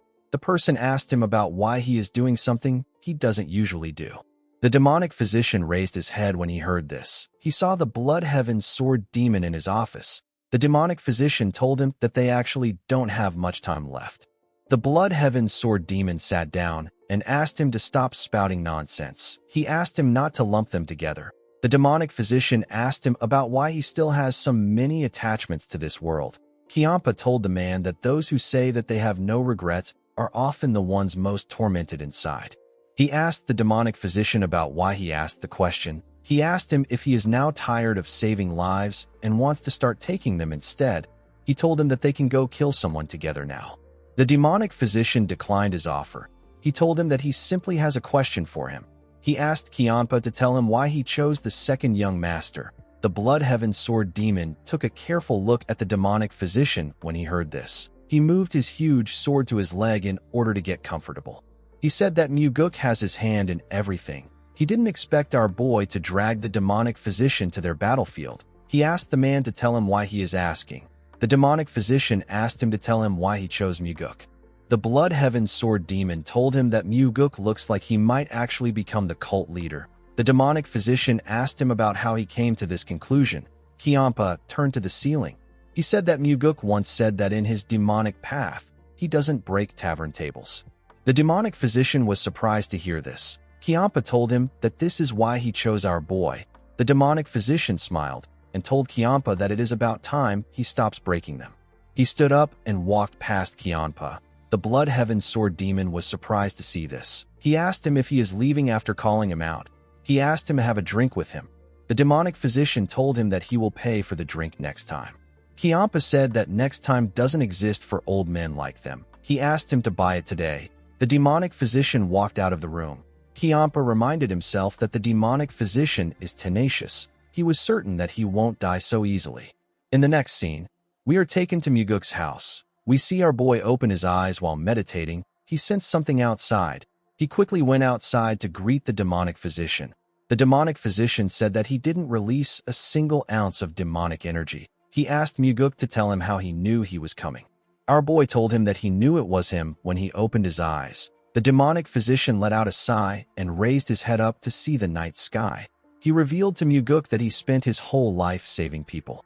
Our boy told him that this is admirable. The demonic physician told him that he is not a selfless man. He said that he saved so many people because he wanted to kill one person. Muguk acted surprised. He asked him to tell him what he means. He already knew what the demonic physician wanted and why he joined the cult. The old man looked at his hands and said that a physician cannot kill someone because it goes against the will of the heavens. He said that he tried to save as many as he could to atone for the sin he wants to commit. He turned to Muguk and asked him if he can kill the person when he becomes the cult leader. Our boy told him that he will kill the person.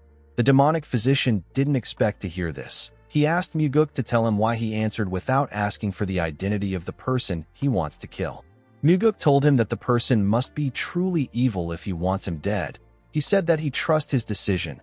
The demonic physician told our boy that he might not know who he really is on the inside. Muguk told him that the outer shell can sometimes matter more than what is inside. He said that the title of demonic physician isn't something one can easily acquire.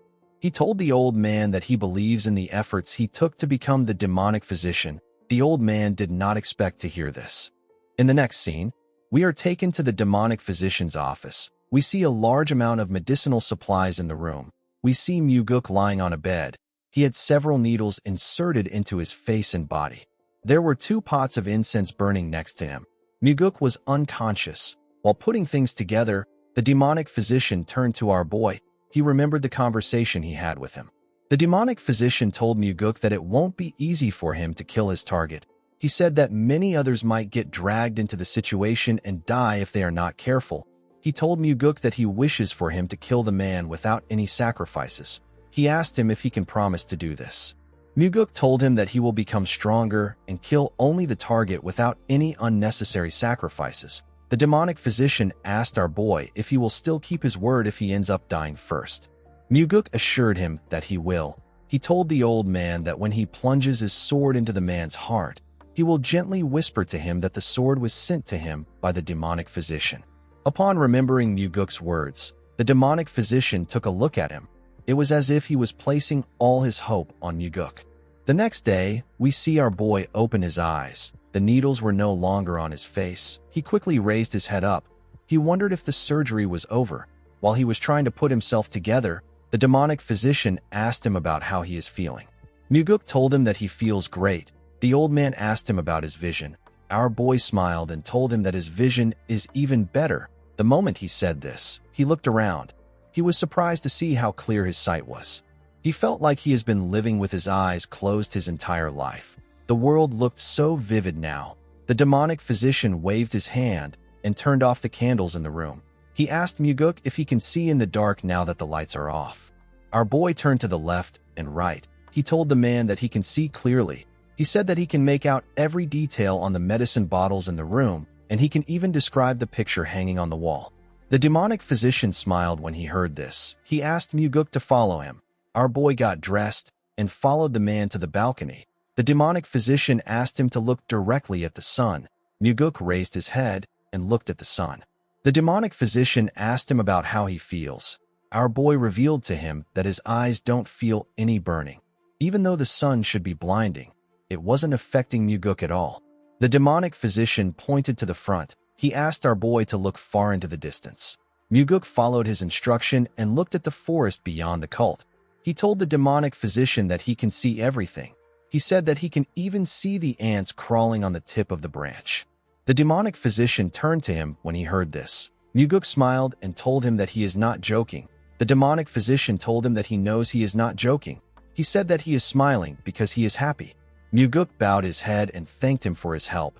The demonic physician said that the procedure was a complete success. He told our boy that his eyes have been reborn, since the demonic physician used a secret technique that can only be performed once in a lifetime on him. Muguk promised him that he will repay his favor by keeping his word. The demonic physician thanked him for this. He told our boy that he will tell him who to kill when he becomes the cult leader. Our boy smiled when he heard this. He received the eye-enhancing surgery to erase traces of the blood eye purification water, but he never imagined that the effect would be this incredible. Muguk realized that the situation with blood eye purification water and the eye-enhancing surgery have been connected. He believed that the Sky Heaven cult and his eyes have been intertwined by fate. He thanked the Sky Heaven cult leader for making him go this far. In the next scene, we see Leon swinging her sword. She was practicing the soaring sword art. Each sword swing was clean and elegant. She was fast and precise. While she was training, someone interrupted her and suggested that they play together. The person turned out to be Muguk. Leon told her lord that she needs to practice this technique 20 more times. Muguk asked her to tell him which martial arts requires someone to train 20 times a day. Leon revealed to him that she actually trains 60 times per day. She said that this 20 sets is just for this evening. Muguk told her that she is following a path to illness. The woman said that she is already sick. She said that she is suffering from a condition where she can't sleep unless she trains. Our boy asked her to skip today's training. He told her that she will sleep well if she drinks with him.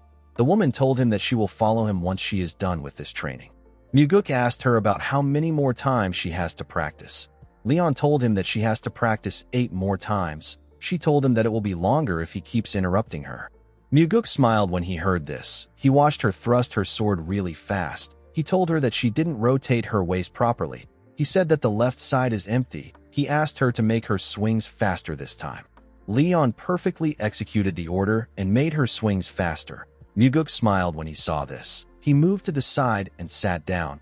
He decided to train the Heavenly Demon Defense Art, since he had nothing else to say. The martial art our boy trained the most while planning to deal with the soul-absorbing Supreme Demon was the Heavenly Demon Defense Art. The more Muguk mastered it, the more he could feel its depth. The martial art resonated with him on the deepest level. It was to the point where he felt like he was mastering a living, breathing martial art.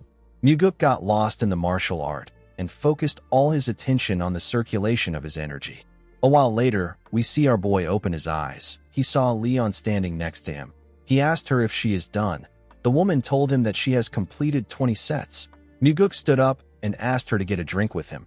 He told her that he is starving. Leon told him that this is natural. She revealed to him that he has not eaten in 3 days. Muguk was shocked to hear this. He asked her if she is sure. Leon revealed to him that he has been circulating his energy for 3 days. Our boy couldn't believe what he was hearing.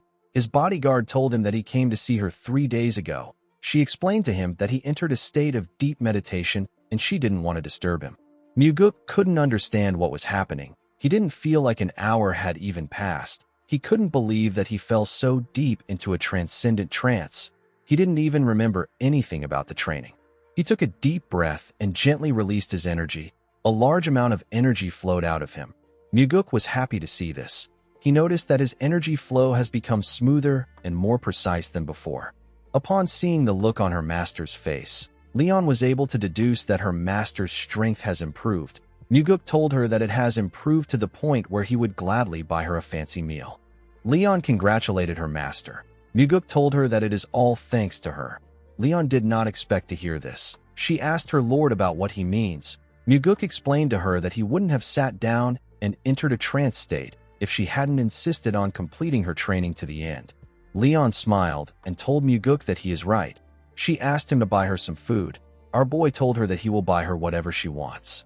As they walked out of the training ground, Muguk said that she must have been starving too. Leon laughed and told him that it would have been impossible for her not to eat for 3 days. Immediately she said this, she heard her stomach rumble. She realized that she has digested the lunch she ate. Muguk knew that Leon wouldn't have just eaten on her own while he was cultivating. He knew that she would have also stopped training for 3 days in order not to disturb his trance. Our boy smiled and called the woman a sweet idiot. Leon told him that she would have hidden the fact that she ate if she was a real idiot.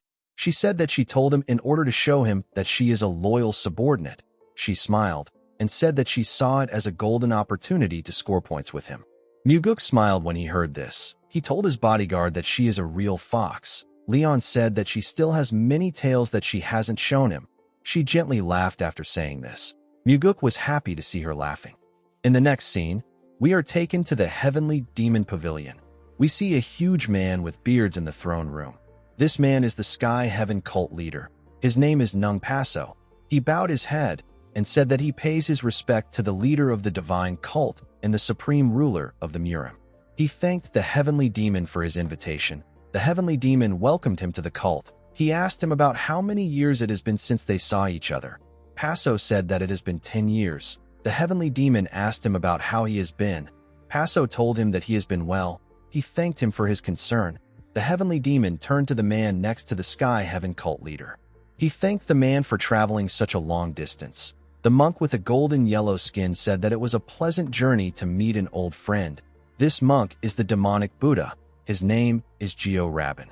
The Heavenly Demon knew that the demonic Buddha wasn't being truthful. He turned to Paso and told him that it is late. He believed that the cult leader must be tired from his journey. He suggested that they call it a day and meet again tomorrow. The cult leader bowed his head and said that he will take his leave. When Paso and Rabin got outside, Rabin said that the Heavenly Demon was cold. He said that the Heavenly Demon should have offered him a cup of tea, even if he is a new supreme from the outer Murim. Paso said that it is already late. Rabin told him that the Heavenly Demon should treat him well because it is late. The cult leader didn't seem to care about this. He asked his friend to stop trying to stir things up. He said that he is not trying to get close to the Heavenly Demon. He begged him to stop. The demonic Buddha told him that this is about his pride and honor. Paso walked forward and asked him to show him the corpse. The demonic Buddha suggested that he takes a look at it tomorrow. He said that he can rest well and see it in the morning. The cult leader said that they can sleep when they are dead. Rabin let out a sigh when he heard this. He didn't understand why everyone around him was so stubborn. He asked the cult leader to follow him. In the next scene, we see Daryong telling Muguk that the Sky Heaven cult leader has arrived. He revealed to him that the cult leader brought the 10 great demons of his cult and 100 elite blood core representing his cult. Muguk was not surprised to hear this. The Sky Heaven cult leader is known as the absolute ruler of the outer Murim. He possesses the heaven-destroying demonic art. It is the strongest outer Murim martial art. There was once a time when the blood cult could rival the heavenly demon divine cult in power. However, ever since they joined the Sky Heaven cult, their power has declined significantly, and they can no longer compare to the heavenly demon divine cult. Daryong revealed to his lord that the Sky Heaven cult leader paid his respects to the heavenly demon and went straight to examine the corpse of the soul-absorbing supreme demon. The scene shifts, and we are taken to the tomb of the soul-absorbing supreme demon. We see Paso place his hand on the corpse. Rabin asked him about how things are. The cult leader revealed to him that the 8 energy meridians are damaged, and the heart is heavily damaged. He said that this happened due to repeated use of soul arts. Rabin asked him if he is saying that Yeso died from energy deviation. Paso said that this is the final cause of death. He revealed to him that the soul-absorbing supreme demon died while fighting someone in the space he created himself. The demonic Buddha asked him if he is saying that he was killed by someone. The cult leader told him that he is certain that someone killed him. He said that what bothers him is the fact that Yeso died despite using soul arts. Rabin asked his friend to tell him who can infiltrate the West Illusion Fort, assassinate the soul-absorbing supreme demon, and then escape. Paso found it odd that his friend was guessing. He raised one finger to signify that the heavenly demon can do it. When Rabin saw his finger, he knew that he was talking about the heavenly demon.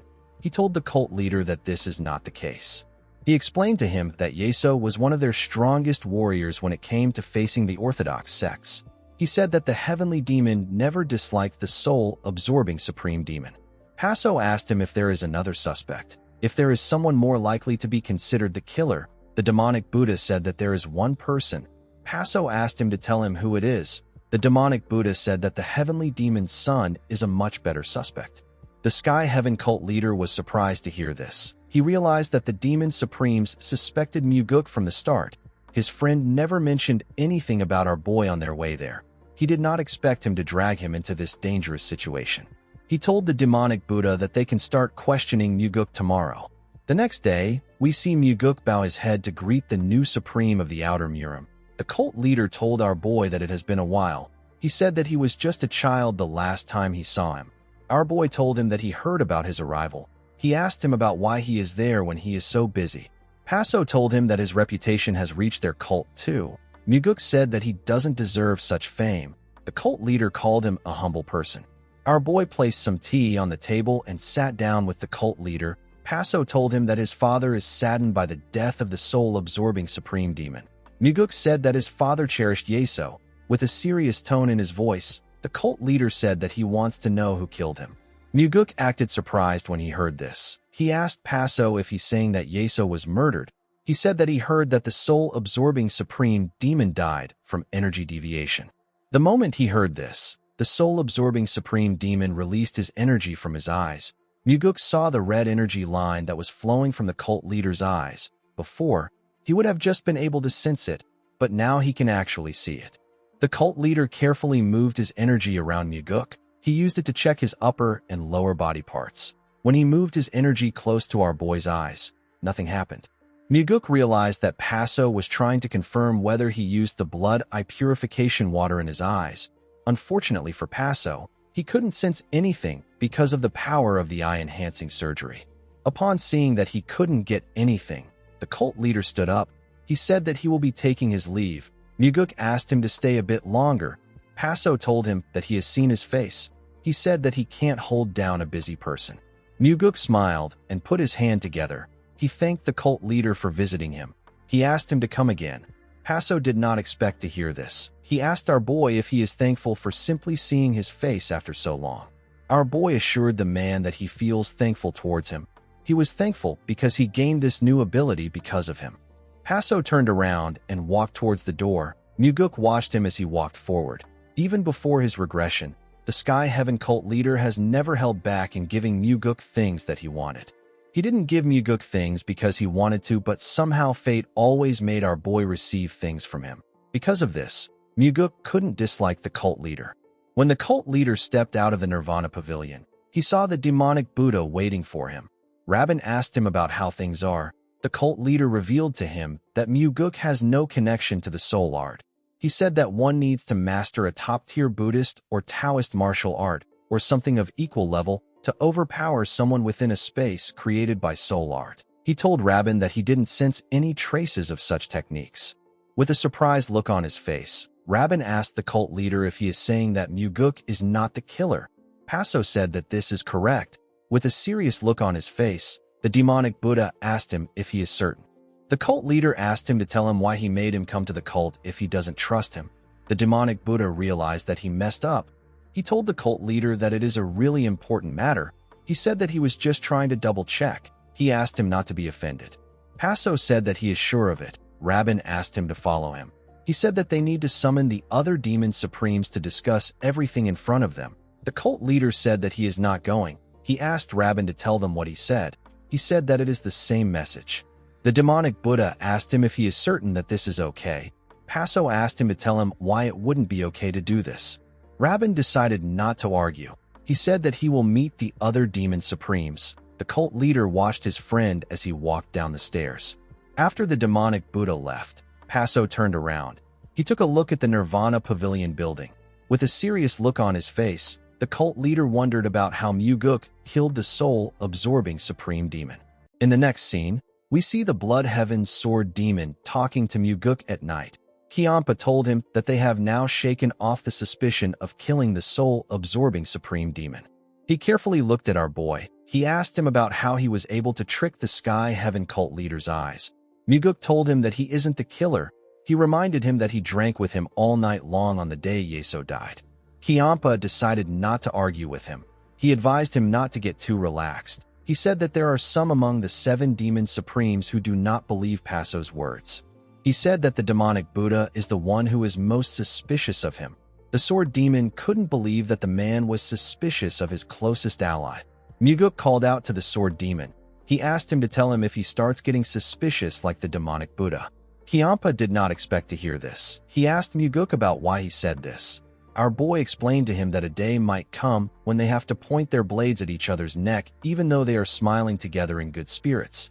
He said that such a day will be really painful. He asked the sword demon to tell him if he sees anything he dislikes or feels is wrong. He advised him not to bottle it up and let resentment build. He told Kiampa that he must have shown him that he can handle his shortcomings with a small amount of wisdom. He asked him to never assume that he knows how he will react. He told him that he can just speak his mind. Kiampa glared at Muguk. He asked him to tell him what he will do if the opposite happens. Our boy was surprised to hear the question. The sword demon asked him about what he will do if he finds him unbearable. He asked him about what will happen if he starts to think that he is unworthy for his new path in the demonic cult. He said that he might seem like an outdated, tedious old man the more he sees him.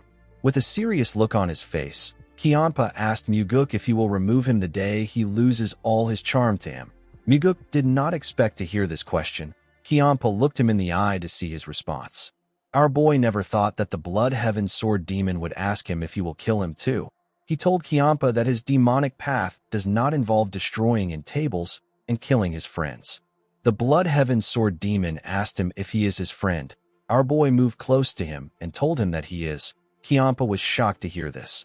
Muguk told him that he will speak to him honestly if he ever experiences any issues with him. Kiampa asked him about what he means. Muguk explained to him that he will tell him what he wants to say without reading his mood and trying to be considerate about his feelings. He told Kiampa that he will tell him that he has become too stuck in his old ways, and he has now become boring. He would ask him about what happened to his old charm. He will tell him to bring it back. The sword demon did not expect to hear this. Muguk told him that they will work together to figure out how to get along again.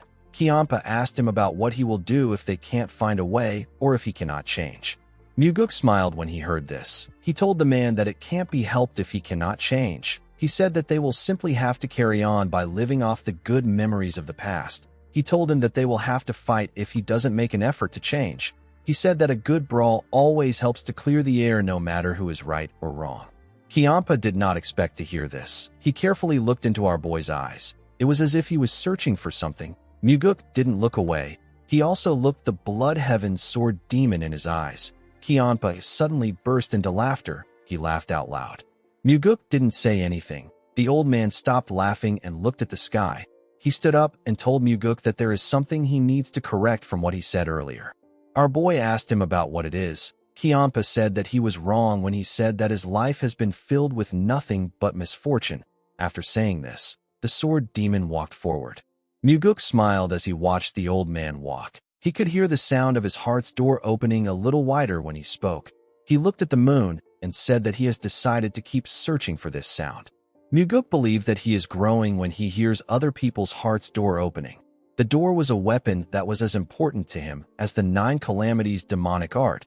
As he looked at the moon, he wondered about the kind of sound Mugi is hearing now. Later in the night, we see Muguk open his eyes while he was meditating. He felt someone's energy. He stepped outside to greet the Sky Heaven cult leader. He asked him about why he came there at such a late hour. The cult leader told him that he came to see him because he has something to say to him. Muguk found it odd that the man came alone at this time of the night. He suggested that they go inside. Paso told him that it is urgent. He asked him to follow him. Immediately he said this. He dragged Muguk to the blank and empty world that the soul-absorbing supreme demon took him to before. Our boy quickly recognized the space. The cult leader asked him if this martial art doesn't feel familiar. Muguk glared at the man. He told him that this is his first time encountering such a martial art. Paso asked him if he is serious. He asked him if he didn't see this space when he fought with the soul-absorbing supreme demon. He accused him of killing Yeso in this world. Muguk told him that he doesn't know what he is talking about. Paso told him that the cult believes that the soul-absorbing supreme demon died from energy deviation, but he cannot be fooled. He said that Yeso's death looks like it was caused by energy deviation because he died in the realm where the soul-absorbing art was cast. Muguk asked him if he has any proof. Paso said that he doesn't. He revealed to him that he doesn't even know how he killed him. He said that he simply knows that he is the killer. Our boy asked him to tell him why he is so certain. The cult leader told him that he can't read him. He told Muguk that he thinks he killed the soul-absorbing supreme demon because he cannot read him. He said that he could also be killed by him. Our boy smiled when he heard this. He was impressed that the man accurately assessed him. He told him that he never expected someone as wise as him to make such misjudgment. The cult leader assured him that he did not come to provoke him. He said that he doesn't want to be killed in a place like this, like the soul-absorbing supreme demon. Muguk realized that the man is not arrogant enough to overestimate his own skills. He asked him about why he hasn't told the demon supremes if he is so certain. He said that there will be an uproar if word got out that his father secretly passed the 9 calamities demonic art to him behind their backs. He told the cult leader that his friend would really like to know this secret. Paso said that there is no such thing as a friend in the Murim. He said that they only meet when it is necessary. He told Muguk that he and the demonic Buddha are no different from the others. Our boy asked him about what he wants from him. Paso told him that this is his goodwill gesture. He told Muguk that he only came to visit him to make sure that he remembers it. Muguk smiled when he heard this. He wondered if something happened between the Sky Heaven cult leader and the 7 demon supremes. He realized that they might have not been as close as he thought. With a serious look on his face, he told the cult leader that he hasn't done him any favors at all. Paso was shocked to hear this. Muguk explained to him that he can't tell the demon supremes because he has no evidence. The cult leader knew that our boy was right. He told Muguk that he can still tell them that he suspects him. Our boy smiled and told him that this would actually work in his favor. He explained to Paso that the demon supremes will think he is skilled enough to kill the soul-absorbing supreme demon, and they will believe that his father has passed the 9 calamities demonic art to him. Without proof, they won't be sure, but they will also never be disrespectful to Muguk. Our boy asked the man if this wouldn't help him control the situation. The cult leader was surprised to hear this. Muguk told him that he has actually just held him back. Paso couldn't believe what he was hearing. Our boy smiled and told him that he will accept his help if he is offering to do him a favor. He asked him to make it a real favor. Paso was shocked to hear this. He couldn't believe that our boy turned the situation around. In the next scene, we are taken to a different room. We see different treasures in the room. The thunder bell was also in the room. A shirtless man with long hair was sitting in front of the bell. He had a collar around his neck. The chain from the collar was tied to the thunder bell. The man is the guardian of the thunder bell. The Sky Heaven cult leader walked up to the man and asked him about what he thinks. The man was annoyed to hear this. He called the cult leader a bastard and asked him about why he is asking him. Paso did not say anything. He simply raised one finger up. He told the man that he is the only one in the room. He said that there is no one else he can question. The man advised him to ask the Grim Reaper standing behind him. He told him that he can ask the Grim Reaper when he dies. The cult leader raised another finger. He told the man that death told him that he will die before him. He told him that he won't get to see his death. While screaming at the top of his voice, the man called Paso a pig bastard and asked him if it is nice to live a long life. The cult leader raised another finger when he heard this. He told the man that he has 2 curses left and 2 more times that he can speak informally to him. He asked the man about why he is in such a bad mood. The man yelled at him and asked him about how he would feel if he was in his place. Paso raised another finger and showed the man that he had 1 more chance left. The chain man didn't really care. He showed Paso his chains out of anger. The cult leader snapped his fingers when he saw this. He dragged the man to another world. He took him to a grassland with a clear sky. He took out a key from his necklace and used it to unlock the man's collar. The man quickly stood up and ran into the field. He was very happy to see the sun and feel the grass on his feet. He laid on the grass to feel it around his body. He carefully raised his head up to see the clear sky. While he was looking at the sky, the cult leader entered his vision. The man was annoyed to see this. He referred to Paso as an oversized cult leader and asked him to move. He told him that he is blocking the sky. Paso raised his thumb to show the man that he is out of chances. He told him that the sky is fake. The man referred to him as cult leader and told him that he misses the fake sky very much. He begged him to move aside. Paso glared at him. He allows this man to curse him or speak informally to him 5 times a day.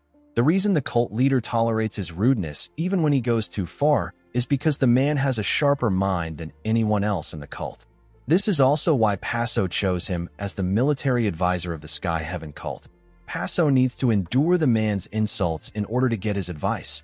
His advice has almost always been correct. and they have always favored the cult leader. Paso never tried to tame the man through pain.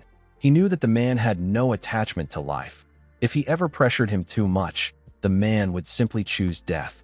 He is a man with nothing in life to cling to, and yet he has never chosen to kill himself. Paso once asked the man about why he never tried to kill himself. The man never gave him an answer. The cult leader told his advisor that he showed goodwill to Muguk just like he advised. He revealed to him that our boy demanded for specific favors. The man did not seem surprised to hear this. Paso asked him if Muguk will really become the heir. The man asked him if our boy was really the one who killed the soul-absorbing supreme demon. The cult leader said that he is sure of this. The advisor asked him about who will become the heir if it is not someone like Muguk. He said that it should be impossible for someone as young as Muguk, who is only 20 years old, to kill the soul-absorbing supreme demon. The cult leader said that our boy's skills are great. His advisor asked him if he is afraid that Muguk might kill him too. Paso smiled and said that he will be lying if he says that he is not afraid. He believed that a man who can kill a demon supreme can kill anyone at any time. His advisor said that they have another reason why they must restrain Muguk. The cult leader asked him about the reason. The man asked him if he believes that the heavenly demon doesn't know that his second son killed the soul-absorbing supreme demon. Paso asked him if the heavenly demon really knows. His advisor said that he does. He said that the heavenly demon of this generation is an extraordinary man. He is a man with great ambition. The advisor asked his cult leader if he knows why the heavenly demon is staying silent. The cult leader asked him to tell him why. The man was annoyed to hear this. He asked his cult leader to try to think instead of just stuffing his face with food every day. The cult leader asked him if he just insulted him. The advisor quickly calmed himself. He told Paso that it wasn't an insult. He told him that he was simply asking him to think. Paso said that he doesn't like this. He asked his advisor to do the thinking. He told him that he has no reason to keep him alive if he also does the thinking. The advisor was annoyed to hear this. He calmed himself and explained to Paso that an extraordinary man only stays silent when he is preparing to make a big move. The cult leader asked him if the heavenly demon wants to unify the Central Plains. The advisor said that he doesn't know for sure. He said that the only thing he is certain about is that Muguk was either ordered by the heavenly demon or the heavenly demon decided to let it happen on purpose. The man explained to Paso that the Murim Alliance saw the soul-absorbing supreme demon as the most troublesome demon supreme. They fear him the same way they fear Paso, and yet the heavenly demon allowed his own son to kill the soul-absorbing supreme demon. The advisor said that the heavenly demon intends to replace the 8 demon supremes with his own loyal subordinates. He asked his cult leader about where he thinks the heavenly demon will strike once he is done with the demon supremes. Paso said that the heavenly demon will come for them. His advisor explained to him that the heavenly demon of this generation will not go to war with the Murim Alliance and leave them at his back. The man speculated that the heavenly demon will either use them as a vanguard or eliminate them first before starting the war. The cult leader did not like what he was hearing. His advisor told him that a wind of change is blowing through the divine cult. Anyone who fails to sense it will die. He said that the soul-absorbing supreme demon died because he was too isolated from the world to feel the wind. He told his cult leader that he must decide whether they should hide behind the wall of the 8 demon supremes or the wall of the heavenly demon. Paso asked him if he wants them to choose the heavenly demon. His advisor said that the heavenly demon will win. The cult leader asked him for the reason why he thinks he will win. The man said that the heavenly demon, whose name is Jiao Wujin, is an extraordinary man. He would never start a battle that he had no chance of winning. The advisor told Paso that they need to side with Muguk at all costs. He advised him to win our boy's favor with a gift. Paso asked him about the kind of gift he should give Muguk. The man asked him to give our boy the thing that he least wants to give. He said that they will survive if he is able to do this. Immediately he said this, he told Paso that he has given him enough advice for the day. He asked him to step aside and stop bothering him. When the cult leader moved away, the man began to laugh like a crazy person. It was as if he lost his intelligence. He looked at the blue sky with his face filled with happiness. While he was entranced by the sky, Paso snapped his fingers and told the man that this is enough. Immediately he did this. The man noticed that the sky was slowly disappearing. He begged Paso to give him more time. Unfortunately for him, he got dragged back to reality. The advisor called the cult leader a bastard. He told him that he begged him for more time. The cult leader didn't listen to anything he said. He was thinking about the gift he wanted to give Muguk. In the next scene, we see our boy welcome the cult leader to his place. He asked him if he will come inside. The man said that he can't. He asked Muguk to take a walk with him. The scene shifts and we see the cult leader and Muguk in a desolate desert. There was a heavy wind blowing in the desert. The man told our boy that the place is rather desolate. He said that this is his hometown. Muguk told him that he likes the place because it is quiet. He asked him to invite him there one day. The cult leader told him that he will. He told Muguk that he thought about what he said after he returned. He told him that he is right. He said that he hasn't shown him any true goodwill at all.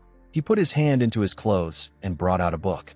He revealed to Muguk that the book contains a martial art that can create a separate space. He said that only those who have mastered the authentic demonic arts of the blood cult can use this martial art. The martial art is known as the space-time transference illusion art. Our boy carefully looked at the book. He did not expect the cult leader to show him the martial art. Paso revealed to him that he is the only one who can properly use this art now that the soul-absorbing supreme demon is dead. He explained to Muguk that this space can protect him in an urgent situation. The moment he steps into the space, his presence will be erased from the original world. Muguk looked around the desert. He knew that the cult leader was right. This martial art can be used at decisive moments as an evasive skill to escape danger. Our boy carefully looked at the cult leader. It was as if he was trying to understand his intentions. He recalled that he got the first material needed for the Great Regression Technique, which is the Thunderbell from Paso's cult, and he also got the blood eye purification water from his cult too. Now he is getting the space-time transference illusion art from him.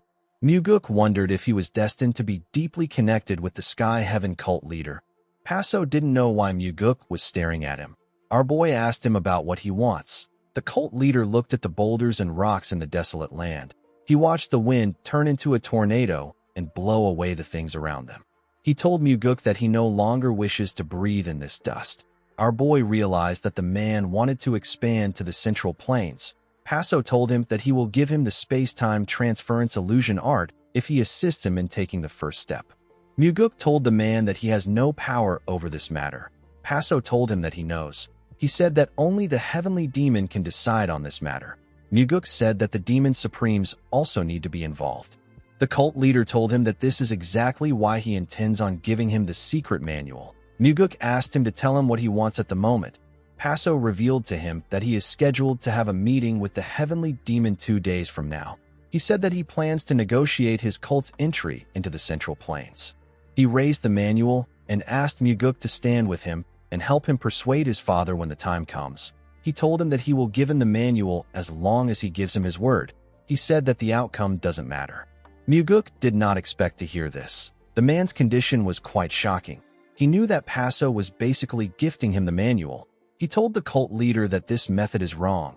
He said that his father will never permit the Sky Heaven cult to enter the Central Plains no matter how much they try to persuade him.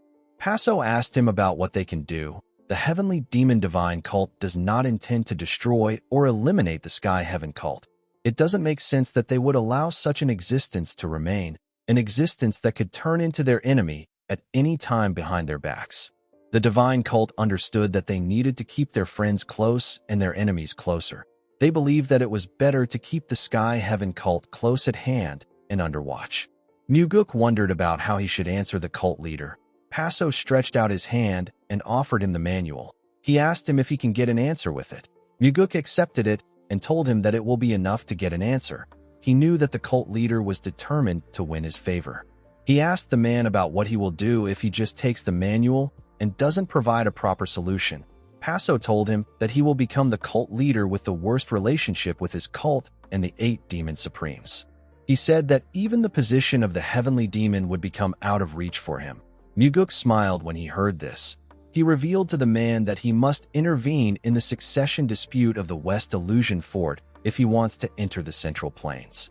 Paso did not expect to hear this. Our boy explained to him that the disciples of the soul-absorbing supreme demon have not perfectly inherited his legacy, so they will need his help. He advised him to choose a successor who wholeheartedly believes in him and is willing to learn martial arts. He explained to him that he will be able to take the first step into the Central Plains if he can become the master of the next soul-absorbing supreme demon. In the next scene, we are taken to the room filled with treasures. We see the cult leader let out a sigh as he sat down. He said that he feels utterly exhausted when something that belongs to him gets taken away. He turned to his advisor and revealed to him that he gave Mu-guk the space-time transference illusion art as he instructed him to. He said that he is still not certain if he made the right choice. The man told him that he did well. Paso was shocked to hear this. His advisor would usually start cursing him around this time. He wondered why he said something so polite.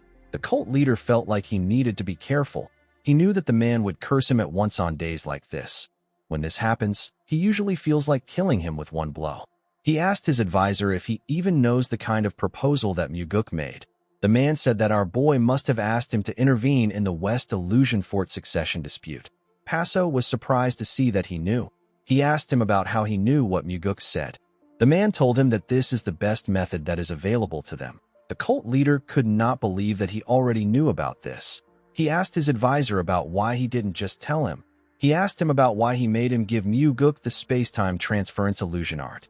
The advisor didn't answer his question. The cult leader stood up and screamed at the top of his voice. He ordered the man to tell him why he made him give away such a precious manual. The advisor turned to him and asked him to tell him what he will do if he doesn't give him an answer. Paso reminded him that he is the cult leader. He asked him if he is ready to die today. The man explained to him that what they are buying isn't Mu-guk's solution. What they bought is an opportunity. The cult leader was surprised to hear this. He asked him about what he means. His advisor explained to him that he got an opportunity to make Mu-guk stand on his side. He told him that he might have to pay the price multiple times in the future if he wants to form a firm alliance. Paso asked him if he really believes that Mu-guk is that great. He asked him if he believes that our boy will become the heavenly demon. His advisor told him that he doesn't know. Paso was shocked to hear this. The man told his cult leader that he cannot possibly know the future. Paso felt like this was a stupid answer. His advisor asked him about why he is worried when he has already given Mu-guk the manual.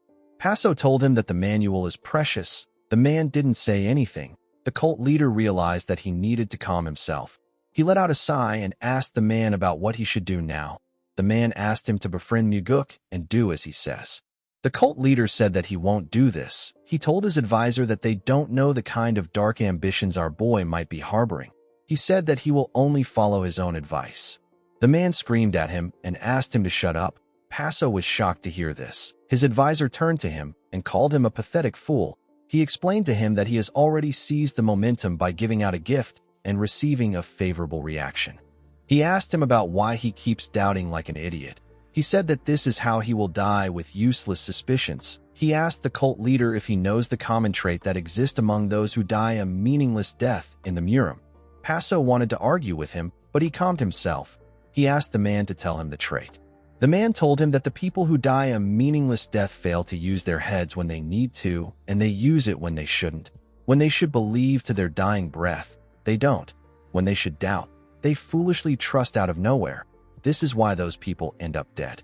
While listening to the man, Paso counted the amount of curses he received. His advisor was annoyed to see that he was counting.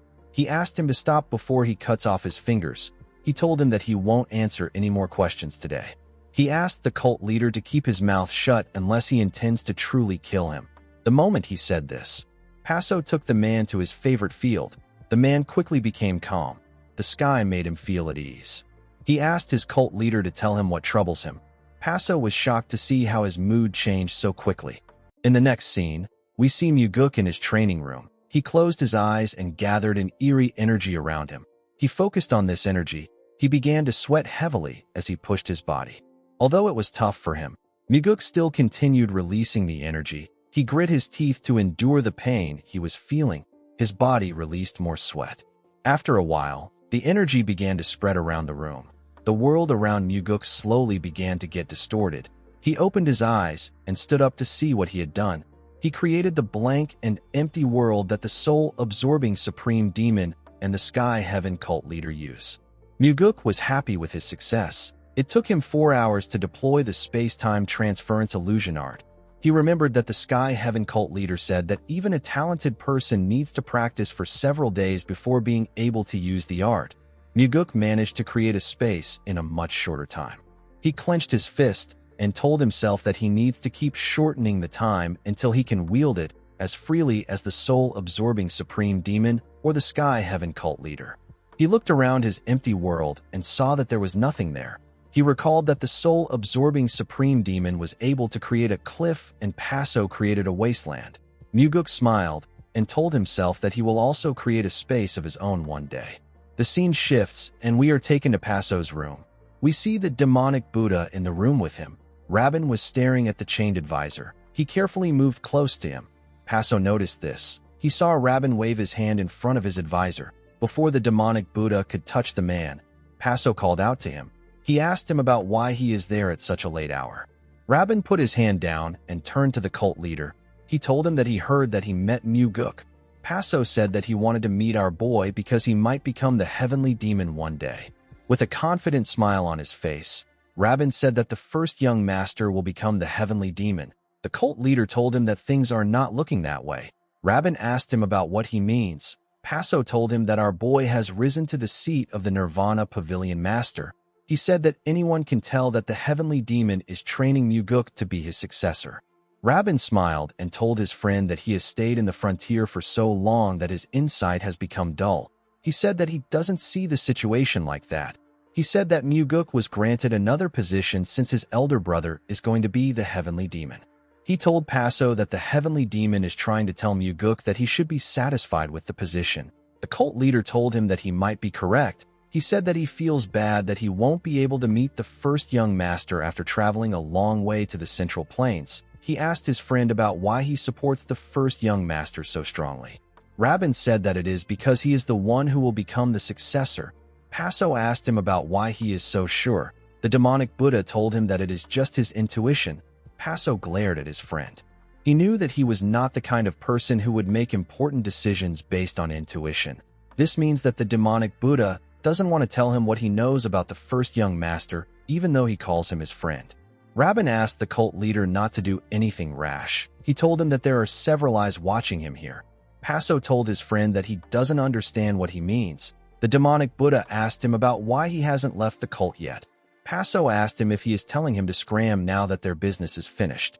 Rabin assured him that he didn't mean this. He explained to him that a visitor needs to quietly leave when he is done visiting someone instead of defecating in the master's bedroom. Paso laughed and told his friend that he is being mistaken for the person who caused the mess. Rabin told Paso that he will advise him as a friend. He asked the cult leader to not stir up unnecessary trouble and simply return to the Sky Heaven cult. Paso did not expect to hear this. He and Rabin had always maintained courtesy and pretended to be friends. He never expected the demonic Buddha to bluntly ask him to leave. With a serious look on his face, Paso asked the demonic Buddha if he is someone who must come when called and go when dismissed. Rabin was not moved by the look on his friend's face. He asked him if this is not how their situation is. He and the cult leader looked deep into each other's eyes. It seemed like none of them wanted to back down. Rabin suddenly laughed and told Paso that he is joking. He asked him if he has to take offense to every joke. He told Paso that he has lost his sense of humor because he has stayed in the frontier for too long. With a smile on his face, Rabin asked Paso to stay and enjoy himself. He told him that they can play together for a lifetime. Paso decided to join the demonic Buddha's act. He smiled and told him that he is correct. He said that the desolate sandstorm of the frontier can make people desolate. Rabin suggested that they get a drink somewhere with a better atmosphere. Paso accepted his suggestion. After Rabin left the room, Paso asked his advisor about what he thinks. The man said that Rabin is anxious. He said that the demonic Buddha must have noticed that they plan to ally themselves with Muguk. Paso asked his advisor if their alliance with Muguk is worth such anxiety. The man told him that Rabin is quite wary of our boy. Paso asked him about what they should do. His advisor asked him to think by himself. He asked him to not always seek advice from him. Paso reminded him that this issue concerns the very survival of him and the cult. He asked him not to be so stingy. The man raised his chains to show the cult leader that he is tied down. Paso took him into his favorite world. The man was extremely happy to see this. The cult leader used his key to unlock the man's chains. He asked him about why he likes this place so much. The advisor's mood turned sour when he heard this. He asked his cult leader if he wants to try being shackled all day. He told him that they can switch roles. Paso declined the offer. The advisor told him that the demonic Buddha will do anything to drag him back. He said that Rabin will probably use the heavenly demon as leverage. Paso asked him about what he can do. He said that this is their chance to establish a foothold in the Central Plains. The man asked him to meet Muguk and to ask him about how they can stay there. He assured him that Muguk will provide a way. Paso asked him if he doesn't already know a way. The man said that this is not important. He told his cult leader that he must present a gift to Muguk before he gets the method from him. The cult leader asked him if he needs to cling to Muguk so desperately. The man asked him if there is anyone else he can cling to. Paso was surprised to hear this. He knew that his advisor was correct. The heavenly demon despises him, and the first young master is supported by the demonic Buddha and the other demon supremes. Only the Blood Heaven Sword Demon openly allied with Muguk. The rest were either neutral or they supported the first young master. The advisor told Paso that he can hide in the frontier if he doesn't wish to rely on Muguk, and he can come here when summoned and leave when dismissed. He told the cult leader that he can live a life of comfort this way. Paso asked him not to provoke his pride with his words. The man explained to him that the way to win this fight is simply to choose wisely and believe until the end. He asked his cult leader if this method isn't simple. He said that it is so simple that it is hard to practice.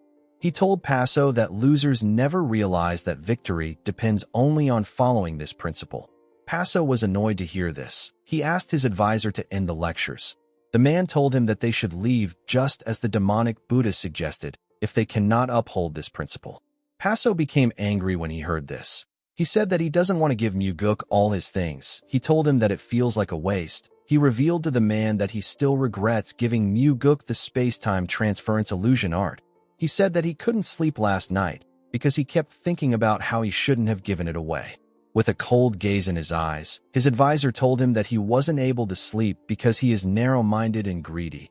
Paso was shocked to hear this. He looked into his advisor's eyes and stopped talking. The man was frustrating him too much. Paso wondered why he had to suffer such rebukes from his advisor. His advisor's words hurt more than Rabin's words did. Yet, Paso felt a strange sense of relief. The cult leader had hidden his nature better than anyone else for so many years. His advisor was the only person who saw him exactly as he is. Paso wondered if this was why he felt an odd sense of kinship from the man. He told his advisor that he can't just give all his treasures away. The man asked him to believe if he is chosen. He asked the cult leader to give it all out. Paso was annoyed to hear this. He said that his treasures are all precious. He didn't want to give Muguk anything. The advisor asked him to return to the cult and sit in front of the divine relic, wipe the dust off, and fiddle with some paper. He told him that this is what suits him best as the cult leader. Paso said that he will definitely establish the cult's headquarters in the Central Plains. He said that he will accomplish what his predecessors failed to achieve with his own hands. The advisor stared at him. He told Paso that this probably won't happen. The cult leader was annoyed to hear this. He thought the man would curse him like he usually does. The scene shifts, and we are taken to the demonic village. We see the owner of the tavern welcome Muguk to his establishment. Our boy told him that he had to come here because he is very hungry. The man told him that he will prepare all his favorites and ensure that they are made deliciously. Before he left the balcony, the man turned around and told Muguk that he has a question for him. Our boy allowed him to ask his question. The man asked Muguk about why he always comes to their tavern when he can go to better taverns. With a serious look on his face, Muguk asked him if he still doesn't know. The owner nervously asked our boy to tell him his reason. With a serious look on his face, Muguk told the man that this place is good liquor, tasty food, pleasant atmosphere, and they always bring him what he likes even without him asking. Our boy said that the owner of the tavern is also quite handsome. He asked the man if he needs any more reasons to come to this place. The owner smiled and told him that he will make sure his food is delicious as usual. He left the balcony with a smile on his face. Muguk smiled as he watched him leave the balcony. He knew that the owner would not know how important this place is to him. The demonic village is the very foundation for the demonic path Muguk plans to establish. The current Sky Heaven cult leader, the 8 demon supremes, and the villagers are not as important as this place. Muguk knew that he will never be different from the demon supremes the moment he forgets this. Immediately he thought of this. He heard a loud sound come from the village. He quickly looked down. He saw a fat, bald man with crooked teeth yelling at someone. The man asked the person if he is glaring at him. The man who he slapped told him that he wasn't glaring at him. The fat man told him that he was. He called him a lying little bastard and gave him a heavy slap on his face. The man's wife quickly ran to the fat man and begged him to stop. The huge man pushed her back and asked her not to get in the way. The woman fell to the ground. Her child quickly ran to her and asked her if she is okay. Everyone was shocked to see this. The little boy cried in his mother's arms. The huge man was annoyed to see the boy crying. He raised his hand and asked the boy to stop crying. The boy's father quickly held him and begged him not to do this. He tried to push him back. The huge man asked him about what he is doing. The moment he asked this question, he received a powerful blow in his stomach. The punch sent him flying. He slammed his back on the ground. The father was shocked to see what happened. His wife asked him about how he was able to send the huge man flying. The man said that he doesn't know what is going on. The boy seemed to be proud of his brave father. The wife suggested that they leave the place. The man agreed with her. He walked forward with the woman and his son. The huge man pushed himself up while screaming at the top of his voice. The man asked the people around to tell him where the man went. He said that he will find him and kill the woman and her child. He grabbed someone and asked him if he knows who the man from earlier is. The person didn't know what to say. Someone asked the huge man if there is really a need to go this far. The man raised his head up and said that he wants to know who said that. Muguk raised his hand to show himself. He asked the man if he is really doing all this just because he locked eyes with the man. He couldn't believe that the man hit the father in front of his child. The man referred to Muguk as Brat and asked him to tell him why he butt in. Muguk was the one who sent the man flying earlier.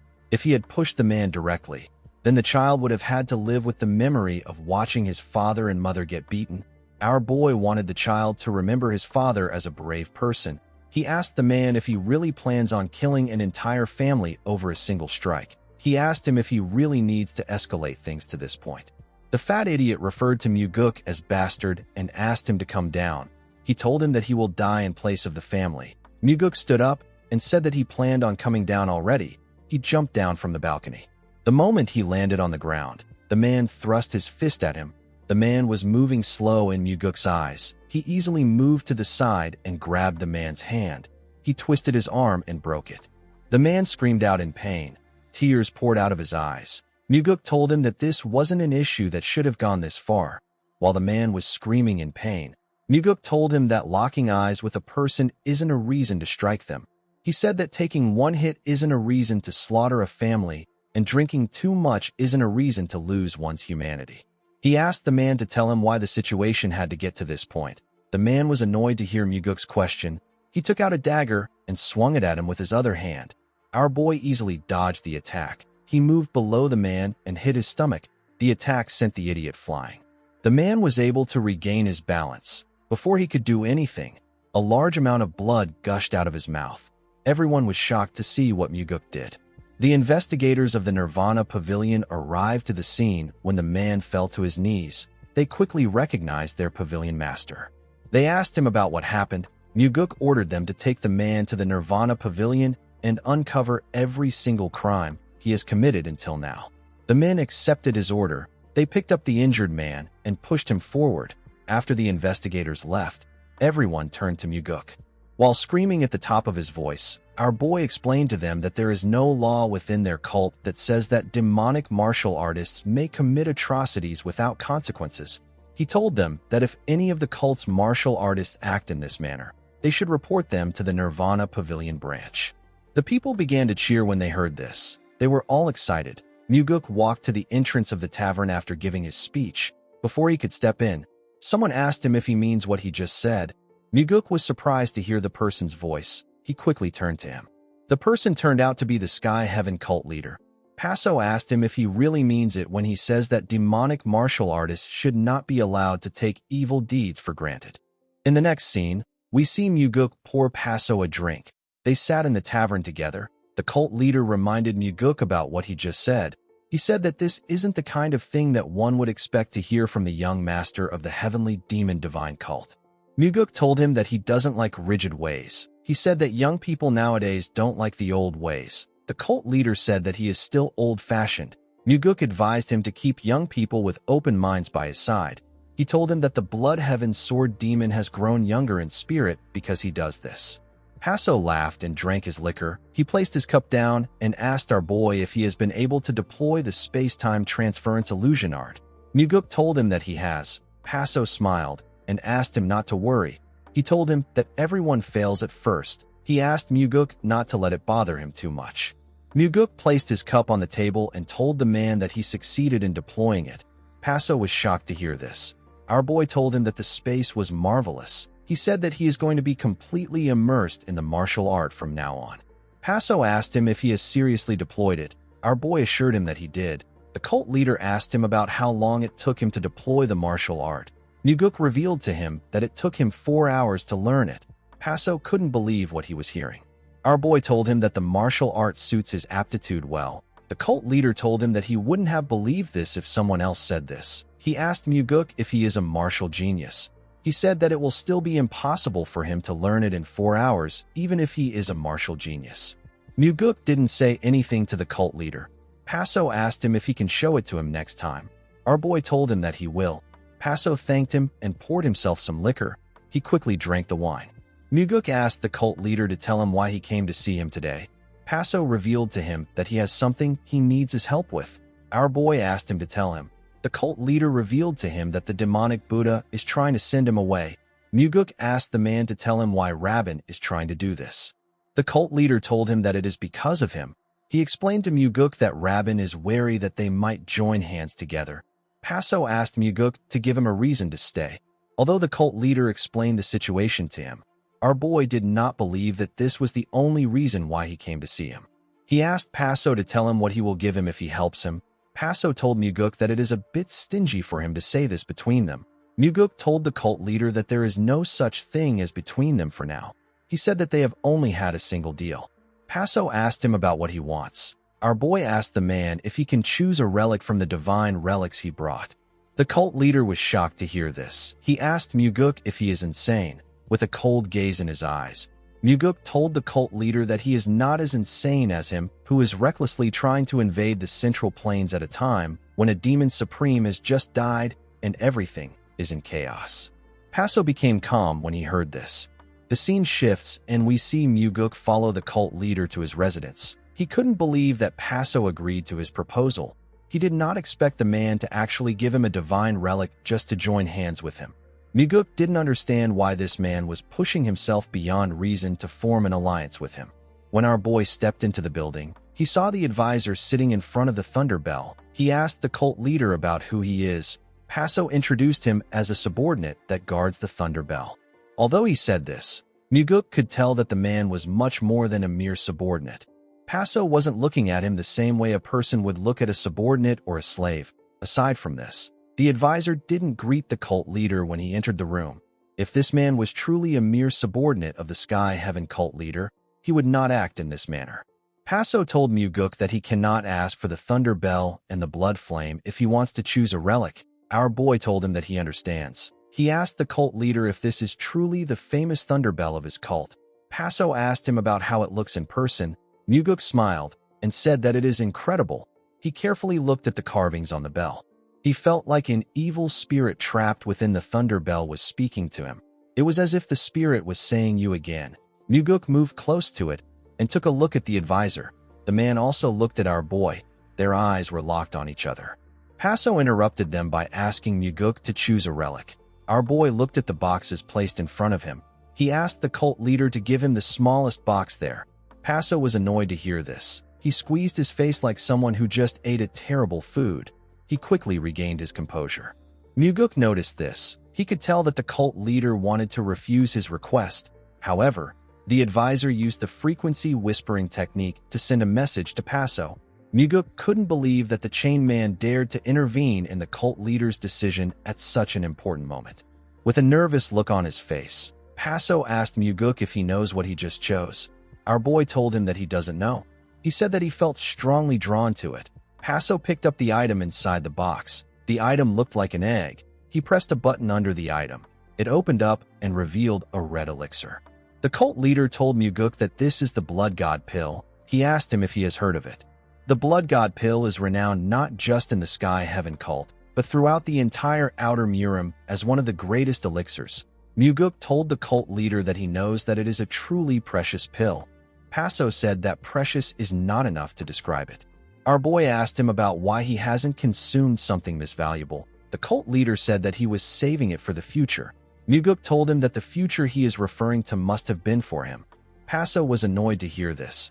He quickly calmed himself. Muguk noticed how fast he calmed himself. He became certain that the two men were communicating through frequency whispering techniques. He became curious about the advisor's identity. He wondered about who he was for him to have a say in such a critical decision. Paso let out a sigh and told Muguk that he will give him the elixir. Our boy thanked him for his generosity. The cult leader told him that they will do things differently this time. He asked Muguk to first tell him how he can remain in the heavenly demon divine cult. Muguk grabbed the pill and threw it into his mouth. He told the cult leader that this is the way for him to stay. The cult leader and the advisor were shocked to see this. The cult leader asked our boy to tell him what he is doing. Muguk sat on the ground in a lotus position and begged Paso to stand guard while he digests the elixir. The cult leader was annoyed to hear this. He couldn't believe what was happening. Muguk's body was releasing the red energy of the blood god pill. Paso was annoyed to see that Muguk actually dared to eat the elixir in front of him. The advisor began to laugh. He was laughing with his frequency whispering technique, so his laughter was going directly into the cult leader's head. Paso was extremely angry with our boy. His advisor didn't even bother to comfort him. He simply continued laughing. The cult leader wondered if he should just kill Muguk right now. His advisor asked him to do it. He told him that he will start an all-out war with the divine cult if he kills Muguk. He told Paso that he would love to see the heavenly demon tear him apart. With a look of anger on his face, the cult leader said that Muguk took the elixir because the method he is about to propose will be something utterly absurd. The advisor asked him to kill our boy. He asked him to smash Muguk's skull into the ground right now. Paso gathered his energy into his hand. He wanted to slam Muguk's head to the ground. Before he could swing his hand, his energy disappeared. The cult leader grit his teeth and forcefully calmed himself. He really wanted to end Muguk there, but he had no choice but to be patient. He sat down and rested his back on the bell. His advisor asked him if he won't kill Muguk. The cult leader asked him if he thinks that he is a coward who can't bring himself to kill Muguk.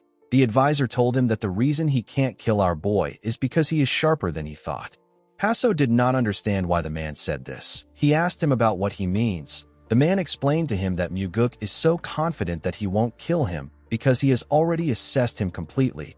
He said that a man like Muguk will surely provide the right answer. The cult leader asked the man if he knows what Muguk will suggest. The advisor revealed to him that he didn't actually know the method at first, but now that he is seeing Muguk consume the blood god pill, he is able to guess what our boy will suggest. Paso asked him to tell him the method. The advisor asked him to hear it from Muguk once he is done circulating his energy. Paso asked him about why he doesn't just tell him. The man told him that his face will show that they know everything. The cult leader said that this is not true. He told the man that he never lost in gambling when he was in his youth. The man told him that no gambler wanted to show their skills in front of the successor of the Sky Heaven cult. Paso couldn't believe what he was hearing. He realized that he only won his games because he was the successor of his cult. He turned to Muguk and hissed at him. The moment he did this, his advisor called out to him. The cult leader turned to him and asked him if he thinks that he is his buddy now. The man advised Paso to just give Muguk everything. He said that it won't be a loss. Paso was shocked to hear this. He asked him if he is serious. The advisor explained to him that he used to judge Muguk based on the bits of information flying around. However, now that he had seen Muguk with his own eyes, the man realized that the information was not accurate.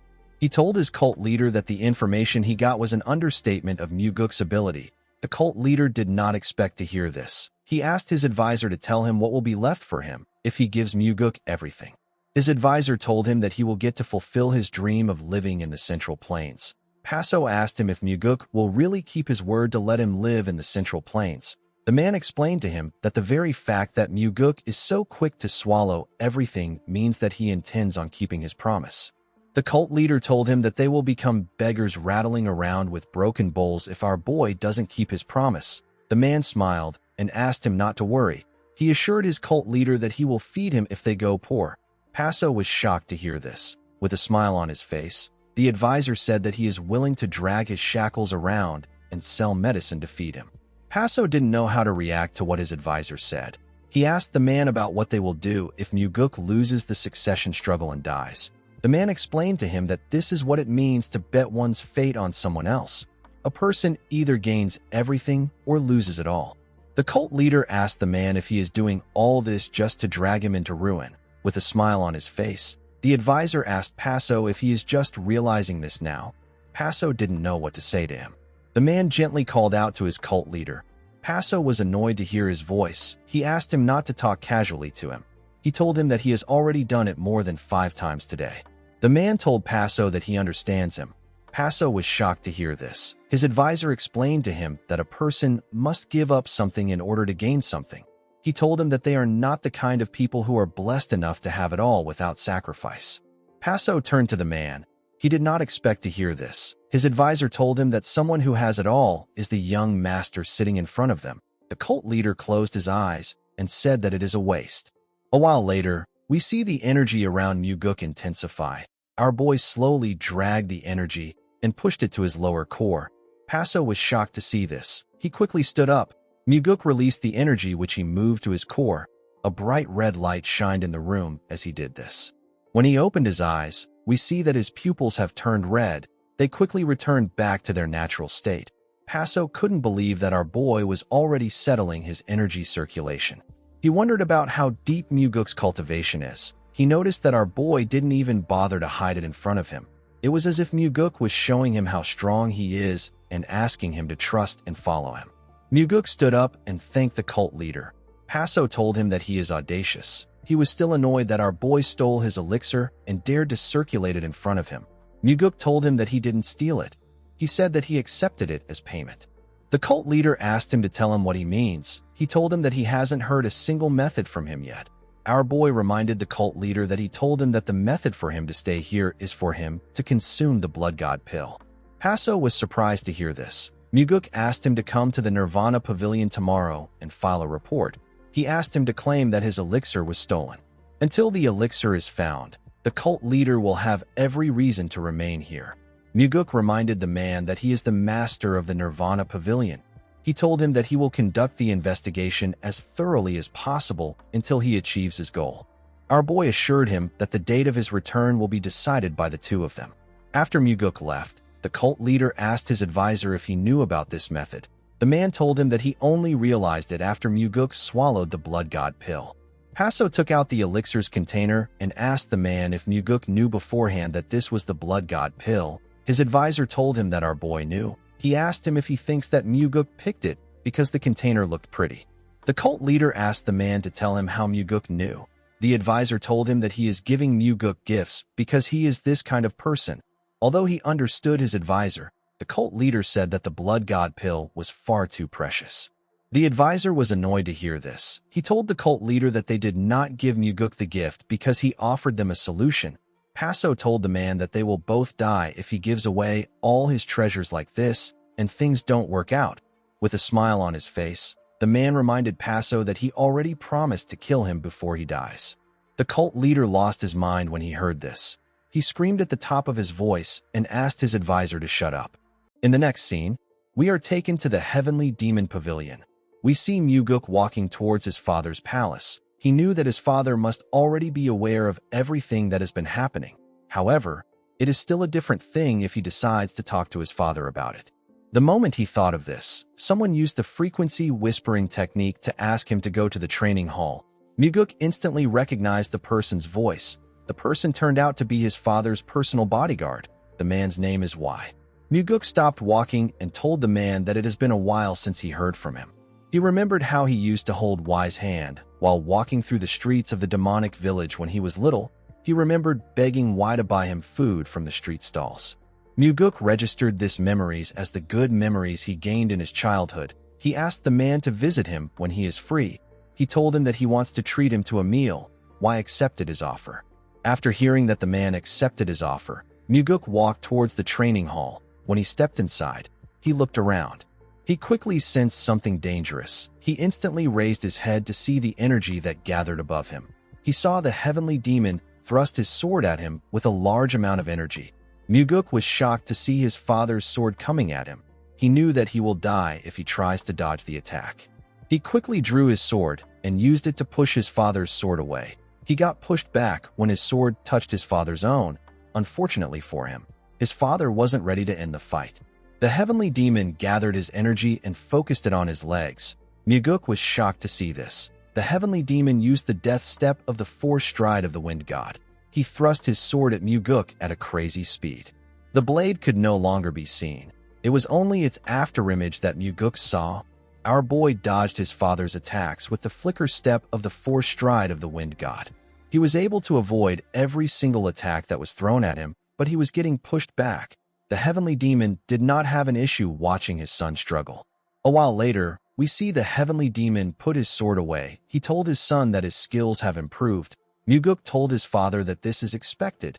He said that he practices martial arts more than anyone in the cult. He quickly realized that he was wrong. He told his father that Leon trains more than him. He said that he is the second most hardworking person in the cult. The heavenly demon let out a sigh and told his son that he should consider himself the third most hardworking person. Muguk did not expect to hear this. He gently smiled. He was happy to see how hard his father was working. He hoped that his father would master his techniques well. As they walked out of the training hall, the heavenly demon asked his son to tell him why he came to see him. Muguk informed him that the Sky Heaven cult leader wants to join hands with him. He told him that the cult leader has split away from the Demon Supremes. The heavenly demon was not surprised to hear this. He told his son that the Demon Supremes were arrogant for dragging Paso there. He said that the Demon Supremes should have gone to the Sky Heaven cult leader if they wanted to resolve the issue, and if they intended to bring him there, they should have gone to meet him together.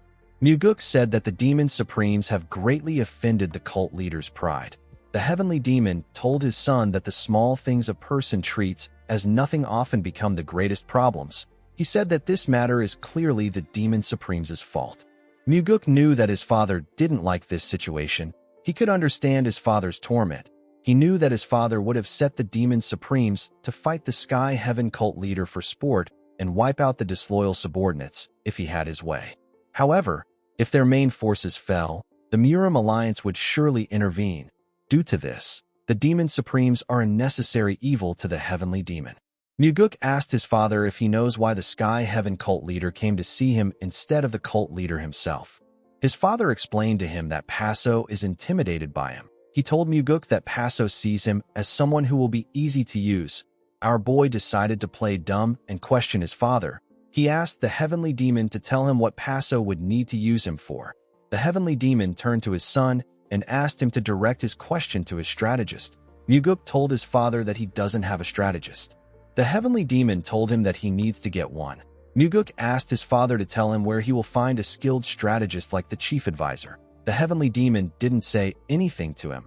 Our boy told him that he said something like that because he already has a good strategist. Although he said this, Muguk knew that his father was right. He also wanted to find a strategist that is as clever as Myung.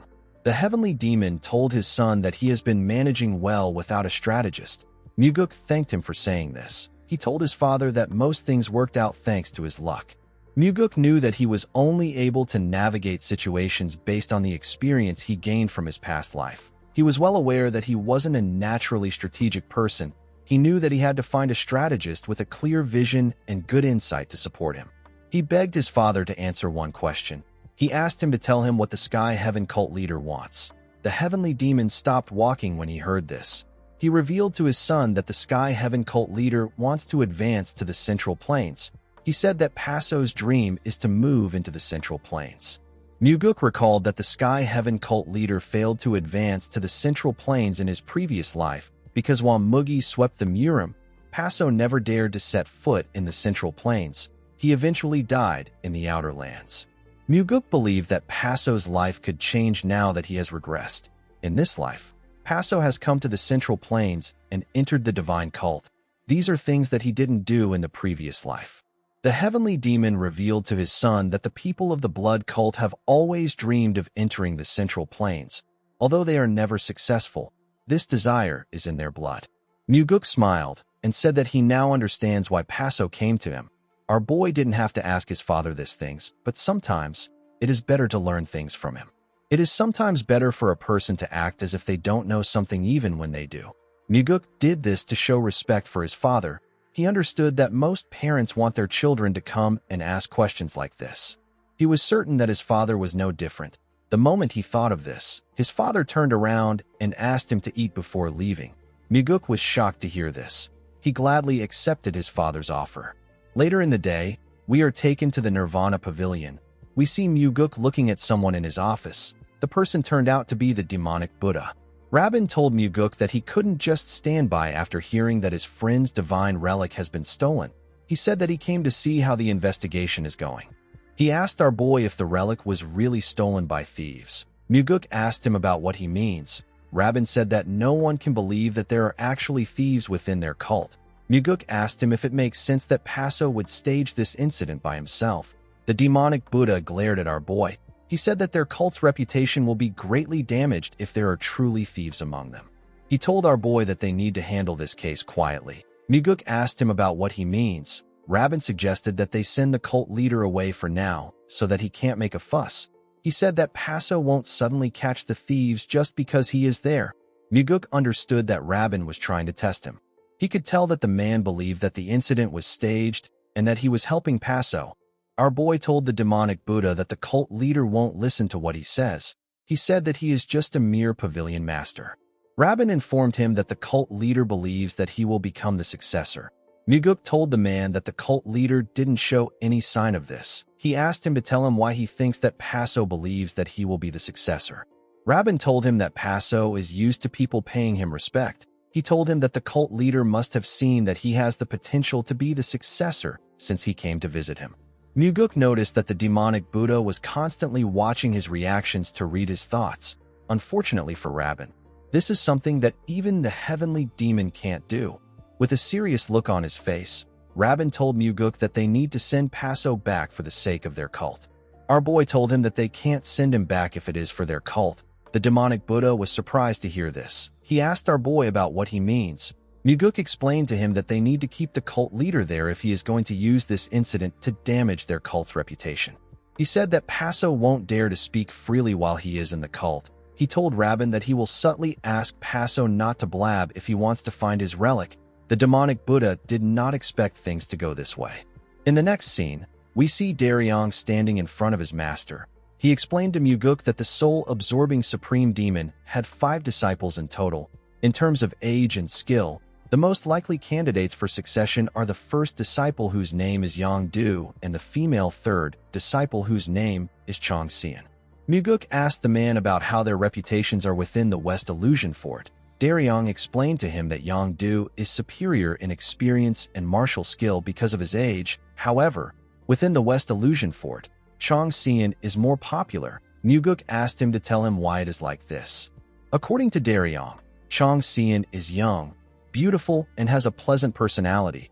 On the other hand, Yongdu has a brutal temperament, and he has injured many skilled martial artists. Some have even lost their lives to him.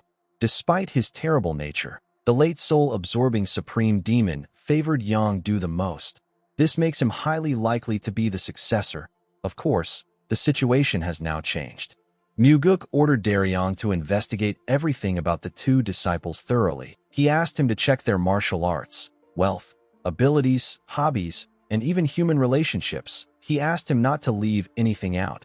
Daryong told him that he understands. Muguk asked the man if he knows who the Sky Heaven cult leader will choose. Daryong was shocked to hear this. He asked his lord if the cult leader will select one of them.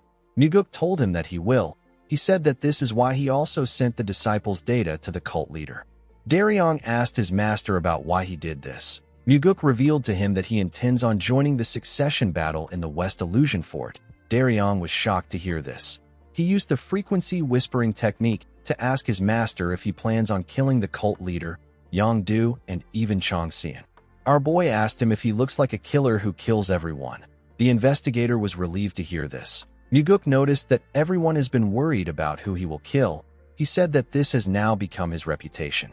Daryong asked his lord to tell him who else is worried about him killing someone. He asked him if it is his master. Muguk was surprised to hear this. Daryong told him that he is referring to the Blood Heaven Sword Demon. He said that the old man has not yet allowed him to call him master. Muguk found it surprising that Daryong regarded himself as the Blood Heaven's sword demon's disciple. He knew that the man unconsciously called the old man his master. The scene shifts, and we are taken to Passo's chambers. We see him asking his advisor to tell him who they should support. He asked him about why he is staring at the bell. He asked him if the demon engraved on it is trying to speak to him. The man asked him about how he knew. Passo asked him about why he is so serious. The man told him that the demon sometimes talks to him. The cult leader turned to the bell and asked his advisor about what the demon says. The advisor said that the demon usually asks him about why he lives like this.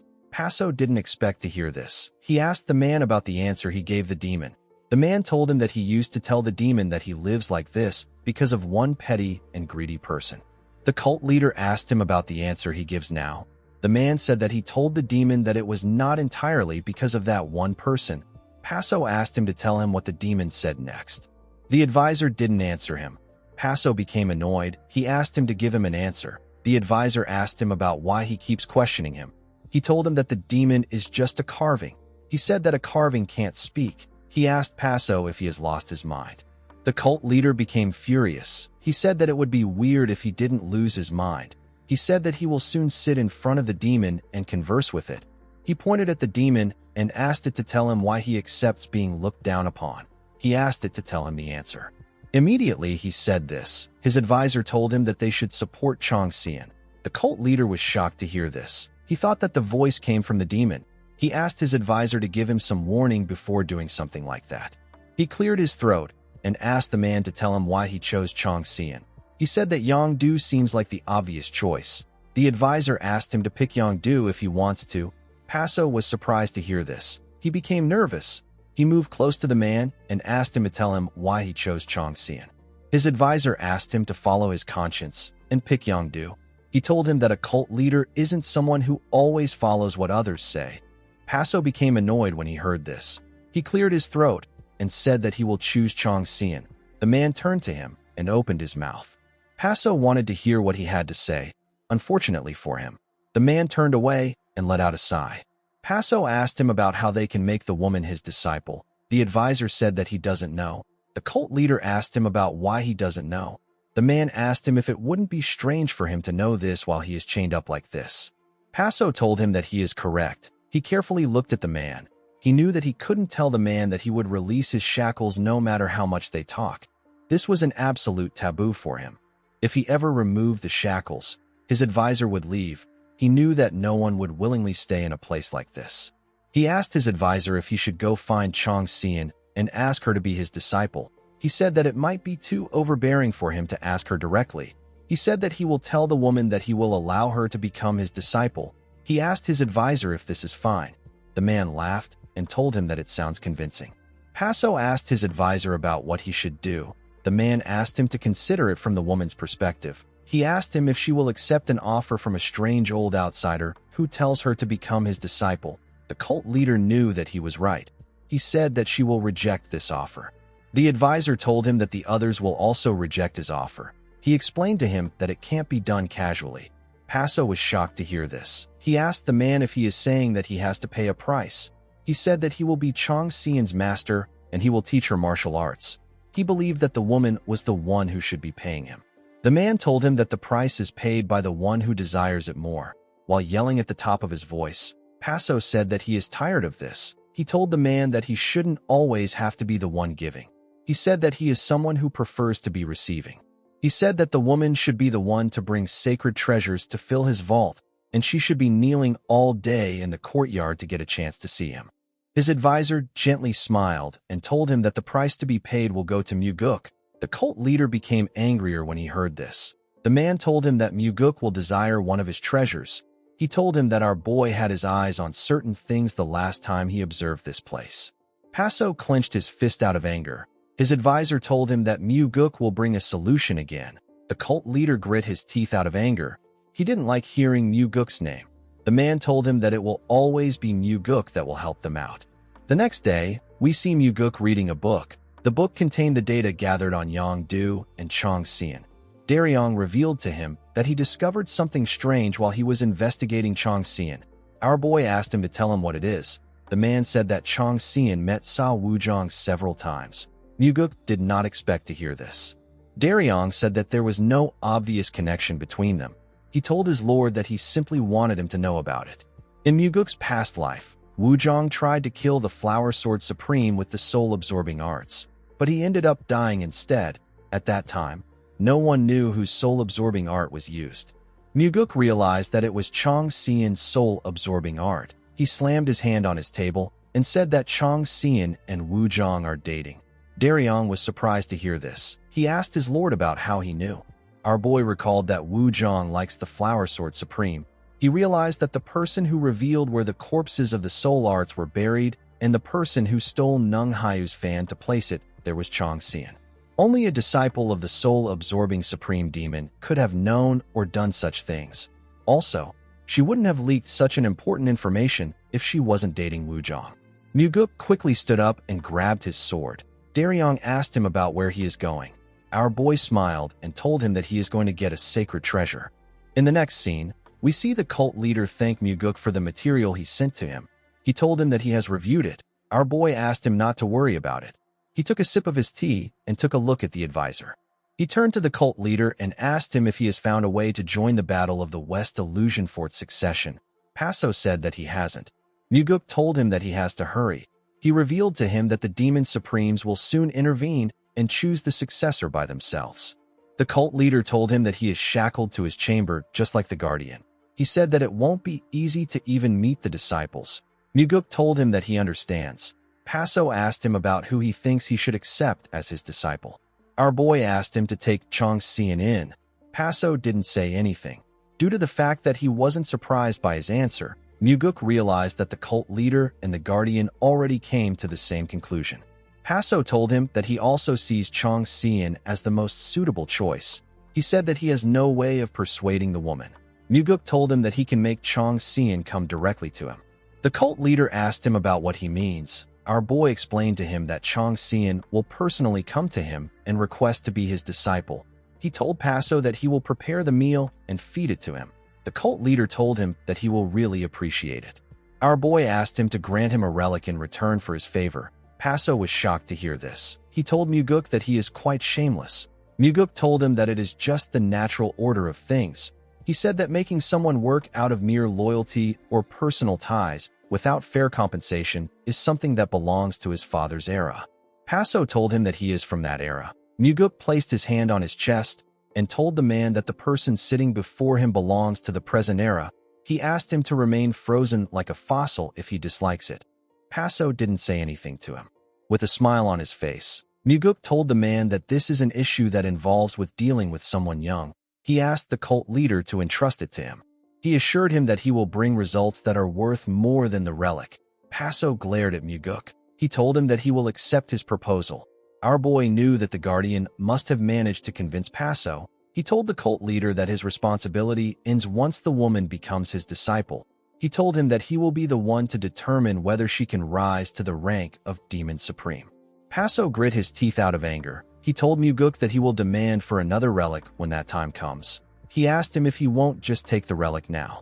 Our boy told him that he would take it if he had the ability to do so. He stood up and told the cult leader that he will be leaving. He bowed his head to Paso and carefully looked at the advisor. He and the man locked their eyes on each other. The scene shifts, and we are taken to the Northern Heavenly Sword clan. We see Wuzhong welcome Muguk. Our boy asked him if he has been well. The man thanked him for his concern and told him that he has been doing fine. As Wuzhong guided him through the forest, Muguk carefully looked at the man. Even though Wuzhong failed to drive him out with the soul-absorbing Supreme Demon, he showed no form of resentment for Muguk. Our boy decided to use Chong Xian to bait the man. When he arrived at the Sword Supreme's house, the woman stepped outside to welcome him. Muguk told her that she looks even younger than before. The woman smiled and told him that he still uses empty flattery. She moved forward and asked him to come see something. She showed our boy a plant. She revealed to him that this is the seed he gave her as a gift. Muguk was surprised to see that it had already grown this much. The Sword Supreme told him that the life force of the world is truly mysterious.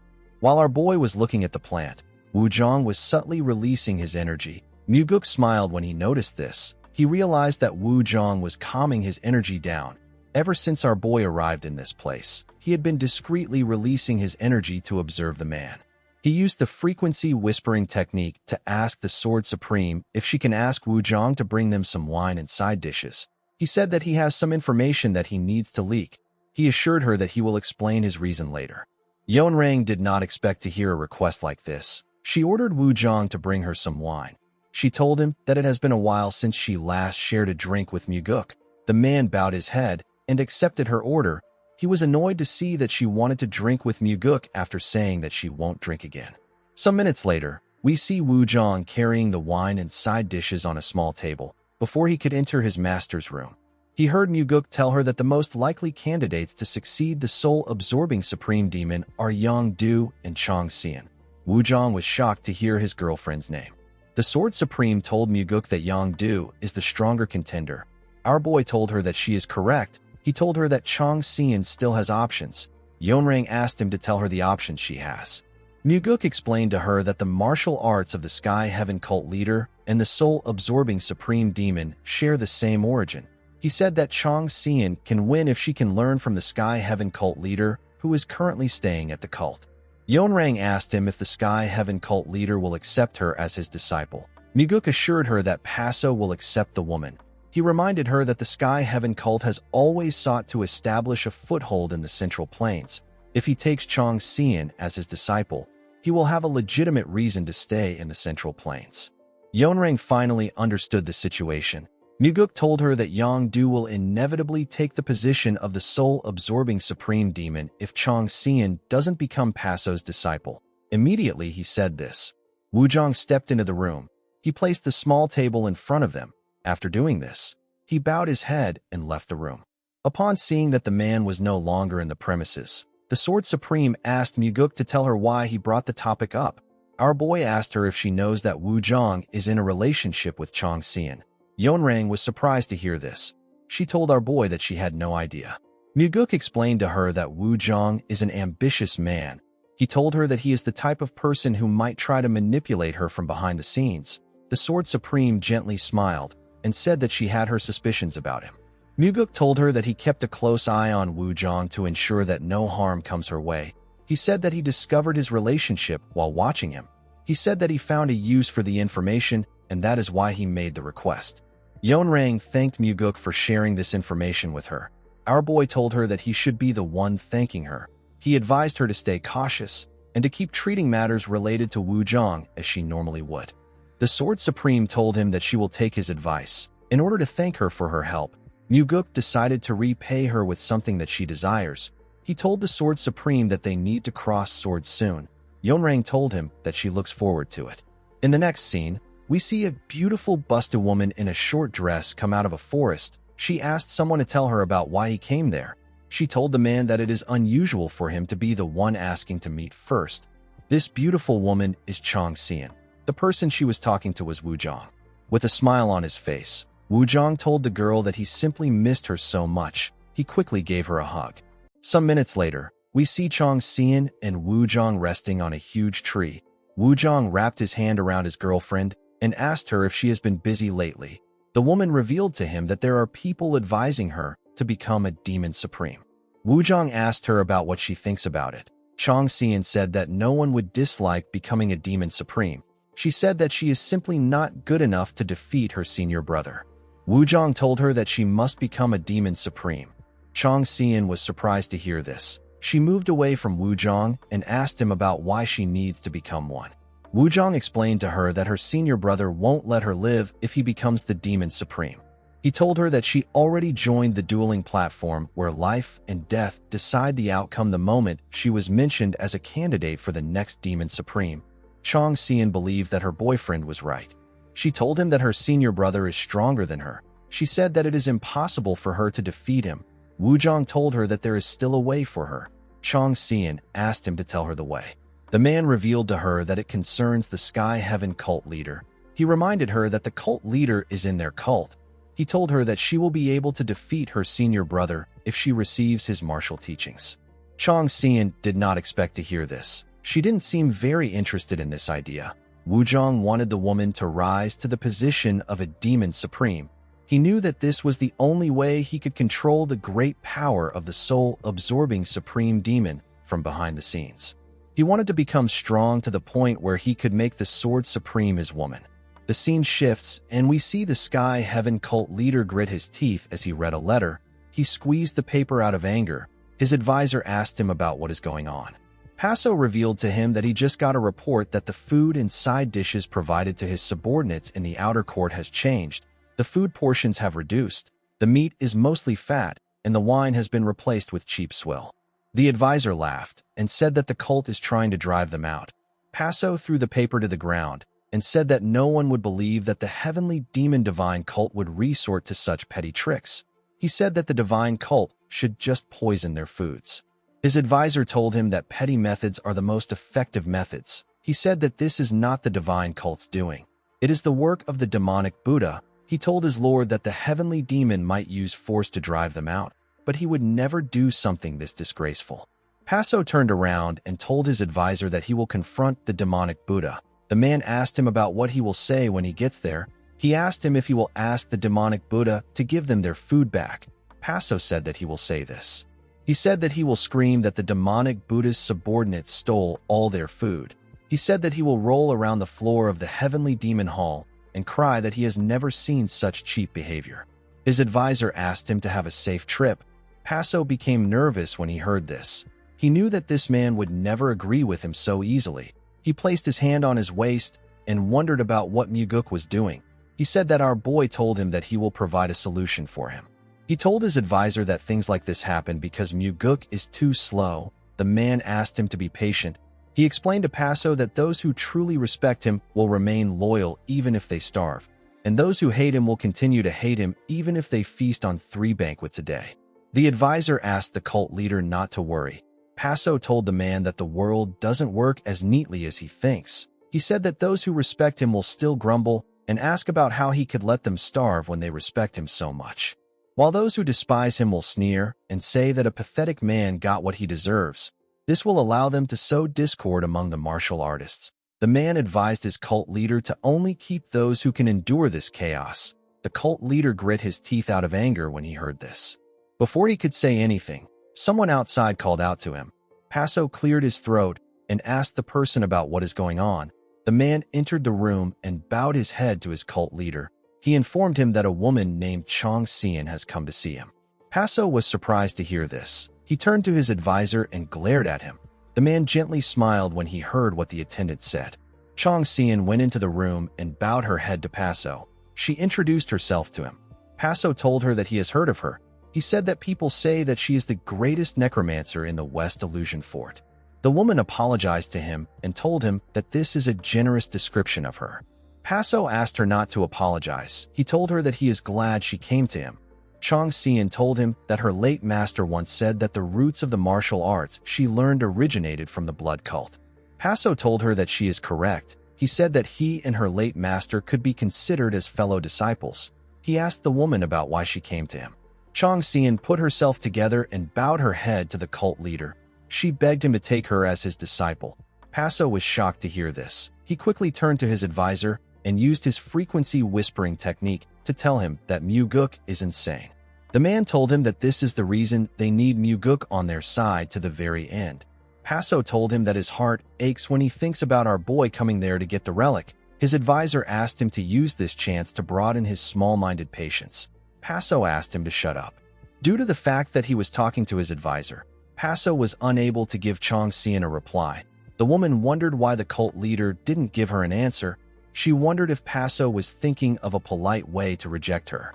The cult leader cleared his throat and told the woman that he truly wishes to see the demonic arts of the blood cult shine brightly in the Central Plains.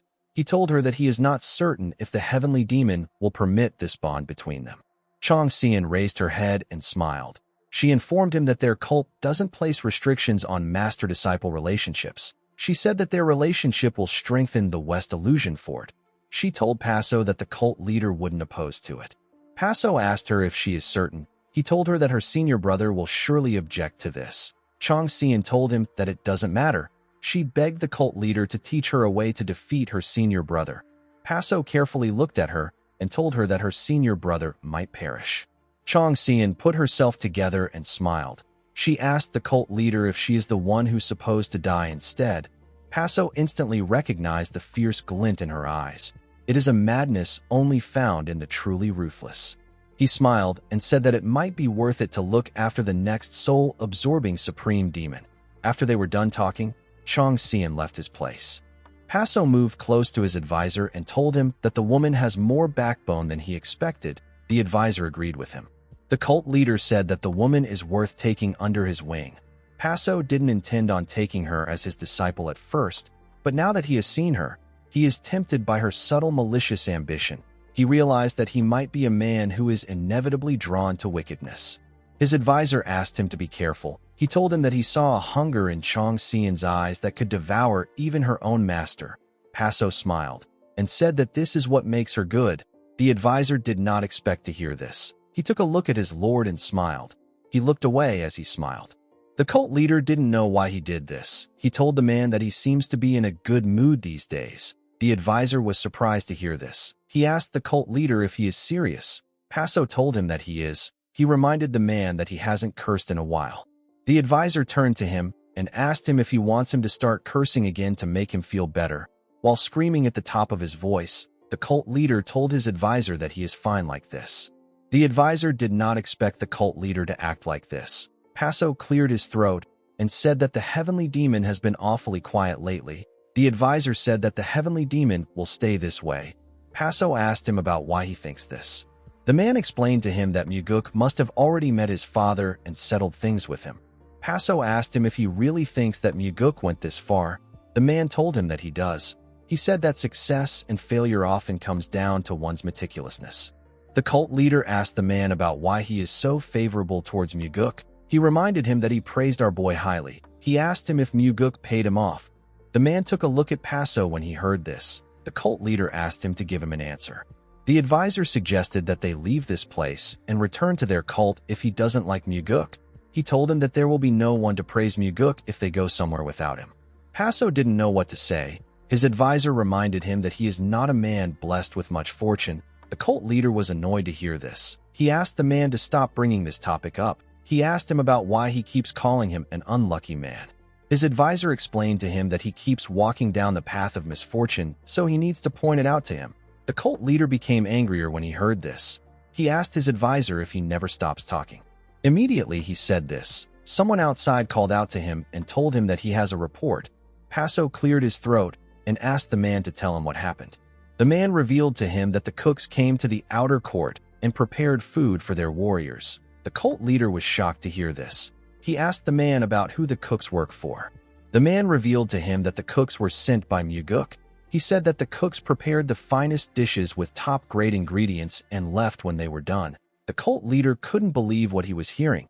He now understood what his advisor meant when he said that the difference lies in a person's meticulousness. The advisor found it impressive that Muguk was able to achieve this much at such a young age. He said that this might be the moment when an unprecedented figure is born, not just in the demonic cult, but in the entire Murim. He told his cult leader that they have the honor of witnessing this moment together. Paso let out a sigh and said that he is losing all of his sacred treasures in this historic moment. The man told him that his relics are being used for a great cause. The cult leader asked his advisor if he is truly not the protagonist of this great cause. He said that he has no intention of being a mere tool for someone else's success. His advisor explained to him that he has to work as diligently as Muguk if he wants to be the protagonist. Paso asked him if he hasn't worked hard. The man asked him if his definition of working hard is to ask him questions every single day. Paso couldn't argue with him. He looked away in disappointment. His advisor told him that he is aware that he is doing his best. The cult leader was surprised to hear this. He quickly turned to his advisor. He saw the man smiling at him. He felt a bit embarrassed. He told his advisor that he is right. He said that he is not putting in effort. The man told him that it doesn't necessarily have to be this kind of effort. He explained to Paso that he is making an effort by resisting his own greed and handing over his sacred relics. He told him that perseverance is needed to gather, guard, and even long for these treasures. The man said that he is aware that greed is also a form of effort. He said that greed is as hard as the blood-soaked efforts of those who barely escape a heavenly net formation. The advisor assured the cult leader that he is well aware of his struggles. Paso did not expect the man to comfort him. He felt kind of free. He thought about how no one has ever truly understood his heart. He remembered watching his people suffer in the desolate desert. All he could do was helplessly stand at the top. He didn't like the view he saw below. Paso noticed that he was about to cry. He quickly put himself together and said that he hates this situation. He told his advisor that he doesn't want to give Muguk his sacred relics anymore. While screaming at the top of his voice, he said that he will ask Muguk to get lost the moment he steps into his chambers. He told his advisor that he will scream so loud that Muguk's ear will burst. The man simply smiled at him. The moment Paso said this, his attendant announced that Muguk has arrived. The cult leader quickly became calm. His advisor laughed out loud when he heard what the attendant said. The cult leader grit his teeth out of anger. He couldn't believe that Muguk showed up at this time. The advisor covered his ears and asked Paso to start screaming. The cult leader felt embarrassed when he heard this. Some minutes later, we see Muguk pointing at the treasure he wanted. He pointed at a fabric. The cult leader glared at him and asked him if he even knows what he is looking at. Of course, Muguk knew what it was, but he told the cult leader that he doesn't know what it is.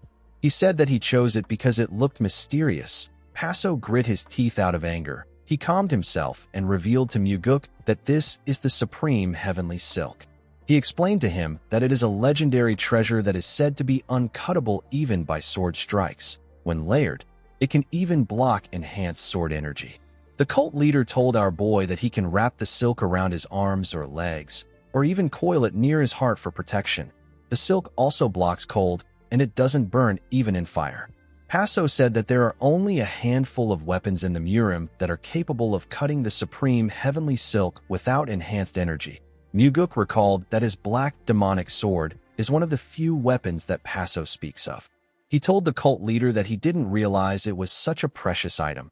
He said that his ignorance is inexcusable. The cult leader grit his teeth out of anger when he heard this. He asked Muguk to tell him why he chose the item if he didn't know its value. Muguk apologized to him. The cult leader picked the silk up and asked our boy to use it well. Muguk grabbed the silk and thanked Paso. The cult leader tightened his grip around the silk. He didn't want to let it go. Muguk didn't know what to say. After Paso gave him the item, our boy told him that he will never forget his generosity. Paso did not care about this. Due to how reluctant the cult leader was to give this item away, Muguk realized that Paso would have never given him any of his relics easily. He would have never given our boy the blood god pill and this supreme heavenly silk without persuasion. Muguk realized that he was able to get these relics thanks to the chained man. He carefully looked at the advisor. The advisor also stared at him. Our boy thanked the man in his head and promised to never forget the favor. The advisor looked away even though he didn't know why Muguk was looking at him. It was as if he knew what our boy said in his head. The scene shifts and we see the Blood Heaven sword demon standing in front of Muguk. He asked our boy if he is the one who created this situation. Muguk raised his head and asked Kiampa about what he means. The Blood Heaven sword demon informed Muguk that Chong Xian, who is the third disciple of the soul-absorbing supreme demon, just became the disciple of the Sky Heaven cult leader. Muguk put down the document in his hand and asked Kiampa to tell him why he assumes every strange event is his doing.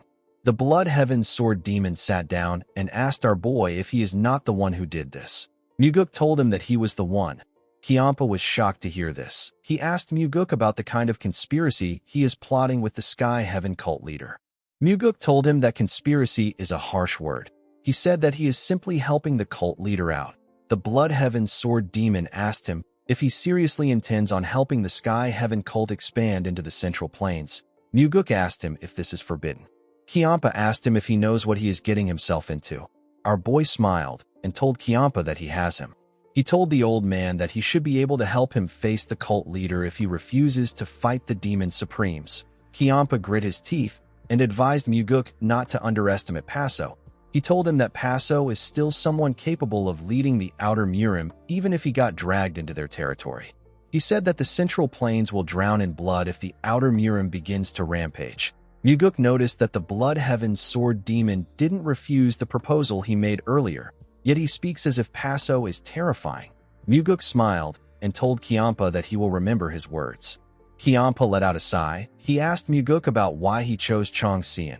Our boy told him that the girl was the easiest one to move. The Blood Heaven Sword Demon asked him if he truly believes that Chong Xian can become a demon supreme. Muguk told him that the first disciple and Chong Xian are equally unqualified. It will take a long time before either of them could truly embody the image of a demon supreme. The Blood Heaven Sword Demon agreed with Muguk. Our boy advised him to focus on training Daryong properly. Kiampa asked him to tell Daryong to stop dreaming. Our boy told him that he is the one who has the dreams. He said that Daryong would never have such dreams. Kiampa advised him to stop meddling in other people's affairs. He asked him to focus on his work. Immediately he said this. He noticed something on our boy's arm. He asked Muguk to tell him what is on his arm. Our boy tied the supreme heavenly silk on his arm. He told Kiampa that it is just a decorative wrap. Kiampa knew that he was lying. He asked him if he got the silk from the Sky Heaven cult leader. Muguk asked him about what gave him this thought. Kiampa explained to him that he has never seen the item before. He told Muguk that he is not the type of person who would help the cult leader for free. Muguk smiled and said that it would be miserly to expect a reward every time he helps someone. Kiampa asked him if he didn't receive anything from the cult leader. Muguk told him that he did. The Blood Heaven Sword Demon called him a heartless bastard. Muguk laughed out loud when he heard this. The old man could only calm himself and let out a sigh. Muguk revealed to him that the silk is the supreme heavenly silk. Kiampa said that this makes sense. Our boy asked him if he recognizes it. The Blood Heaven Sword Demon said that he does. He said that this is his first time seeing it up close. Muguk pointed at the silk he wrapped around his sword hilt. He asked Kiampa if he wants him to cut a piece of silk for him. He informed him that he wrapped an extra layer around the hilt. Kiampa rejected the offer. He said that the item doesn't suit his old body. Muguk told him that he should be wrapping the silk for protection because he is old. The Blood Heaven Sword Demon still declined his offer. He asked Muguk if he received anything else.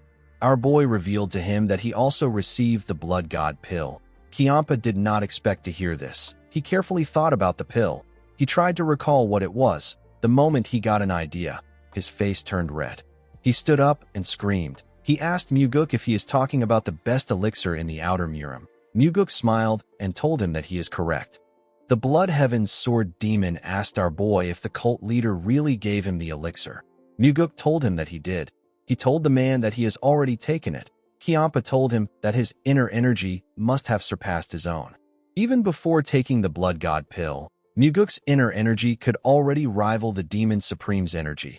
This is because Muguk took the Demonic Essence pill and the Heavenly Divine pill. Now that our boy has consumed the Blood God pill, his inner energy has completely surpassed that of the Demon Supremes. The Blood Heaven Sword Demon told Muguk that he can now discard his left wing without hesitation since he has received an elixir superior to the Heavenly Divine pill and the highest grade Celestial Silkworm thread.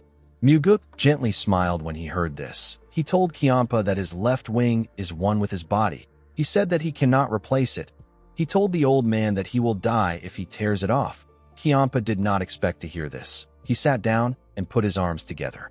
He reminded Muguk that he once said that he will fly away to find another person if his body dies. With a smile on his face, Muguk asked the Blood Heaven Sword Demon if he is jealous of the Sky Heaven cult leader.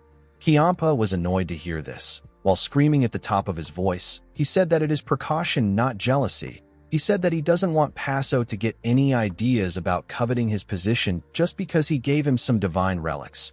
Muguk smiled and asked him if he has gotten his answer. Kiampa didn't say anything. He stood up and said that he is leaving.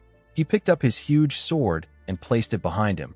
Before reaching the door, he told our boy that he doesn't care if he is a dragonfly's wing. Muguk was shocked to hear this. He smiled at Kiampa. Before the old man could leave, an attendant entered the room and informed Muguk that the Sword Supreme has arrived. Kiampa quickly turned to Muguk. He asked our boy if he summoned him just to make them meet. Muguk reminded him that he was the one who showed up there unannounced. The Blood Heaven Sword Demon quickly opened the window and prepared to jump out. Our boy was surprised to see this. He told the old man that he is being rude. Kiampa said that Yonrang won't be happy to see him. Muguk asked him if this matters. He asked Kiampa about when he started caring about people's feelings. Some minutes later, we see the Sword Supreme looking shocked. She was shocked to see Kianpa in Muguk's office. The Blood Heaven Sword Demon looked forward and avoided eye contact with her. Yeonrang asked our boy if he arranged this meeting on purpose. Muguk stood up and moved the chair out for her. He told her that Kianpa just asked him the same thing. He asked her if it is possible for him to arrange this when he didn't even know she would come. He revealed to her that neither of them sent word beforehand. He asked her to have a seat. Yeonrang glared at Kianpa and sat down. The two Demon Supremes avoided eye contact. Muguk asked the Sword Supreme about why she came to see him. The Sword Supreme told him that she came to share something with him. Kianpa stood up and said that he will take his leave. The Sword Supreme asked him not to bother. She told him that it is something he can also hear. She revealed to them that the demonic Buddha came to see her and asked her for a favor. Muguk asked her about the kind of favor the man asked for. Yeonrang revealed to them that the demonic Buddha wants her to support the succession of one of the soul-absorbing Supreme Demon's disciples. The appointment of a new Demon Supreme is entirely under the jurisdiction of the 8 Demon Supremes. If a Demon Supreme dies without naming a successor, the remaining Demon Supremes nominate candidates and vote. A person must receive more than half of the votes to ascend as the next Demon Supreme. Yeonrang reminded Muguk that he once told her that they should support their own people as sparring partners. Muguk smiled and asked her if she remembers. The Blood Heaven Sword Demon asked our boy about what he means by sparring partners. Muguk told him that it is a long story. Kianpa carefully glanced at the Sword Supreme. He asked Muguk if he is conspiring with everyone except him. Our boy assured him that it is nothing like that. He reminded Kianpa that he is his first wing. The Sword Supreme asked him about what this is. Muguk revealed to her that Kianpa is his left wing. He informed her that he is currently searching for a right wing. The Sword Supreme simply stared at him. She looked away and asked Muguk to tell her who he supports. Our boy said that it is Chong Xian. The Sword Supreme already had the idea that it would be her. She knew that Muguk and the demonic Buddha have different goals. She said that she will also support Chong Xian. Muguk was surprised to hear this. Even the Blood Heaven Sword Demon did not expect her to do this. Our boy did not expect the Flower Sword Supreme to show him any consideration since he even allowed the Blood Heaven's Sword Demon stay. Aside from this, Yeonrang didn't ask why he supports Chong Xian. Muguk realized that the Sword Supreme completely trusts him. He smiled and thanked her. Kianpa told our boy that he only has 2 votes. He asked him if he has secured any other votes. To make Chong Xian the next Demon Supreme, they need at least 4 of the 7 votes. Muguk told Kianpa that he hasn't gotten any votes. Kianpa asked him for his plan. Muguk told them that he would like each of them to persuade one other Demon Supreme. He told them that he is counting on them. The Blood Heaven Sword Demon asked Muguk to tell him what they will gain if Chong Xian becomes a Demon Supreme. Our boy told him that he is the one who will benefit the most. Kianpa was annoyed to hear this. He said that he should also benefit something from it. Muguk smiled and told him that it will benefit him too if it helps him. Kianpa let out a sigh. Muguk already knew that the Blood Heaven Sword Demon was going to help. He just wanted to make a fuss. The Sword Supreme told him that she will try to persuade the others. She said that one of them might vote for Chong Xian. Kianpa told her that she makes it sound like he is useless. Yeonrang glared at him and asked him if this isn't true. Kianpa also glared at her. The two of them looked like they wanted to kill each other. Muguk didn't stop this. He believed that it was okay to give them time to vent out their emotions. He believed that this process needed to be repeated over and over again. He was certain that neither of them would ever kill the other. The Blood Heaven Sword Demon decided to stop glaring at the Sword Supreme. Yeonrang smiled when she saw him look away. Muguk thanked her for telling him about the demonic Buddha's request and for helping him to persuade the other Demon Supremes. He assured her that he will never forget this favor. Yeonrang found it odd that he called this a favor. She asked him not to be dramatic. She stood up and said that she is leaving. After she left the room, Kianpa also stood up and said that he is leaving. Muguk found it odd that the Blood Heaven Sword Demon didn't give him a serious reaction to the fact that he received sacred relics from the cult leader and got called a sparring partner by the Sword Supreme. Muguk called out to the Blood Heaven Sword Demon and told him that he is always going to be the highest priority. Kianpa stopped walking and turned to him. He told our boy that he is really good at talking. Muguk smiled when he heard this. Kianpa also smiled. He explained to him that even though the Sword Supreme left with confidence, it will still be difficult for her to persuade the demon supremes. He said that the demonic Buddha's side will also be making their moves. Muguk told him that this is the reason he needs his help. The old man asked him if he believes that someone who has been ostracized by the others can be of any help. He walked forward after saying this. Muguk smiled as he looked at the man's back. He knew that Kiampa was still the most dependable person he could trust. The scene shifts, and we see the Sky Heaven cult leader looking at something. He was looking at the place he kept his relics. He screamed and said that it is ugly. He said that the place was once a perfect beauty, but now it is missing 2 front teeth. His advisor said that the relics still have their fangs and molars. He said that they can bite off enemies or clench their teeth and steal their resolve. The cult leader turned to him and told him that he always seems delighted whenever a relic disappears. The man asked him about how he knew. He told Paso that he would have danced if he unlocked his shackles. Paso was annoyed to hear this. He let out a sigh and revealed to the man that he is actually afraid. His advisor asked him about what he is afraid of. Paso explained to him that he is scared that everything will turn out to be a meaningless dream. He said that he is afraid that he will wake up and find nothing left. He told his advisor that he will wonder about what made him give everything to Muguk. The advisor raised his hair and showed his cult leader his face. Paso asked him about what he is doing. The man told him that he's showing him how he got charmed by his face to give up everything. Paso didn't know what to say. He looked into the man's eyes. He could tell that he was serious. He called his advisor a crazy bastard. In the next scene, we see Paso asking his advisor to tell him how they are going to make Chong Xian into a demon supreme. The man explained to him that they need to convince the existing demon supremes one by one. He told him that they need to persuade, negotiate, and recruit the demon supremes. He said that they will need to use at least 2 divine relics. It might even be 3 relics if their luck is bad. Paso asked his advisor if he is telling him to just invest in Muguk. The man asked him about how long he plans on relying on Muguk. He told his cult leader that he needs to be a man and move forward by himself. He asked Paso if he wants him to teach him the approach that would win over the demon supremes. Paso was annoyed to hear this. He asked his advisor to stop mocking him. The man asked him to do nothing and just stay put. Paso asked him if this is how an advisor should talk. The man raised his shackles and asked the cult leader to tell him the kind of advisor that wears chains. Paso didn't know what to say. The man could tell that he was shocked. He told the cult leader that he is talking to him because he considers him as an advisor. He asked him to just stay still. He explained to him that doing nothing sometimes brings the best results. The cult leader didn't expect to hear this. He asked the man if he is serious. His advisor assured him that Muguk will come to see him. He said that our boy will demand divine relics in exchange for making Chong Xian a demon supreme. The cult leader asked his advisor if this is possible for even Muguk. The man told him that he needs to trust Muguk. He told him that they can't turn back now. The moment he said this, someone announced that the second young master has arrived. Paso couldn't believe that our boy came just like his advisor said. He said that Muguk has come to rob him again. His advisor told him that our boy appeared because they were talking and thinking about him. Paso screamed and asked him to shut up. He asked the man to stop talking like that. He reminded him that he is his master, not Muguk. The man asked Paso to tell him why he decided to become the front wave of the Yangtze River.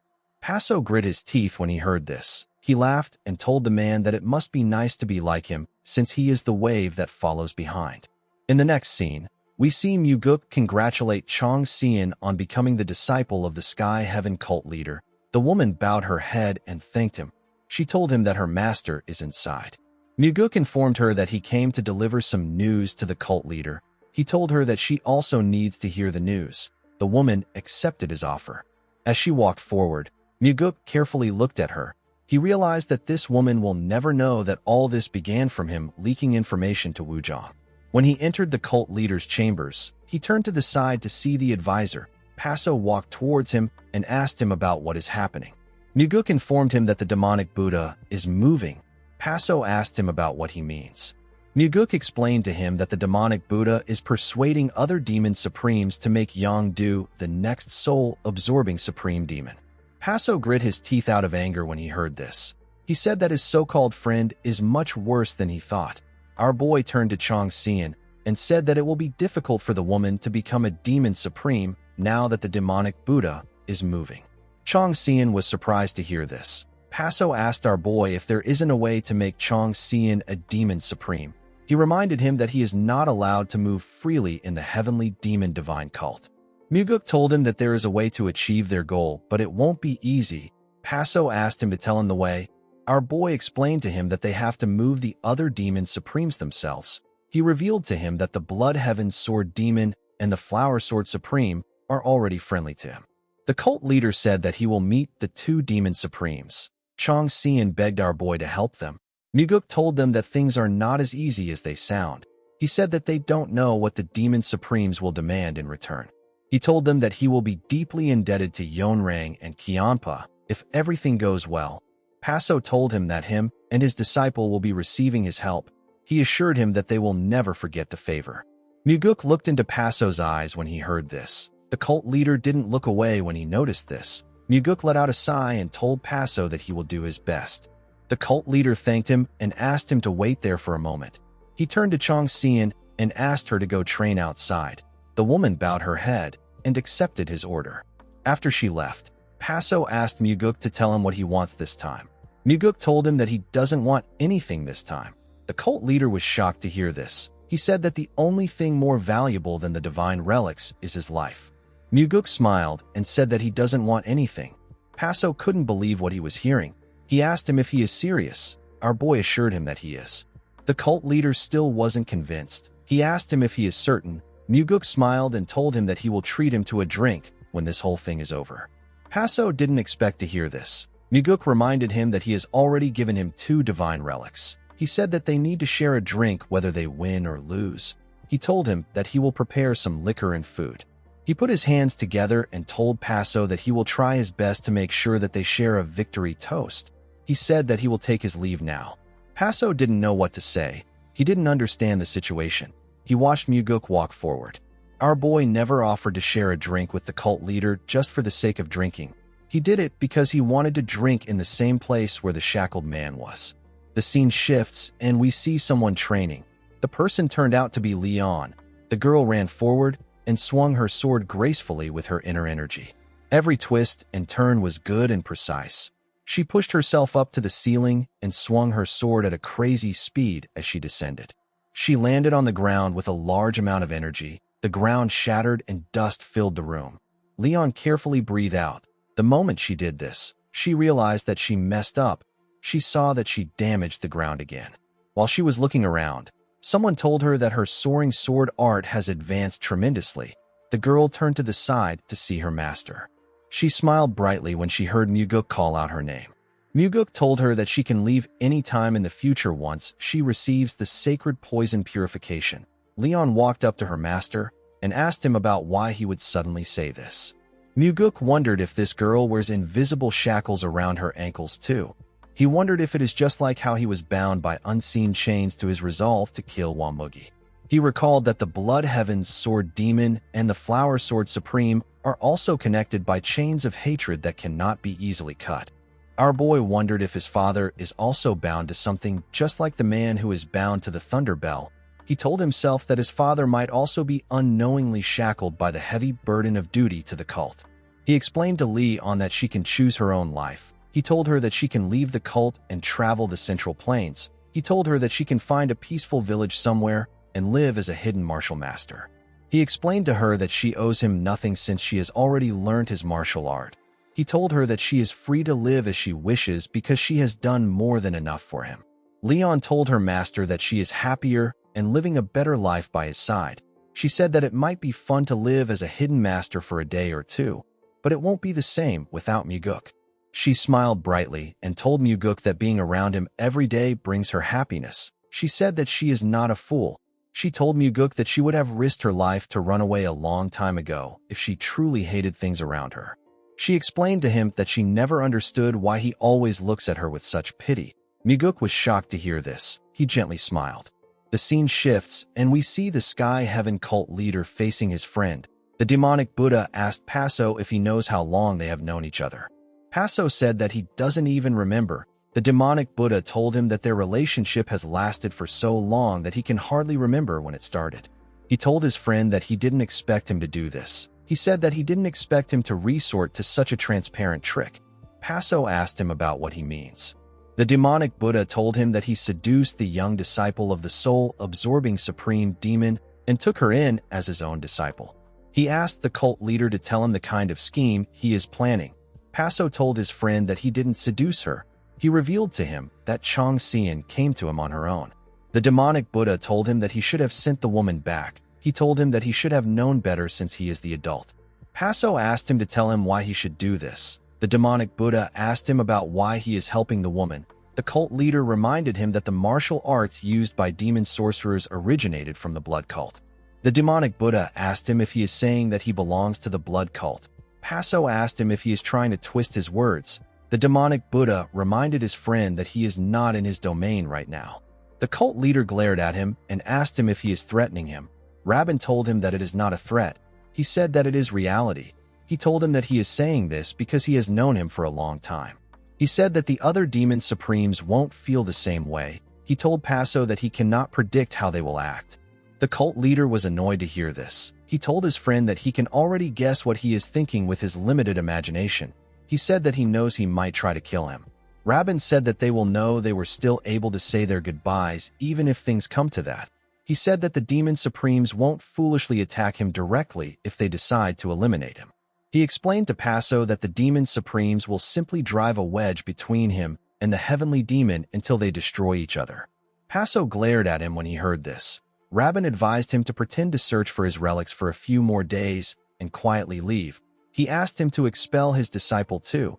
He told him that he will smooth things over with the demon supremes once he is done.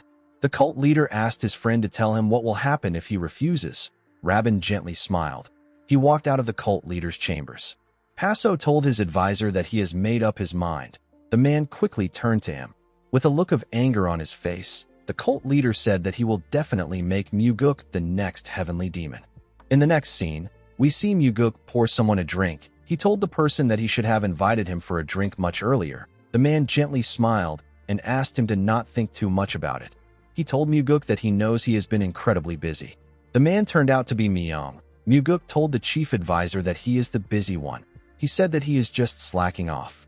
Myung picked up his cup and asked Muguk to tell him what the actual slackers are supposed to do if he says this. He and our boy drank their wine at the same time. Myung asked Muguk to tell him why he invited him. Our boy informed the man that he has something he wants to ask him. Myung asked him to go ahead. With a serious look on his face, Muguk asked the man to tell him what makes a person a good advisor. Myung was surprised to hear this. He told our boy that he did not expect to hear this question. He said that he used to ask himself this question countless times when he was young. He told Muguk that he eventually forgot about it. He said that a good advisor is simply someone who is smarter than the opposing advisor. He told Muguk that there is no deeper meaning to his question. It means exactly what it sounds like. Myung said that his answer is that a good advisor is one who is more intelligent than the enemy's advisor. Muguk did not expect such a simplistic answer. Myung explained to him that it doesn't matter if someone in the cult is smarter than him. It doesn't matter if someone in this tavern is smarter than him. He said that it doesn't matter if Muguk is smarter than him. He said that what is important is that he must be smarter than the advisor of the Murim Alliance, and he must also be smarter than the advisor of the Unorthodox Alliance. Muguk didn't expect to get an answer like this. Myung asked him if the answer sounds boring. Our boy picked up a bottle and poured the man some wine. He told him that the answer struck him so clearly because it is boring.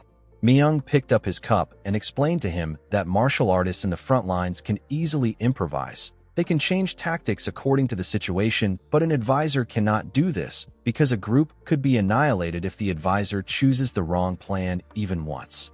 Myung looked at his wine and said that there is less regrets when one dies by one's own choice. However, it is unbearably unjust for one to die due to the mistake of a single person.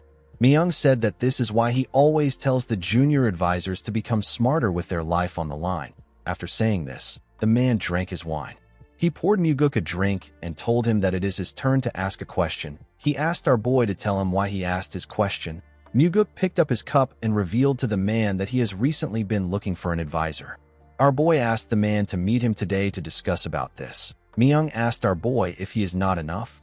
Muguk smiled and reminded him that him and his father have different ambitions. He explained to the man that he came to seek his advice. He said that he wants to know the kind of advisor he should be looking for. Myung picked up his cup and looked into the wine. Muguk noticed this. He realized that Myung was hesitating and wondering about how much he should reveal to him. He understood that the chief advisor was worried about how his words would affect him, the cult, and even the succession struggle. Myung asked our boy if he has already decided. Muguk realized that this man already knows about the man in chains. He knew that the advisor was indirectly asking him if he is considering the man from the Sky Heaven cult. Muguk told Myung that he has someone he is considering. He said that he is not still certain. This was our boy's way of asking if it is acceptable to make the man his advisor. Myung explained to Muguk that no one can ever be certain when it comes to choosing people. A person can only know the outcome after going through a long process. Myung asked our boy to just trust his intuition for now. Muguk couldn't believe that Myung asked him to trust his intuition when he already knows that he is considering the man in chains. He understood that Myung was asking him to accept the shackled man. He raised his cup and told Myung that he will trust his intuition. The chief advisor also raised his cup when he heard this. In the next scene, we are taken to Muguk's office. We see Daryong in the office with him. The man told his lord that some people are probably discussing right now. While looking at a document, Muguk told him that he is correct. At this moment, the Demon Supremes are having a meeting to choose the successor of the soul-absorbing Supreme Demon. It was impossible for Muguk to know whether the Blood Heaven Sword Demon and the Flower Sword Supreme managed to persuade the other Demon Supremes. Our boy didn't visit them to ask, and they did not come to tell him. Daryong asked his lord if he is involved in this matter. Our boy told him that he is. He asked Daryong if he finds it upsetting that he was left out of this, even though he is his right-hand man. Daryong told him that it is fine. He said that he prefers to not know these things. He told his lord that he has never felt bad about being excluded from such matters. He begged Muguk to continue hiding things like this from him. He said that it is fine if he learns that our boy has unified the Murim tomorrow. Muguk was surprised to hear this. He gently smiled and told Daryong that he didn't know that he was such a funny person. He asked him if he acted gloomy on purpose the first time they met. Daryong said that he also doesn't know. He said that he doesn't even know the kind of person he is. The moment he said this, someone ran inside the office and said that it has been decided. Muguk and Daryong turned to the person. The investigator informed them that the votes ended in a tie because one Demon Supreme chose to abstain. Due to this, the first and the third disciple will have a duel to decide the person who will become the next Demon Supreme. Daryong was surprised to hear this. Muguk didn't expect this outcome. Daryong turned to him and asked him about who he thinks will win. Our boy asked him about why he wants to know. The investigator informed him that he wants to go to the marketplace and place a bet on the duel. He said that a poor man like him needs a chance to turn his life around. Muguk smiled and asked him to bet everything on Chong Xian. Daryong asked him about why he chose the third disciple. Muguk explained to him that he is not betting on the third disciple. He told the man that he is betting on the desperation of the Sky Heaven cult leader. Immediately he heard this. Daryong turned around. Our boy asked him about where he is going. Daryong said that he is going to mortgage his house. Before leaving the room, he turned around and asked Muguk if he isn't going to stop him. Our boy told him that he isn't actually going to gamble. Daryong smiled nervously and asked him about how he knows this. Our boy explained to him that people who gamble chase instant fortune. However, he is not the kind of person who has any intention of changing his life through such means. Daryong smiled brightly and told his lord that he got him. He said that he will take his leave. After he left, Muguk told himself that he would have never made it this far without the help of the Blood Heaven Sword Demon and the Sky Heaven cult leader. He was quite grateful for their help. In the next scene, we see a large amount of martial artists gathered outside. Kiampa sat in a pavilion with other Demon Supremes. Yonrang also sat down with some Demon Supremes. The faces of the Demon Supremes weren't shown. The officials of the divine cult all sat in different pavilions. The pavilions were built around a stage. Even Muguk and the Sky Heaven cult leader were present at the dueling arena. The duel was between the first disciple and third disciple of the soul-absorbing Supreme Demon. Yangdu called Chong Xian a despicable coward. He told her that she is stupid for trying to replace their master. Chong Xian told her senior that it is blasphemous to bring up their master's name to justify himself. She asked him if he doesn't realize this. Yangdu raised his hand fan and asked his junior to shut up. He created several huge hands behind him and used them to attack Chong Xian. The woman raised her fan and released some huge, evil-looking spirits. The spirits charged at the huge hands. Yongdu and Chong Xian tried to push each other back with their attacks. Yongdu quickly noticed that he needed to use another attack to take out Chong Xian. He grit his teeth and raised his head. He manifested a ridiculously huge monster made out of hands. The martial artists watching the fight became scared when they saw the monster. They couldn't believe their eyes. Muguk nervously looked at the monster. He now understood why the Orthodox sects consider the soul-absorbing supreme demon to be the most troublesome demon supreme. Just by looking at the fight, Muguk tell that he wouldn't be able to figure out a way to counter their attacks. Yongdu's huge monster began to crush Chong Xian's spirits. When Chong Xian saw that she was about to lose, she made her evil spirit bigger and gave it a bigger head and mouth. Her evil spirit began to eat and crush the hands of the monster. The monster's body began to crumble. Muguk said that the match has been decided. Paso didn't seem surprised with the result. Immediately our boy spoke. The creations of the two disciples disappeared. Yongdu asked Chong Xian about how she used her last technique. The woman told him that her new master taught her a lethal demonic art. Yongdu grit his teeth and called her a bastard. He told her that he has always known the kind of trash she was since when they were kids. Chong Xian smiled and told her senior that he must understand that she will become a far superior soul-absorbing supreme demon than their late master ever was. She screamed and said that the West Illusion Fort will be the greatest among the 8 demon branches. Immediately she said this. Yongdu spat out a large amount of blood. Blood poured out from his ears and eyes. He fell to the ground. The martial artists there were shocked to see how Chong Xian won. They all began to cheer for Chong Xian. The woman moved closer to the pavilion and bowed her head. She introduced herself to them. The Blood Heaven's sword demon got up. He hit his sword on the ground and announced that the new master of the West Illusion Fort has been born. All the martial artists cheered harder when they heard the announcement. Chong Xian did not expect this. She turned to her new master and bowed her head to him.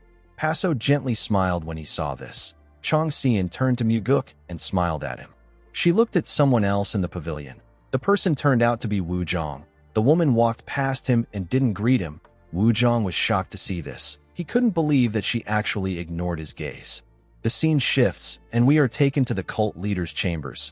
We see Paso welcome our boy with a smile. Muguk brought someone there with him. He introduced the man to Paso as the innkeeper of the pleasure in which he previously visited.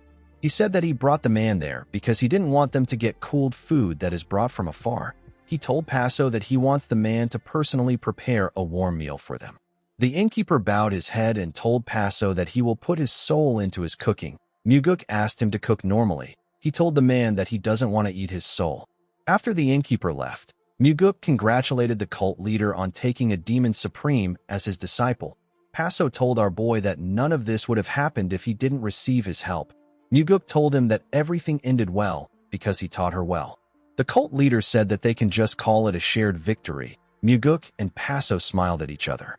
A while later, the two men were served several dishes. As Muguk poured Paso a drink, he asked him if he has met with his father. The cult leader said that he plans to see the heavenly demon soon.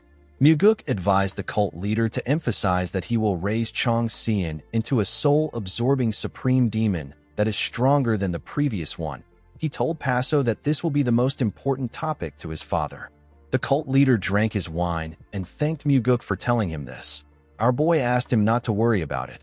He placed his cup down and turned to the chain man. He asked Paso if he can offer a drink to his subordinate. The cult leader was shocked to hear this. He quickly put himself together and asked Muguk about why he wants to do this. Our boy said that there is no particular reason. He said that he has seen the man several times whenever he comes to greet him. He told Paso that he just wanted to offer the man a drink on this pleasant day. The cult leader revealed to him that the man is not able to drink alcohol. The moment he said this, the man accepted Muguk's offer. Paso quickly turned to him. He couldn't believe what he was hearing. Muguk noticed that Paso was startled. For someone like Paso to fail to hide his expression like this, Muguk deduced that the chain man must have never truly accepted alcohol from him. He stood up with the bottle and told the man that he will pour him a cup. He walked up to him and gave him a cup. He carefully poured the man some liquor. He made sure to fill the cup up. The man drank the liquor and stretched out his hand. He wanted to pour Muguk a cup. He filled our boy's cup up. Muguk also drank the liquor. The two men stared at each other.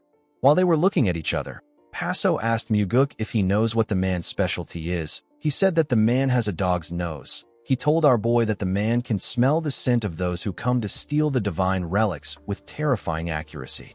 He asked our boy if he doesn't think that the shackle looks like a dog's collar. He laughed out loud when he said this. Muguk immediately knew that Paso was trying to insult the shackled man. Unfortunately for Paso, the man didn't refute the remark. He deliberately didn't give him the opportunity to correct his slip-up. Muguk believed that Paso gave him a gift that he created with his careless tongue. The cult leader seemed quite embarrassed about what he said. Muguk walked up to him and offered him a drink. Paso nervously drank the liquor. He was staring at his advisor. Muguk noticed this. He realized that the cult leader cannot hide or control his emotions when it comes to matters involving the shackled man. It was just like how the Blood Heaven's sword demon loses his composure when it comes to matters that involve the Sword Supreme. After Muguk left, Paso moved close to his advisor and asked him to forgive him for what he said earlier. He told the man that he is really trying to apologize. Paso became nervous when he noticed that his advisor didn't say anything. He raised his voice and asked the man to explain what he is doing. He reminded him that he is his master. He asked him about why it is so wrong for him to speak rudely to him. He told him that he spoiled him for so long, and now he has gotten arrogant. He asked the man if he wants to die. He asked him if he knows that he lets him speak informally to him 5 times a day. He told the man that no one would give a lunatic like him a chance to do this. He told him that he only gets this chance because he is with him. He asked him if he can't appreciate this. The man didn't say anything to his cult leader. While screaming at the top of his voice, Paso reminded his advisor that he said that he couldn't drink when he offered it to him previously. He reminded him that he said that he would rather die than drink. He couldn't believe that his advisor accepted Muguk's drink after he told him that he doesn't drink. He asked the man if he has any excuse for his actions. The man didn't say anything. Paso hated his silence. He became angry and raised his hand. He dragged the man into a world filled with dead bodies. With a scary look on his face, Paso told his advisor that this place suits him perfectly. He told him that this is the only place he will ever see from now on. The man didn't flinch even after hearing this. Paso didn't know what to say. Before he could do anything, his advisor bowed his head and apologized to him. He told Paso that he was short-sighted. The cult leader was horrified to see this. He didn't expect things to get to this point. He couldn't believe that his disobedient subordinate was bowing to him. He realized that him and his advisor will never be able to have an open and honest conversation again. The scene shifts and we see Daryong swinging a huge sword. He was sweating heavily. He raised his sword and swung it with a large amount of force. He gathered his strength and raised it again. While he was swinging his sword, Muguk watched him from afar. He smiled when he saw how hard Daryong was working. He remembered how the man cried and complained about his life. While he was looking at him, someone asked him if he came there to watch his subordinate suffer. Muguk turned to see the Blood Heaven's sword demon. He told the old man that Daryong already suffers a lot during the day. He said that he doesn't have such twisted hobbies. Kiampa asked him about why he is there at this hour. Muguk told him that there is something he wants to consult him about. Kiampa asked him to come inside.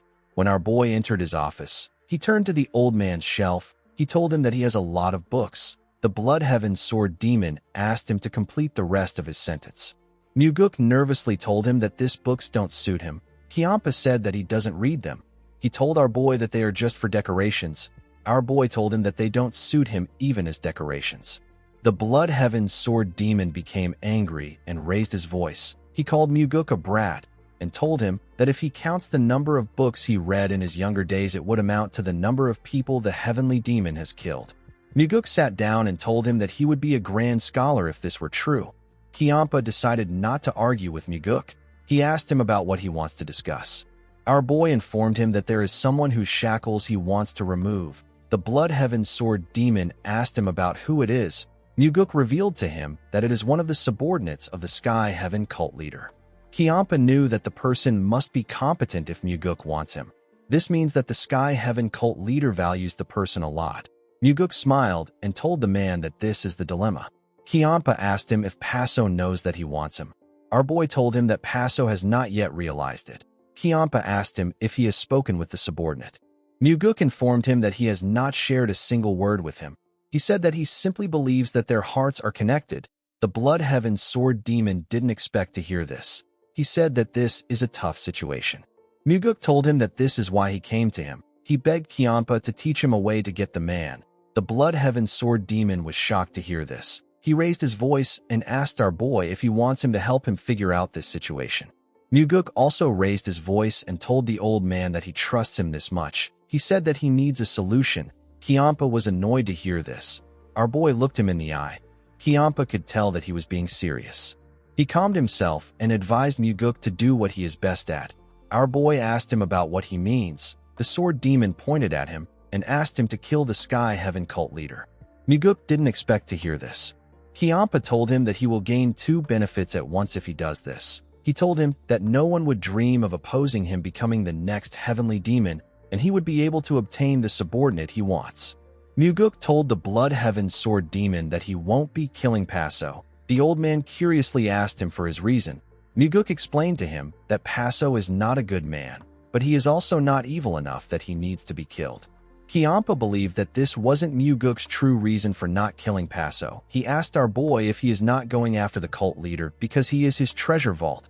Muguk laughed and said that this is part of his reason. The Blood Heaven Sword Demon told him that he is still a villain. Our boy smiled and agreed with him.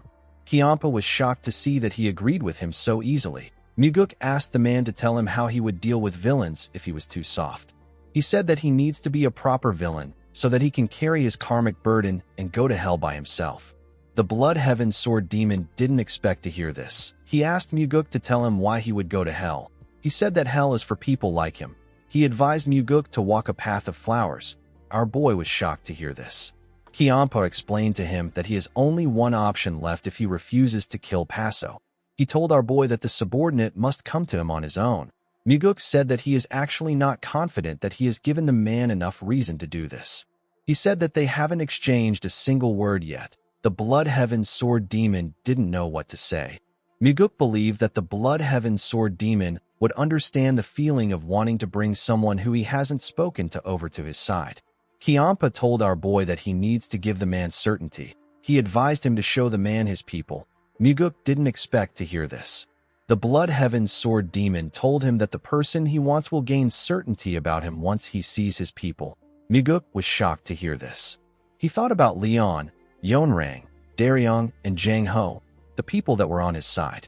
The Blood Heaven Sword Demon assured him that the man won't be able to resist once he sees his people. Muguk never thought of this. He carefully looked at Kiampa. The old man asked him about why he is looking at him like this. Muguk gently smiled and said that this is the best advice he has gotten. Kiampa was surprised to hear this. He brushed it off by saying that it is not a very good advice. Muguk told him that he is number 1 among his people. He said that this is why it is the best advice. The Blood Heaven Sword Demon became confused. He asked Muguk if he gave him the worst advice. Our boy gently smiled. Kiampa told him that anyone would run away if they see him. He asked him to show the man someone else. He said that he didn't give him the advice with himself in mind. Muguk told him that he has to come. The Blood Heaven Sword Demon declined his offer. Muguk explained to him that he doesn't just want to show him the man. He said that he wants him to see the person that he chose. Kiampa was surprised to hear this. He asked him if he is serious. He asked our boy about why he wants to do this. Muguk asked him if he wouldn't be able to understand the kind of person he is even better. He told him that he wants to give him certainty about him and become closer to him. Kiampa didn't expect to hear this. Muguk stood up and asked him to follow him. The Blood Heaven Sword Demon asked him if they are going now. Muguk told him that they are. He said that there is no point in pushing it forward if they are still going to go anyway. He suggested that they get everyone who has time to have an introduction session. He told Kiampa that he will see the kind of person he is through the person that he chose. The Blood Heaven Sword Demon grit his teeth out of anger and told him that he is really a madman. Muguk smiled when he heard this. He believed that he needed to be mad because it is so hard to make one person his own. The scene shifts, and we are taken to the cult leader's chambers. We see him looking at the moon from his window. He and his advisor didn't say anything to each other. Everywhere was quiet. While looking at the moon, Paso put himself together and apologized to the man. His advisor told him that it is fine. Paso knew that things were not fine. He realized that it was insane for him to talk about advancing into the Central Plains when he can't win the heart of one subordinate. He realized that his other subordinates will be even worse than this. He believed that they were laughing at him on the inside, while they swore loyalty to him on the surface. The moment he thought of this, his advisor called out to him. Paso was shocked to hear this. It was as if he heard something life-changing. He thought that he would never hear his advisor call out to him again. He put himself together and turned around. He asked him to tell him what is wrong. His advisor told him that he is trying to bind him with shackles and even seize his heart. He asked Paso if he doesn't remember what he said. He reminded him that neither of them are people blessed enough to have everything without letting go of anything. The cult leader grit his teeth when he heard this. He asked the man to tell him why he accepted Muguk's liquor. The man said that he had no reason. This made Paso get angrier. He asked his advisor to give him a reason. He said that he has the right to hear his reason. The man didn't say anything. With a look of fear on his face, Paso asked him if he wants to go to Muguk's side. His advisor still didn't give him a response. Paso asked him if he really plans to go to Muguk. The man said that he hasn't decided yet. The cult leader screamed and said that this is basically the same thing. He asked him about when him and Muguk got so close. He asked him if they spoke with the frequency whispering technique behind his back. The man said that he has never spoken to Muguk. Paso asked him for his reason. The man raised his head and looked at the demon on the thunder bell. He told his cult leader that he read our boy's mind. He said that Muguk wants him. Paso became angry and raised his voice. He asked his advisor to stop spouting nonsense. He asked him if he is trying to imitate the soul-absorbing supreme demon. He asked him to tell him how he could read minds. His advisor didn't say anything. The moment he saw this, Paso became nervous. He now understood why he got so angry. It wasn't because his advisor accepted Muguk's liquor. It was because he had a premonition that something like this would happen. He raised his voice and asked his advisor if he thinks he will let him go. He told him that he will kill him before he lets him go. The man told him that he has to kill him now. The cult leader was shocked to hear this. His advisor asked him to kill him while he still can. He told him that he won't be able to do it after today. Paso became angry when he heard this. He asked his advisor if he is acting this way because he thinks that he won't be able to kill him. He asked him if he is looking down on him. He walked up to him and gathered his energy in his hand. He raised his hand and prepared to strike his advisor down. The man didn't say anything. He simply faced his head down. Paso wasn't comfortable with this. He couldn't believe that his advisor was lowering his head and avoiding eye contact so that he won't feel guilty for killing him. The man told his cult leader that he will never be able to kill him if he doesn't do it now. He said that he won't let anyone kill him once he decides to live. He asked Paso to kill him now if he wants to end his life. The cult leader grit his teeth out of anger. He carefully looked at his advisor. He realized that he couldn't kill the person in front of him. He took away his energy and put his hand down. He asked his advisor if he thinks that he is going to run away by himself in this hellhole of a world. He told him that he won't let this happen. The man raised his head to see his cult leader. Paso reminded him that he said that he hasn't made a decision. The man smiled and told the cult leader that he is correct. Paso placed his hand on his chest and told his advisor that he simply has to make sure that he doesn't lose. He said that he just needs to become someone greater than Muguk. The man told him that he is correct. He asked him to keep living like this. Paso was annoyed to hear this. He asked him not to speak to him, as if they are saying goodbye. His advisor asked him not to cling to him. He told him that he only looks better right now because someone else is trying to take him away. Paso pointed at him and asked him to shut up. He asked him to just give him a chance to persuade him. He told him that he can choose who he will serve after he is done persuading him. He said that people say hateful ties are still ties. He asked him if he isn't allowed to struggle a bit after spending so many years together in the cult. He told his advisor that he is going to cling to him like a mad dog and try to hold on. The man told him that this won't work. He explained to him that Muguk isn't someone he can stand against. Paso was annoyed to hear this. He raised his voice and told his advisor that he can't just let him go. He asked the man to take him with him if he wants to leave. The advisor smiled and asked the cult leader to join Muguk's side with him. Paso was shocked to hear this. He asked the man if he is insane. His advisor reminded him that he said that he will make Muguk the heavenly demon. He asked the cult leader to join hands with him and make our boy the next heavenly demon. He told him that his dreams will naturally be fulfilled once this happens. He assured him that someone like Muguk will definitely set up a Sky Heaven cult headquarters next to the Heavenly Demon Divine cult. Paso called his advisor a lunatic. He asked him if he is even listening to himself.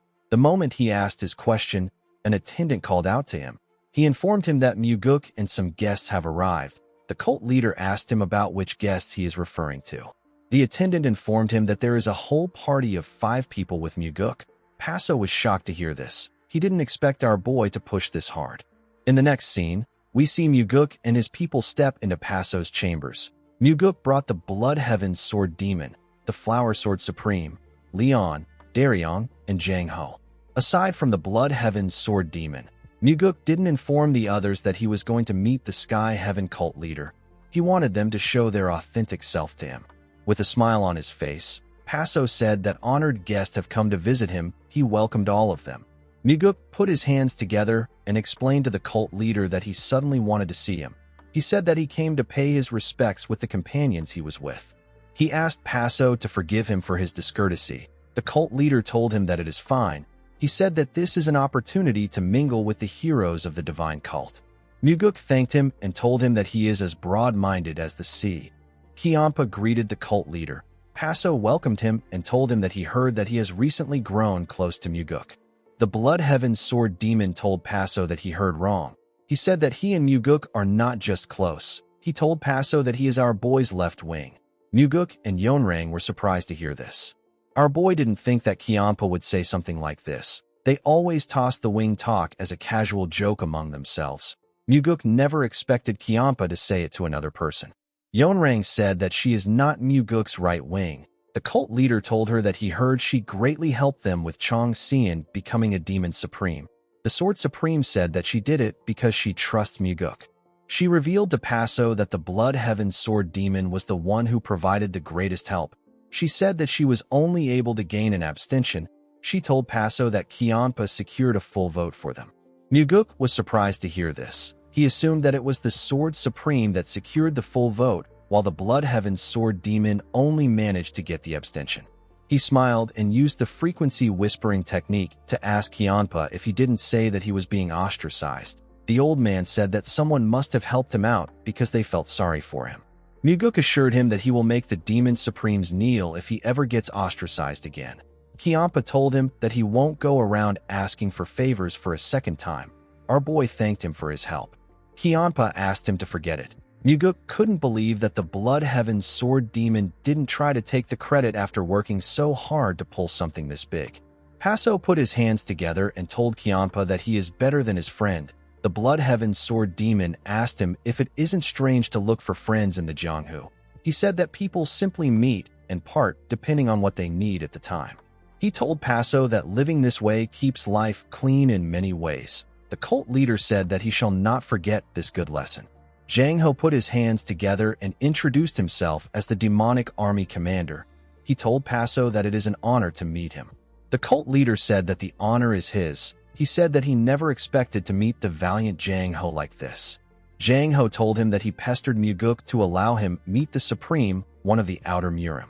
The cult leader said that it is a name with empty fame. He told Jang Ho that he hopes he doesn't disappoint him. Jang Ho actually followed Muguk after hearing his request. He didn't even ask for our boy's reason. Muguk realized that Jang Ho possesses a dependable steadiness that shows that he would silently carry out anything entrusted to him. Daryong bowed his head and said that he is not certain if he is worthy enough to be there. He introduced himself as an investigator of the Nirvana Pavilion. The cult leader told him that he knows him very well. He said that people say that he is Muguk's right-hand man. Daryong was surprised to hear this. He asked the cult leader if people really say this. Muguk smiled and said that people must really be thinking this way if Paso knew about it without him saying anything. Leon put her hands together and introduced herself as the one who attends to Muguk. Paso told her that it has been a long time since he saw eyes filled with such spirit. The woman thanked him for thinking well of her. Muguk dragged Leon closer to him and told Paso that Daryong might be his right-hand man, but Leon is like his heart. The woman was surprised to hear this. Our boy asked everyone to remember that Leon is like his heart. Everyone was surprised to hear this. Paso didn't understand why Muguk said this. Muguk told his bodyguard that she doesn't need to throw her life on the line for him, even if she is his heart. He said that no one needs to sacrifice themselves for him, even if they value him a lot. He asked Leon not to forget it. Muguk spoke like this to show the man his view of superiors and subordinates. The cult leader told him that he is jealous that he has someone that he can praise like this. He said that he can't just sit still and watch him boast about his subordinates. He said that he will introduce someone too. He pointed at the chained man and introduced him as his right-hand man. Muguk quickly turned around when he heard this. He knew that Paso never once introduced the chained man to him. He realized that something must have changed between Paso and his advisor after his slip of tongue. The Blood Heaven Sword Demon asked Paso to tell him why he binds his right-hand man with shackles. Paso explained to him that his advisor is someone that would ascend to the heavens the moment he takes his eyes off him. He said that he has to force him to stay. The Blood Heaven Sword Demon asked the cult leader if he isn't supposed to allow him to ascend if he is meant to do it. Paso told him that it is not as easy as he makes it sound. The Blood Heaven Sword Demon told him that he understands. He said that Amujis are so willful that humans like them can't handle them so easily. He carefully looked Muguk in the eye as he spoke. Muguk realized that Kianpa just asked the cult leader to release someone that ought to be sent off, while also praising the shackled man as a dragon that is meant to ascend. Our boy believed that he would have made the Blood Heaven Sword Demon his advisor if he was 20 years younger. Kianpa's words seemed to stick with the cult leader. Some minutes later, we see the martial artists put their weapons aside. They all sat together. Several drinks and dishes were placed on their table. Muguk and Paso laughed together as they shared a drink. Leon and Yonrang spoke to each other. Paso shared funny stories with the group. While they were drinking, Leon turned to the side and asked if it will be all right for her to offer the advisor a drink. Muguk did not expect to hear this. He recalled that Paso made a huge verbal blunder when he offered the man a drink before. He couldn't believe that Leon was making the same suggestion at this moment. Paso smiled and asked her to go ahead. He said that his advisor would like that. Muguk didn't expect to hear this. He became certain that the cult leader has changed. As she poured him a drink, Leon asked the man if he is guarding the Thunder Bell. The man said that he used to guard it, but now the Thunder Bell is guarding him. The woman told him that she is also in the same situation. The man was surprised to hear this. With a smile on her face, Leon said that she used to protect her young master, but now he protects her. The man was surprised to hear this. He gently smiled. Leon asked him if the Thunder Bell never tells him to leave. She told him that her young master keeps asking her to leave. She said that Muguk keeps saying that he wants her to live her own life. She asked the advisor if this is really the reason or if Muguk is trying to send her away because he dislikes her. The man explained to her that Muguk wouldn't call her his heart in front of everyone if he disliked her and wanted her to stay away. Leon smiled and turned around. She said that this must be true. Our boy gently smiled when he heard this. He realized that Leon's instincts must have kicked in when she sensed that the reason he brought them there had something to do with the advisor. He touched his heart and threw it to the woman. Leon nervously said that her master does this so much that it feels like he is messing with her. Daryong stood up and moved close to her. He told the bodyguard that her master does this because he worries too much about her. Leon asked him if he is serious. Daryong sat down and said that he observed that his pavilion master strongly wishes that none of his subordinates die. He said that Muguk has a parent's heart, a heart that wants them to leave the harsh world of swords and live well. He told Leon that he believes that Muguk made him learn martial arts because of this worry. Muguk told him that he is wrong. He explained to him that he is raising him well so that he can use him properly later. He told him that he will be used by others often if he is this naive. Daryong told Leon that it is sometimes easier being under someone who uses you well. If you are under a clumsy and indecisive leader, you will have an even harder time. Leon agreed with him and clinked cups with him. They both drank their liquor. The woman asked Daryong to tell her why he likes Muguk so much. The investigator was surprised to hear this question. He asked her if he acts as if he likes Muguk. Leon told him that he wouldn't have come all the way there if he didn't like our boy. Everyone carefully focused on the investigator to hear his answer. After thinking about it, Daryong placed his cup down and said that he is there because he is Muguk's right-hand man. Muguk smiled when he heard this. Daryong and Leon laughed out loud. The cult leader carefully looked at the people around him when he heard Daryong's answer. The advisor turned to Daryong and asked him about what he will do if someone tries to take his position. Daryong was surprised to hear this question. Leon and Zhang Ho turned to him to hear his answer. Daryong smiled and said that the person can have it. He explained to the man that he doesn't think that he can stand up to the person because he is timid and easily frightened. He said that he is currently working hard as Muguk's right-hand man to prepare for a day something like this happens. Muguk turned to the Blood Heaven Sword Demon and asked him to raise Daryong well. Kyampa said that he won't do this. Immediately he said this. Someone said that he is the next candidate for the right-hand man position. Daryong and Leon quickly turned to the person. The person turned out to be Jang Ho. He said that Daryong might be kind enough to hand his position over, but he won't let the position go to someone else. Daryong didn't know what to say. Jang Ho looked the advisor in his eyes once he was done talking. The advisor asked him about why he is so obsessed with being the right-hand man. He said that he would rather be the left hand and watch the right hands fight. Jang Ho told him that he doesn't have a hobby of watching people fight. He said that his goal is to become the right-hand man, so he will work towards it. Muguk did not expect to hear this. The advisor told Jang Ho that he is quite manly. Jang Ho put his hands together and thanked him. No one knew what to say. It was as if they didn't understand the two men's conversation. The cult leader picked up his cup and used the frequency whispering technique to tell his advisor that he is saying nonsense by calling Jang Ho manly. He asked him about when he has ever said something like that to him. The man told him that he is saying this because he doesn't know him well. He said that he is the kind of person who can say all sorts of things. He told his lord that he can crack jokes and even banter. Paso asked him about why he would say something like this at a time like this. The man told him that he is the one who started it first. Paso agreed with him and said that he doesn't know what these people are scheming for them to swarm him like this. His advisor asked him if it isn't obvious. He said that they are all working for their leader. Paso told him that this is cowardly. He said that he is alone in the room. The man asked him about what he has been doing all this time. He reminded him that he has so many subordinates. Paso asked him about what he means. He asked him if he is saying that Muguk is the type of leader who cherishes his subordinates more. The man explained to him that if he goes to Muguk's side, it will be for reasons that have nothing to do with his people. He said that it will be the same thing if 100 people swarm in to praise our boy. He asked his cult leader not to pay attention to the people around him. Paso asked his advisor to tell him why he would go to Muguk's side. The man didn't give him a reply. Paso seemed to be saddened by this. He placed his cup down and told Muguk that he has good subordinates. Our boy told him that he has better subordinates. Paso disagreed with him. He said that he is a lonely man. He pointed at his advisor and said that no one understands him aside from him.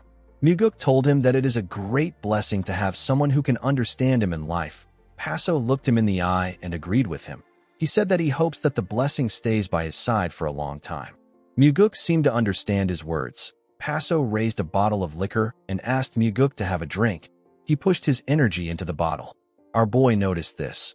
He could tell that the cult leader poured his inner energy into the liquor bottle. He carefully raised his cup. He knew that only true masters could pour inner energy into a cup without breaking it. If a person doesn't have enough inner energy to match the master, they will not be able to receive the liquor. Paso gently poured the liquor in Muguk's cup. Our boy accepted the drink without flinching. He confidently looked at the cult leader. Paso was shocked to see this. He realized that Muguk's inner energy surpasses his own. He couldn't accept this reality. He watched our boy move the cup close to his mouth and drink the liquor. After drinking the liquor, Muguk offered Paso a cup and asked him to accept a drink from him. The cult leader glared at the cup. He knew that he would be humiliated in front of this people if he fails to receive a drink. He accepted the cup and said that he will receive a drink from the hidden ascending dragon. Muguk poured his inner energy into the bottle and carefully poured Paso a drink. The cult leader nervously watched Muguk fill his cup. Immediately our boy was done. He drank the liquor and hit the cup on the table. He said that the liquor tastes superb. Muguk suggested that they drink until they get drunk. Paso agreed with him. He gently smiled and asked his advisor if he saw him receive a drink laced with Muguk's inner energy. He said that it was nothing. The man told him that our boy was trying to save his face. He said that Muguk probably didn't feel it. He explained to his cult leader that Muguk used his inner energy because he used it first. He told Paso that he would have been in an awkward position if Muguk poured the liquor normally. He said that our boy didn't even put all his inner energy into it. Paso knew that his advisor was right. He directly exchanged inner energy with our boy, so he completely understood the situation. His advisor asked him not to get discouraged. He assured him that he is well aware of the kind of person he is. Paso was surprised to hear this. He said that this statement makes him shrink even more. He said that he is usually a better person than this. He didn't understand why he was making so many mistakes. The man told his cult leader that he completely understands him. As he drank his liquor, the Blood Heaven Sword Demon used the frequency whispering technique to ask Muguk about why he didn't humiliate Paso. Our boy explained to him that the situation will get worse if Paso's pride gets hurt. Kiampa picked up his cup and told Muguk that he should have crushed Paso with this chance. He told him that a person's heart moves in simpler ways than he thinks. Muguk said that the man probably saw something more important. Kiampa asked him if he isn't overestimating the advisor. Our boy told him that he might be right. He turned to Daryong and asked him about how his martial arts training is going these days. Daryong said that it is tiring, but he is working diligently. The Blood Heaven Sword Demon asked him if it is really tiring. Daryong quickly said that it isn't. Kiampa told him that he will increase the training volume soon. Daryong screamed and told Kiampa that it is tiring enough to kill him. Muguk smiled and told the man that pandering to Kiampa will be as hard as trying to strike his father's pressure points. Daryong referred to the Blood Heaven Sword Demon as master and told him that it is not tiring to learn from him. Kiampa glared at him and reminded him that he is calling him master again. Daryong stood up and explained to Kiampa that he thinks of him as his master even though he didn't formally take him in as his disciple. He told him that he will forever remember him as his master even if he kicks him out tomorrow. The Blood Heaven Sword Demon glared at him and asked him if he allowed him to remember him. Muguk smiled and asked him if he won't let the man remember what he wants. Someone said that this is the kind of person Kiampa is. The Blood Heaven's Sword Demon and Muguk were shocked to hear this. They quickly turned to the person. The person who spoke turned out to be the Sword Supreme. Kiampa asked Yonrang if she knows him well enough to say this. The woman said that she does. She said that she is actually the one who doesn't want to remember certain things. The two demon supremes glared at each other. Muguk gently smiled. Jang Ho nervously looked at Kiampa.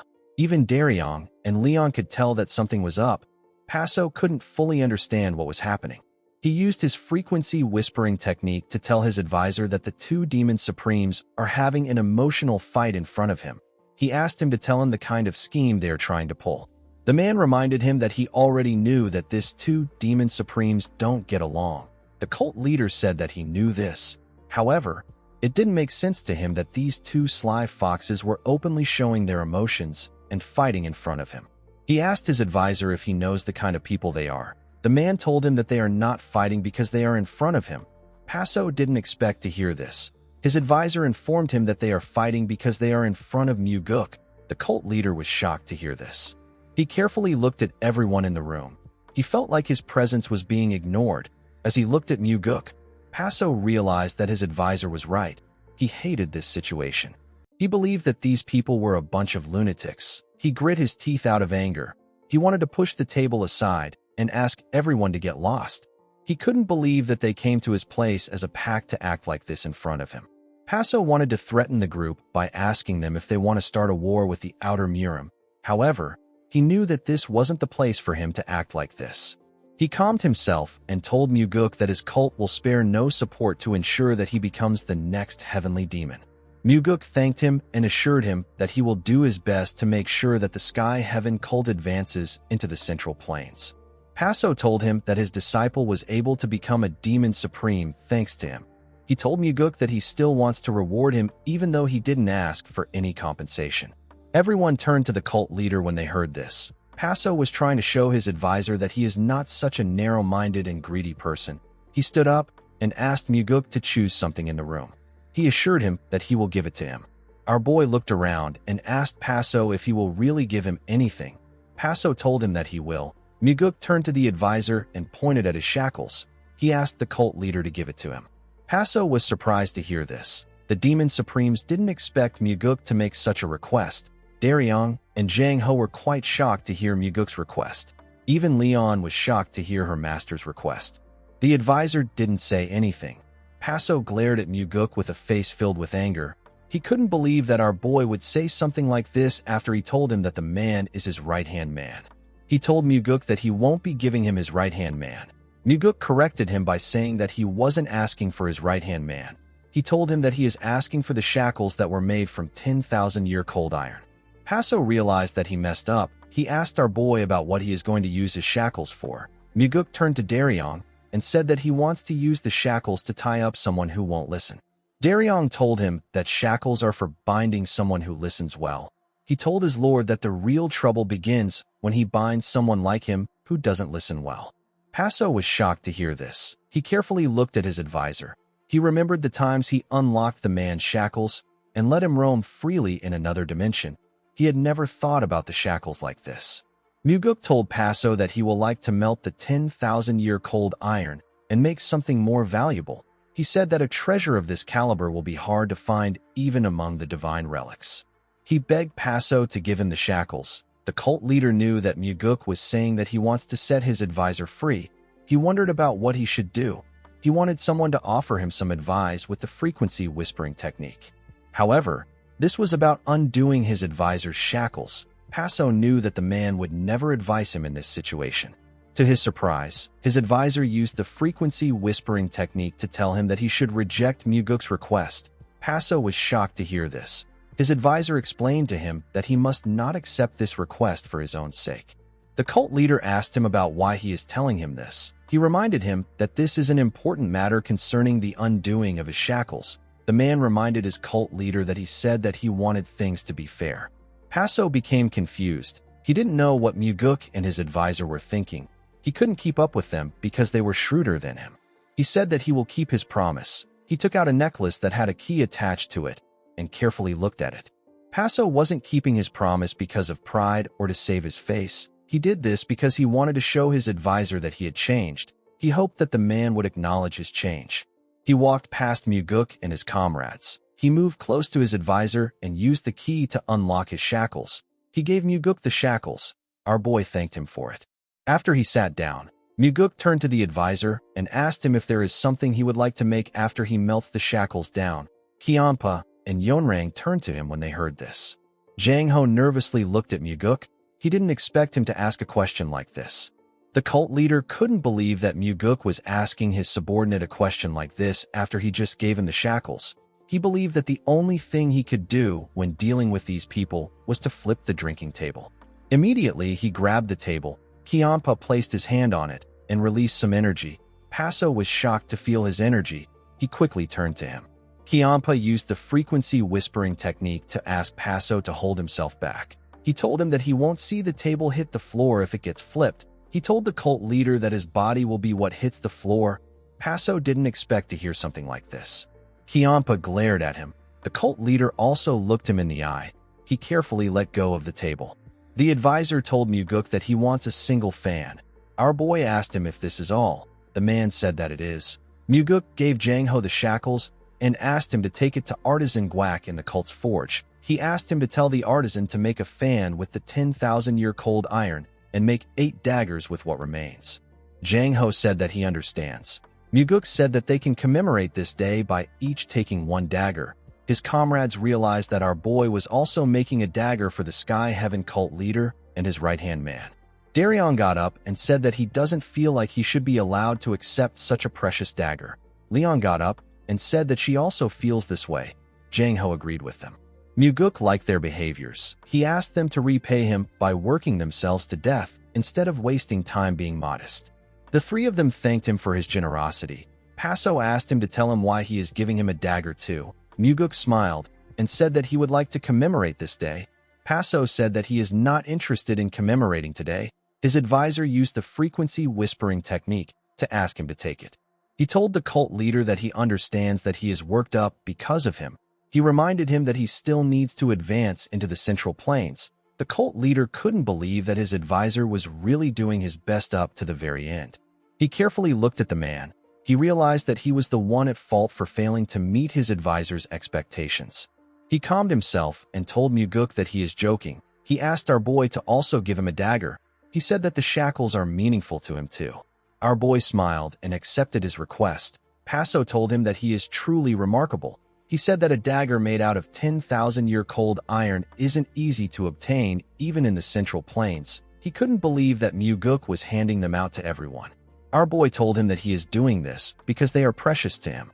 The cult leader asked him if there is any guarantee that these precious people will remain precious later on. Muguk revealed to him that he is not making an investment. Paso was surprised to hear this. With a smile on his face, our boy said that he is giving out this gift out of gratitude for what everyone has done for him up to now. Jang Ho, Daryong, and Leon were touched when they heard this. Paso quietly looked at Muguk as he spoke. He felt as if he was left out. He saw Muguk shining in the room. He gently closed his eyes. It seemed as if he was frustrated with his own weakness. While he was thinking, someone offered him a drink. The person turned out to be Kianpa. The old man carefully looked Paso in the eye. The cult leader decided to accept his drink. The Blood Heaven's sword demon reminded him that he said that they can't control the ascending dragons. He told Paso that it is better for him to let go of his desires and set them free. Paso carefully looked at his liquor and drank it. As the night went on, the group drank several bottles of liquor. Daryong filled his cup and poured another cup of liquor down his throat. Leon noticed that he was already tipsy. She advised him to stop drinking.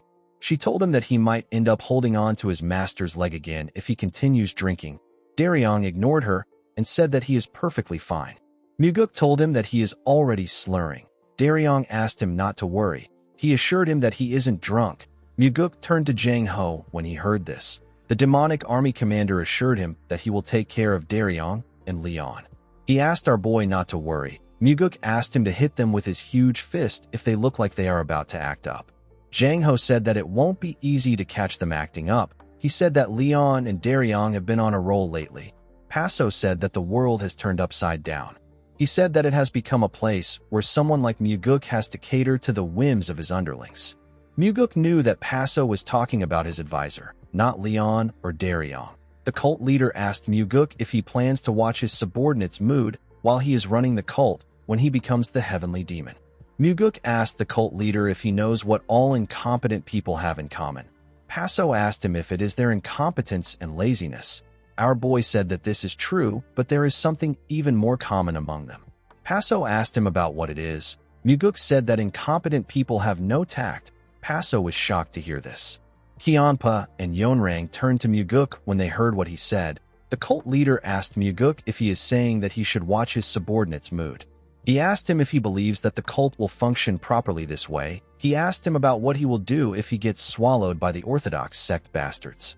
Muguk told Paso that he will learn what kind of people his subordinates are and what is in their hearts when he watches their mood. Our boy said that he doesn't want forced loyalty. Immediately he heard this. Paso flipped the table and asked Muguk to shut up. Kianpa and Yonrang used their energies to block any food from spilling on them. Daryong and Leon were shocked to see what the cult leader did. Paso raised his voice and said that this is bullshit. He told his advisor that Muguk is just putting on an act to get on his good side. He said that even though Muguk talks like this, he will drag off his subordinates somewhere and kill them if they don't listen to him. He told his advisor that Muguk is just trying to tell him that he will watch his mood. He said that our boy is just putting on an act because he wants to take him. Everyone quietly looked at Paso. The cult leader stared at his advisor. The man also carefully looked at him. Paso didn't know what his advisor was expecting from him. This was the kind of person he was. He didn't want to listen to Muguk's nonsense, and he didn't know what to do. Even though they were staring at each other, none of them said anything. Muguk said that he must have been rude. He stood up and apologized to Paso. He told him that he will visit him again tomorrow and apologize properly since it is already late. The two demon supremes bowed their heads to the cult leader and walked out of the room with Muguk. Paso hated the situation. He knew that he shouldn't have done this in front of Muguk and the demon supremes. More than anything, he shouldn't have done something like this in front of his advisor. While he was thinking, the man stood up and walked towards him. He picked up a bottle of liquor and drank it. He offered the liquor to Paso. The cult leader took it from him and drank it. He cleaned his mouth and looked at his advisor. He wondered if he and the man should have sat down and drank together from the start. He wondered about what he was so afraid of. He revealed to him that he put the shackles on him because he was afraid that he would kill him. He said that he was actually afraid that he will be the one to kill him. The man told him that this is not true. Paso was surprised to hear this. The man told Paso that he wasn't thinking about any of this when he put the shackles on him. He explained to him that the reasons he just gave are thoughts that he only started having recently. Before this, Paso lived his life without thinking about anything. He tied the man up from the start and never considered otherwise out of habit. Paso knew that his advisor was right. He only realized how big of a problem the shackles were after he got tangled up with Muguk. The advisor told the cult leader that it is fine. He said that this is how everyone lives. Paso said that this is not fine. He told the man that he is leaving because of this mistake. The advisor revealed to him that he is not leaving him because he bounded him in shackles. Paso asked him for the reason he is leaving. He asked the man if he thinks that he can change the world if he is with Muguk. The man said that he doesn't have dreams of changing the world. Paso raised his voice and asked him to tell him why he is leaving. The advisor raised his head up and said that he is leaving because he couldn't predict anything further. Paso didn't understand what the man was talking about. His advisor reminded him that he handles everything related to the Murim situation in the outer Murim together with him. He said that he wasn't able to predict a single thing about Muguk. Paso reminded him that he actually predicted things. He reminded him that he was the one who told him when Muguk would come, and he even predicted that our boy would demand for divine relics. The advisor said that those things were trivial. He revealed to his lord that he heard so many reports about the divine cult in the outer Murim. Most of these reports were about Muguk every single time. Our boy slipped past his expectations. He said that he didn't know that Muguk would kill the demonic army commander or that he would also kill the soul-absorbing supreme demon.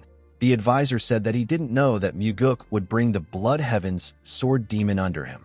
He told Paso that he never thought that Muguk would bring everyone under him there, or that he would ask for his shackles. With a face filled with confusion, the man asked Paso about how this was possible. The cult leader froze in shock. The man said that he might become smarter if he goes with Muguk. He said that he is okay with this even if he is treated coldly. He told Paso that he still needs to go and see for himself. He wanted to see why he couldn't predict what Muguk will do. He wanted to see the kind of man our boy was. He told his cult leader that he is genuinely curious about Muguk.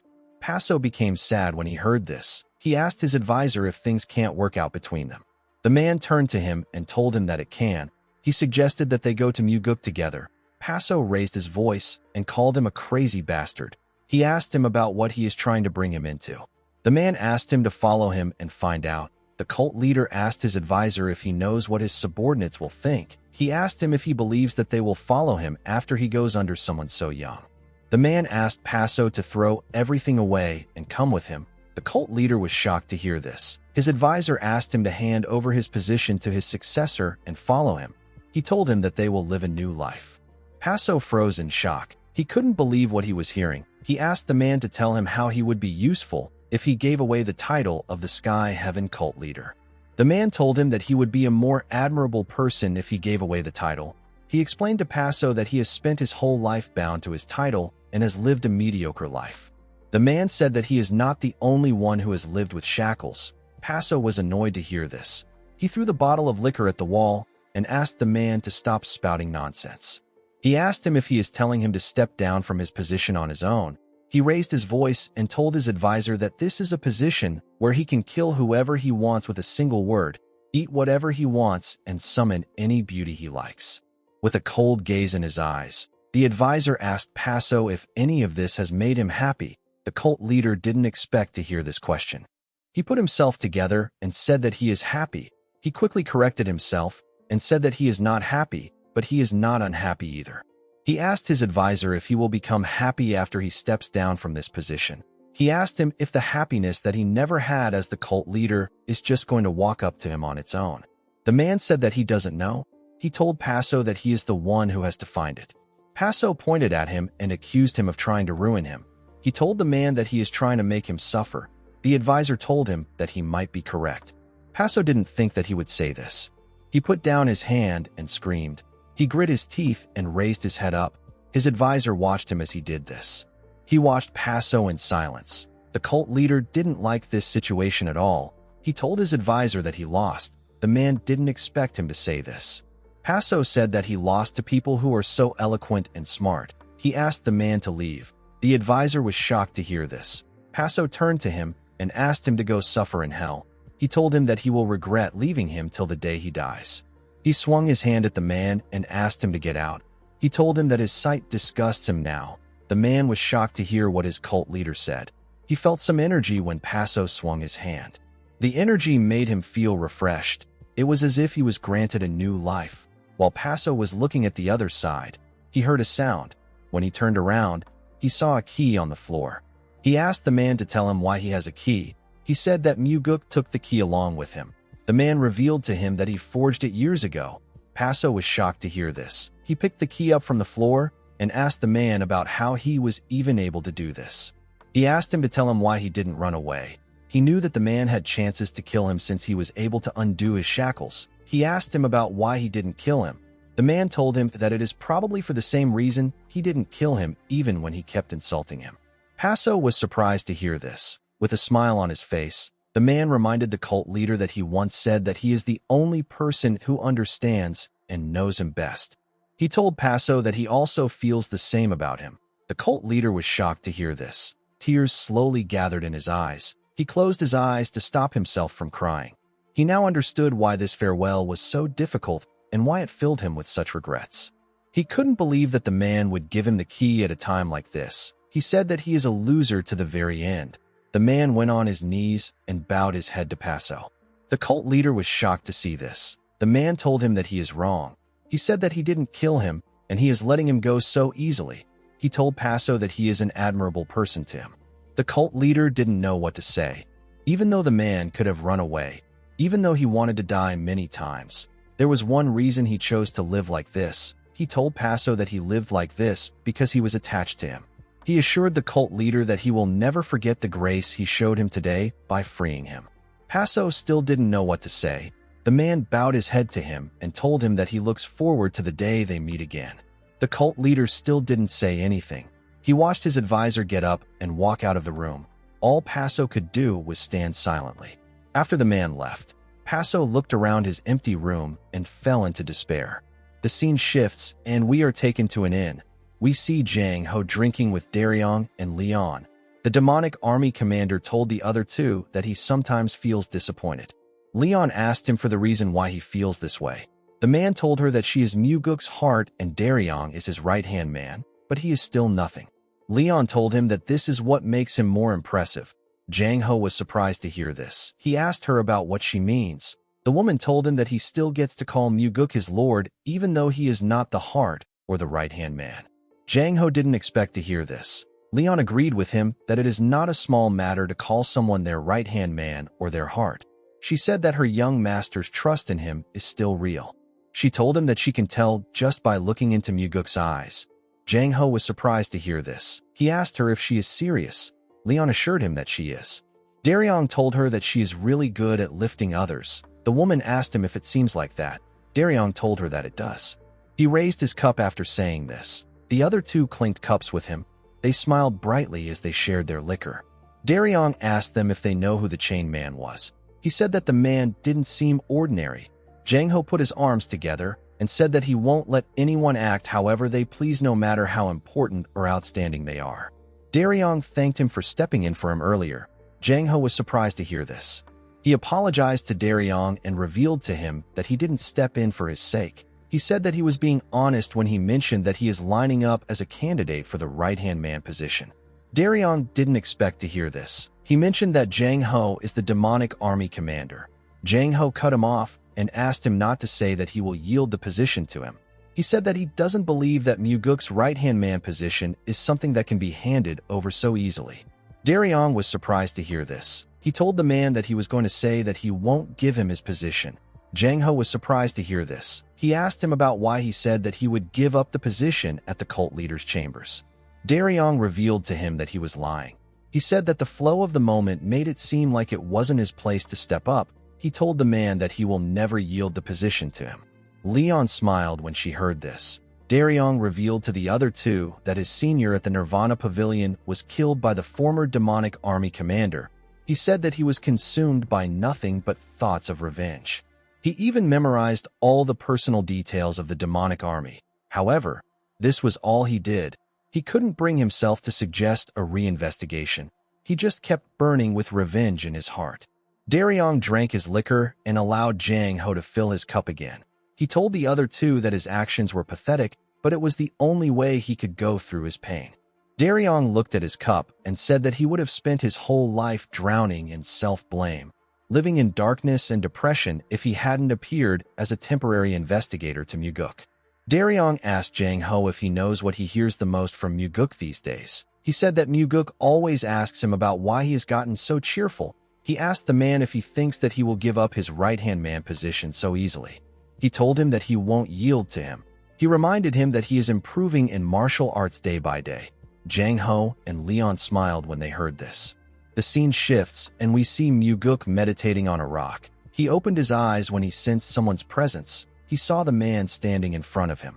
He carefully looked him in the eyes. He turned to his ankles and asked him about how they are. The advisor didn't expect to hear this. He told Muguk that he keeps defying his expectations to the very end. Our boy asked him about what he means. The man explained to him that he didn't expect him to check his ankles before even exchanging greetings. Our boy told him that his ankles are more important than the greetings. The man said that his ankles are fine. He explained to Muguk that he is still a martial artist, even though he doesn't possess any extraordinary martial arts. He said that he once mastered the famed fist art up to the 7th star. Muguk asked him if he is referring to the secret martial art of Yang Sung, the fist master who is among the Outer Murim's top 19 martial artists. The man asked Muguk about how he knows about the martial art. Our boy said that he has an interest in all sorts of miscellaneous things. The advisor introduced himself as Go Wool. Our boy told him that he has a fine name. The man thanked him for this. He and Muguk carefully looked each other in the eye. Our boy asked him to become his advisor. Go Wool explained to him that he will become the chief advisor of the entire Heavenly Demon Divine cult when he later becomes the Heavenly Demon. He asked Muguk if he is certain that he can entrust such an important post to him. Our boy explained to him that he will be entrusted with the post when he plays a major role in him becoming the Heavenly Demon. He told Go Wool that he is not handing any post to him. He told him that he has to rise up to it himself. Go Wool went on his knees and put his hands together when he heard this. He told Muguk that he might be lacking, but he will serve him with utmost loyalty if he accepts him as his advisor. He swore to heaven and earth and said that he will stake his life and honor for our boy. Muguk got off his rock and moved closer to Go Wool. He told him that he will now be his chief advisor. He asked the man to guide him well. Upon hearing this, the man stood up and faced his new master. As he and Muguk looked each other in the eye, the sun slowly rose up. In the next scene, we are taken to Muguk's office. We see our boy telling someone that it was worth it for him to spend the last few days getting his body back in shape. The person he was talking to was Go Wool. The advisor smiled at our boy in his new robe and told him that he was only able to get better thanks to him. Muguk told him that he will have to start working now. Go Wool asked him to tell him what he needs to do. Muguk told him that he needs to focus on building an intelligence organization and seizing control of all information across the Central Plains. He explained to him that his target needs to be an organization that surpasses the Heavenly Insight Pavilion, which is the cult's existing intelligence network. Muguk placed 3 million Niang on the table and told the man that he will need funds to build an organization. He asked the man to use the money. Go Wool didn't seem too shocked to see the cash. He found it odd that Muguk was entrusting him with such an absurd amount of money. He asked him about what he will do if he takes the money and runs away. Our boy told him that he will send people to catch him. Go Wool asked him about what he will do after this. Muguk said that he will start by melting down the fan and the daggers he is forging right now in order to create the shackles. After this, he will show him off to the person he hates the most. Muguk told him that he will need to have his mysterious aura act ready at that time. Go Wool smiled when he heard this. Muguk stood up and suggested that they go out to eat today. The scene shifts, and we are taken to the demonic village. We see Paso drinking alone in broad daylight. He seemed to be lost in deep thought. Muguk and Go Wool watched him from afar. Muguk revealed to the advisor that the innkeeper said that the cult leader has already come there alone twice. He told Go Wool that Paso must want to see him. He asked him if he is interested in meeting him. Go Wool said that he is. He said that he has actually been wanting to see Paso. Muguk smiled when he heard this. In the next scene, we see Paso looking confused. He was looking at Muguk and his former advisor. Our boy asked him if they can join him. The cult leader asked him if he is already showing off that he got someone new. He watched his former advisor sit down. The man carefully sat down and turned to Paso. The cult leader told him that his new master seems to be treating him well. Go Wool said that he is eating and sleeping well. The cult leader asked the man if he knows that Muguk is planning to eat him on the day of the feast. Go-wul said that he hopes that the feast is big if this is going to happen. Muguk didn't say anything. He realized that time will sort out the relationship between these two men. He decided to change the topic. He told Paso that he heard that he met his father. He asked him if he told his father that he will raise the new soul-absorbing supreme demon to be even stronger. The cult leader informed him that he said this. He told Muguk that his father seemed satisfied, but he also looked like he wanted him to return to his cult quickly. Paso said that the heavenly demon asked him about how long he plans to keep up with the martial arts training. Muguk asked Paso about the answer he gave his father. The cult leader said that he told the heavenly demon that he still has to find his divine relic, and there is still a lot left for him to teach his disciple. Muguk told Paso that he answered well. The cult leader asked our boy for their next step. Muguk told him that he will find a way. Paso glared at him and asked him if he is going to ask for another divine relic as his price. Our boy told him that he will discuss this part with his advisor. Paso was annoyed to hear this. He asked Muguk if he should be saying something like this to him right now.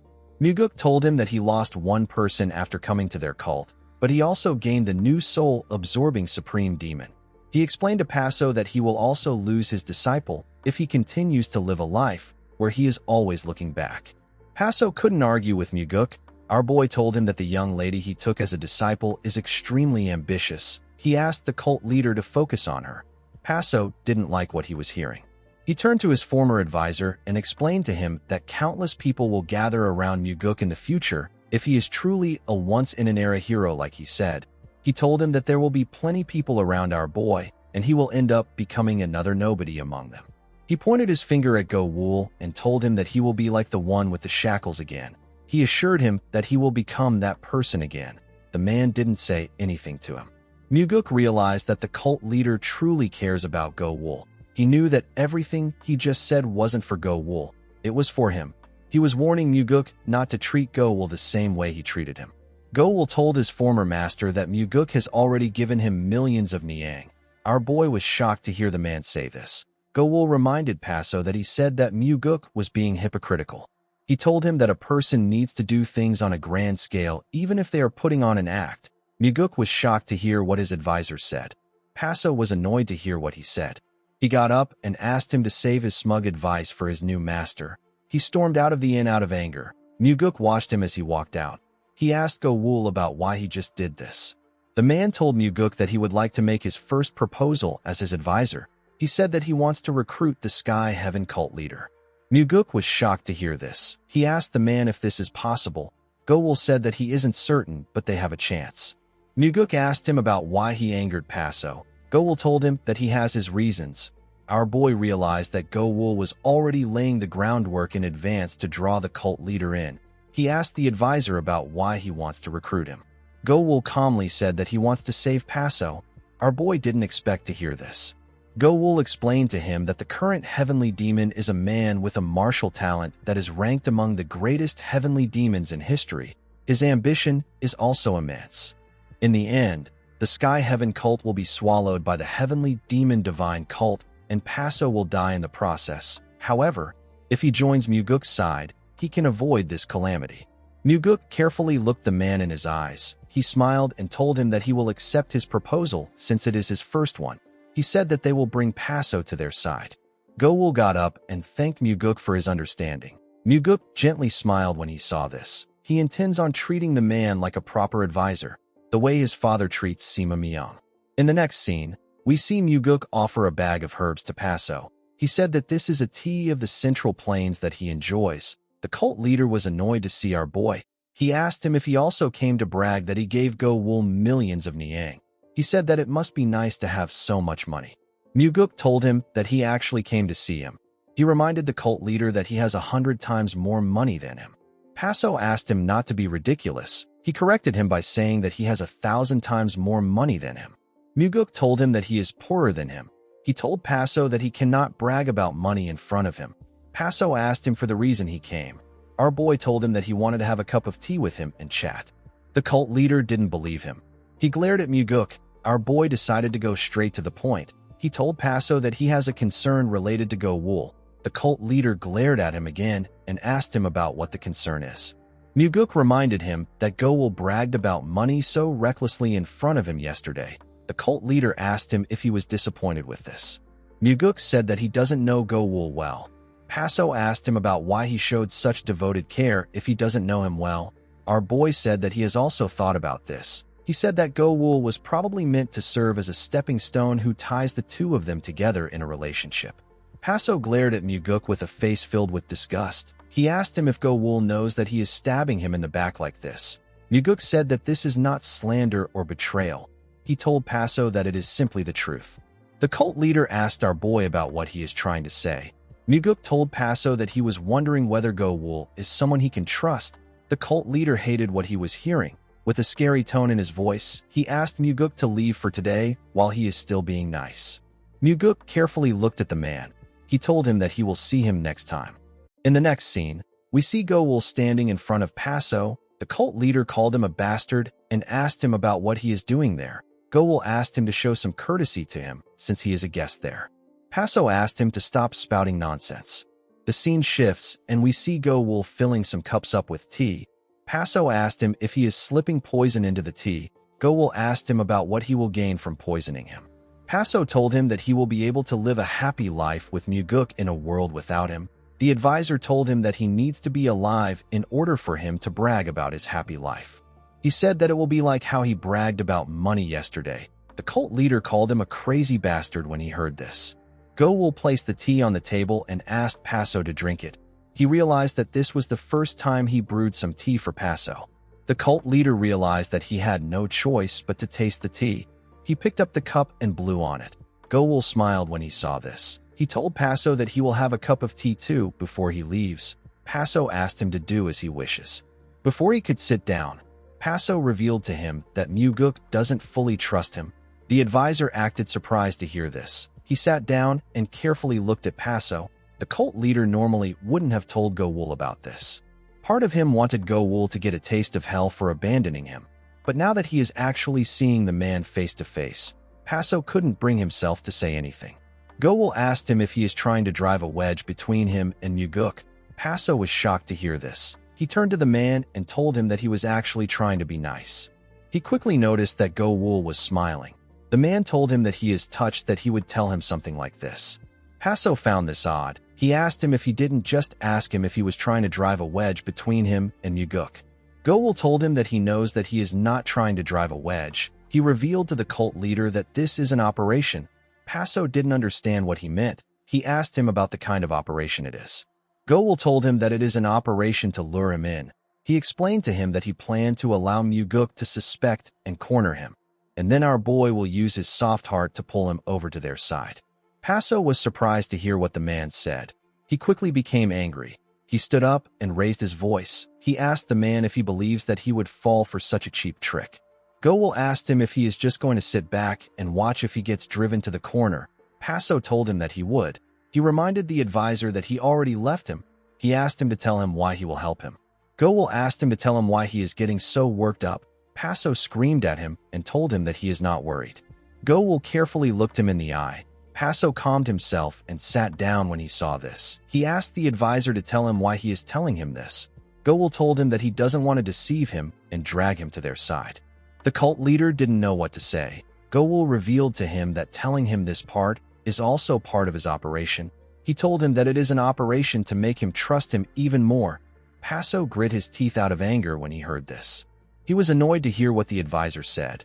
He got up again and asked the man about what he is saying. He told him that he is just like a ghost who won't stop tormenting him. Go-wul smiled and told him that he is acting like his usual self. Paso became angrier when he heard this. He asked Go-wul if he is someone who only yells just to be mocked. He told him that he will yell until he has had his fill. He asked the advisor to go ahead and mock him. He screamed at the top of his voice. Go-wul didn't say anything to the angry cult leader. Paso calmed himself and sat down back. He asked Go-wul about why he is going this far just to take him with him. Go-wul revealed to him that he is afraid that he will be killed by the heavenly demon. Paso dismissed his words by saying that nothing will happen. He said that he will find a new advisor as soon as he returns to the cult. Go-wul told him that he already knows the kind of person who will end up taking his place in the cult. He told Paso that the person won't be enough. Paso told him that he will just find someone the same way he found him. Go-wul asked him if he thinks that he can be lucky twice. Paso became angry when he heard this. He called the man an arrogant bastard. Gowul told him that he has shown all his cards. He told Paso that it is now his turn. The cult leader didn't like this situation. He told Gowul that he already knows all his cards. He told him that Muguk intends to strip him of everything. Gowul advised him to take back what he wants every time Muguk takes something from him. He told him that if he loses one thing, he should gain another and fill the gap. Paso said that he is not smart enough to do this. Gowul told him that he will help him. Paso advised him to focus on helping himself and do his best not to end up penniless and chained up again. He explained to him that no matter how much humans pretend to be kind or act superior, they are all the same. Gowul agreed with him and told him that it is better they go together since they are all the same. Paso carefully stared at him. He asked the man if he can trust him. Gowul asked him if he is nervous. Paso asked him if he wouldn't be nervous if it was him. Gowul referred to him as cult leader.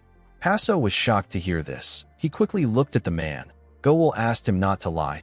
He told him that he has never been nervous in his entire life because nothing ever threatened him. He asked Paso if he is now saying that he is nervous by simply thinking about advancing into the Central Plains. He asked Paso to stop lying. He explained to him that even though he kept talking about advancing into the Central Plains, he has never once seriously thought about it.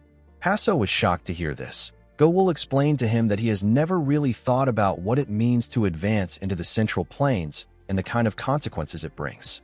This is because all of this is just a hassle to him. As he spoke, Paso felt like crying. He knew that he couldn't deny Gowul's words. The dream to advance into the Central Plains was his grandfather's wish and his father's own. Paso felt like he would become a sinner in the cult if he refused this dream. All everyone wanted was to advance into the Central Plains. Gowul explained to Paso that he is living a life where one word from him can kill a man, where he can hold any beauty he wants, where he can eat rare delicacies every day. This life sounds nice because it is a life everyone dreams of. And yet, Paso has already lived this life to his heart's content. Gowul told the cult leader that there is no stimulation left for him in this life. And there is no happiness either. He told Paso that they need to live a different life. A life that is intense and thrilling. One that makes their heart drop into their stomach. Gowul told Paso that his martial arts are rusting away in the sandstorms. He asked him to show the world what a real storm of blood is. He wanted the cult leader to live a life where he might die with a squawk if things go bad.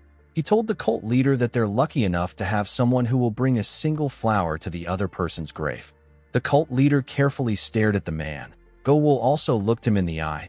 Paso put himself together and asked Gowul to bring Muguk. In the next scene, we see Muguk in Paso's chambers. The cult leader carefully observed our boy. He asked him to tell him what will change if he joins hands with him. Muguk told him that nothing will change. Paso didn't expect to hear this. He asked him about what he means. Muguk asked him about what he thinks will change. He asked him if he thinks that he can open a Sky Heaven cult branch without his father's permission. He asked him if he thinks that they will publicly announce that they have joined hands. He said that it will just be a promise between the two of them. Paso was surprised to hear this. He asked Muguk if this is all. Our boy told him that there is actually one thing. He explained to Paso that if he truly comes to see him as one of his people, he will drop everything and run to save him if he is ever in danger. Paso said that he has never been in danger. He said that people don't often run into danger in life. Muguk raised his hand and told him that he will be in danger if he joins hands with him. He explained to him that people will try to kill him first once they find out that he joined hands with him. He said that there is no guarantee that enemies who want to sabotage their relationship won't appear. Paso asked Muguk to tell him why he would be crazy enough to join hands with him. Muguk revealed to Paso that he also didn't want to join hands with him. He told him that he is actually a burden to him. He asked him if he knows that his father doesn't think well of him. Paso said that he does. Muguk told him that he still chose this relationship even though it goes against his father's will. He said that the divine relics are the same. He looked at the cloth on his hand and explained to Paso that no matter how precious the scrap is, it is not worth falling out of his father's favor. Paso was annoyed to hear this, but he knew that Muguk was right. Once our boy becomes the heavenly demon, he will have everything he wants. The cult leader asked him to tell him why he keeps coming to him to change his mind. Muguk reminded him that he said that this wasn't his idea. He turned to Gowul and told Paso that it is his idea. Paso was shocked to hear this. Muguk asked Go-wul to tell him why he should accept the cult leader coming over to his side, even if it means enduring conflict with his father. Go-wul closed his eyes and told Muguk that this decision isn't for him to make. He said that it is for his former master. Paso was shocked to hear this. He didn't think that Go-wul would say something like this. Go-wul told the cult leader that he wants to give him a new life, and he wants to live this new life with him. Paso was shocked to hear this. He asked Go-wul about what he should do with the cult. The man advised him to pass his position to a successor and follow him. Paso asked him about what he means. Go-wul explained to him that they don't need the cult. He told him that they only want him. With a look of shock on his face, the cult leader asked Go-wul if he is really asking him to leave his cult and follow him. The man told him that he is. Paso didn't expect him to be so serious. Muguk turned to his advisor and turned back to Paso. He knew that the cult leader wasn't a man suited to lead a group. He knew that Paso didn't have the selfishness and greed that could deceive everyone. He wondered if the cult leader would really give up his seat and come to him just because of his relationship with one man. Our boy wondered if a relationship like that really exists in the world. Paso told the advisor that the cult won't run well if he is not there. The man told him that it will actually operate better. He asked Paso not to worry and just follow him. The cult leader asked him to think about what he is saying. Our boy raised his hand and asked the cult leader if he can call someone in for a moment. Paso asked him about who it is. The person turned out to be Daryong. The investigator asked our boy if he called for him. Muguk asked the man to tell him where he made a decision that changed his life recently. Daryong was surprised to hear the question. He told our boy that it was at a bar. Muguk asked him about how long it took him to make this decision. Daryong said that it was less than 15 minutes. Muguk asked him if he regrets this decision. Daryong said that he doesn't. Muguk asked him if he could have made this decision if he hadn't made it at that bar. Daryong told him that he would have never done it. Muguk asked him to tell him what happened in detail. Daryong nervously looked at the men in front of him. He explained to the men that decisions that change a person's life happen in an instant. He said that he didn't agonize over his decisions for long when he chose to live his home and when he entered the Nirvana Pavilion. However, when he wants to buy clothes, he thinks about it for days. But with the decision he made in less than 15 minutes, he changed his life. Daryong said that he would have become indecisive if he had put it off. This is because each day, he is a different person. Upon hearing this, Muguk turned to Paso and asked him about what he thinks. The cult leader lost his cool and told Muguk that they are in cahoots. He asked our boy if they all rehearsed this and came there to mess with him. He asked him if he came up with this ploy all night. Daryong was shocked to hear this. He asked Paso if he can be frank with him. He told him that he felt like the three of them planned this just to mess with him. Paso was surprised to hear this. Daryong asked his master to tell him why he is asking him to answer something like this in front of the cult leader. He asked Muguk if he is really doing this to mess with him. He advised our boy not to let his appearance fool him. He said that he was the top entrant at the Nirvana Pavilion. He told Muguk that he can tell he is messing with him at a glance. Our boy smiled and said that this is expected of his right-hand man. He told him that he likes everything about him. He explained to Daryong that he is his right-hand man because he doesn't need to scheme with him. Daryong gently smiled and said that he is glad to have earned some points. He said that more and more people have been aiming for his position lately. Muguk turned to Paso and asked him to go ahead. Go-wul also turned to him. Paso became nervous. He asked them if they seriously want him to decide right now. He told them that they want him to give up his position as the Sky Heaven cult leader in less than 15 minutes. Daryong was shocked to hear this. He quickly asked Paso not to do it. He told the cult leader that he would need 100 years to think about something like that if it were him. He begged Paso not to make a decision now. The cult leader asked Daryong if he truly doesn't regret his decision. Daryong ignored his question and told him that he will regret his own decision. He begged him to go back to his cult and agonize over it for at least a year or 100 days.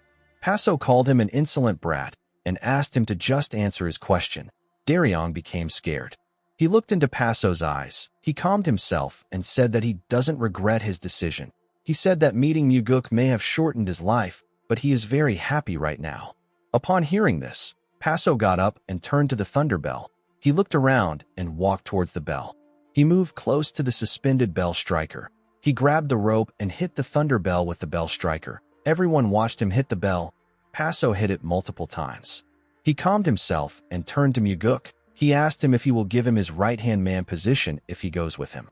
Daryong was shocked to hear this. He couldn't believe that Paso was really giving up his position. Muguk told the cult leader that he cannot give him the position. He said that Daryong is his right-hand man. He told Paso that he has to line up behind Jang Ho and fight for the position. Daryong became scared when he heard this. Paso glared at our boy.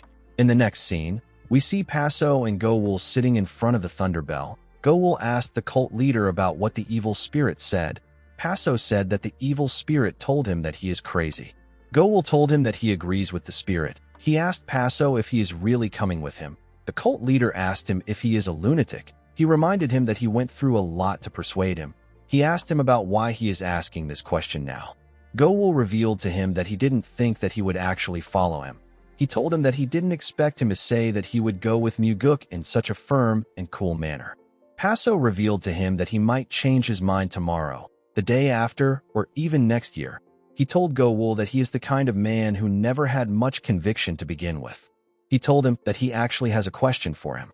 He asked the man to tell him why he wants him to join Muguk. He asked him if it is because he is used to him. Gowul turned to the bell when he heard this. He revealed to Paso that he is somewhat scared of going alone. The cult leader was shocked to hear this. Gowul explained to him that he thinks he is afraid that he will do something stupid if he goes alone. He said that he is afraid that he will go to Muguk's side and get looked down on by his people. He explained to the cult leader that he feels like he will have the strength to do anything if he is with him. He reminded him that he has always been the smartest when he is around him. Gowul couldn't believe that he made Paso step down from his position for a reason like this. He asked the cult leader if his reason is pretty selfish. Paso smiled and told him that he actually likes this reason more. Gowul was surprised to hear this. Paso told the man that he is going to protect him when he joins him. Gowul smiled when he heard this and told the cult leader that he can still think about it more. He explained to him that Muguk is fated to stir up storms, and they do not know how their lives will get swept away. He told him that they could end up being shackled, discarded, and isolated. They could lose everything and end up selling medicine in the market. Paso told him that it will be fine as long as they survive. He asked the man if they will be selling the medicine together. He said that this is fine. Gowul turned to the bell and smiled. He called out to Paso and told him that they can do it. The cult leader said that he is nervous. Gowul asked him if there is something for the Outer Murim's Supreme One to be nervous about. Paso said that he is nervous that he won't be able to become Muguk's right-hand man. Gowul was shocked to hear this. Paso explained to him that he is the type of person who gets completely obsessed once he starts. He said that he is definitely going to take the position. Gowul didn't know what to say. Paso reminded the man that he said that he will be a more intriguing person if he steps down from his position. He said that he wants to see if he is right. Paso placed his hand on the thunder bell and said that he won't have any use for it anymore. Immediately he said this. Paso looked at the evil spirit. He screamed and asked it to shut up. Gowul was surprised to see this. He began to laugh. Paso laughed out loud when he saw how Gowul laughed.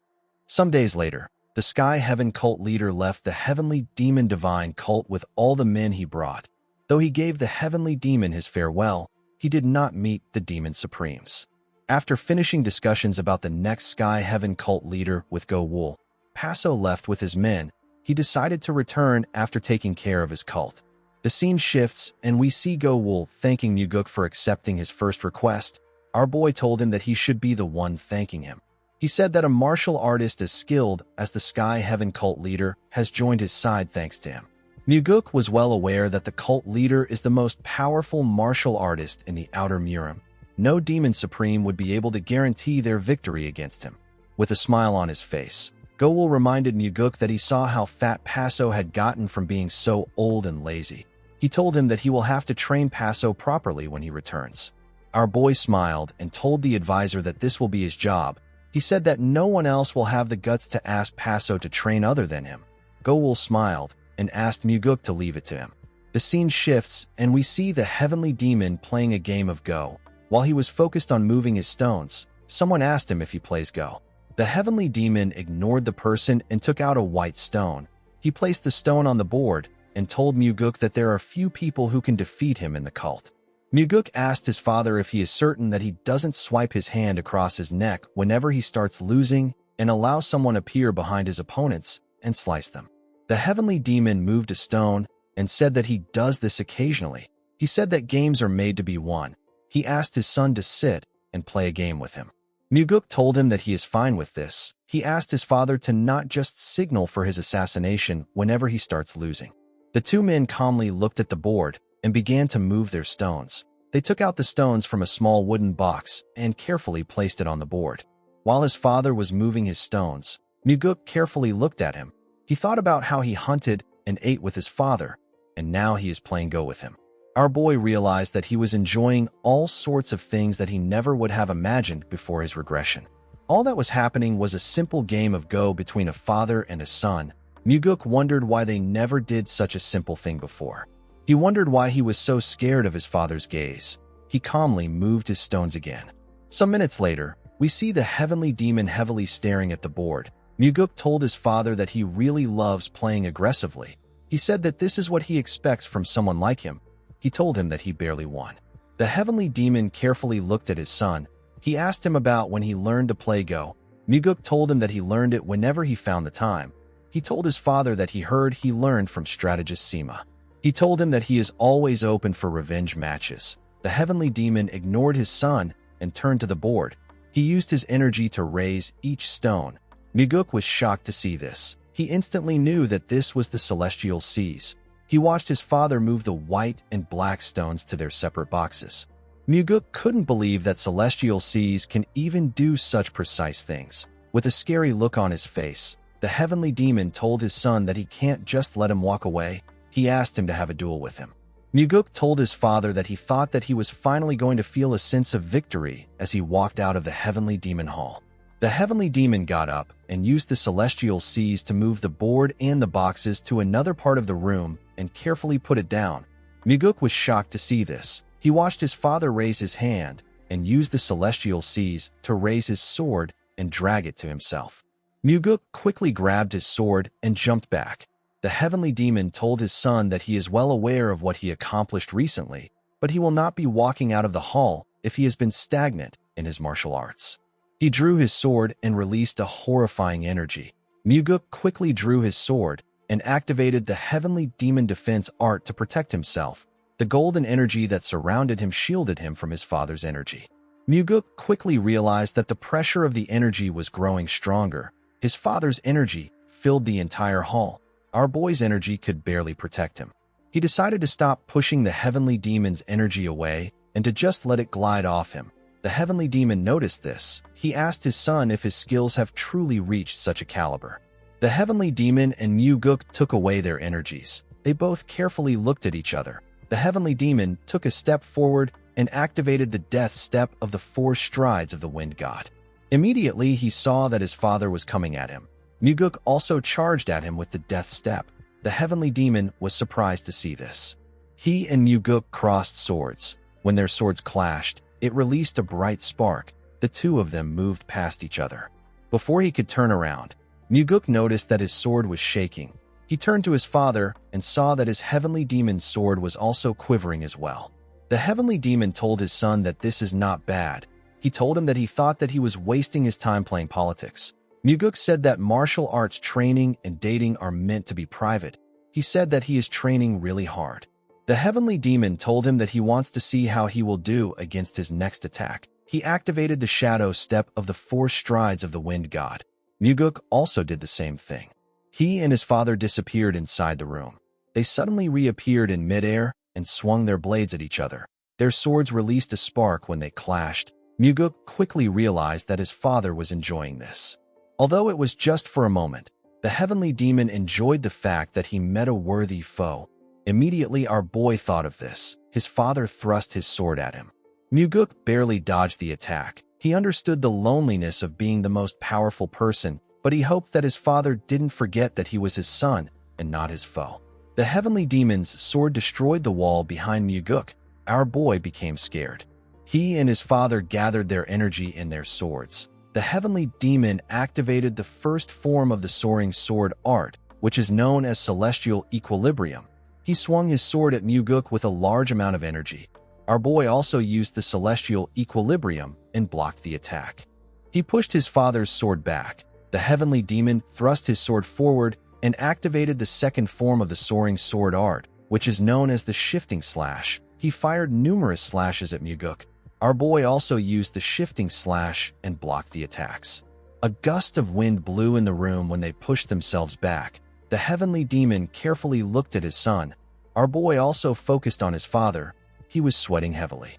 He realized that his father was accepting his challenge of matching his moves head-on. He and his father dragged their swords on the ground and swung it at the same time. They both released the fourth form of the soaring sword art. The technique is known as Flaming Heavens. When their energies clashed, they released a large amount of energy that burnt and destroyed a part of the hall. It caused a minor explosion in the hall. The heavenly demon told his son that they will stop here for today. While our boy was trying to catch his breath, his father told him that his skills have greatly improved. The heavenly demon moved close to his son and told him that all is well. Muguk knew that his father intended on punishing him greatly today if he slacked off on his martial arts, but he has now forgiven him after seeing that his skills have greatly improved. In the end, the duel was not a punishment, but a reward. Muguk knew that a fight where his father uses the same moves as him is priceless. He smiled when he realized that he had grasped the direction he needed to go through in order to master the 12th star of the soaring sword art. He asked his father if he is hungry. He told him that he will treat him today. He suggested that they go eat in the demonic village. The heavenly demon walked past his son and asked him to lead the way. Muguk was shocked to hear this. He asked his father if he is serious. The heavenly demon asked him if his words weren't true. Muguk smiled and told him that they were. He asked his father to follow him. He and his father walked out of the hall together. Later in the night, we see Muguk and his father in the demonic village. The heavenly demon was wearing a black robe and hat to hide his identity. Muguk was quite happy to be walking with his father. He never thought that there would be a day where he would walk through the street with his father. He asked his father about how long it has been since he came out to the demonic village. The heavenly demon told him that it has been quite some time. Due to how he spoke, Muguk guessed that it has been a long time since his father came there. He wondered about what the street means to his father. The moment he thought of this, he noticed a store. He turned to his father and suggested that they get matching martial robes since they are out, and this is kind of a commemorative day. The heavenly demon told his son that he has dozens upon dozens of martial robes made by master tailors. Muguk told him that he doesn't have a single martial robe that is matched with him. He begged his father to get one set with him. He walked into the store. The heavenly demon watched his son as he entered the store. He followed him inside. When he got in, our boy pointed at a robe and asked him about what he thinks of it. The heavenly demon saw a black and red martial robe that had the emblem of a dragon. A martial robe with the heavenly demon's emblem representing their cult is a pattern that shouldn't be copied carelessly. However, stopping the production of this product could affect sales, so at some point, the cult decided to allow it as a souvenir.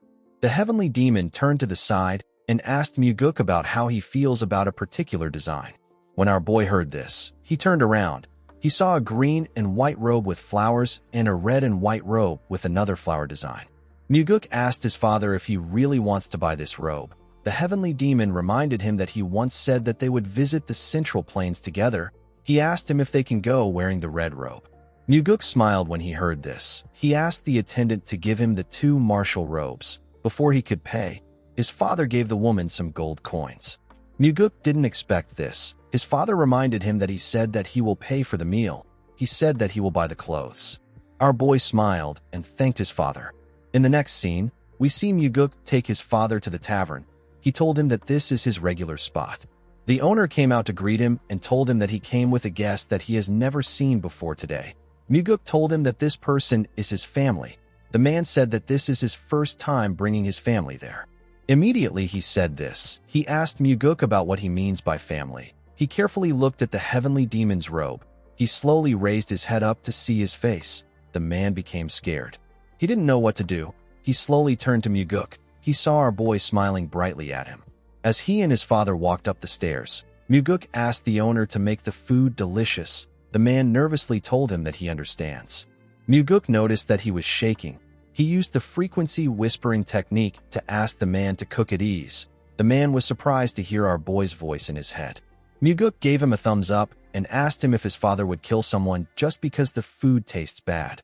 When they went upstairs, Our boy asked his father about the last time he drank at a tavern like this. The heavenly demon told him that he came there when he was young. Muguk asked him if he hasn't been there ever since he became the heavenly demon. His father removed his hat and told him that he is correct. Muguk asked him if he doesn't feel stifled. The heavenly demon told him that he is fine. Muguk realized that his father might feel even more stifled if he came out to the world. He told him that there are enemies he wants to kill scattered everywhere, but he can't kill them all. The heavenly demon gently smiled when he heard this. The scene shifts and we see Muguk pouring his father a drink. The heavenly demon took the bottle from his son and also poured him a drink. He told his son that his inner energy has increased quite a lot. He asked him about where he got it from. Muguk revealed to his father that he received a blood god pill from the Sky Heaven cult leader. The heavenly demon was surprised to hear this. He couldn't believe that a greedy man like Paso gave his son something. Muguk told his father that everyone must feel sorry for him. He said that they always give him elixirs whenever they see him. The heavenly demon told him that this is fine. He drank his liquor and placed his cup on the table. He told his son that everything is fine as long as no one takes away what belongs to him. Muguk asked him not to worry. He told his father that he is greedy like him when it comes to martial arts. Immediately he said this. The owner slowly walked up to them with a tray of food in his hands. Muguk turned to him and said that he thought that an assassin had come. The man became more scared when he heard this. He didn't know why Muguk was joking around in a time like this. He nervously placed the food on the table. He bowed his head and asked Muguk and his father to call him if they need anything else. When the heavenly demon ate a shrimp, he told his son that the taste isn't bad. Muguk asked him to say this to the owner directly. The heavenly demon asked him to stop spouting nonsense. Muguk smiled and told his father that this nonsense will be someone's lifelong memory and pride. He told him that the person won't know it if he doesn't say it.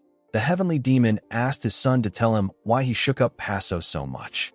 Muguk didn't expect to hear this. He revealed to his father that he was trying to separate Paso from the 8 demon supremes. The heavenly demon asked him about what he promised to give Paso in return. Our boy said that he wants to open a Sky Heaven cult branch in the Central Plains, even if it is small. The heavenly demon placed his chopsticks on the table and told his son that he will not allow it. Muguk asked him for the reason. His father asked him if he knows why he won't allow the cult enter the Central Plains. Muguk asked his father if it is because of the history they have between the blood cult and their cult.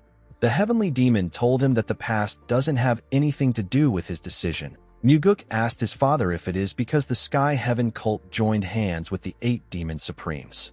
The heavenly demon revealed to his son that he allowed them join hands on purpose.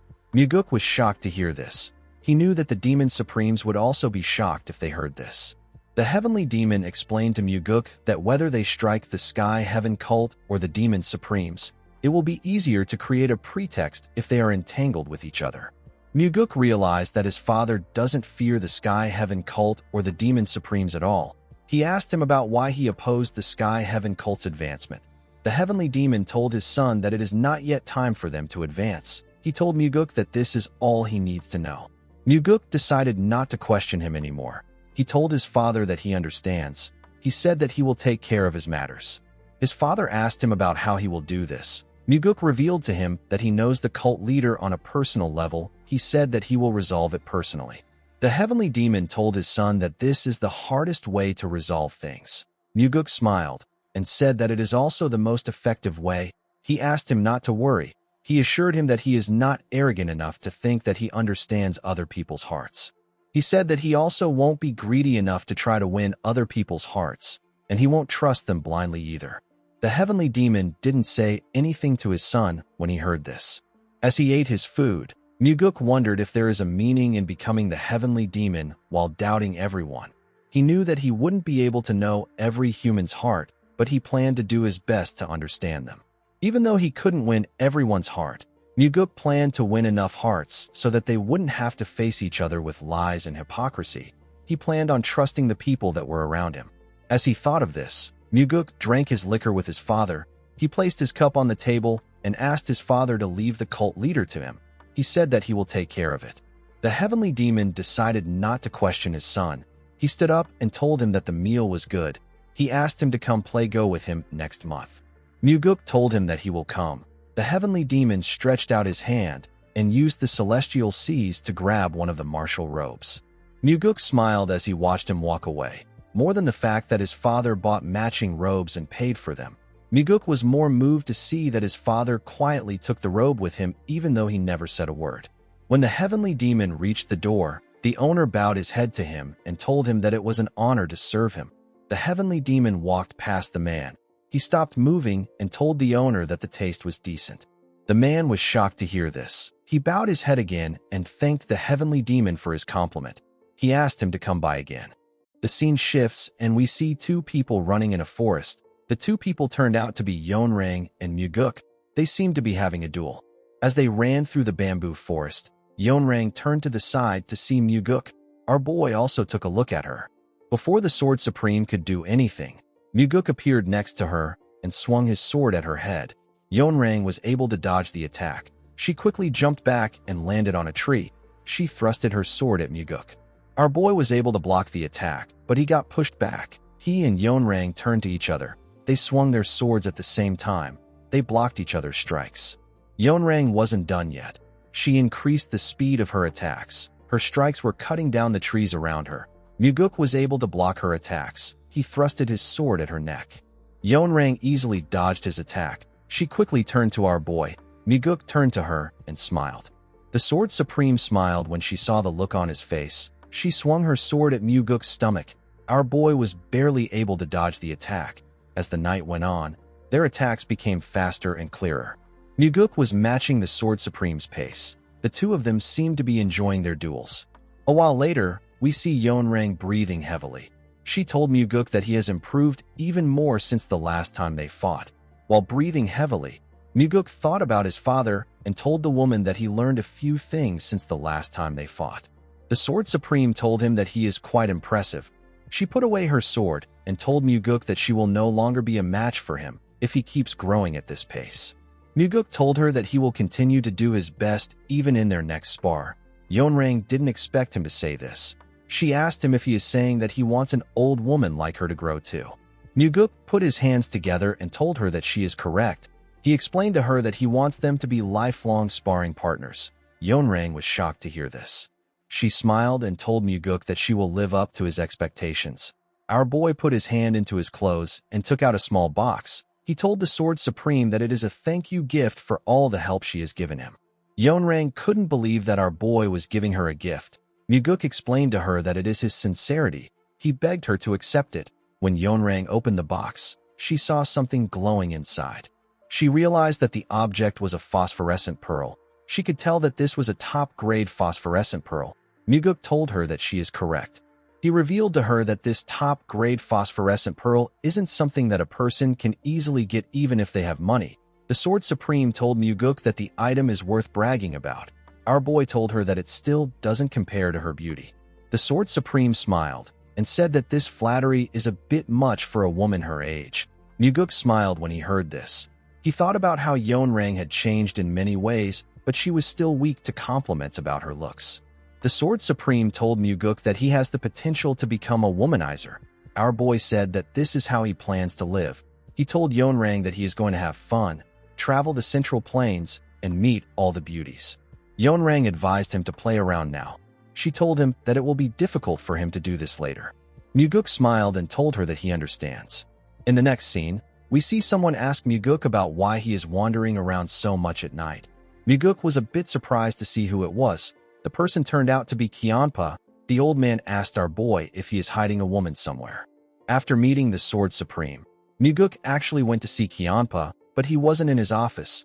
Our boy didn't expect the old man to be in his compound. He told Kyeonpa that he should have waited inside. He asked him about why he is outside. He told him that his advisor is inside too. Kyeonpa asked Muguk to forget about it. Our boy reminded him that they are now a family with Go-Wool. He asked the Blood Heaven Sword Demon if he's still going to keep his distance. Kyeonpa told Muguk that a family is a person's worst enemy. Muguk sat down on the huge rock and asked Kyeonpa about why he came by. The Blood Heaven Sword Demon revealed to Muguk that the demonic Buddha went to fetch his elder brother. Our boy wasn't too surprised to hear this. He knew that the demon supremes who supported his brother must have heard about how Go-Wool came to his side. He believed that the demon supremes decided that they couldn't just sit back and and watch anymore. Muguk smiled and said that the demonic Buddha is always busy. He said that it was the demonic Buddha that fetched the Sky Heaven cult leader. Now he has gone to fetch his brother. The sword demon said that the tiny man is absurdly diligent. He asked Muguk about what his brother is doing out on the frontier. Muguk said that he doesn't know. He actually knew that his brother was passing a trial that would change his life. This is only known after his brother comes back from the frontier. He was able to completely secure the successor position after he returned. Muguk asked Kianpa if he will be alright. The old man asked him about what he means. Muguk reminded him that he came to his side after supporting his older brother. He told the sword demon that his brother might resent him for this. Kianpa said that this is fine. He explained to Muguk that if a person sees a better option, they need to choose it. Anyone who tries to bind a person with relationships and condemns this choice is of absolutely no help in life. Muguk told the sword demon that he is correct.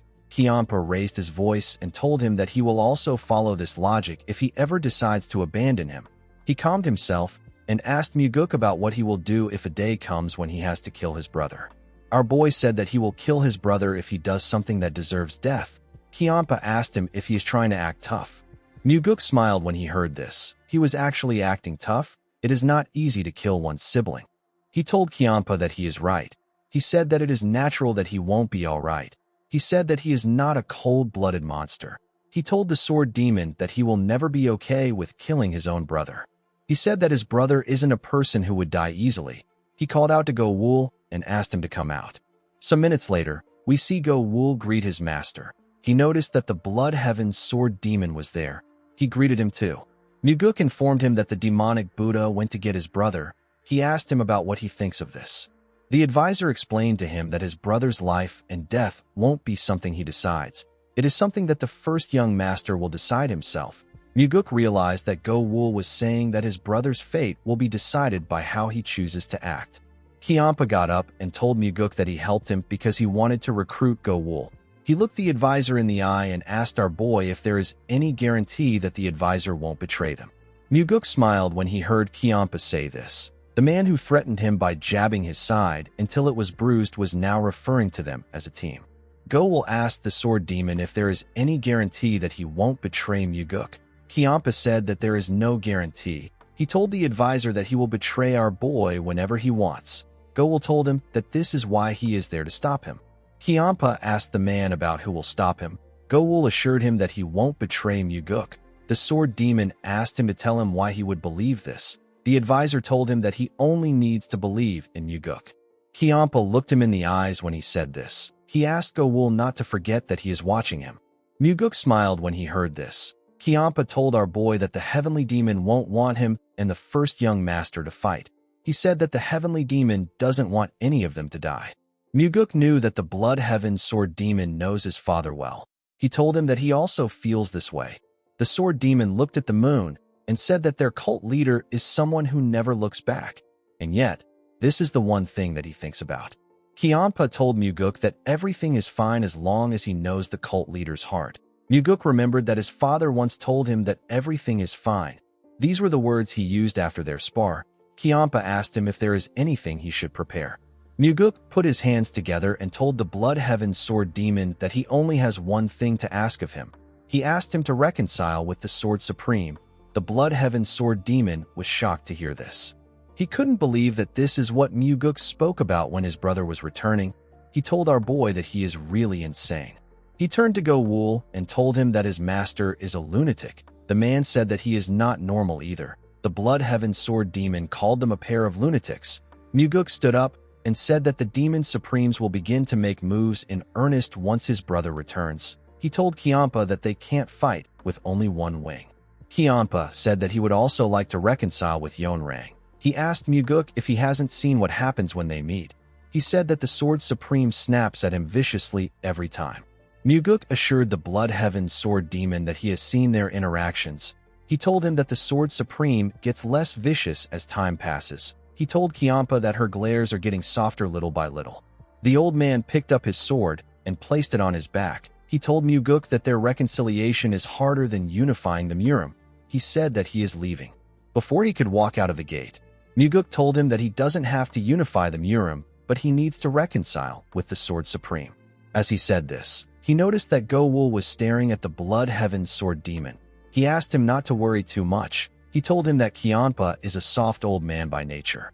Go-Wul said that they need to worry since Kyanpa is his left wing. He asked Muguk not to worry about him. He said that he hasn't lived an easy life either. Our boy knew that even people like this weren't immune to pain. In the next scene, we see some daggers and a fan on a table. Muguk and his entire crew carefully looked at the items on the table. Our boy picked up the dagger and examined it. He gave his advisor the fan he asked for and the dagger he promised him. Go-Wul thanked him for the gift. Muguk smiled and told him that the throwing daggers wouldn't exist if it wasn't for him. He asked him to think of this situation as if he is giving everyone a gift. Go-Wul told him that this isn't true. He told him that he was the one the Sky Heaven cult leader gave the shackles. He thanked Muguk again for the gifts. He assured him that he will never forget them. Muguk carefully looked at the items. He knew that they were quite precious. A 10,000-year cold iron throwing dagger is unbelievably sharp and absolutely unbreakable. It is considered priceless. If Muguk sells one of the daggers, he could make enough money to live off it for generations. Our boy took out the supreme heavenly silk that he wrapped around his sword hilt and told Go-Wul that the fan will become an excellent weapon if he attaches silk to it. Go-Wul accepted the gift and told Muguk that he will repay this kindness even if he has to give his life. Muguk told him that there is no need for him to do this. He explained to Go-Wul that he is giving him these items because he believes that he is worth this much. He said that he is not giving him gifts in exchange for his future life or loyalty. Although he said these words directly to Go-Wul, they were also meant for his other comrades. Kyanpa accepted the dagger and thanked Muguk. The Sword Supreme told him that she will use the dagger well. Leon thanked her master for his gift. Jang Ho also thanked our boy. Daryong nervously looked at the dagger. He said that he is scared that he might lose it. The Blood Heaven Sword Demon told him that they already have a frail-looking scholar bastard. He asked him about why he is the one acting worried. Everyone turned to Go-Wul when they heard this. Someone told Kyanpa that his disciple looks more frail than the scholar. Everyone turned to the door when they heard this. They saw the Sky Heaven cult leader. Muguk asked him if he has already returned. Paso walked forward and said that he has always been impatient by nature. He turned to the side to see his friend. He looked at the table and said that he is not the type to go hungry wherever he goes. He said that he came on the very day they were fated to receive their daggers. Muguk offered Paso a dagger. Paso smiled and thanked him for the gift. He said that it is really well made to the point that a person could treat it as a divine relic. Muguk thought that it would take the cult leader at least 6 months to return. He didn't expect him to be back so quickly. He was now starting to understand the cult leader's temperament. While he was thinking, someone asked him if he was there all along. Muguk and everyone in the room turned to the door. The person calmly stepped into the room. The cult leader and Go-Wul didn't seem surprised to see this person. Leon was a bit surprised. Jang Ho and the sword demon remained calm. Only Daryong seemed nervous to see this person. This tall man with light blue hair is Muyang. He is the first young master and Muguk's elder brother. The demonic Buddha and 2 other men stepped into the room with Muyang. Muguk carefully looked at the other 2 men. He seemed angry to see them. Muyang raised his arms and asked his little brother if he has been well. Muguk instantly remembered his brother's personality. Muyang was always brimming with confidence. He was someone who knew perfectly well that he was above others. Muguk ran into his brother's arms and hugged him tightly. He told him that he has been fine. He said that it has been a while. Muyang seemed to be shocked that his little brother gave him a hug. Muguk hoped that his brother wouldn't do something that would make him end up holding his corpse. He said that he will have regrets. He didn't want to walk the same path that his father did. Muyang placed his hands on his brother's shoulders and smiled at him. He told Muguk that he heard that he made a name for himself while he was gone. Muguk said that the fox became the king since there was no tiger in the valley. Muyang raised his voice and asked his little brother about why he would be a fox if he is the tiger. He told Muguk that he doesn't have to pretend to be humble in front of him. Muguk carefully looked at him when he heard this. At a glance, Muyang really looks like an affectionate older brother who cherishes his sibling, but in Muguk's previous life, he tormented him relentlessly. Ever since Muguk was young, Muyang tried to plant negative impressions in him about the Murim and about power using any means he could. He would tell our boy stories about martial artists killing each other, stories about people going insane from inner demons, stories about demon supremes betraying the heavenly demon. Most of what Muyang told Muguk was cruel and negative. Whenever our boy tried to open his conception and governor vessels, Muyang would shake him with stories about his blood vessels bursting and him dying. Back then, Muguk didn't realize that his brother was bullying him. The demonic Buddha told our boy that he must help his elder brother well now that he has returned. He asked him about who will look out for them in this dangerous Murim. He carefully looked at Kiampa and said that humans betray as easily as they eat. He told Muguk that there is no one he can trust. The Blood Heaven's sword demon ignored him. Muyang greeted him and asked him if he has been well. Kiampa said that he has. He asked Muyang if he just arrived. Muyang said that he did. He told him that his father has retired to his bedchamber. He said that he will greet the heavenly demon tomorrow morning. Kiampa said that the heavenly demon will be pleased. Muyang told him that he heard that he has been helping his younger brother a lot. The sword demon said that old people are quite fickle by nature. He asked him if he understands. Muyang said that it is all right. He explained to him that Muguk's affairs are his affairs, and also the affairs of the cult. He told Kiampa that he is thankful as Muguk's older brother. He turned to Yonrang and told her that she is still as beautiful as ever. Yonrang smiled and told him that he and Muguk are definitely brothers. She told him that he is also a flirt. Muyang took out something from his clothes and presented it to the Sword Supreme. He explained to her that they are cosmetics that he obtained with great difficulty in the Outer Murim. He told Yonrang that the products are said to be far superior to what women in the Central Plains use. He begged Yonrang to try them. The Sword Supreme accepted his gifts and thanked him. Muguk carefully observed his brother. He knew that he must have brought a pile of things to suit the moods of the Demon Supremes. Even from this brief greeting, Muguk could understand why his brother was ahead of him around this time. Back then, our boy didn't even know that he was taking such meticulous care of the Demon Supremes. Muyang turned to Jang Ho and congratulated him on becoming a demonic army commander. Jang Ho bowed his head and thanked him. Muyang turned to the side to see Muguk's subordinates. Daryong and Leon were too shy to look him in the eye. Muyang ignored them and turned to his brother. Muguk noticed this. The demonic Buddha asked Paso if someone smeared honey on their cult's pillars. He asked him about why he keeps wandering there. Paso said that he took a dump and he didn't clean it before he left. With a smile on his face, he said that it was a small golden dump. The demonic Buddha was annoyed to hear this. He glared at the cult leader. Muyang noticed that the two men were angry with each other. He turned to the demonic Buddha and told him that the other two still need to greet. The demonic Buddha turned to the men when he heard this. The younger man stepped forward and introduced himself as So-Tae from Shangxi. He said that he always admired the divine cult. He told everyone that he formed a connection with the Demon Supreme by chance. He said that he is honored to be there. He introduced the older man as his master. The man put his hands together and introduced himself as Zhang Mak from Shangxi. He said that it is a pleasure to meet the many heroes of the cult.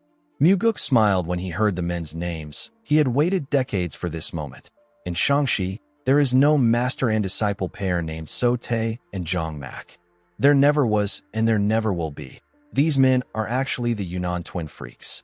They are masters of disguise that routinely lie about their age. Sometimes they would disguise themselves as a skinny man, sometimes as a fat man, sometimes as a merchant, a monk, or even a woman. They deceive people by disguising themselves as all kinds of individuals, and in the process, they commit countless atrocities. They loot merchants' wealth. They molest and kill strangers just because they look irritating. Their lust is quite vile. If they saw a beautiful woman, they would force themselves on her. They would kill anyone who tried to stop or restrain them. These animals were also the ones who ruined Muguk's life. The twin acting as So-Tae said that it would be the glory of his clan if Muguk could teach him a move. This same thing happened in Muguk's past life. It just took place in a different place. It was at a banquet where the cult's demonic practitioners were gathered. The demonic Buddha introduced the Yunnan twin freaks and stirred the room so that Muguk wouldn't be able to refuse their challenge. The demonic Buddha asked the man about why he would make a sparring request to someone so esteemed. He told him that this isn't his place to step in. He explained to him that he won't be able to keep his life if Muguk gets hurt. Muguk realized that this was the same thing that the demonic Buddha said in the past. At this time, Muguk was 20 years old. His eyes were burning after losing the new demon skirmish. He was desperate to make up for this loss. This was why he fell for the provocation. The result of the duel was horrific. He was complacent because he thought that there was no way he would lose to someone around his age. Unfortunately, this animal was never his peer to begin with. The Yunnan freaks fled that very day. Muguk wasn't even able to uncover who they were at that time. Our boy couldn't believe that these bastards have appeared in front of him again. He wondered if his brother knew the kind of people who keep company with the demonic Buddha were. Whether he knew or he didn't know, it was a problem either way. Muguk said that he can't let his precious body get harmed. He told the man that it would be rude to refuse his request since he begged so earnestly.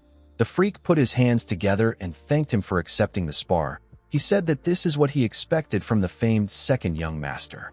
Muguk glared at him when he heard this. He told the man that he has been overly complimenting him for a while. He asked him if he has heard anything about his reputation. The man was surprised to hear this. Muguk asked him to tell him one thing that he knows that he has done recently.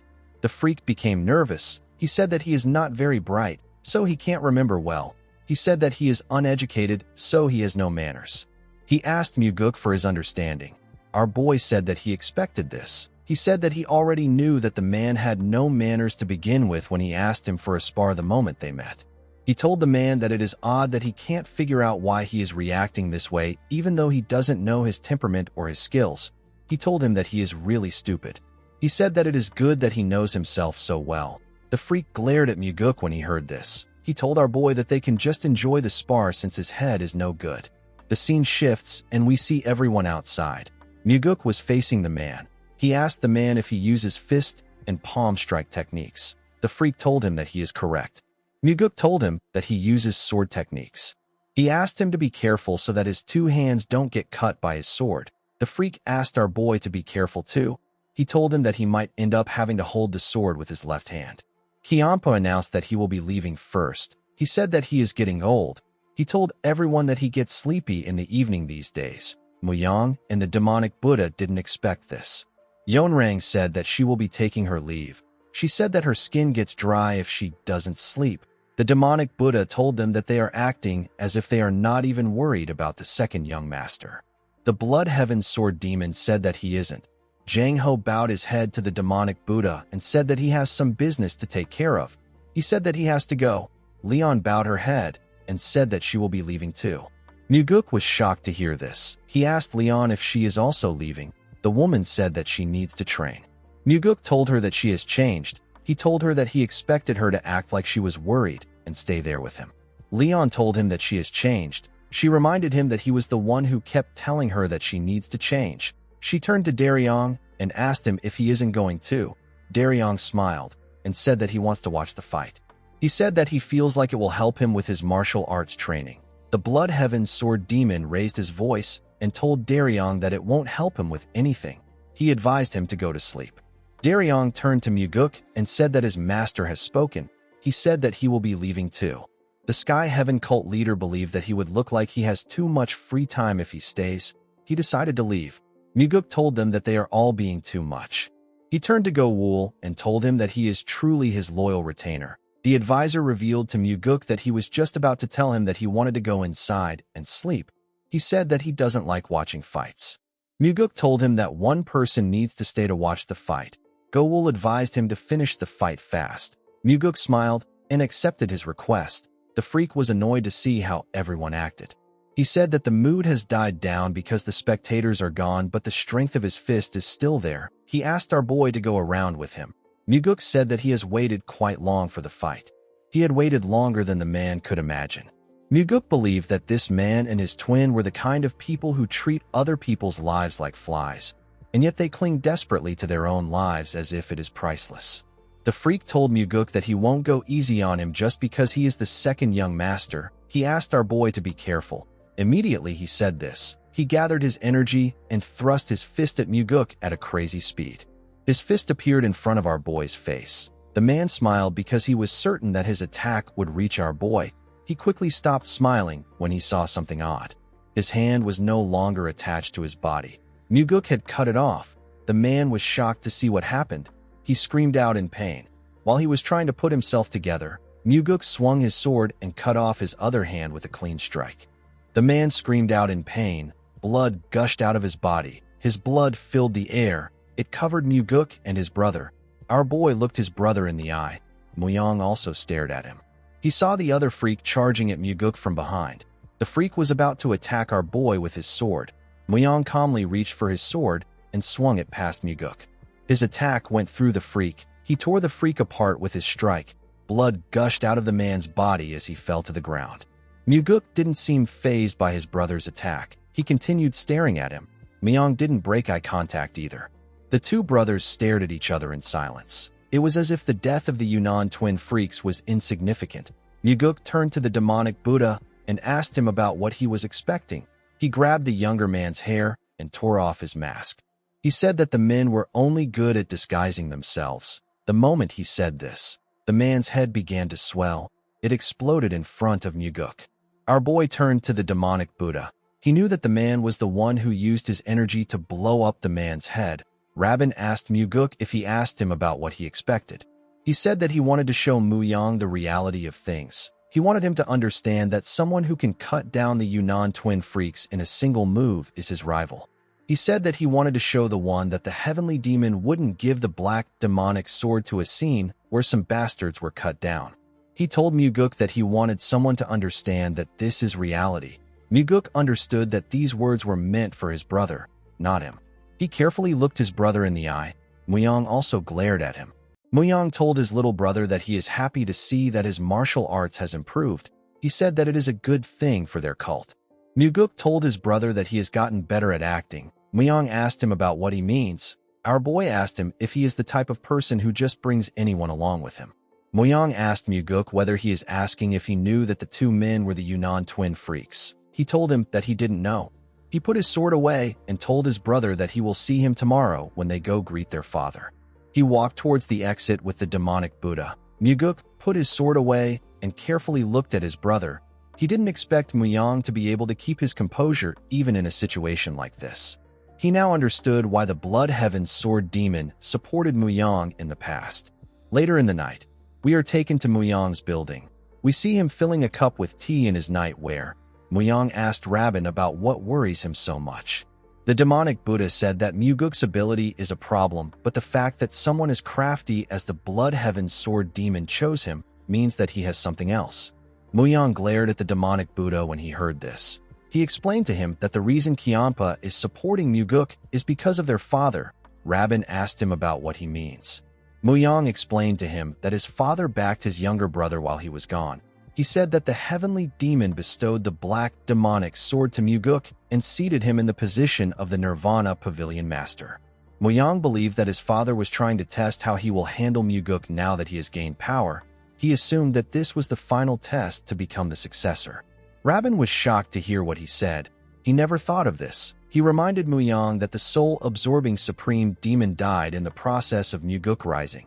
Even though people said that the cause of death was energy deviation, Rabin still believed that it was Muguk's doing. He explained to Muyang that the heavenly demon treasured the soul-absorbing supreme demon as one of the cult's main forces. He found it odd that the heavenly demon would help Muguk kill the soul-absorbing supreme demon. Muyang also found this odd. He told the demonic Buddha that his father probably didn't expect things to go that far. He said that Muguk showed capacities that exceeded his father's expectations. Rabin was shocked to hear this. He asked Muyang if he believes that his brother killed the soul-absorbing supreme demon. Muyang asked the demonic Buddha if he could have killed the soul-absorbing supreme demon. Rabin didn't expect to hear this question. He said that it is possible for him. Muyang drank his tea and told him that it wouldn't have been easy for him to kill the soul-absorbing supreme demon. He said that neither him nor Muguk could kill the soul-absorbing supreme demon at their current level of martial arts. The demonic Buddha agreed with him. Muyang told him that there is actually another way for his brother to kill the soul-absorbing supreme demon. Rabin was surprised to hear this. Muyang revealed to him that it would have been possible for Muguk to do it if he received help from one person. Rabin didn't expect to hear this. He asked Muyang if it is the Sky Heaven cult leader. The first young master said that the cult leader must have helped Muguk in order to advance into the Central Plains. He reminded him that Paso even took the soul-absorbing supreme demon's disciple as his own. Rabin asked Muyang about what he plans to do now. He asked him if he is just going to leave Muguk alone. Muyang said that he won't kill our boy. He asked Rabin if he knows how his father would view an older brother who kills his younger brother. Rabin didn't expect that the reason Muyang hasn't killed Muguk was because the heavenly demon was watching. Muyang told him that he will pull everyone who attached themselves to Muguk over to his side. He reminded him that everyone left without even watching Muguk's duel. With a smile on his face, Muyang told the demonic Buddha that he will make these people truly abandon Muguk. He said that he wants to see if his brother will still be able to smile and joke once he is done. The scene shifts, and we are taken to the Heavenly Demon Pavilion. We see Muguk and Muyang facing each other outside the building. The two brothers calmly walk towards the door. Muguk carefully observed his older brother. Inside the building, we see Muguk and Muyang bow their heads to their father. Muyang asked his father if he has been well. The Heavenly Demon welcomed his son back home. Muguk told his father that he seems quite happy that his eldest son has returned. The Heavenly Demon didn't say anything to him. Our boy could tell that his joke wasn't well received. He understood that his father was turning curt again. Even though he was able to shake his father's heart, the one who took root in this heart first was his brother. The Heavenly Demon asked Muyang about how his task went. Muyang said that he cleared everything all the way to the final trial. The Heavenly Demon carefully looked at his son when he heard this. Muyang congratulated Muyang. He told him that he didn't expect him to pass through the demonic path 9 walls. He said that blood doesn't lie. Just like the minor heaven cave, the demonic path 9 walls is a secret training ground of the demonic cult. It is hidden on the frontier, and it can only be entered with the Heavenly Demon's permission. It is a trial that is 1 level higher than the minor heaven cave that Muguk passed. Although he knew what it was, Muguk decided to ask the chief advisor about what his brother passed through. Muyang informed him that Muyang passed through the demonic path 9 walls. Muguk turned to his brother and told him that he is amazing. Muyang didn't expect him to have this reaction. Even the Heavenly Demon and his chief advisor were a bit shocked by our boy's reaction. Muyang thanked Muguk for his praise. Our boy asked him if he has also mastered the soaring sword art. Muyang glared at him when he heard this question. If he was just with Muguk, he wouldn't give him an answer, but since their father was there with them, he decided to be honest. He turned to the Heavenly Demon and told him that he mastered the soaring sword art while passing through the demonic path 9 walls. The Heavenly Demon congratulated him for this. Muyang thanked his father for his praise. He told him that it was all thanks to his teachings. The Heavenly Demon didn't say anything to him. Muguk wondered about what his father was thinking about. He told the Heavenly Demon that he wishes to say something to him in this warm and friendly atmosphere. The Heavenly Demon and his advisor turned to Muguk. Our boy said that for him and his brother, the moment their umbilical cord was cut was the signal that the successor fight had begun. Muguk said that this is the life they have lived, and it is the life they will have to keep living. He told his father that he would like to fairly compete with his brother. The Heavenly Demon glared at his son when he heard this. Muguk turned to Muyang and asked him about what he thinks. Muyang carefully looked at his brother. He turned to their father and smiled. He said that he had no idea that Muguk had grown this much while he was away. He said that our boy has truly matured. The Heavenly Demon didn't say anything to Muyang. Muguk carefully looked at his father and thought about having a fair competition. He knew that if he had mentioned this to his father when they were alone, it would have been seen as a cheap sentiment that was fit to get someone killed. Even though he knew this, our boy brought up this topic because he already told his father that he will try to work with Muyang. The Heavenly Demon told Muyang that he has done enough. He asked him to go back and rest. As they walked out of the building, Muguk asked his brother to tell him why he wants to become the Heavenly Demon. Muyang said that he will die if he fails to become the Heavenly Demon. Muguk asked him if he will really die if he loses the succession struggle. Muyang told him that all their predecessors have died this way. Muguk asked him if they can just avoid killing each other. He asked his brother if they can't display a brotherhood that will long be remembered in the history of the demonic cult. Muyang asked our boy if he believes that other brothers never had these thoughts. He said that humans all betray each other in the end.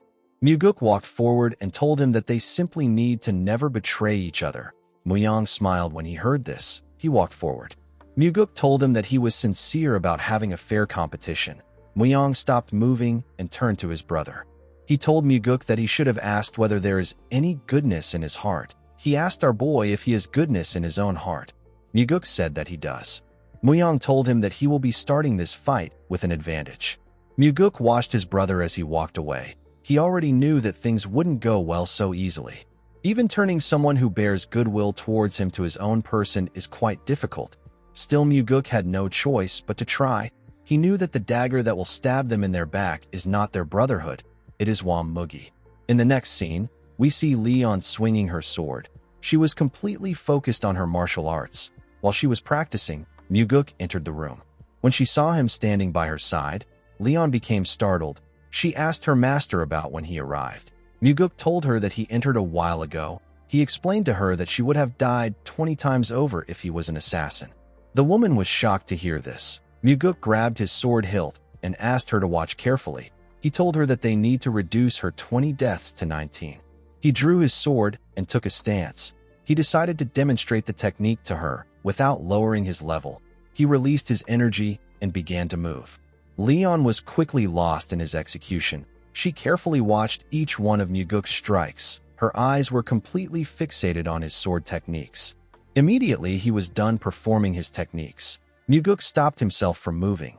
When he turned to the woman, he saw that she was completely gone. Her mind was no longer in the room with him. Muguk carefully moved close to her to see what happened to her. He realized that Leon had fallen into a state of transcendence trance. Later in the night, we see Leon open her eyes. She looked around and wondered about what happened. Muguk congratulated her. The bodyguard was surprised to see him on the ground. Our boy slowly got up and asked her about how she felt entering the state of transcendence trance for the first time. Leon was shocked to hear this. She asked her master if she really entered a state of transcendence trance. Muguk assured her that she did. He told her that she was there for 12 hours. Leon was shocked to hear that 12 hours had passed. Muguk asked her to use the soaring sword art immediately. Leon followed her master's order and drew her sword. She made a clean strike and several beautiful thrusts. She made a crazy swing and used a beautiful strike. She struggled to catch her breath as she used these techniques. While she was breathing heavily, Muguk congratulated her for achieving the 8th star of the soaring sword art. With a smile on his face, he told her that she will only die twice now instead of 20 times. Muguk was very happy that the woman advanced her martial arts. He understood that the time for him to use the sacred poison purification technique on her was getting closer. He turned around and walked towards the door. Leon bowed her head and thanked him for his help. The scene shifts and we see Muguk asking the Blood Heaven Sword Demon about why he is at his house. Kiampa told him that he was reminded of the day he first met him there. Muguk moved closer to him and asked him if he wishes for things to go back to how they were now that his older brother has returned. Kiampa explained to him that he just wanted him to know that he is not bound to anyone. He picked up his sword and used it to draw a line on the ground. He created a vertical line on it and told Muguk that he was there when he first met him. He drew another vertical line and told our boy that he is now there. Muguk noticed that the second line was past halfway. Kiampa grit his teeth and told him that he'd barely crossed it. He asked him if this is really something for him to be happy about. Muguk said that it is enough for him. The Blood Heaven Sword Demon asked him if he is serious. Our boy explained to him that if the question is friend or enemy, he chooses friend, and if the question is life or death, he chooses life. He told the Blood Heaven Sword Demon that if someone gets too close, it becomes burdensome for him. He told him that he is not confident that he can take care of this person to the very end. Yet this person keeps crossing the line and coming towards him. Muguk placed his sword past the second line and explained to Kiampa that if the person gets this far, they would at least have to be one's own child. Muguk drew a line in between the two lines and told Kiampa that he is probably around there for his father. The Blood Heaven Sword Demon let out a sigh when he heard this. He asked Muguk about how he is so good with words. He asked him if he stays up all night preparing them, or if he spends the whole night memorizing what he will say and how he will say it. Muguk explained to him that this would only work on days when he goes to see him. He told him that it can't work on a day when he suddenly comes to find him. The Blood Heaven Sword Demon couldn't argue with Muguk. He revealed to him that his brother will probably go to see the evil smiling demon first. He advised Muguk to prepare himself accordingly. Muguk smiled and said that the evil smiling demon is the closest person to his brother after the demonic Buddha. Kiampa revealed to him that it used to be him. He said that his place will be taken by the evil smiling demon. He explained to Muguk that he expects his brother to meet all the other demon supremes except him. He said that he simply doesn't know the order in which Muyang will meet them. Muguk didn't say anything to the Blood Heaven Sword Demon. Kiampa decided to warn him. He told him that the evil smiling demon is no ordinary person. Muguk assured him that he knows this. The Blood Heaven Sword Demon told him that he needs to prepare. He asked him if he plans on staying like this. Muguk said that he does. Kiampa told him that he is right about preparing. He quickly realized that Muguk didn't say he was going to prepare. He raised his voice and asked Muguk if he is just going to leave Muyang and the evil smiling demon alone. He asked him about what he is saying. Muguk told the Blood Heaven Sword Demon that he is fine as long as he has him and the Flower Sword Supreme. The Blood Heaven Sword Demon didn't expect our boy to say this. He carefully looked him in his eyes. He quickly realized that Muguk wasn't joking around. He put himself together and explained to our boy that it will be difficult for them to handle Muyang if 5 Demon Supremes side with him. Muguk asked him about why it is 5 Demon Supremes instead of 6. The Blood Heaven Sword Demon reminded him that the Sky Heaven cult leader is on their side.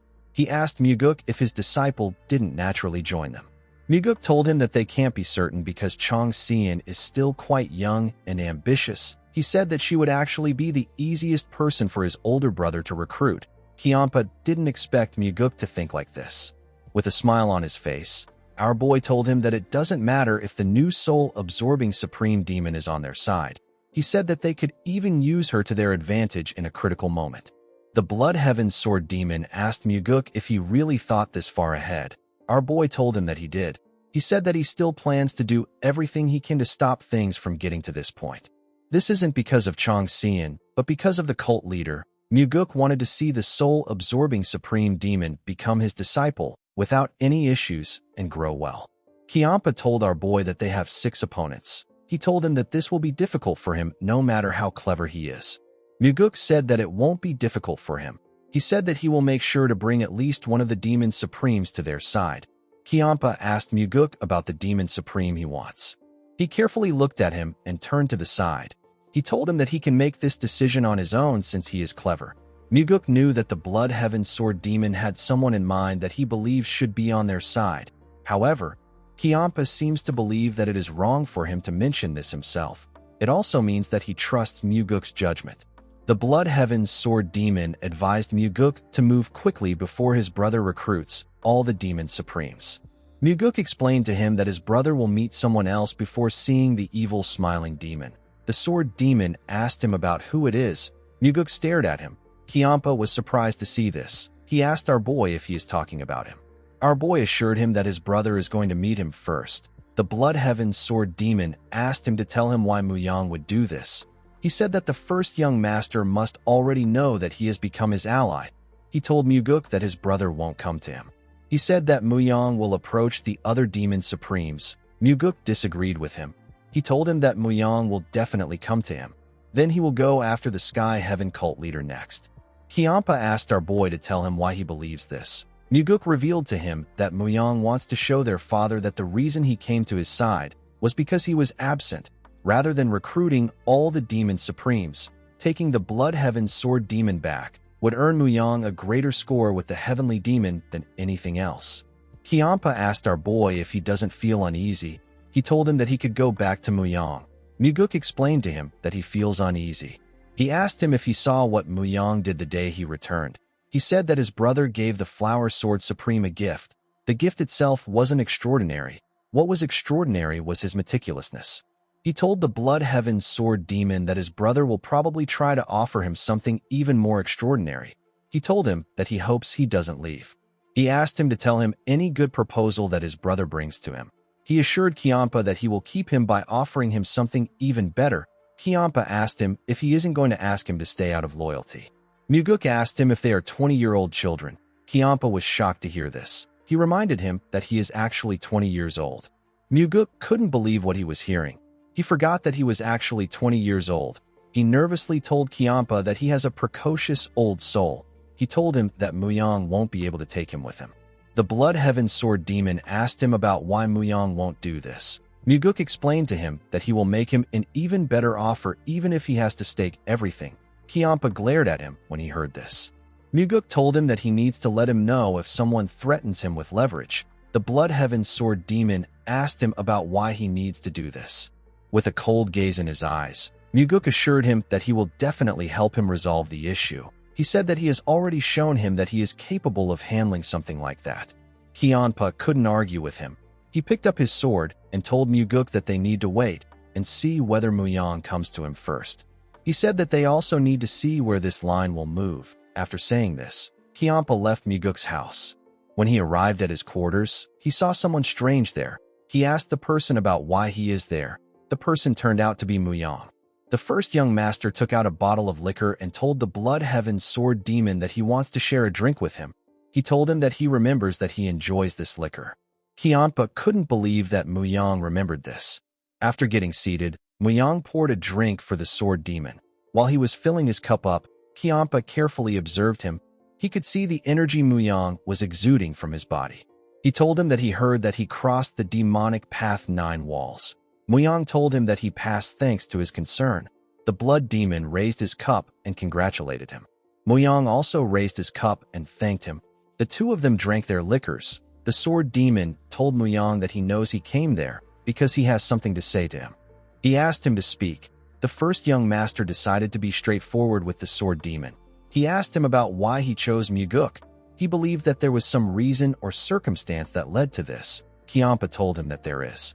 He explained to Muyang that his younger brother has a power to draw people's hearts. Muyang smiled and said that he has never felt such power from his brother. He explained to the Blood Heaven Sword Demon that he is not trying to diminish Muguk. He said that he is just curious about what this feeling is like. Kianpa told Muyang that it is natural that he didn't feel it because Muguk had no reason to draw his heart. He reminded him that he also left no room to accept Muguk's heart.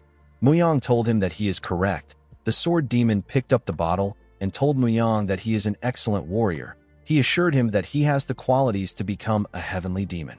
Kianpa carefully filled Muyang's cup up. He genuinely believed what he was saying. He knew that he would have sided with Muyang if Muguk hadn't tried to win him over like a madman. The first young master asked him if he has already chosen his younger brother. The Blood Heaven Sword Demon told him that people sometimes get swept along by the winds that blow suddenly in life. Muyang told him that he wants this wind to lead him back to him. He explained to him that he wants to walk the same path as him. Kianpa carefully looked Muyang in his eyes when he heard this. He reminded him that there are many other demon supremes aside from him. Muyang told him that he wants him. Kianpa asked him to tell him his reason. Muyang placed his hand on his chest and told Kianpa that he is someone he absolutely needs. The Blood Heaven's Sword Demon glared at him when he heard this.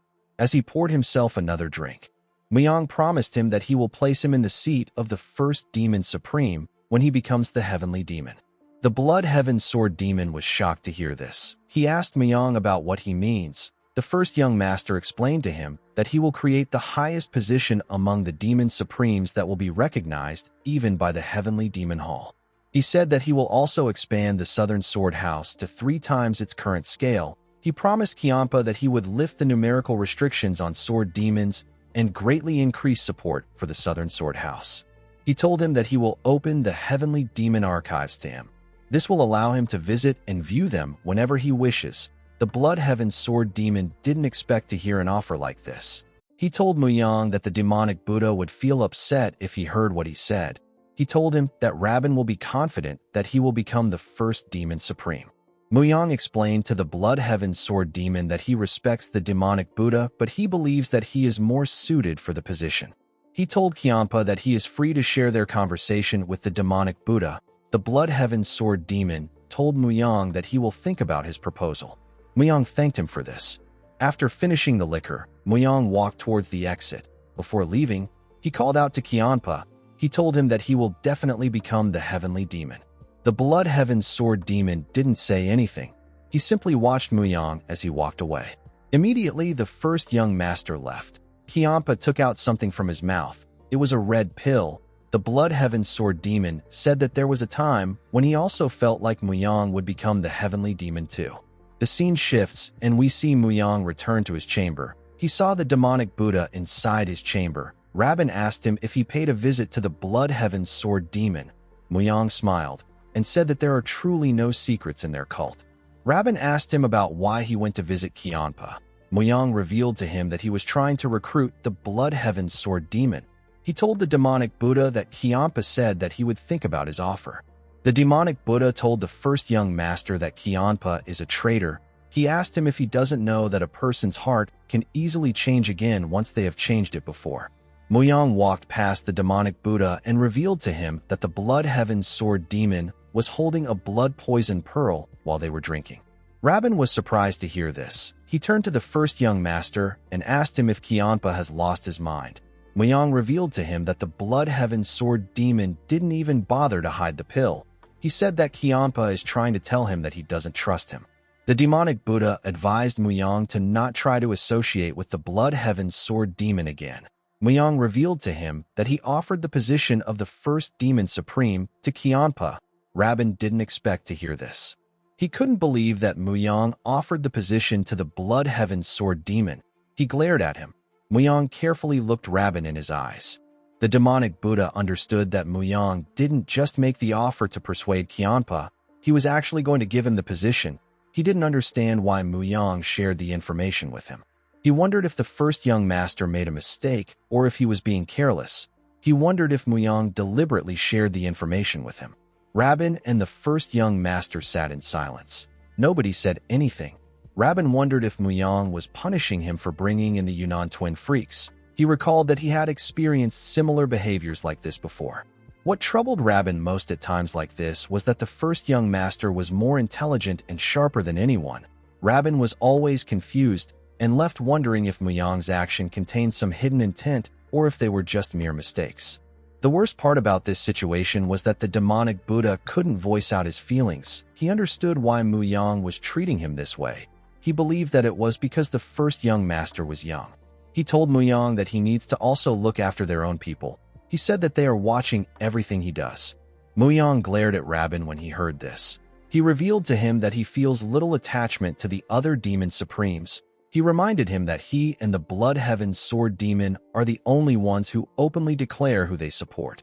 He said that the other demon supremes are simply watching to see if they gain an advantage. They will join whichever side that is favorable to them.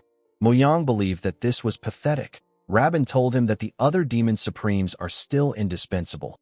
Muyang smiled and told him that this is why he trusts only him. Rabin didn't expect to hear this. He smiled at Muyang. He wondered about who the first young master will give the position of the first demon supreme to. The scene shifts and we see Muguk meditating in his room. He opened his eyes when he sensed something outside.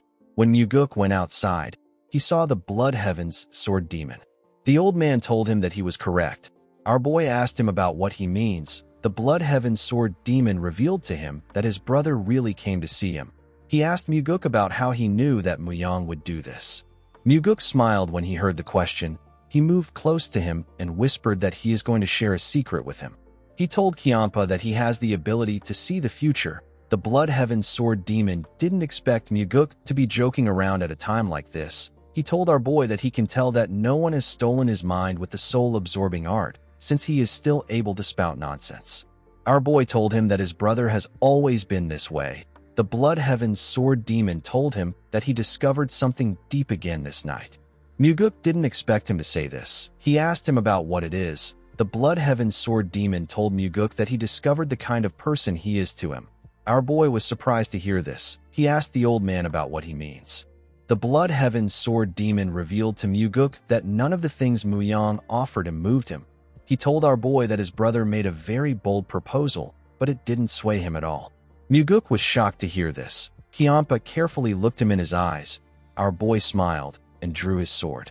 He used his sword to draw a horizontal line on the ground. He then drew a vertical line on the line.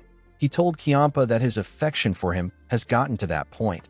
The Blood Heaven's sword demon asked him if he knows what will happen if he becomes arrogant. Muguk asked him to tell him what will happen. Kianpa told him that he will pay a terrible price. He said that arrogance is always first among all things with a price to pay.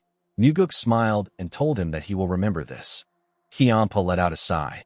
Our boy carefully looked at the man. He was happy that the old man told him the truth. He believed that it was good that Kianpa directly shared his feelings with him. Most people act like they know what other people are feeling, but they don't really understand anything until it is spoken.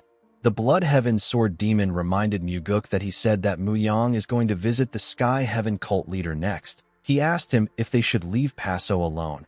Muguk said that they should. The Blood Heaven Sword Demon asked our boy if the cult leader will be as resolute as him. Muguk assured him that it is fine. He said that his brother will need to convince two people. Kiampa asked him if the second person is Gowul. Muguk told him that he is correct. He explained to him that the cult leader will discuss the matter with Gowul. The Blood Heaven Sword Demon asked Muguk if he trusts Gowul. Our boy said that he does. Kiampa advised him not to trust people so easily. Muguk agreed that he needed to be cautious. He asked Kiampa to also be vigilant. The Blood Heaven Sword Demon asked Muguk if he is just going to remain idle while his brother is strutting around like this. Our boy explained to him that he wants to yield the first move to his brother since he just returned after a long time. He said that he wants to see how his brother does. Muguk actually wanted his brother to test all of them. He told the Sword Demon that they need to see whether the ground hardens after rain or if they will wallow naked in the muddy earth. The Blood Heaven Sword Demon carefully looked at him when he heard this. The scene shifts, and we are taken to Paso's chambers. We see Muyang bow his head and tell Paso that he wishes to see him. He apologized to the cult leader for not giving him any advance notice. In the next scene, we see Muyang with the cult leader. He told him that he heard that he became very close to Muguk. Paso told him that there were many twists and turns in their relationship. Muyang said that his brother must have had a great opportunity. Paso told him that this isn't really true. He explained to him that Muguk was so clever that he had so much to learn from him. Muyang didn't expect the cult leader to speak highly of Muguk. He drank his tea and said that his brother is truly intelligent. Paso told him that Muguk is the smartest person he has ever met. Muyang recalled that the Blood Heaven Sword Demon said that Muguk moves hearts. Now the cult leader was saying that he is the smartest person that he has ever met. Muguk was now seen as a smart person who had the charm to move hearts. Muyang believed that these praises don't suit Muguk. Paso asked Muyang to tell him why a busy man like him is there. He asked him if he isn't the busiest person in the cult. Muyang placed his cup down and told the cult leader that he can give him the two things he desires most if he joins hands with him. Paso was surprised to hear this. The scene shifts, and we see the cult leader barge into Muguk's office. He asked someone to tell him where our boy is. Gowul entered the room and informed him that Muguk hasn't returned. Paso seemed nervous to see the man. He told Gowul that he was left in the office alone in solitude. He asked him how this is different from being bound in shackles. Gowul told him that he is saying this because he has never been bound in shackles. He asked the cult leader if he would like to give it a try. Paso rejected his offer. He told Gowul that he has a request to make. The advisor asked him to say it. Paso asked the man to speak more casually when they meet in person. Gowul calmly referred to him as cult leader. Paso didn't expect to hear this. He gently smiled. Gowul reminded him that he gave up his prestigious position as cult leader for him. He said that it doesn't mean much for him to grant a small favor. He told the cult leader that this situation actually raises a concern. Paso asked him to tell him what it is. Gowul told him that he has high esteem for him right now, but he can later despise him. He explained to Paso that the casual speech will get on his nerves if he comes to hate him. Paso told him that it wouldn't matter at that time because their dynamic would have shattered by then. He told Gowul that he would have already lost him. The advisor was shocked to hear this. He couldn't believe that he really loathed this person for so long. He knew that no one had a high opinion of him more than his former boss. He smiled and told Paso that he shouldn't regret his words later. The cult leader said that the regret is his burden. He asked him not to worry about it. Gowul asked him about why he came there. He knew that Paso didn't come there for their little banter. He asked the cult leader if the first young master came to see him. Paso was shocked to hear this. He asked the advisor about how he knew. Gowul told him that he had a feeling. He asked the cult leader to tell him what Muyang offered him. Paso didn't expect him to ask. He revealed to the advisor that Muyang promised to support the Central Plains expansion if he became his ally. The cult leader said that Muyang promised to build him a whole division instead of a branch like Muguk promised. Gowul told Paso that the promises can't be kept. He said that they are lies. The cult leader asked him about why he is so certain. Gowul explained to him that Muyang is someone who unconditionally obeys his father's will. He is nothing like Muguk, who has the tendency to be out of norm. Muyang will definitely not allow the Sky Heaven cult to expand into the Central Plains because this would go against his father's wishes. Go-Wool explained to Paso that the Sky Heaven cult will never be able to reach even a palm-sized plaque in the Central Plains if Muyang becomes the heavenly demon. The cult leader asked Go-Wool if he isn't being biased in his judgment because he is on Muguk's side. Go-Wool asked him about the other things Muyang offered him. Paso said that there was no other offer. Go-Wool glared at him. He told him that he always shows it when he lies. Paso asked him to tell him how he shows it. Go-Wool asked him if Muyang offered him. Paso was shocked to hear the question. The advisor asked him if Muyang promised to return him to him. Go-Wool believed that this was the only offer that was capable of shaking the cult leader. Paso nervously said that the first young master is also remarkably clever. Go-Wool disagreed with him. He said that a truly clever person wouldn't fight with Muguk. The cult leader told the man that he is too obsessed with Muguk. Go-Wool asked him about what he told Muyang. The cult leader asked him not to worry. He assured him that he rejected Muyang's offer. Go-Wool asked Paso not to lie.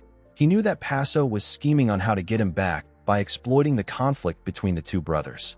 He told the cult leader that he came looking for him as a test to see whether there was a way for him to carry out his plans. Paso knew that Go-Wool had caught him. He asked the man if he really shows it when he lies. Go-Wool asked the cult leader about why he keeps forgetting that he once said something about this with his own mouth. He reminded him that he said that he cannot match these clever people. Go-Wool asked the cult leader about why he keeps trying to be cunning.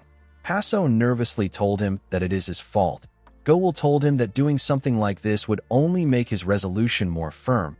The cult leader looked into his eyes when he heard this. He could tell that Go-Wool was serious. He apologized to the advisor and said that he acted foolish even though he knew better. Go-Wool explained to Paso that he has to fight with different strengths. He told him that he needs to use different charms as weapons against people who use their minds. Paso asked Go-Wool if he has any charms. The man told him that he would still be in shackles if he had no charm. The cult leader told the man that he is the only one who would speak like this to him. Go-Wool explained to him that he is fixated on what he lost because he sat in a position of power and looked down on others carelessly. Now that he has truly come out to the world, it is possible for him to find many people who will say things like this to him if he showed the kind of person he really is. The advisor smiled and told Paso that he might speak of him like this when the time comes. He told him that he would wonder if the shackles from the past are still in good condition. The cult leader let out a sigh and told the advisor that his words make no sense. Go-Wool smiled when he heard this. He asked the cult leader to think of him as a bonfire. He told him that he needs to stay a little far away and warm himself up. He explained to the cult leader that he will get burned if he gets too close, and soot will cover him completely. Paso told the man that he shouldn't remember him as the cult leader from the past. Go-Wool didn't expect to hear this. Paso and the advisor gently smiled at each other. Go-Wool told the cult leader that he needs to chant some words before he goes to sleep from now on. Paso asked him about what they are. Go-Wool asked him to say that he will stick with the second young master until the very end. The cult leader was shocked to hear this. Go-Wool asked him to repeat what he said. Paso grit his teeth out of anger when he heard this. The advisor still asked him to repeat it. Paso forced himself to say it twice. Go-Wool told him that he still needs to say it 3 more times. The cult leader was really annoyed to hear this. He forced himself to repeat the sentence. He really envied Muguk, as he said it for the last time. He called our boy a bastard in his head. In the next scene, we see Muguk return to his residence. He saw Paso waiting for him outside. He asked the cult leader about when he arrived. Paso told him that he came there to see his esteemed military advisor. He asked him not to worry about the fact that he kept him waiting for long. Muguk asked him if he had a pleasant meeting with his advisor. Paso told him that all he got was a scolding. Muguk said that this isn't allowed. He promised the cult leader that he will personally punish Go-Wool for him. Paso asked him not to say things that he doesn't mean. He told him that his words only make him dislike him more. Muguk smiled at him when he heard this. The cult leader revealed to Muguk that his older brother came to see him. He told our boy that he waited for him because he wanted to directly tell him that he wasn't shaken. Muguk smiled and said that he is moved. Paso told him that he should be moved. He revealed to him that he rejected the favorable conditions his brother presented to him. Muguk thanked him for this. The cult leader turned around and said that he will be leaving. He told our boy that he has heard that dawdling around at times like this ruins the moment. The impact of what he does will diminish. Muguk told him that he is correct. He explained to him that the moment would have been perfect if he left without saying anything. Paso quickly realized that he messed up. Muguk believed that this was how the connection between him and the cult leader will grow. He believed that they will form an even deeper relationship as they go forward. Immediately he thought of this. He snapped his fingers and dragged Paso into a field filled with trees and grass. The cult leader was shocked to see what Muguk did. He quickly turned to him.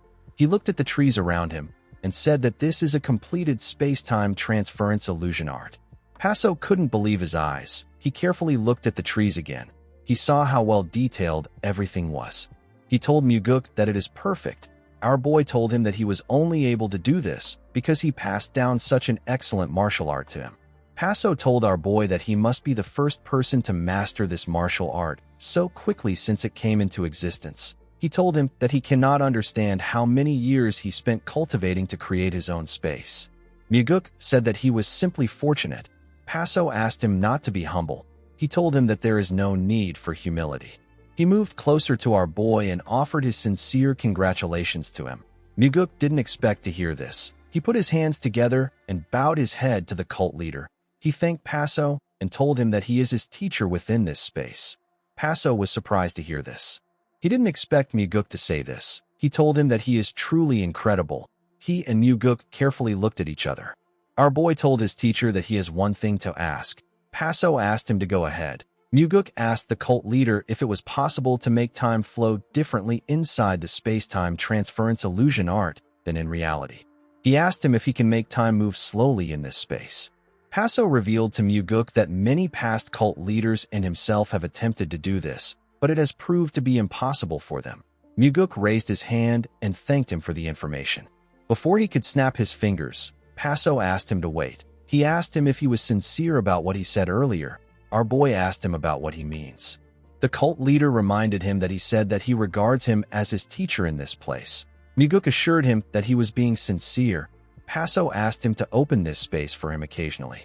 He told him that this is the only chance he has to serve as his teacher. Muguk smiled and assured him that he will open the space for him. He snapped his fingers and took Paso back to reality. The cult leader told him that he will see him next time. Muguk bowed his head to him. Immediately, he turned around. He heard Paso say that he will always choose his side. Our boy quickly turned to him.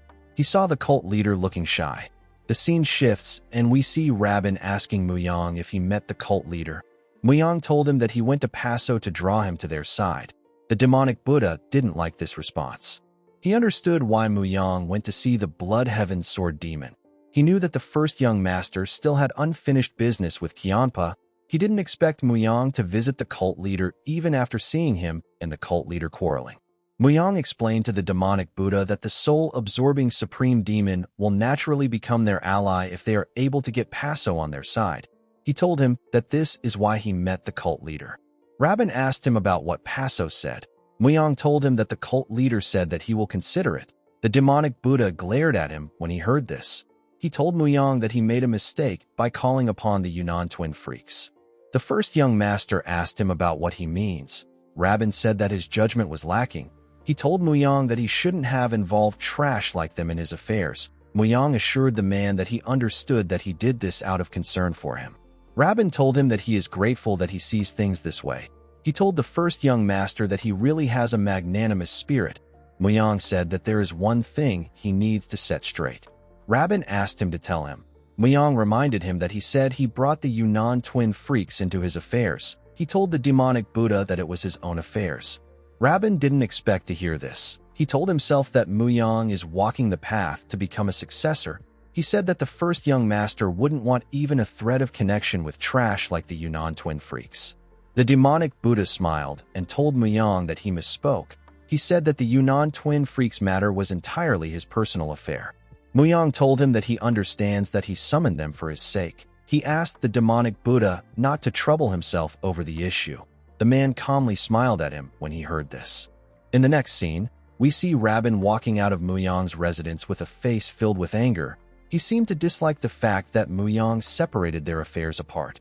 On his way to his residence, he saw someone shocking. He saw Muguk.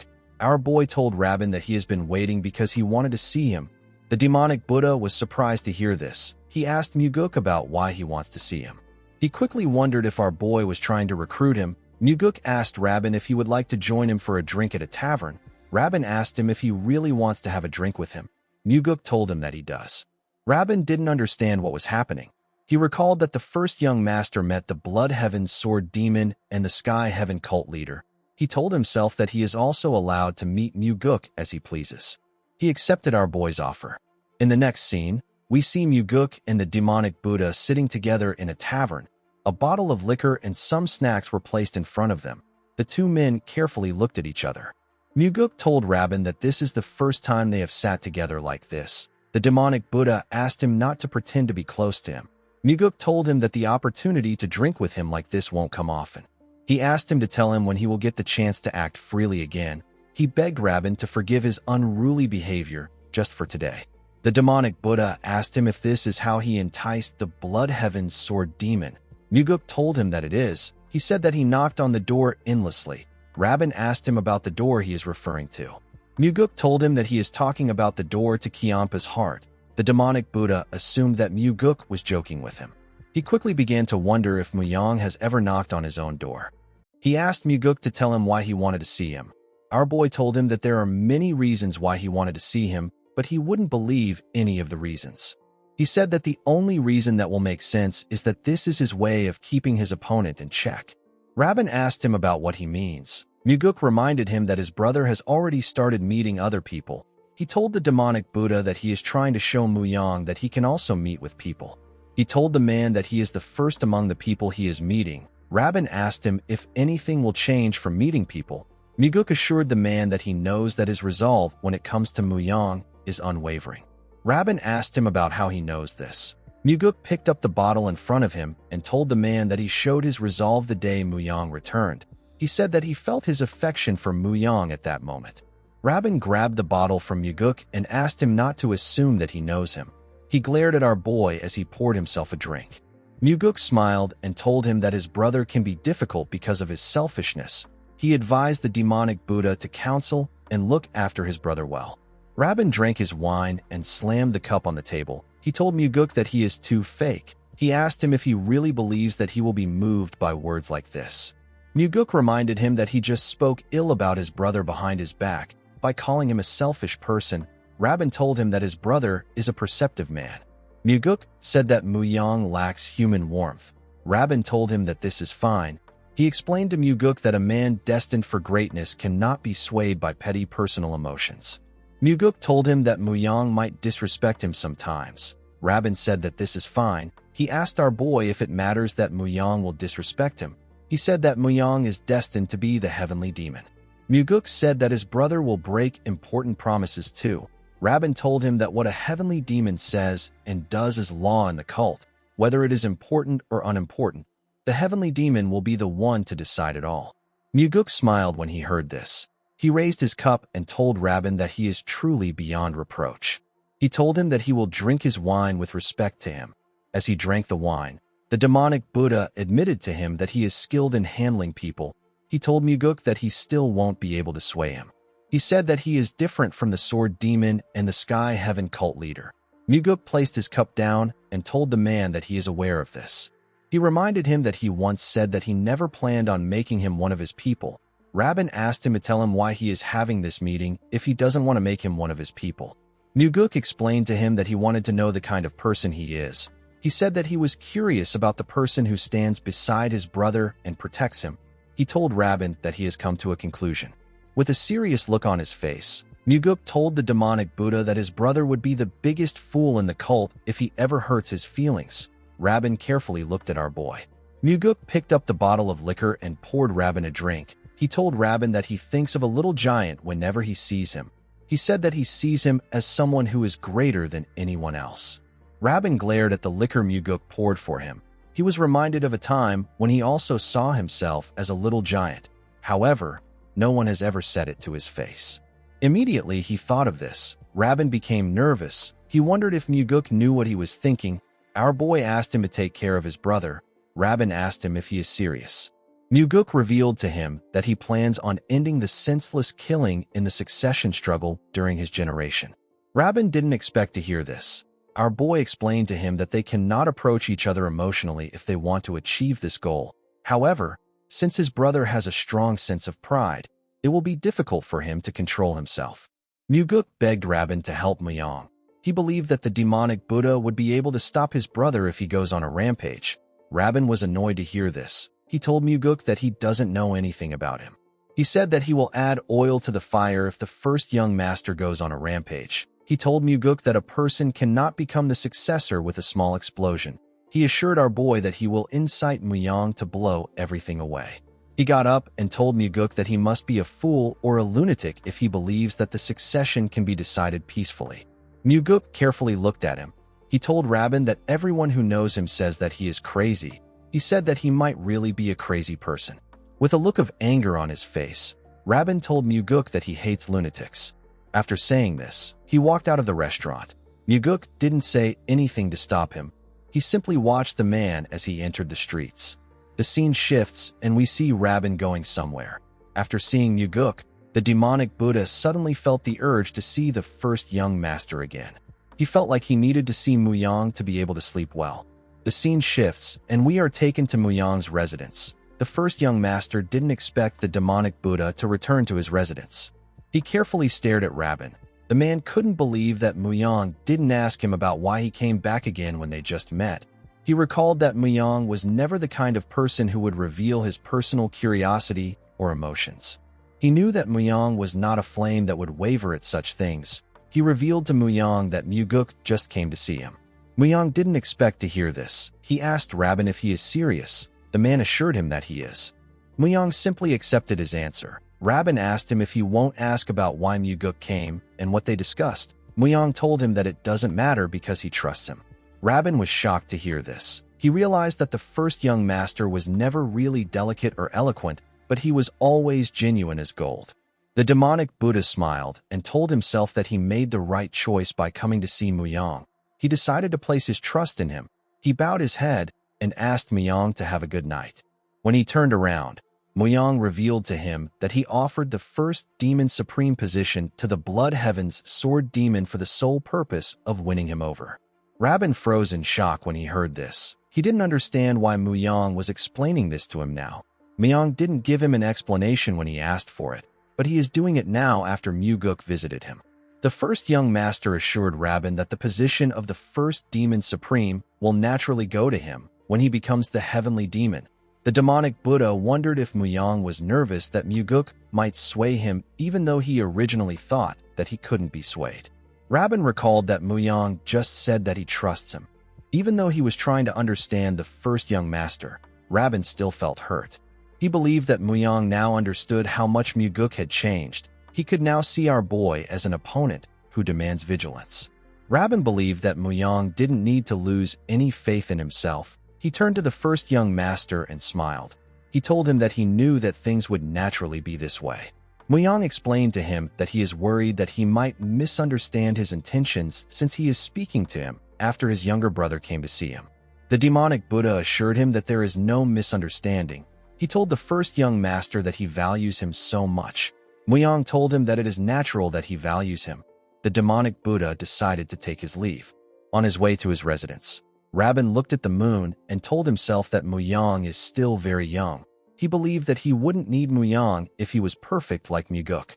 Rather than being with someone like Muguk who is as cunning as a snake, it was better to be with Muyang who had his weaknesses. Rabin told himself that he simply needs to watch over Muyang carefully. In the next scene, we see the Flower Sword Supreme holding a small flower vase. She gave Muguk the beautiful flower and told him that it is a gift. Our boy thanked her and told her that it is beautiful. Yeonrang asked him if she is visiting him while he is busy. Muguk placed the flower vase next to the window and explained to the woman that the investigators do most of the work while he slacks off. Yeonrang turned to his table when she heard this. She saw several documents on it. After pouring some tea for her, Muguk sat with the Sword Supreme. He asked her if Muyang also visited her. Yeonrang said that he did. Muguk said that his brother is quite diligent. Yeonrang told him that this is why he is so popular. Muguk smiled and assured her that he is aware that many people like Muyang. The Sword Supreme explained to him that Muyang is someone who fits well with their cult. There is a sense of stability with him. It is as if he will lead well if he is entrusted with the task. Muguk asked the woman to tell him how she sees him. Yeonrang told him that he is someone who truly doesn't fit in. No one knows where he would lead them. Yeonrang told Muguk that he makes a person feel uneasy. She smiled and said that she is starting to think that there is hope for them too. Muguk asked her about what she means. Yeonrang explained to him that she feels hope that the new demonic path he spoke of might actually be established. Muguk carefully looked at her and smiled when he heard this. The Sword Supreme advised him not to forget that there are many in the cult who despise change. Many also believe that evil is the cult's strength and its very essence. Muguk assured the Sword Supreme that he will keep this in his mind. The Sword Supreme picked up her cup and asked our boy if he is just going to sit back and watch while his brother is moving around. Muguk explained to her that he doesn't know any other demon supreme aside from her and Kyanpa. He said that he doesn't know the person they should bring over to their side. Yeonrang carefully thought about this. She asked our boy if he knows the person who voted for Chong Xian aside from her and the Blood Heaven's sword demon. She was talking about the person Kyanpa persuaded. Muguk told the woman that he doesn't know the person. He said that the sword demon didn't tell him. Yeonrang asked him if he wants her to tell him. Muguk was shocked to hear this. Originally, matters among the demon supremes are kept strictly secret from the outside. Our boy couldn't believe that Yeonrang was willing to break the principle for him. He nervously asked her if it is okay for her to share the person's identity with him. The Sword Supreme said that it isn't. Muguk asked her about why she wants to do it. Yeonrang explained to him that she is trying to live while breaking the rules. She revealed to our boy that she is actually a rigid and inflexible person. If there are set rules, Yeonrang doesn't try to break them. If she gets an appointment to meet someone, she must arrive early. The Sword Supreme explained to Muguk that she is the type of person who can't sleep out of worry if she is misunderstood. She said that she has many unnecessary worries, and she is very sensitive to how the world perceives her. The woman told our boy that she has a very tiring personality. Muguk carefully looked at her and asked her if it isn't this very tiredness that created her current reputation. Yeonrang said that this might have actually been the case. She said that she is trying to be a bit more sensitive. She told Muguk that it doesn't matter if she breaks a few rules. She told him that it is worthwhile if it helps him. Muguk asked the Sword Supreme if there is a reason why she had a change of heart. Yeonrang carefully looked outside the window. She said that she finds herself looking back on her life more often as she gets older. She told Muguk that she lived a life full of regrets about all sorts of things. The Sword Supreme turned to her sword and got up. She grabbed her sword and took it out. She told Muguk that the thing she regrets the most is the sword. She explained to him that she dedicated her entire life to ensuring that this sword never breaks against anyone. In exchange, her life became more rigid. The Sword Supreme told Muguk that she regrets having lived her life so stiffly. Our boy asked the woman if she is disappointed because it feels like no one acknowledges her life. The Sword Supreme was shocked to hear what Muguk said. Our boy stood up and told her that she lived so meticulously, but she felt like there was no one who truly recognized this. Everyone else just gets by aimlessly, so she wondered if she was the one foolishly lingering on it. The Sword Supreme didn't expect Muguk to say something like this. She told him that he is right. She asked him about how he understands her heart so well. Our boy smiled when he heard this. He knew about what Yeonrang was talking about because he had experienced this feeling once in his life. He told the woman that he understands her because he respects her a lot. Yeonrang put away her sword and told Muguk that she will share the name of the Demon Supreme with him. She moved close to him and said that rules don't matter when someone understands her heart so well and respects her. She revealed to Muguk that the person who supported them was the evil smiling demon. Our boy was shocked to hear this. He asked Yeonrang if the evil smiling demon isn't on his brother's side. The woman said that he is. Muguk didn't expect this. He found it odd that the evil smiling demon took their side, but he was more amazed that the Blood Heaven's sword demon managed to persuade him. Yeonrang told Muguk that she is sharing the identity of the Demon Supreme because the evil smiling demon is involved in the matter. She said that the evil smiling demon is not someone to be taken lightly. She told Muguk that Kyanpa might even have other intentions. Muguk asked her if she really loathes the sword demon this much. Yeonrang told him that she doesn't hate the sword demon. She said that hate requires some sort of intense emotion. She told Muguk that she simply dislikes Kyanpa a bit. After saying this, she decided to take her leave. Muguk bowed his head to her and thanked her for sharing such an important information with him. Yeonrang smiled and asked him to think of it as a gift from a sparring partner. Muguk gently smiled when he heard this. The scene shifts, and we see Kyanpa reading a book in his office. While he was reading, someone asked him if he really reads on a regular basis. The Blood Heaven's Sword Demon told Muguk that it is just for show. He said that he runs to the bookshelf whenever he hears his footsteps from afar. He placed the book down and asked our boy about why he came there. Muguk informed him that he came to ask him about a certain person. The Blood Heaven's Sword Demon asked him to tell him who it is. Our boy asked him about what he knows about the evil smiling demon. Kyampa's expression became serious when he heard the evil smiling demon's name. He asked Muguk about why he is asking about the evil smiling demon. Our boy said that he was thinking about bringing the demon supreme over to their side. The Blood Heaven's Sword Demon was annoyed to hear this. He called someone a loud-mouthed woman. Muguk asked him about what he means. Kyampa pointed at him and asked him not to play dumb. Muguk revealed to him that the Sword Supreme told him that he was the one who persuaded the evil smiling demon. He said that Yonrang told him that he did it for his sake. The Blood Heaven's Sword Demon told him that he didn't do it for his sake. He said that the Sword Supreme only told him because she has an obsession with morality. Muguk asked him about why they fight so much if they know each other so well. Kyampa asked him if strangers fight. He told Muguk that he and Yonrang fight because they know each other. He asked our boy to tell him what he wants to know. Muguk asked him about how he managed to persuade the evil smiling demon. Kyampa revealed to him that the evil smiling demon came to find him on his own. Our boy didn't expect to hear this. The Blood Heaven's Sword Demon revealed to Muguk that the evil smiling demon said that he would vote for Chong Xian if he helps him when he requests for it later. Muguk asked Kyampa if he knows what the evil smiling demon might demand later. Kyampa said that the evil smiling demon will probably ask him for something that will benefit him.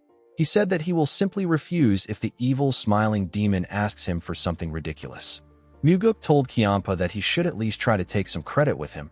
He couldn't believe that the old man ended up with a debt because of him. He asked him about what he is going to do. He asked him about why he stayed quiet. The Blood Heaven's Sword Demon carefully looked at our boy. He told him that he doesn't need to take credit. Muguk couldn't believe his ears. He calmly looked at the old man. When he first met the Blood Heaven's Sword Demon, he was a truly calculating and meticulous person. He was the kind of person who would take all the credit and expect to receive everything in return. However, behind the door of his heart, there was another version of him. There is a sword demon who throws things like credit into a corner, a man who just enjoys reading books under the sunlight. Muguk told Kyampa that people will only know what he is thinking if he shows it. The Blood Heaven's Sword Demon said that this is not necessary. He revealed to Muguk that he doesn't feel like the evil smiling demon helped him this time because he wanted to ask him for something.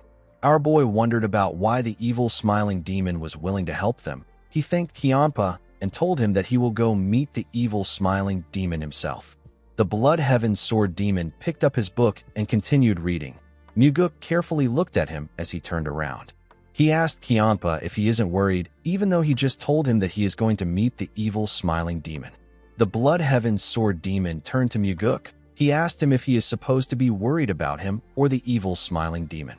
Muguk smiled when he heard this. The scene shifts, and we are taken to the Valley of the Wicked.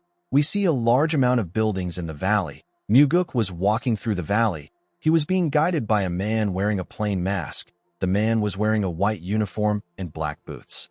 It wasn't just this man that was wearing the uniform and the mask. Every single person in the Valley of the Wicked was wearing the same thing. Muguk carefully looked at the warriors. He remembered the time he first met the faceless warriors. He noticed that the eyes of their masks were smiling. He quickly realized that the warriors' real eyes inside the mask weren't smiling. This was a chilling realization for him. The warrior guiding Muguk took him to a small castle that had a huge mask at its entrance. He bowed his head and told our boy that he cannot go any further. He told him that he needs to enter alone. Muguk thanked him for bringing him there. He walked past the man. The warrior carefully watched Muguk as he walked towards the castle gate. Our boy walked into the castle. He was able to arrive at a white room. The room was plain white. A man stood in this room alone. This man had red hair and wore a white uniform. Muguk instantly knew that the man was the evil smiling demon. He walked forward and moved close to the man. He asked him about what he is looking at. The evil smiling demon turned to our boy. He carefully looked at him with his blue eyes. He told him that he wasn't looking at anything. Muguk told the elder that it has been a long time. This was basically Muguk's first time meeting the evil smiling demon in this life. Aside from seeing him from a distance at official events, Muguk had never met the evil smiling demon personally. The evil smiling demon told him that he is still very young. He asked our boy to treat him comfortably like a friend. Muguk smiled and asked the evil smiling demon to tell him the amount of people that have left this world after being deceived by his words. The man laughed out loud when he heard this. He asked Muguk to tell him if he is the type who usually gets deceived or if he is the type to deceive. Our boy said that he is the type to pretend to be deceived. The evil smiling demon laughed out loud again. Muguk asked him if it isn't exhausting to be always smiling like this. The evil smiling demon glared at our boy. He asked him to tell him why smiling would be exhausting. Muguk told him that he always believed that smiling might be harder than crying. He asked the man if it isn't easy to live while crying and difficult to live while smiling. The evil smiling demon said that he has finally found someone who recognizes his hardship. He laughed out loud again. Muguk carefully looked at him. He didn't trust the evil smiling demon's laughter. It was like the lure on the head of a fish living in the deep sea. While a person is distracted and enchanted by the fluttering, colorful lure, they will quickly find themselves getting sucked into a giant mouth. The evil smiling demon asked Muguk to tell him why he came to see him. Our boy explained to him that he wants to say that he came to seek enlightenment on the kind of person he is, but this isn't true. He told the evil smiling demon that he came in hopes that he will support him instead of his brother. The man asked Muguk to take a walk with him. He walked forward in the huge room. He revealed to Muguk that he walks like this whenever he needs to organize his thoughts. He told him that he will think about supporting him if he tells him how he killed the soul-absorbing supreme demon. Muguk told him that he didn't kill the soul-absorbing supreme demon. The evil smiling demon said that he definitely did it. He explained to our boy that he is not curious about whether he killed the man or not. He said that he simply wants to know how he did it. Our boy realized that the man already believes that he is the one who killed the soul-absorbing supreme demon. He told the man that he didn't kill him. The evil smiling demon stopped moving when he heard this. He carefully turned to Muguk with a piercing gaze. Our boy instantly felt fear. The evil smiling demon stretched out his hand and suggested that he and Muguk become friends. Our boy carefully looked at his hand. He declined the evil smiling demon's offer. The man asked him about why he refused. Muguk knew that everyone who became the evil smiling demon's friend died. Only one person managed to survive. Our boy told the man that he has 3 reasons why they cannot be friends. The evil smiling demon didn't expect him to have 3 reasons. Muguk told him that he will eventually make a mistake if they act as friends. He explained to him that a comfortable mind eventually leads to rudeness. Formal speeches will allow him to avoid any mistakes. The evil smiling demon asked him if there is something wrong with making a few mistakes. Muguk said that it is fine as long as the person's friend isn't the evil smiling demon. The man laughed when he heard this. He told Muguk that he is more interesting than the rumors suggest. He asked him to tell him his second reason. Muguk said that the Nirvana Pavilion Master and the evil smiling demon cannot get along. The evil smiling demon told him that people often say that evil and good are 2 sides of the same coin. He explained to him that he can learn evil from him if he becomes his friend. He said that this will allow him to maintain his goodness. Muguk asked the evil smiling demon if good and evil could really be stuck together like 2 sides of the same coin. The man asked him about what he means. With a serious look on his face, Muguk said that evil is at the bottom of an endless abyss while good is supposed to be at the top of a high mountain. Saying that they are 2 sides of the same coin is likely nothing more than words made up by villains to justify themselves. The evil smiling demon didn't expect Muguk to say this. He asked him if he thinks of him as a hypocrite. Our boy said that he doesn't. He asked him if a person who proudly attaches evil to his own title can be a hypocrite. The evil smiling demon asked Muguk if he admires his greatness. Our boy told him that evil can never be great under any circumstances. The only time when evil can display greatness is when it suppresses another evil. The evil smiling demon laughed out loud again. Muguk carefully looked at him. He couldn't believe that the man was able to have such sunken eyes while laughing cheerfully. If he hadn't gotten his eye-enhancing surgery, even Muguk wouldn't have been able to discern the depths of the man's eyes. The evil smiling demon said that the rumors are true. He told our boy that he has become more like a stiff and suffocating orthodox faction nobody. Muguk explained to him that they probably became worse than the stiff and suffocating orthodox nobodies at some point if he feels this way. He told the man that he plans to set things right. The evil smiling demon told Muguk that the two of them will never be able to coexist. He said that he will continue to support Muyang in the future. Muguk bowed his head and told the man that it can't be helped. He said that he will be taking his leave. As he turned around and walked forward, the evil smiling demon reminded him that he never mentioned his third reason. With a serious look on his face, Muguk turned to the man and said that he doesn't make friends with people who wear masks. The evil smiling demon glared at Muguk when he heard this. The evil smiling demon has never taken off his mask in front of anyone. No one knows what he looks like or how old he is. Asking him to remove his mask is a taboo and a sore spot. Muguk had now touched this sore spot. Although he wasn't laughing out loud, his smiling eyes were showing how angry he truly was. The evil smiling demon released his energy in the room. Muguk recalled that the demonic energy of the evil smiling demon is the smiling evil heart. It awakens the fundamental violence of humans. When a person is exposed to the smiling evil heart, their heart beats violently and they feel the urge to kill someone. In fact, if the person's energy is weak, they can draw their sword and stab the person next to them to death. Even martial masters will be unable to fight normally when exposed to this energy. Fortunately, Muguk had the heavenly demon defense art. He could withstand the influence of the smiling evil heart.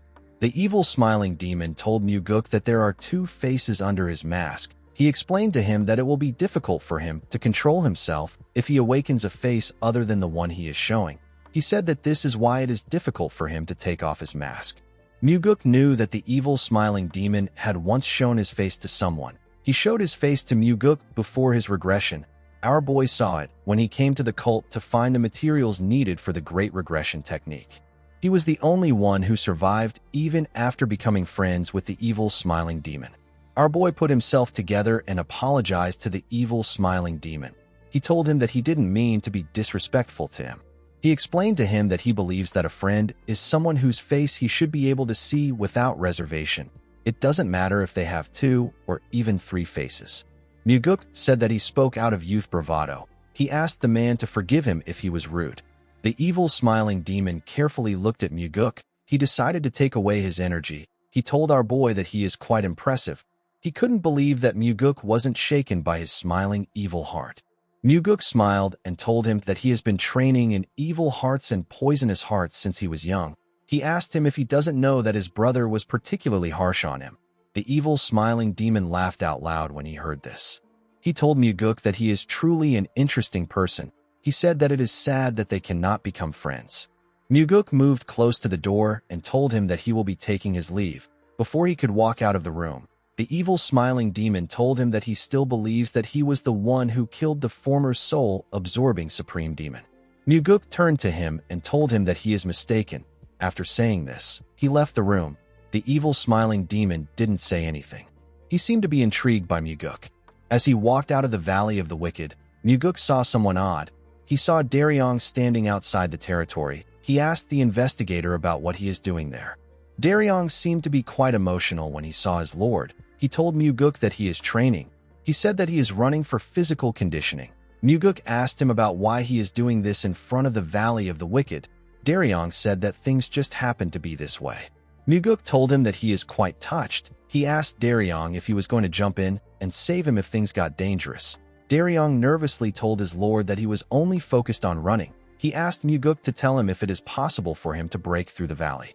Muguk told him that this is why he is touched. He couldn't believe that Daryong actually came there to try to save him, even though he knew that he would definitely die. With a shy look on his face, Daryong told his lord that he simply came there in case something happened. He said that he was going to inform his master if he heard any sounds of fighting. Muguk smiled when he heard this. He told Daryong that he is smart. He told him that this is exactly what he should do. He said that it is better to do this than to jump in with his lacking skills and die for nothing. He said that he has nothing to worry about since his right-hand man is so wise. Daryong blushed when he heard this. He touched his knees and said that his legs are still shaking. He told Muguk that he knows he is strong. but he was still a little worried. Muguk asked Daryong to keep worrying about him like this in the future. Daryong asked his lord if he can repeat what he said. Muguk asked him to keep worrying for him. He told the man that he can make mistakes, lose his way, and do stupid things too. He smiled and asked Daryong to keep worrying and continue helping him.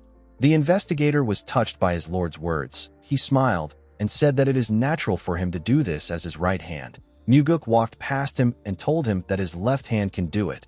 Daryong was shocked to hear this. He asked our boy if he really had to ruin this good atmosphere like this. Muguk smiled when he heard this. He raised his head up and asked someone about what he is doing in the tree. Daryong was surprised to hear the question. When he raised his head up, he saw his master sitting on a tree branch. Kiampa told Muguk that he is watching the sunset. Our boy asked him if he came all the way there to do this. The Blood Heaven Sword Demon told him that he also wanted to see if his disciple was slacking off. Daryong was shocked to hear what Kiampa said. He couldn't believe that his master just called him his disciple. He bowed his head and thanked his master. The Sword Demon asked him to be quiet. He asked him about what he is doing. He told him that he should be running if he came to train. Daryong agreed with his master. He ran forward with a smile on his face. Muguk moved to the tree and told Kiampa that he did well. The old man asked him about what he means. Our boy asked him if he saw how happy Daryong was. He advised the Blood Heaven Sword Demon not to put things off. He told him that he can say everything he wants in the moment, take credit for everything, and hate people well if he wants to hate them. Muguk said that this is how things should be. The Blood Heaven Sword Demon asked him if a young brat like him is trying to lecture an old man. Muguk told him that he is. He told him that he will be able to live while getting along with the young ones if he lives like this. Kiampa said that our boy always has an answer for everything. Muguk smiled when he heard this. He told the man that he should have said something if he was this worried about him. Kiampa explained to him that he came there because he thought that he might piss off the evil smiling demon. He said that the evil smiling demon loses his mind when he gets pissed off. Muguk asked him if he has ever seen the evil smiling demon angry. The Blood Heaven Sword Demon told him that he has seen it once. He said that no one could truly stop the man. Muguk recalled that he had also seen the man angry too, saying that no one could stop the evil smiling demon is the perfect expression. The Blood Heaven Sword Demon told Muguk that he thought that the evil smiling demon would go on a rampage if he meets him. Muguk asked him about why he would think this. Kiampa explained to him that he really knows how to piss people off. He asked him if the evil smiling demon wouldn't have gotten angry at him. Muguk said that things didn't go this far today. The Blood Heaven Sword Demon told him that he was able to come out without seeing blood because he is the heavenly demon's son. Any other person would have died in the valley. Muguk thanked the old man for worrying about him. Kiampa told him that it is fine. He suggested that they leave. Muguk told him that the sun is still setting. He suggested that they watch the sunset for a moment before they leave. Kiampa got up and told him that getting old is already sad enough. He asked Muguk to tell him the point of watching a sunset. He jumped from the tree after saying this. Muguk smiled as he watched the old man move. He remembered something that took place in the past. The scene shifts, and we are taken back to the past. We see a heavy rain falling outside. We see an older Muguk covered in blood. He was looking at someone on the ground. He was looking at the evil smiling demon. His sword was in the chest of the evil smiling demon. Muguk was the one who killed the evil smiling demon with his own hands. He took the life of the man who thought of him as a friend. While he was on the ground, the evil smiling demon wondered if he wanted to kill the tagger when he was playing with his friends as a kid. He wondered about when he became like this. Muguk asked him if he regrets living such a life. The evil smiling demon said that he isn't. He said that he regrets the fact that he will die without being able to kill more people. He told Muguk that he is actually a bit scared of going to hell. He asked our boy if he could help him take off the mask. Muguk bent down and helped the man take off his mask. He saw his blue eyes looking very lifeless. He told him that people would have said that he is very handsome when he was young. He asked the man to tell him why he lived his whole life wearing a mask. The evil smiling demon said that his master asked him a question when he chose him. He said that his master asked him if he could handle the fact that he will never be able to take off his mask for the rest of his life if he follows him. His master told him that he would let him live a life where he could kill people to his heart's content in exchange for wearing the mask. The evil smiling demon said that he accepted his master's offer without a moment's hesitation. He said that he has always been this way. This is why his master recognized him. Muguk asked him if he didn't have the chance to take off his mask after his master died. The man told him that he will understand once he wears the mask too. He explained to him that he will not be able to take it off once he puts it on. This is because it is comfortable.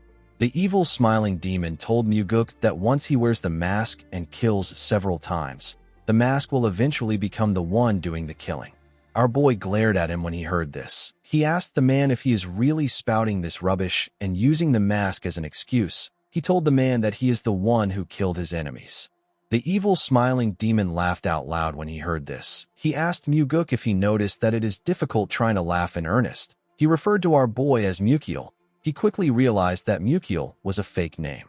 He asked our boy to tell him his real name. Muguk carefully looked him in the eye. He seemed reluctant to share his name with the man. The evil smiling demon asked Muguk if he ever saw him as a friend.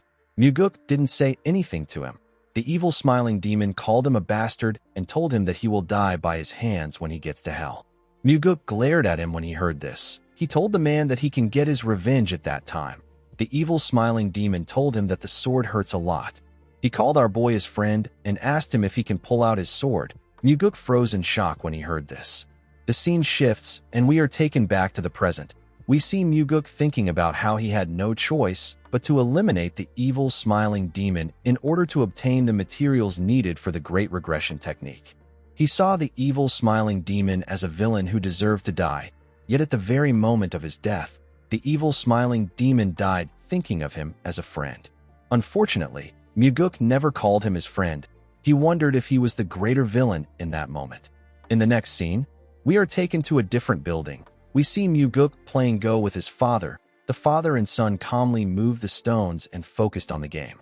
Muguk revealed to the heavenly demon that he recently met the demonic Buddha. He told his father that he said things that he didn't mean to Rabin to test him. He said that he also made serious efforts to find out the kind of person that Rabin is. The heavenly demon didn't say anything to his son. Muguk revealed to him that he recently met the evil smiling demon. He said that he dislikes the man, and it is not because he supports his brother, but because killing people with a smile lacks humanity. The heavenly demon didn't say anything. He moved a stone and asked his son to only create dead moves there. Muguk didn't expect to hear this. He realized that his father was asking him not to kill any more demon supremes. He asked the heavenly demon if he even has the skill to kill the evil smiling demon. He revealed to him that he is going around to meet demon supremes for his sake and the sake of his brother. He said that he thought about making all the demon supremes fall in line in his heart. However, now that he has actually faced them, he understands that it is not an easy task. Muguk told his father that dealing with people seems to be the hardest thing in the world.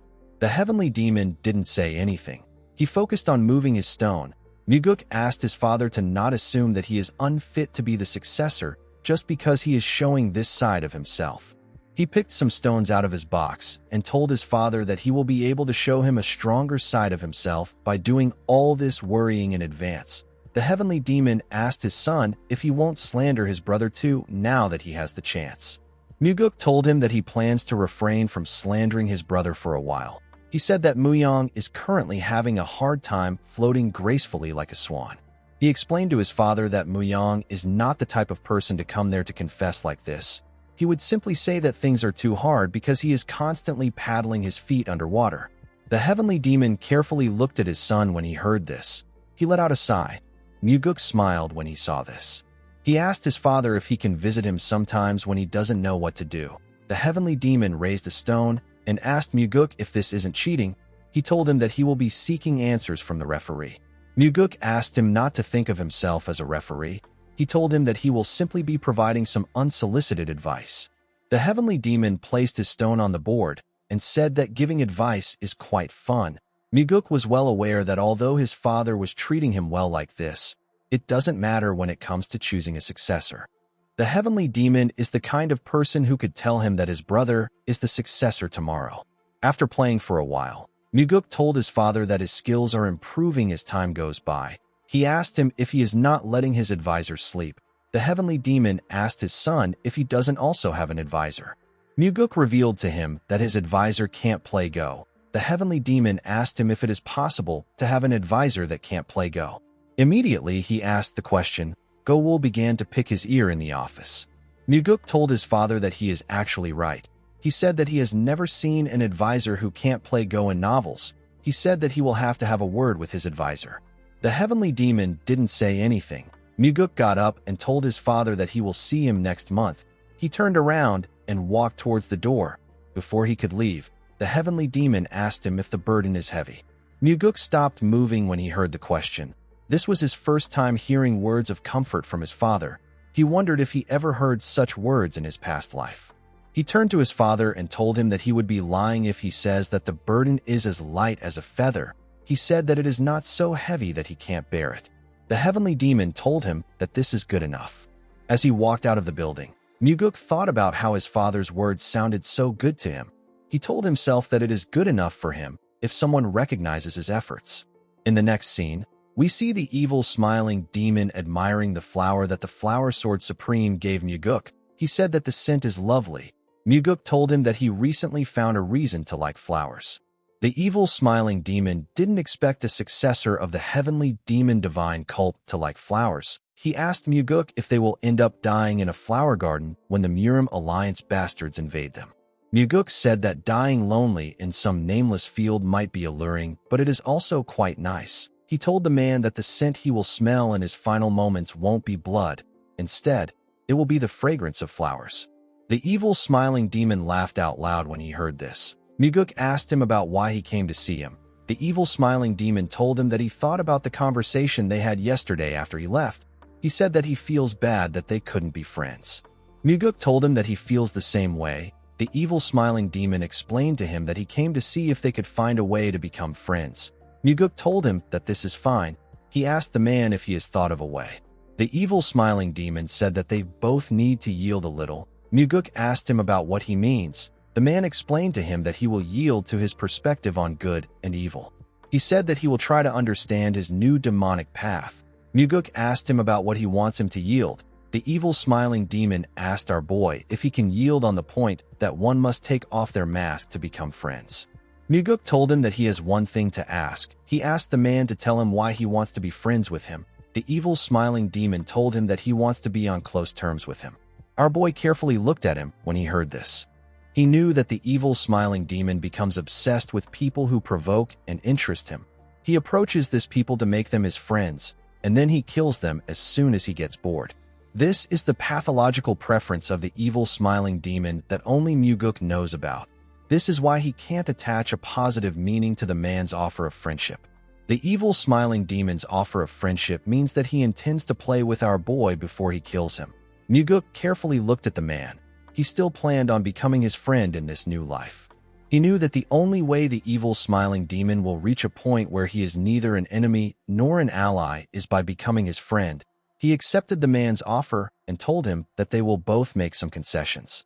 The evil smiling demon laughed out loud when he heard this. Muguk carefully looked him in the eye. While he was staring at him, someone announced that the first young master has arrived.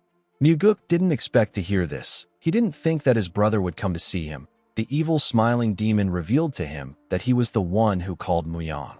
Muguk didn't expect the man to call his brother on his way to see him. He knew that only the evil smiling demon could do something like this. The evil smiling demon has an impulsive disorder where he executes an idea immediately without considering the consequences. The moment he gets a thought, he tries it out. Muguk asked his subordinate to let his brother in. When Muyang entered the room, he greeted the evil smiling demon and told him that it has been a while. The evil smiling demon welcomed the first young master. He said that he doesn't need to introduce the person next to him. Muguk smiled and said that they might actually be the ones who need an introduction. He told the man that they know less about each other than he thinks. The evil smiling demon moved close to Muyang and revealed to him that he is pestering his brother to become his friend. Muyang wasn't moved by his words. He said that a person needs this kind of entertainment once in a while. The evil smiling demon laughed out loud when he heard this. He told Muyang that this is why he intends to enjoy this entertainment with his younger brother. He told him that he is too uptight, so he is not fun to hang out with. Muyang agreed that Muguk was full of wit. He told the evil smiling demon that his brother will be more than enough as a friend. Muguk carefully looked at his brother. He knew that Muyang was having a hard time. He knew that his brother was not the type of person to go somewhere, because someone asked him to and listened to this kind of talk. Our boy was well aware that Muyang was enduring all of this due to his ambition of becoming the successor. Fortunately, Muyang was doing well. If he lets his nerve get the best of him, this would be the moment he loses the successor position. The evil smiling demon revealed to Muyang that Muguk came to see him yesterday. He said that our boy asked him to support him. Muguk asked the evil smiling demon to tell him why he is trying to drive a wedge between brothers after asking him to become his friend.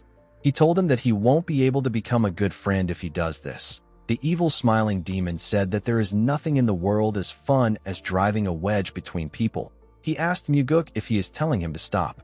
He said that he can hold a bowel movement in, but he cannot hold something like this in. Muguk told him that he is free to drive a wedge between the Murim Alliance and the Unorthodox Alliance, but not between brothers. The evil smiling demon told him that he would like to do this, but he is not in a situation where he can do this. Muyang watched Muguk and the man bicker. The evil smiling demon told the brothers that he wants to ask a question that he has been curious about since the two of them are gathered in the same place. Muyang asked him to go ahead. The evil smiling demon decided to question Muyang first. He asked the first young master to tell him what he will do for him if he helps him become the successor. Muguk wasn't surprised to see that the evil smiling demon would display his wicked intentions in front of him and his brother. Muyang told the man that he would triple the support for the Valley of Wicked and lift the limit on the number of faceless warriors. He told him that he will also remove the current ban that stops him from leaving the cult. Muguk recalled that the evil smiling demon committed a massacre on the Unorthodox Alliance martial artists the year before last year. Due to this, the heavenly demon prohibited him from going out to the central plains for the time being. The evil smiling demon told Muyang that his terms are very attractive. Muyang asked him not to think about it. He told the man that he will fully support him if there is anything else that he wants. The evil smiling demon laughed and said that this is good. Muguk glared at him when he heard this. He wondered if his brother knows that even though the evil smiling demon is laughing so happily, the gaze behind his mask is colder than anything. The evil smiling demon turned to Muguk and asked him to tell him what he will do for him if he helps him become the heavenly demon. Muguk glared at him when he heard this. With a cold gaze in his eyes, he told the evil smiling demon that he will let him live. Muyang was shocked to hear what his brother said. Muguk reminded the evil smiling demon that he mentioned the new demonic path that he wants to build yesterday. He released his energy and asked the man to tell him how he thinks he will treat someone like him who flaunts such extreme evil. He asked him if he believes that he will happily offer him support. Our boy told him that he will let him live even if he has to bear the political burden. The evil smiling demon glared at him when he heard this. Muguk asked him if it is still fun for him to play friends. He said that games that excessively break formalities always end poorly. He begged the evil smiling demon to never talk about becoming friends again. The evil smiling demon told him that staying in one place will only lead to a fight if they are not friends. He told our boy that he will see him next time. He walked out of the office after saying this. Muyang quickly turned to his brother and asked him about what he was thinking. Muguk realized that his brother knew that he wasn't the kind of person who would rashly anger the evil smiling demon. He asked Muyang if this doesn't make him angry. Muyang asked him about what he means. Muguk told him that they need to get on the good side of the 8 Demon Supremes as successors. He told Muyang that the Demon Supremes will put him in the successor seat if he wags his tail. He asked him if this doesn't make him mad. The first young master turned around and told his brother that he is the only one who annoys him. Muguk watched Muyang as he walked out of his office. He turned to the side after Muyang left. He saw Daryong standing next to the door. He smiled and asked him if he was waiting outside because he was worried about him. Daryong moved close to the flower and told Muguk that he wasn't worried about him. He said that he was worried that the flowers might wither if he emitted demonic energy. He told his pavilion master that the evil smiling demon seemed angry. He asked him if things will be all right. Muguk asked him if he can't tell how things will go from the man's excited footsteps. Daryong said that he is not sure. He said that the man is walking like someone who wants to trample someone to death. Muguk advised him to put the flower pot outside tomorrow if he is so worried. Daryong was surprised to hear this. He asked his master if the evil smiling demon is coming there tomorrow. Muguk knew that the evil smiling demon was the kind of person who would chase a person to the end if they tried to run away. He told his investigator that the man is a person who he has to settle things with one way or another. Daryong asked his pavilion master to tell him how he endures all this pressure. Muguk smiled and asked the man to tell him why it would be hard for him to endure it. Daryong was surprised to hear the question. Muguk told him that he has a right arm and a left arm that aims to be the right arm. He has a heart and wings, and now he even has a brain. Our boy told his subordinate that the one who is having a hard time must be the wicked and lonely soul. In the next scene, we see Muguk looking at someone. He told the person that he thought he wouldn't come there anymore. The person turned out to be the evil smiling demon. The man told Muguk that he holds the power of life and death over him. He said that it is natural for him to come there. Muguk turned to the documents in front of him and asked the demon supreme to wait. He said that he has something he needs to process quickly. The evil smiling demon asked him to take his time.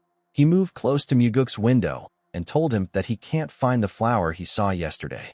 Muguk said that Daryong took it out to water it. He carefully read through a scroll and stamped it with his small dragon-shaped seal. He read another document and stamped it too. The evil smiling demon didn't say anything. Muguk opened another scroll and stamped it. Before he could read another document, the evil smiling demon moved close to him and asked him about why he makes work so difficult. He told him that he can just kill everyone. Muguk smiled and told him that he lives his life too easily. The demon supreme laughed when he heard this. Muguk knew that he couldn't be fooled by the man's informal nature. Those who let their guard down around the man usually die. Only those who stay tense in front of him manage to survive. Muguk read through another document and stamped it with his seal. He said that he is finally done. The evil smiling demon asked him if he will really spare his life if he becomes the successor. Muguk was surprised to hear the question. He turned to the man and carefully looked at him. He knew that he shouldn't allow himself to be fooled by these words. He knew that the man didn't come there to beg for his life. The evil smiling demon was simply enjoying this entire process. Muguk was well aware that the evil smiling demon wanted to interact with him and watch him crumble. He is the type of person who only feels satisfied if he can mock our boy with a laugh when he crumbles. Muguk put his hand into his clothes and took out a dagger. He drew a horizontal line on his table with the dagger. He drew a vertical line on the horizontal line and told the evil smiling demon that he will spare him, but he needs to reach the vertical line if he wants to live. The evil smiling demon asked him to tell him what the line is. Muguk revealed to him that it is the degree of affection in his heart. The evil smiling demon didn't expect something like this to exist. Muguk explained to him that he needs to pass the halfway mark to live. He told him that if a friend has no affection for him at all, then he is just a stranger. He said that people who call themselves friends in name will still die. The evil smiling demon told Muguk that surviving seems to be quite difficult. He asked him about where he currently stands in his heart. Muguk drew another vertical line at the beginning of the horizontal line. The evil smiling demon asked him if it is only this much. Muguk told him that this is a lot for someone like him. The evil smiling demon didn't say anything. Muguk knew that the man had no choice but to fall into a relationship with him. Aside from the fact that he treats the evil smiling demon in a rough manner, he will also let him taste a sense of justice and chivalry that can never be found in the cult. The evil smiling demon asked Muguk to tell him what he thinks of the cult leader. Our boy said that he doesn't think about his father. He said that he simply tries to feel things as they happen. He explained to the man that his father isn't someone he can understand by thinking with his head. He said that this makes things hard for him. The evil smiling demon laughed out loud when he heard this. Muguk got up and told the man that he can head out if he is done speaking. He said that it is time for his lunch. The evil smiling demon suggested that they go out together.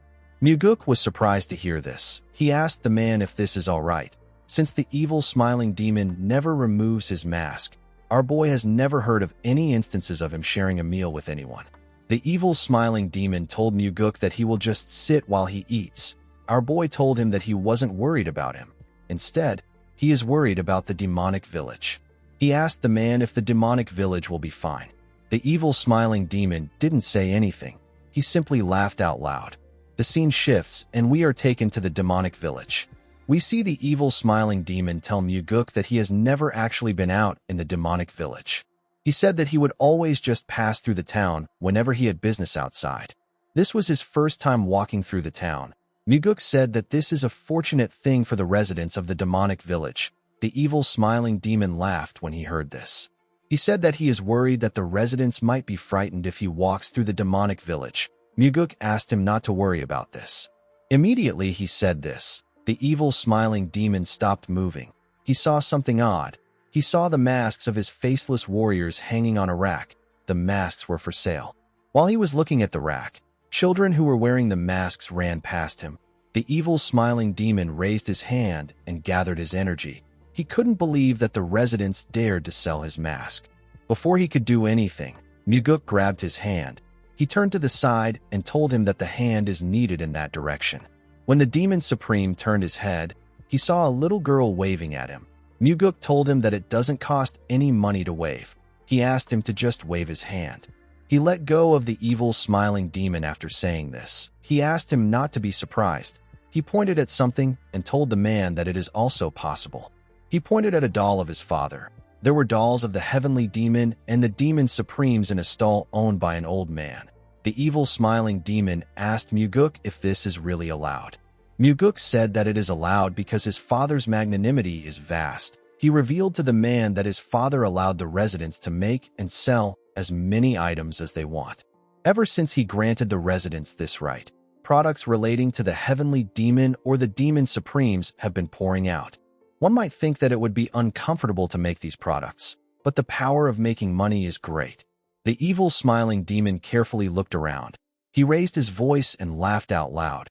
He said that this is truly hilarious. Some people found it weird that he raised his voice. Muguk told him that people like them will feel like protagonists when they come out there. However, this is a world where these people are the protagonists. Muguk told the man that the people will feel scared and bow their heads if they recognize them, but what is important to them now is their own lives. They have to earn money to survive day by day. They have to meet people, and they have to raise babies. This is the kind of place the demonic village is. After hearing what Muguk said, the evil smiling demon looked around. He released his energy and focused it on the man selling the masks. The man instantly got a headache. The evil smiling demon informed Muguk that the man will soon put on the mask he is selling and stab the person next to him to death. An old man asked the trader to tell him what is wrong. The evil smiling demon told our boy that it will be his fault if these people die. He reminded him that he was the one who brought him there. Muguk asked him not to be unreasonable. He reminded the man that he was the one who followed him when he said that he was going to eat. He told him that he is the one doing the killing. He explained to the man that there is something he needs to know. He said that committing murder in front of the pavilion master of the Nirvana Pavilion is a capital offense. With a serious look on his face, Muguk asked the evil smiling demon to trade his life for these people's own. The evil smiling demon glared at Muguk when he heard this. Our boy told him that he can mess with his father's dolls, but he is not allowed to mess with the livelihood of people trying to make a living. He walked forward after saying this. The evil smiling demon watched him move forward. He decided to take away his energy. He followed Muguk. Our boy knew that the evil smiling demon was trying to gauge his reaction. He didn't start this with the intention of killing anybody from the beginning. He knew that the more he yielded to the evil smiling demon, the more the man would be waiting with bated breath for the thrill of how exhilarating it will be to kill him. In the next scene, we see Muguk and the evil smiling demon sitting together in a tavern. The evil smiling demon told our boy that the place is quite shabby. Muguk said that it is his regular spot. Immediately he said this. The owner announced that the food has arrived. He nervously placed the dishes on the table. Muguk could tell that the man was scared. After filling the table with food, the man bowed his head and slowly walked away. The evil smiling demon informed our boy that the owner knows who he is. Our boy told him that it is because he came there with him. He revealed to the evil smiling demon that the man is most afraid of him among all the guests he has brought there. He said that the owner is more scared of him than his father. The evil smiling demon asked our boy if the heavenly demon has also been there. Muguk told him that he has. He said that there is a first time for everyone. The evil smiling demon told him that many people seem to share their firsts with him.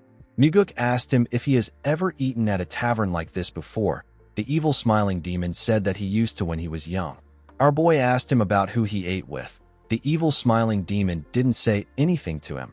Muguk already knew who it was. In the past, the evil smiling demon told Muguk that he used to eat with his father in the marketplace before becoming his master's disciple. Muguk recalled that the evil smiling demon claimed that he was born tainted by slaughter. He wondered if this was really the case. He wondered if the young boy's eyes were truly filled with murderous intent when he entered the tavern in the past. Muguk asked the man if he would like to join him. He asked him if he would like to lift his mask slightly to eat. The evil smiling demon told him that this would be unsightly. He told Muguk that he is not even hungry. He asked him to eat without concern. Muguk decided to accept his offer. He began to eat the food. He carefully savored the dishes. The evil smiling demon simply watched him as he ate. Our boy asked him if it isn't tiring to keep the mask on all the time. The evil smiling demon told him that it will be more tiring for him. Muguk didn't expect to hear this. He asked the man about what he means. The evil smiling demon told him that he has to put on various expressions every day because he doesn't have a mask. Muguk told him that he is correct. He revealed to the man that he once came to the tavern with the Blood Heaven's sword demon.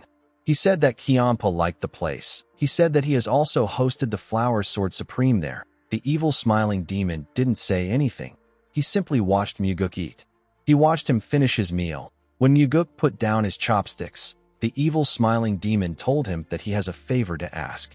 Muguk asked him to tell him what he needs. The evil smiling demon asked Muguk to talk to his father and have his restriction removed. Muguk recalled that his older brother promised to do this favor for the evil smiling demon. He told the man that it won't be easy to do. The evil smiling demon told him that this is the reason he is asking him. He explained to Muguk that he feels like he might actually be able to solve the problem. Muguk carefully looked at him when he heard this. He asked the man to tell him what he will do for him if he removes his restriction. The evil smiling demon asked Muguk to tell him what he wants. He asked him if he wants his full support. Our boy told the man that he doesn't.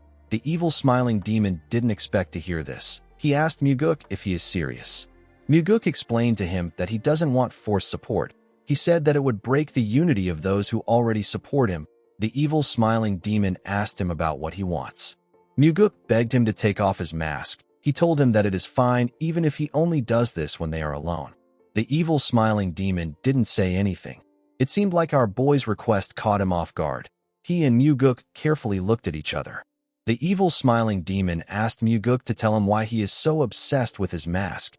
Our boy told him that he wants them to be true friends if they are going to be friends.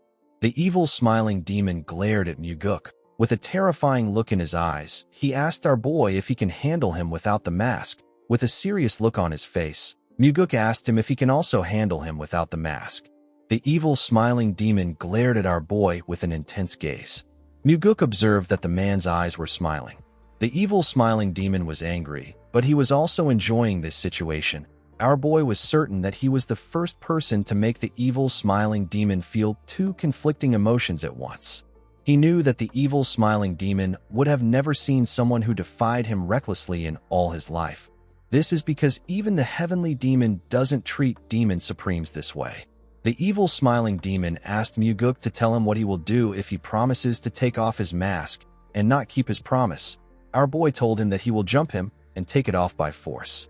The evil smiling demon raised his arms and suggested that they practice this right now. He carefully looked at Muguk to see his reaction. Our boy glared at him and smiled. He told the man that his facial skin might get peeled off if he tries this. The evil smiling demon asked him about what he will do if he can't take his mask by force. Muguk said that he won't do anything. The evil smiling demon didn't expect to hear this. He glared at Muguk. The answer was perfect for the evil smiling demon who likes to do the opposite of the norms. The man asked our boy if he is saying that he will trust him. Muguk told him that he doesn't trust him. He said that the evil smiling demon is not a name that inspires trust in others. The man didn't say anything. Our boy got up and suggested that they start leaving. He advised the evil smiling demon to head back to eat. The evil smiling demon watched Muguk as he walked forward. He seemed to be intrigued by our boy. As they walked through the street, the evil smiling demon turned to something and asked Muguk to wait for a moment. He walked up to the trader who he tried to kill and purchased a mask. He offered the mask to Muguk and told him that it is a gift to commemorate the day. Our boy accepted the mask. and reminded the man that the condition he set was for him to take off his mask. He never expected him to be putting a mask on his own face. He carefully wore the mask and raised his head. He told the evil smiling demon that it is suffocating. He assured the man that he will be twice as good if he fought without a mask. He asked him to tell him the amount of time he will need to wear the mask for it to become comfortable. The evil smiling demon told him that it won't take as long as he thinks. Muguk told him that the opposite will be true if this is the case. He said that the time to take to feel at ease without a mask isn't long at all. The evil smiling demon didn't say anything to our boy. Muguk raised his mask to his head and advised the evil smiling demon to wear his mask like that. He asked him if he can see how comfortable and nice it is. He advised the man to wear the mask when he wants to and to take it off when he wants to. He said that the mask will also feel good since it gets to look up at the sky. The evil smiling demon raised his head and looked at the sky.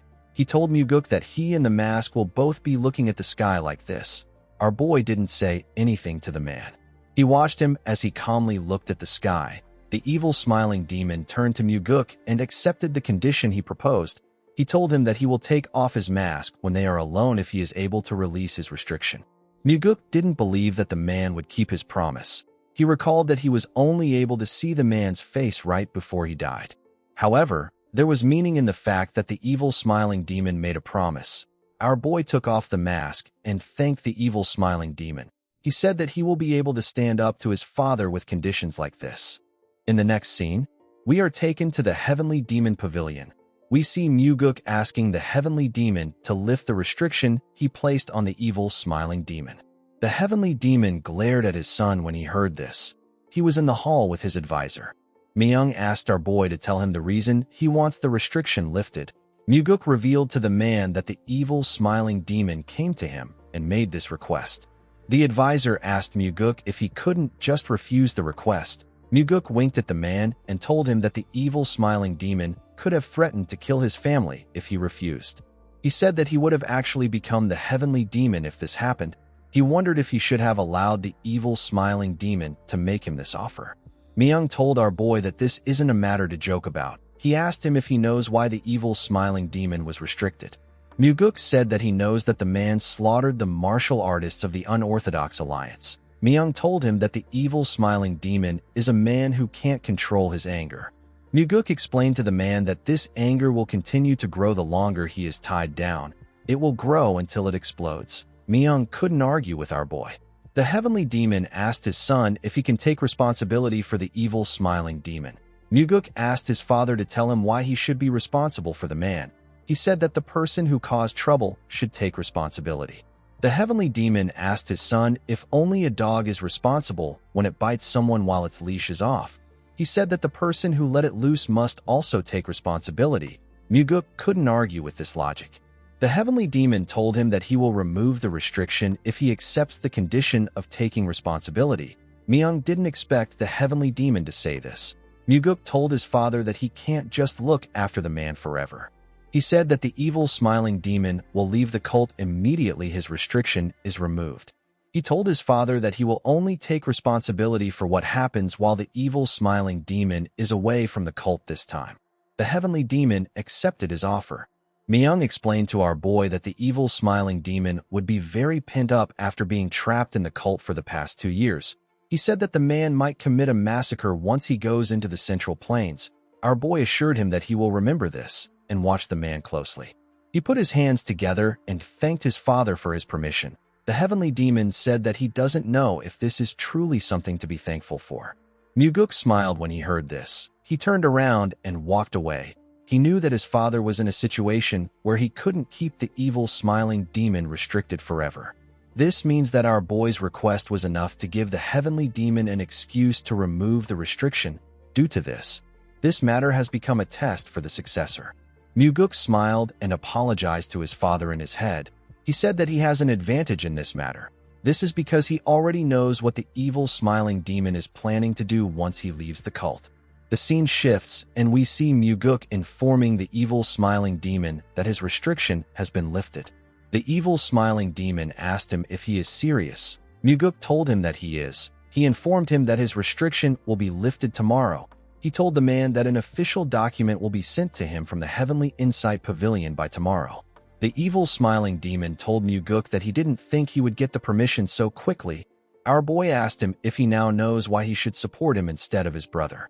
The evil smiling demon told him that he will have to seriously think about this. He asked Muguk if his father just gave him his permission. Muguk said that this is impossible.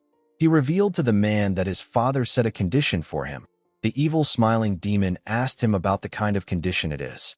Muguk revealed to him that he said that he will take full responsibility if he causes any trouble. The evil smiling demon didn't expect our boy to stake his position as a successor for him. He glared at Muguk and asked him if this is something worth doing. Our boy said that he thinks it is worth it to see his face. The evil smiling demon told him that he staked too much for this kind of flattery. Since the man already caught his flattery, Muguk decided to say more. He told the evil smiling demon that becoming friends with him is something no one else will ever experience in their life. He told him that the condition his father set is well worth the risk.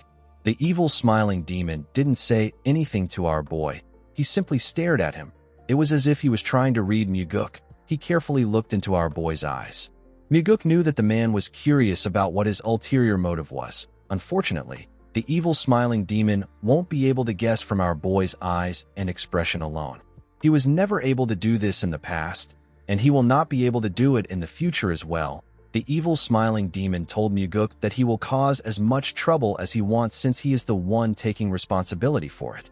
Our boy said that he did a truly crazy thing. The evil smiling demon asked him about why he didn't hide the condition. He told him that he could have just not said anything about taking responsibility. He told Muguk that this is something that can become a weakness for him. Muguk told the man that he had to say it.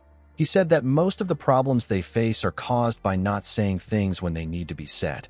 The evil smiling demon didn't expect this response. Muguk asked the man to give him his word. The evil smiling demon asked him about what he wants. Muguk told him that he has to go out with him if he has to leave the cult. He explained to him that the restriction will be reapplied if he breaks this promise, and he will have to start the period all over again. The evil smiling demon accepted Muguk's offer. He suggested that they don't waste any time and leave the cult tomorrow. Our boy told him that he looks forward to his trip with him. The man told him that they are not exactly going on a trip. Muguk explained to him that if someone goes out with their friend, it becomes a trip regardless of where they are going to. The evil smiling demon didn't say anything to him. Muguk didn't plan to approach this journey with anxiety. He didn't plan to stop the man from causing trouble at all costs. He wanted to go out with the mindset that he is going for a short outing with the evil smiling demon. He planned to move with the mindset that he needed to stop his friend from getting into a fight and save him from danger. Muguk told the man that he will be taking his leave now. Immediately, he turned around. The evil smiling demon asked him if there is anywhere he wants to go. Muguk told the man that he wants to see his world during this journey. He asked him to show him his world. The man told him that his world will be boring. Muguk explained to him that it only feels this way because it is his own world. He told him that his world will look different to someone else. The evil smiling demon laughed out loud when he heard this. In the next scene, we see Daryong swinging his sword. While he was training, he noticed that his pavilion master was staring at him. He saw the white mask on Muguk's waist. He quickly became scared. He asked our boy if he killed the evil smiling demon too. With a serious look on his face, Muguk said that he did. He asked Daryong if he should have let a villain like that live. Daryong became relieved when he heard this. He told his pavilion master that he really thought that he killed the evil smiling demon. Muguk reminded him that he just said that he killed the demon supreme. The investigator told him that he is not foolish enough to carry evidence of a murder on his waist. Muguk asked him about why he asked him if he killed the evil smiling demon when he knows this. Daryong explained to him that he was so shocked when he saw the mask. He asked Muguk about what the mask is. Our boy said that it is a gift from the evil smiling demon. The investigator was surprised to hear that the evil smiling demon gave Muguk a mask as a gift. Our boy revealed to him that the demon supreme gave it to him in the demonic village. He said that the man even paid for it. Daryong was surprised to hear that the evil smiling demon was carrying money around. He assumed that the man would just kill someone and steal the mask. Inside the Blood Heaven's Sword Demon's office, we see him reading a novel. The man turned to the side when he sensed something. he saw Muguk wearing a white mask in his office. Our boy gave off an eerie vibe. With a serious look on his face, Kiampa told Muguk that his head is going to fly off his body if he keeps playing like this. Muguk raised the mask and asked the man to tell him how someone as noble as him can say such crude things. Kiampa told him that it is because he is wearing the stupid mask. Muguk revealed to the man that he will be leaving the cult tomorrow with the evil, smiling demon. He told him that he came to ask him to look after the cult while he is away. The Blood Heaven Sword Demon asked him not to worry. He said that the cult will be fine on its own. He told Muguk that the cult runs without him, so it will be fine even if he leaves. Muguk took off the mask and agreed with him. He said that the cult runs so well that it is almost a problem. He asked Kiampa to pass on his regards to the Flower Sword Supreme. The old man turned to him and asked him if he is serious. Muguk told him that he is. He asked the Blood Heaven Sword Demon to tell Yonrang that he is leaving without saying goodbye because he is busy. The reason Muguk specifically asked Kiampa to do this is because he needed an excuse for the old man and the Sword Supreme to see each other again. Our boy turned around and told the Blood Heaven Sword Demon that he is leaving. The old man asked him if he is really planning to bring the evil smiling demon over to their side. Muguk smiled and told the man that he will make sure that the evil smiling demon doesn't become their enemy, even if he doesn't become their ally. Kiampa asked Muguk if there is a need for this. Our boy explained to him that things will become incredibly difficult if the evil smiling demon joins hands with his older brother. The Blood Heaven Sword Demon told him that the evil smiling demon is not the kind of person who would sincerely serve the first young master. Muguk said that this is the problem. He explained to Kiampa that his brother and the evil smiling demon will keep moving forward while maintaining a proper distance. They will exchange tasks and rewards between themselves. Given their personalities, there won't be any emotional friction or pride getting in their way. Muguk said that his brother will get along with the evil smiling demon better than how he gets along with the demonic Buddha. He recalled that this was what happened in the past. Muyang and the evil smiling demon worked so well together in the past. The first young master ended up becoming closer to the evil smiling demon than any demon supreme. Muguk bowed his head and told the Blood Heaven Sword Demon that he is leaving. Kiampa asked him to wait. He carefully placed a book in his shelf. The moment he did this, the shelf moved to the side and revealed a secret room. Muguk was shocked to see the room.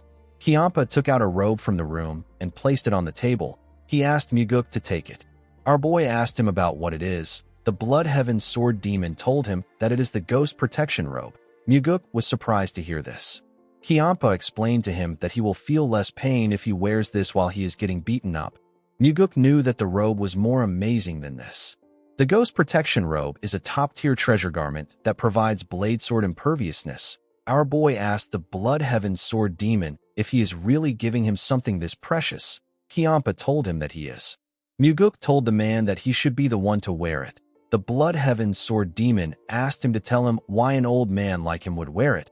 He said that it would look unsightly. Our boy advised him to sell it. Kiampa asked him to tell him why he would do this. Muguk told him that he can make money. Kiampa asked him about what he will do with the money. Muguk didn't know what to say. He quickly recalled that the Blood Heaven Sword Demon has no kin to leave his fortune to. He remembered that he was the one who killed the man's younger brother. He advised Kiampa to travel the Central Plains and enjoy all the delicacies of the land. Kiampa said that he can't even digest the noodles he had for lunch now that he is old. Muguk didn't expect to hear this. He felt bad because he knew that Kiampa wasn't joking. No matter how much of a martial master a person is, no one can escape aging. The Sword Demon told Muguk that he doesn't have to wear the robe if he doesn't want to. Our boy told him that he wants the robe. After putting the robe on, Muguk was surprised to see how the robe fit him perfectly. He said that it is so comfortable. He realized that he won't be hurt if he is hit by sword energy or enhanced sword energy if he wraps the supreme heavenly silk over the robe and uses the heavenly demon defense art. Muguk told the Sword Demon that he is truly grateful. The old man walked past him and called out to Daryong from his window. He told the investigator that his stance is wrong. He asked him to swing the sword properly. He asked him if he wants to swing it 1,000 more times. Daryong quickly apologized to his master. Muguk smiled when he saw this. He realized that the Sword Demon really enjoys making himself look like a bad guy. he decided to not repay Kianpa, who has opened his heart to him with just words. He planned to pay the Blood Heaven's sword demon back properly. In the next scene, we see Muguk telling someone that he is leaving tomorrow morning. The person turned out to be Leon. The woman told her young master that they won't be able to hold a farewell party. She said that she wanted the group to gather and have a drink for the first time in a while. Muguk asked his guard if this is what matters right now. He told her that he is heading out to the Central Plains with the evil smiling demon. He told her that she is supposed to ask him if it won't be dangerous. He asked her about where her old self went. Leon said that she also missed her affectionate self.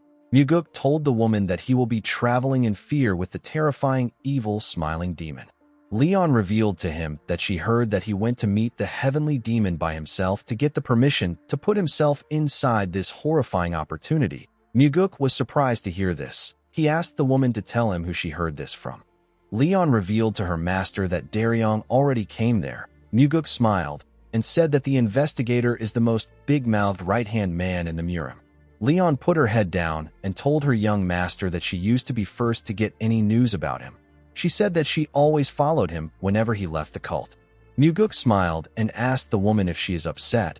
Leon raised her voice and said that she is very upset. She told our boy that she is worried about him. She said that she wants to follow him and protect him. She reminded him that she is no longer his bodyguard. She told him that he undeservedly gave her the position of the Phantom Shadow Corps leader. She revealed to Muguk that what she still wants is to stay by his side and protect him. She told him that she wants to be by his side, even if it kills her. She said that this is her dream. She explained to Muguk that she believed that she could truly protect him if she became a greater martial master than she is now. She told herself that she had to endure until she became a useful person. She told herself that she needed to endure and train. With a shaky tone in her voice, Leon told her master that she wasn't going to say anything because she knows that he is very busy and that he is having a hard time. As tears poured down from her eyes, Leon apologized to her master and told him that she will train harder. Muguk asked the woman to pack her bags. Leon was surprised to hear this. She asked her master about what he means. Muguk pat her head and told her that they will travel together tomorrow. Leon didn't expect to hear this. She carefully looked at her master. She cleaned her face and asked Muguk if he is serious. Our boy told her that she is right. He asked her to tell him who will protect him if she doesn't do it. He told her that they can travel together. He told her that she can protect him to her heart's content. The woman accepted her master's order. She bowed her head and thanked him for the opportunity. Muguk told her that they are going to struggle when they leave home. He asked her about what she is thankful for. He reminded her that their traveling companion is the evil, smiling demon. Leon told her master that she would follow him even if the person was the great cult leader. She turned around and told Muguk that she will see him later. She said that she has a lot to pack. She ran forward and said that women have a lot to prepare for.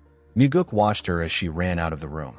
He believed that martial arts training and changes in life were good, but this moment was the most important part of his relationship with Leon. Muguk realized that aside from his desire to make Leon stronger, there was a selfish part of him that just wanted to feel at ease. He understood that the woman's life was presently happening, and yet he pushed her into this training ground just to hide his own anxiety. He realized that he will overcome his anxiety when he performs the sacred poison purification technique. Muguk carefully raised his head up. He told himself that the time has finally come. He said that Leon would have become a different person by the time they finished this journey and return. In the next scene, we are taken to a different location. We see a faceless warrior wearing a mask that has some blue paint on it. The man introduced himself to someone as Blue Mask. The person turned out to be Muguk. Our boy was wearing the ghost protection robe and the supreme heavenly silk. He remembered that Blue Mask is a man with excellent martial arts skills and great loyalty. Even when Muguk came to look for the materials for the great regression technique, this man was still the evil, smiling demon's right-hand man. He introduced Leon as his bodyguard to Blue Mask and the evil, smiling demon. The woman put her hands together and told the men that it is an honor to meet them. Muguk said that Leon is also his heart. The evil, smiling demon laughed out loud when he heard this. He reminded Muguk that he has shown him his right-hand man. He told him that he is now telling him where his heart is. Our boy told him that he is exposing all his weaknesses so he won't know which one is the real one. The evil smiling demon glared at Muguk when he heard this. He suggested that they start moving. After Muguk and the evil smiling demon got into the carriage, Leon and Blue Mask sat in front of the carriage. Blue Mask was the one responsible for guiding the horses. Muguk and the evil smiling demon silently sat in the carriage. The evil smiling demon decided to start a conversation. He told our boy that he noticed that he brought the mask. Muguk told him that he had to bring it because he gave it to him. The evil smiling demon told him that he will have a better one made for him. Muguk said that it is fine. He said that he likes the mask. The evil smiling demon asked him if he really likes the cheap mask from the street stall. Our boy said that he does. He reminded the man that this is the one he bought for him. The evil smiling demon told Muguk that he is a man who starts with suspicion when he looks at people. He said that he is even more suspicious of those who say things that are pleasant to hear. Muguk smiled and told him that he is right to be suspicious. He said that he is being kind to someone with evil in his title. He told the man that he definitely has an ulterior motive. The evil smiling demon asked him about what his ulterior motive is. Muguk didn't say anything to him. He reminded the man that he once asked him if it was harder to express emotions. He told him that he actually prefers expressing emotions. He smiled and asked the man if he can't just use the ambiguous expression to avoid giving him a direct answer. The evil smiling demon glared at Muguk when he heard this. He looked outside the window and asked Muguk about why he hasn't asked him about where they are going. Muguk told him that they will probably be going somewhere dull. The evil smiling demon laughed when he heard this. Muguk was actually curious about where they will first go. He already knew about the major incidents that occurred when the evil smiling demon left the cult, although he didn't know things like where the evil smiling demon went to first or who he met. As the journey continued, the evil smiling demon decided to start another conversation. He asked Muguk to tell him how Leon became his heart. Our boy turned to him when he heard the question. It seemed as if he didn't expect it. He smiled and said that he made Leon his heart because she is alive. The evil smiling demon asked our boy if he is dead right now. Muguk asked him if they can consider themselves to be alive. The evil smiling demon didn't expect to hear this. He didn't say anything to our boy. Fortunately, Blue Mask broke the silence by suggesting that they eat at a village before moving on.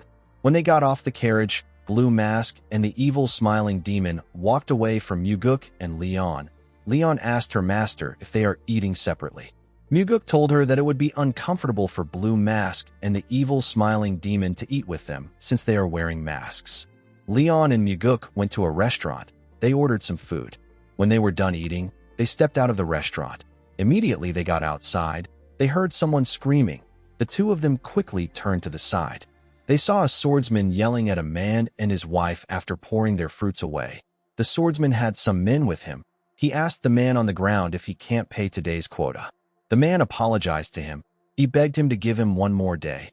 Muguk carefully looked at the man. He decided to ignore the matter before he could walk forward. Someone asked him if he will just pass by, as if he didn't see anything. Muguk didn't expect to hear this. When he turned around, he saw the evil smiling demon and Blue Mask. He told the evil smiling demon that he has a bit of a hypocritical side. The man told him that he likes this very much. He said that this is how a person should be. He said that pretending to be kind is a headache. Muguk agreed with him. The evil smiling demon asked our boy to tell him why he hates evil so much. Muguk asked him if he didn't just ignore the evil act and walk past it. The evil smiling demon asked him if he isn't doing this because the man will end up facing retaliation later if he clumsily messes with one or two of the thugs and leaves. Muguk turned to the man when he heard this. He knew that the evil smiling demon read his thoughts. If our boy steps in, he will have to pull these thugs out from the roots. Unfortunately, he doesn't have the luxury to do this right now. Our boy smiled and told the evil smiling demon that he misunderstood him. The man suggested that they clear up the misunderstanding before they go. He nodded his head at Blue Mask. The man bowed his head and walked towards the thugs. Muguk realized that Blue Mask will probably take out their leader too since he heard their conversation. Unfortunately, it won't be long before another underworld group moves in. Muguk called out to Leon. The woman nodded her head and told her master that she will follow Blue Mask. The evil smiling demon moved to the top of the carriage. He sat down and said that it is a perfect spot to watch. Muguk joined him and asked him if he enjoyed his meal. The evil smiling demon said that he just ate what he saw. He told Muguk that he doesn't find joy in eating.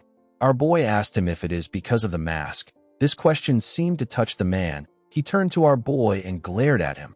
Muguk didn't look away. He could sense a slight hint of displeasure from the man. Talking about the mask seems to make him uncomfortable. The evil smiling demon turned away and said that he never liked eating much to begin with. Muguk told him that it is probably because of his mask.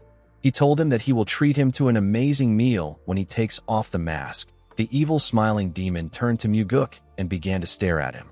Our boy didn't look away. The evil smiling demon glared at him with a crazy look in his eyes. Muguk knew what the man was thinking. He knew that the evil smiling demon was wondering about who he is and why he gets on his nerves this much. Guys, we have come to the end of our video. Hope you guys enjoyed this recap. Let me know what you think in the comments section. Don't forget to like and smash that subscribe button for more recaps. See you guys later.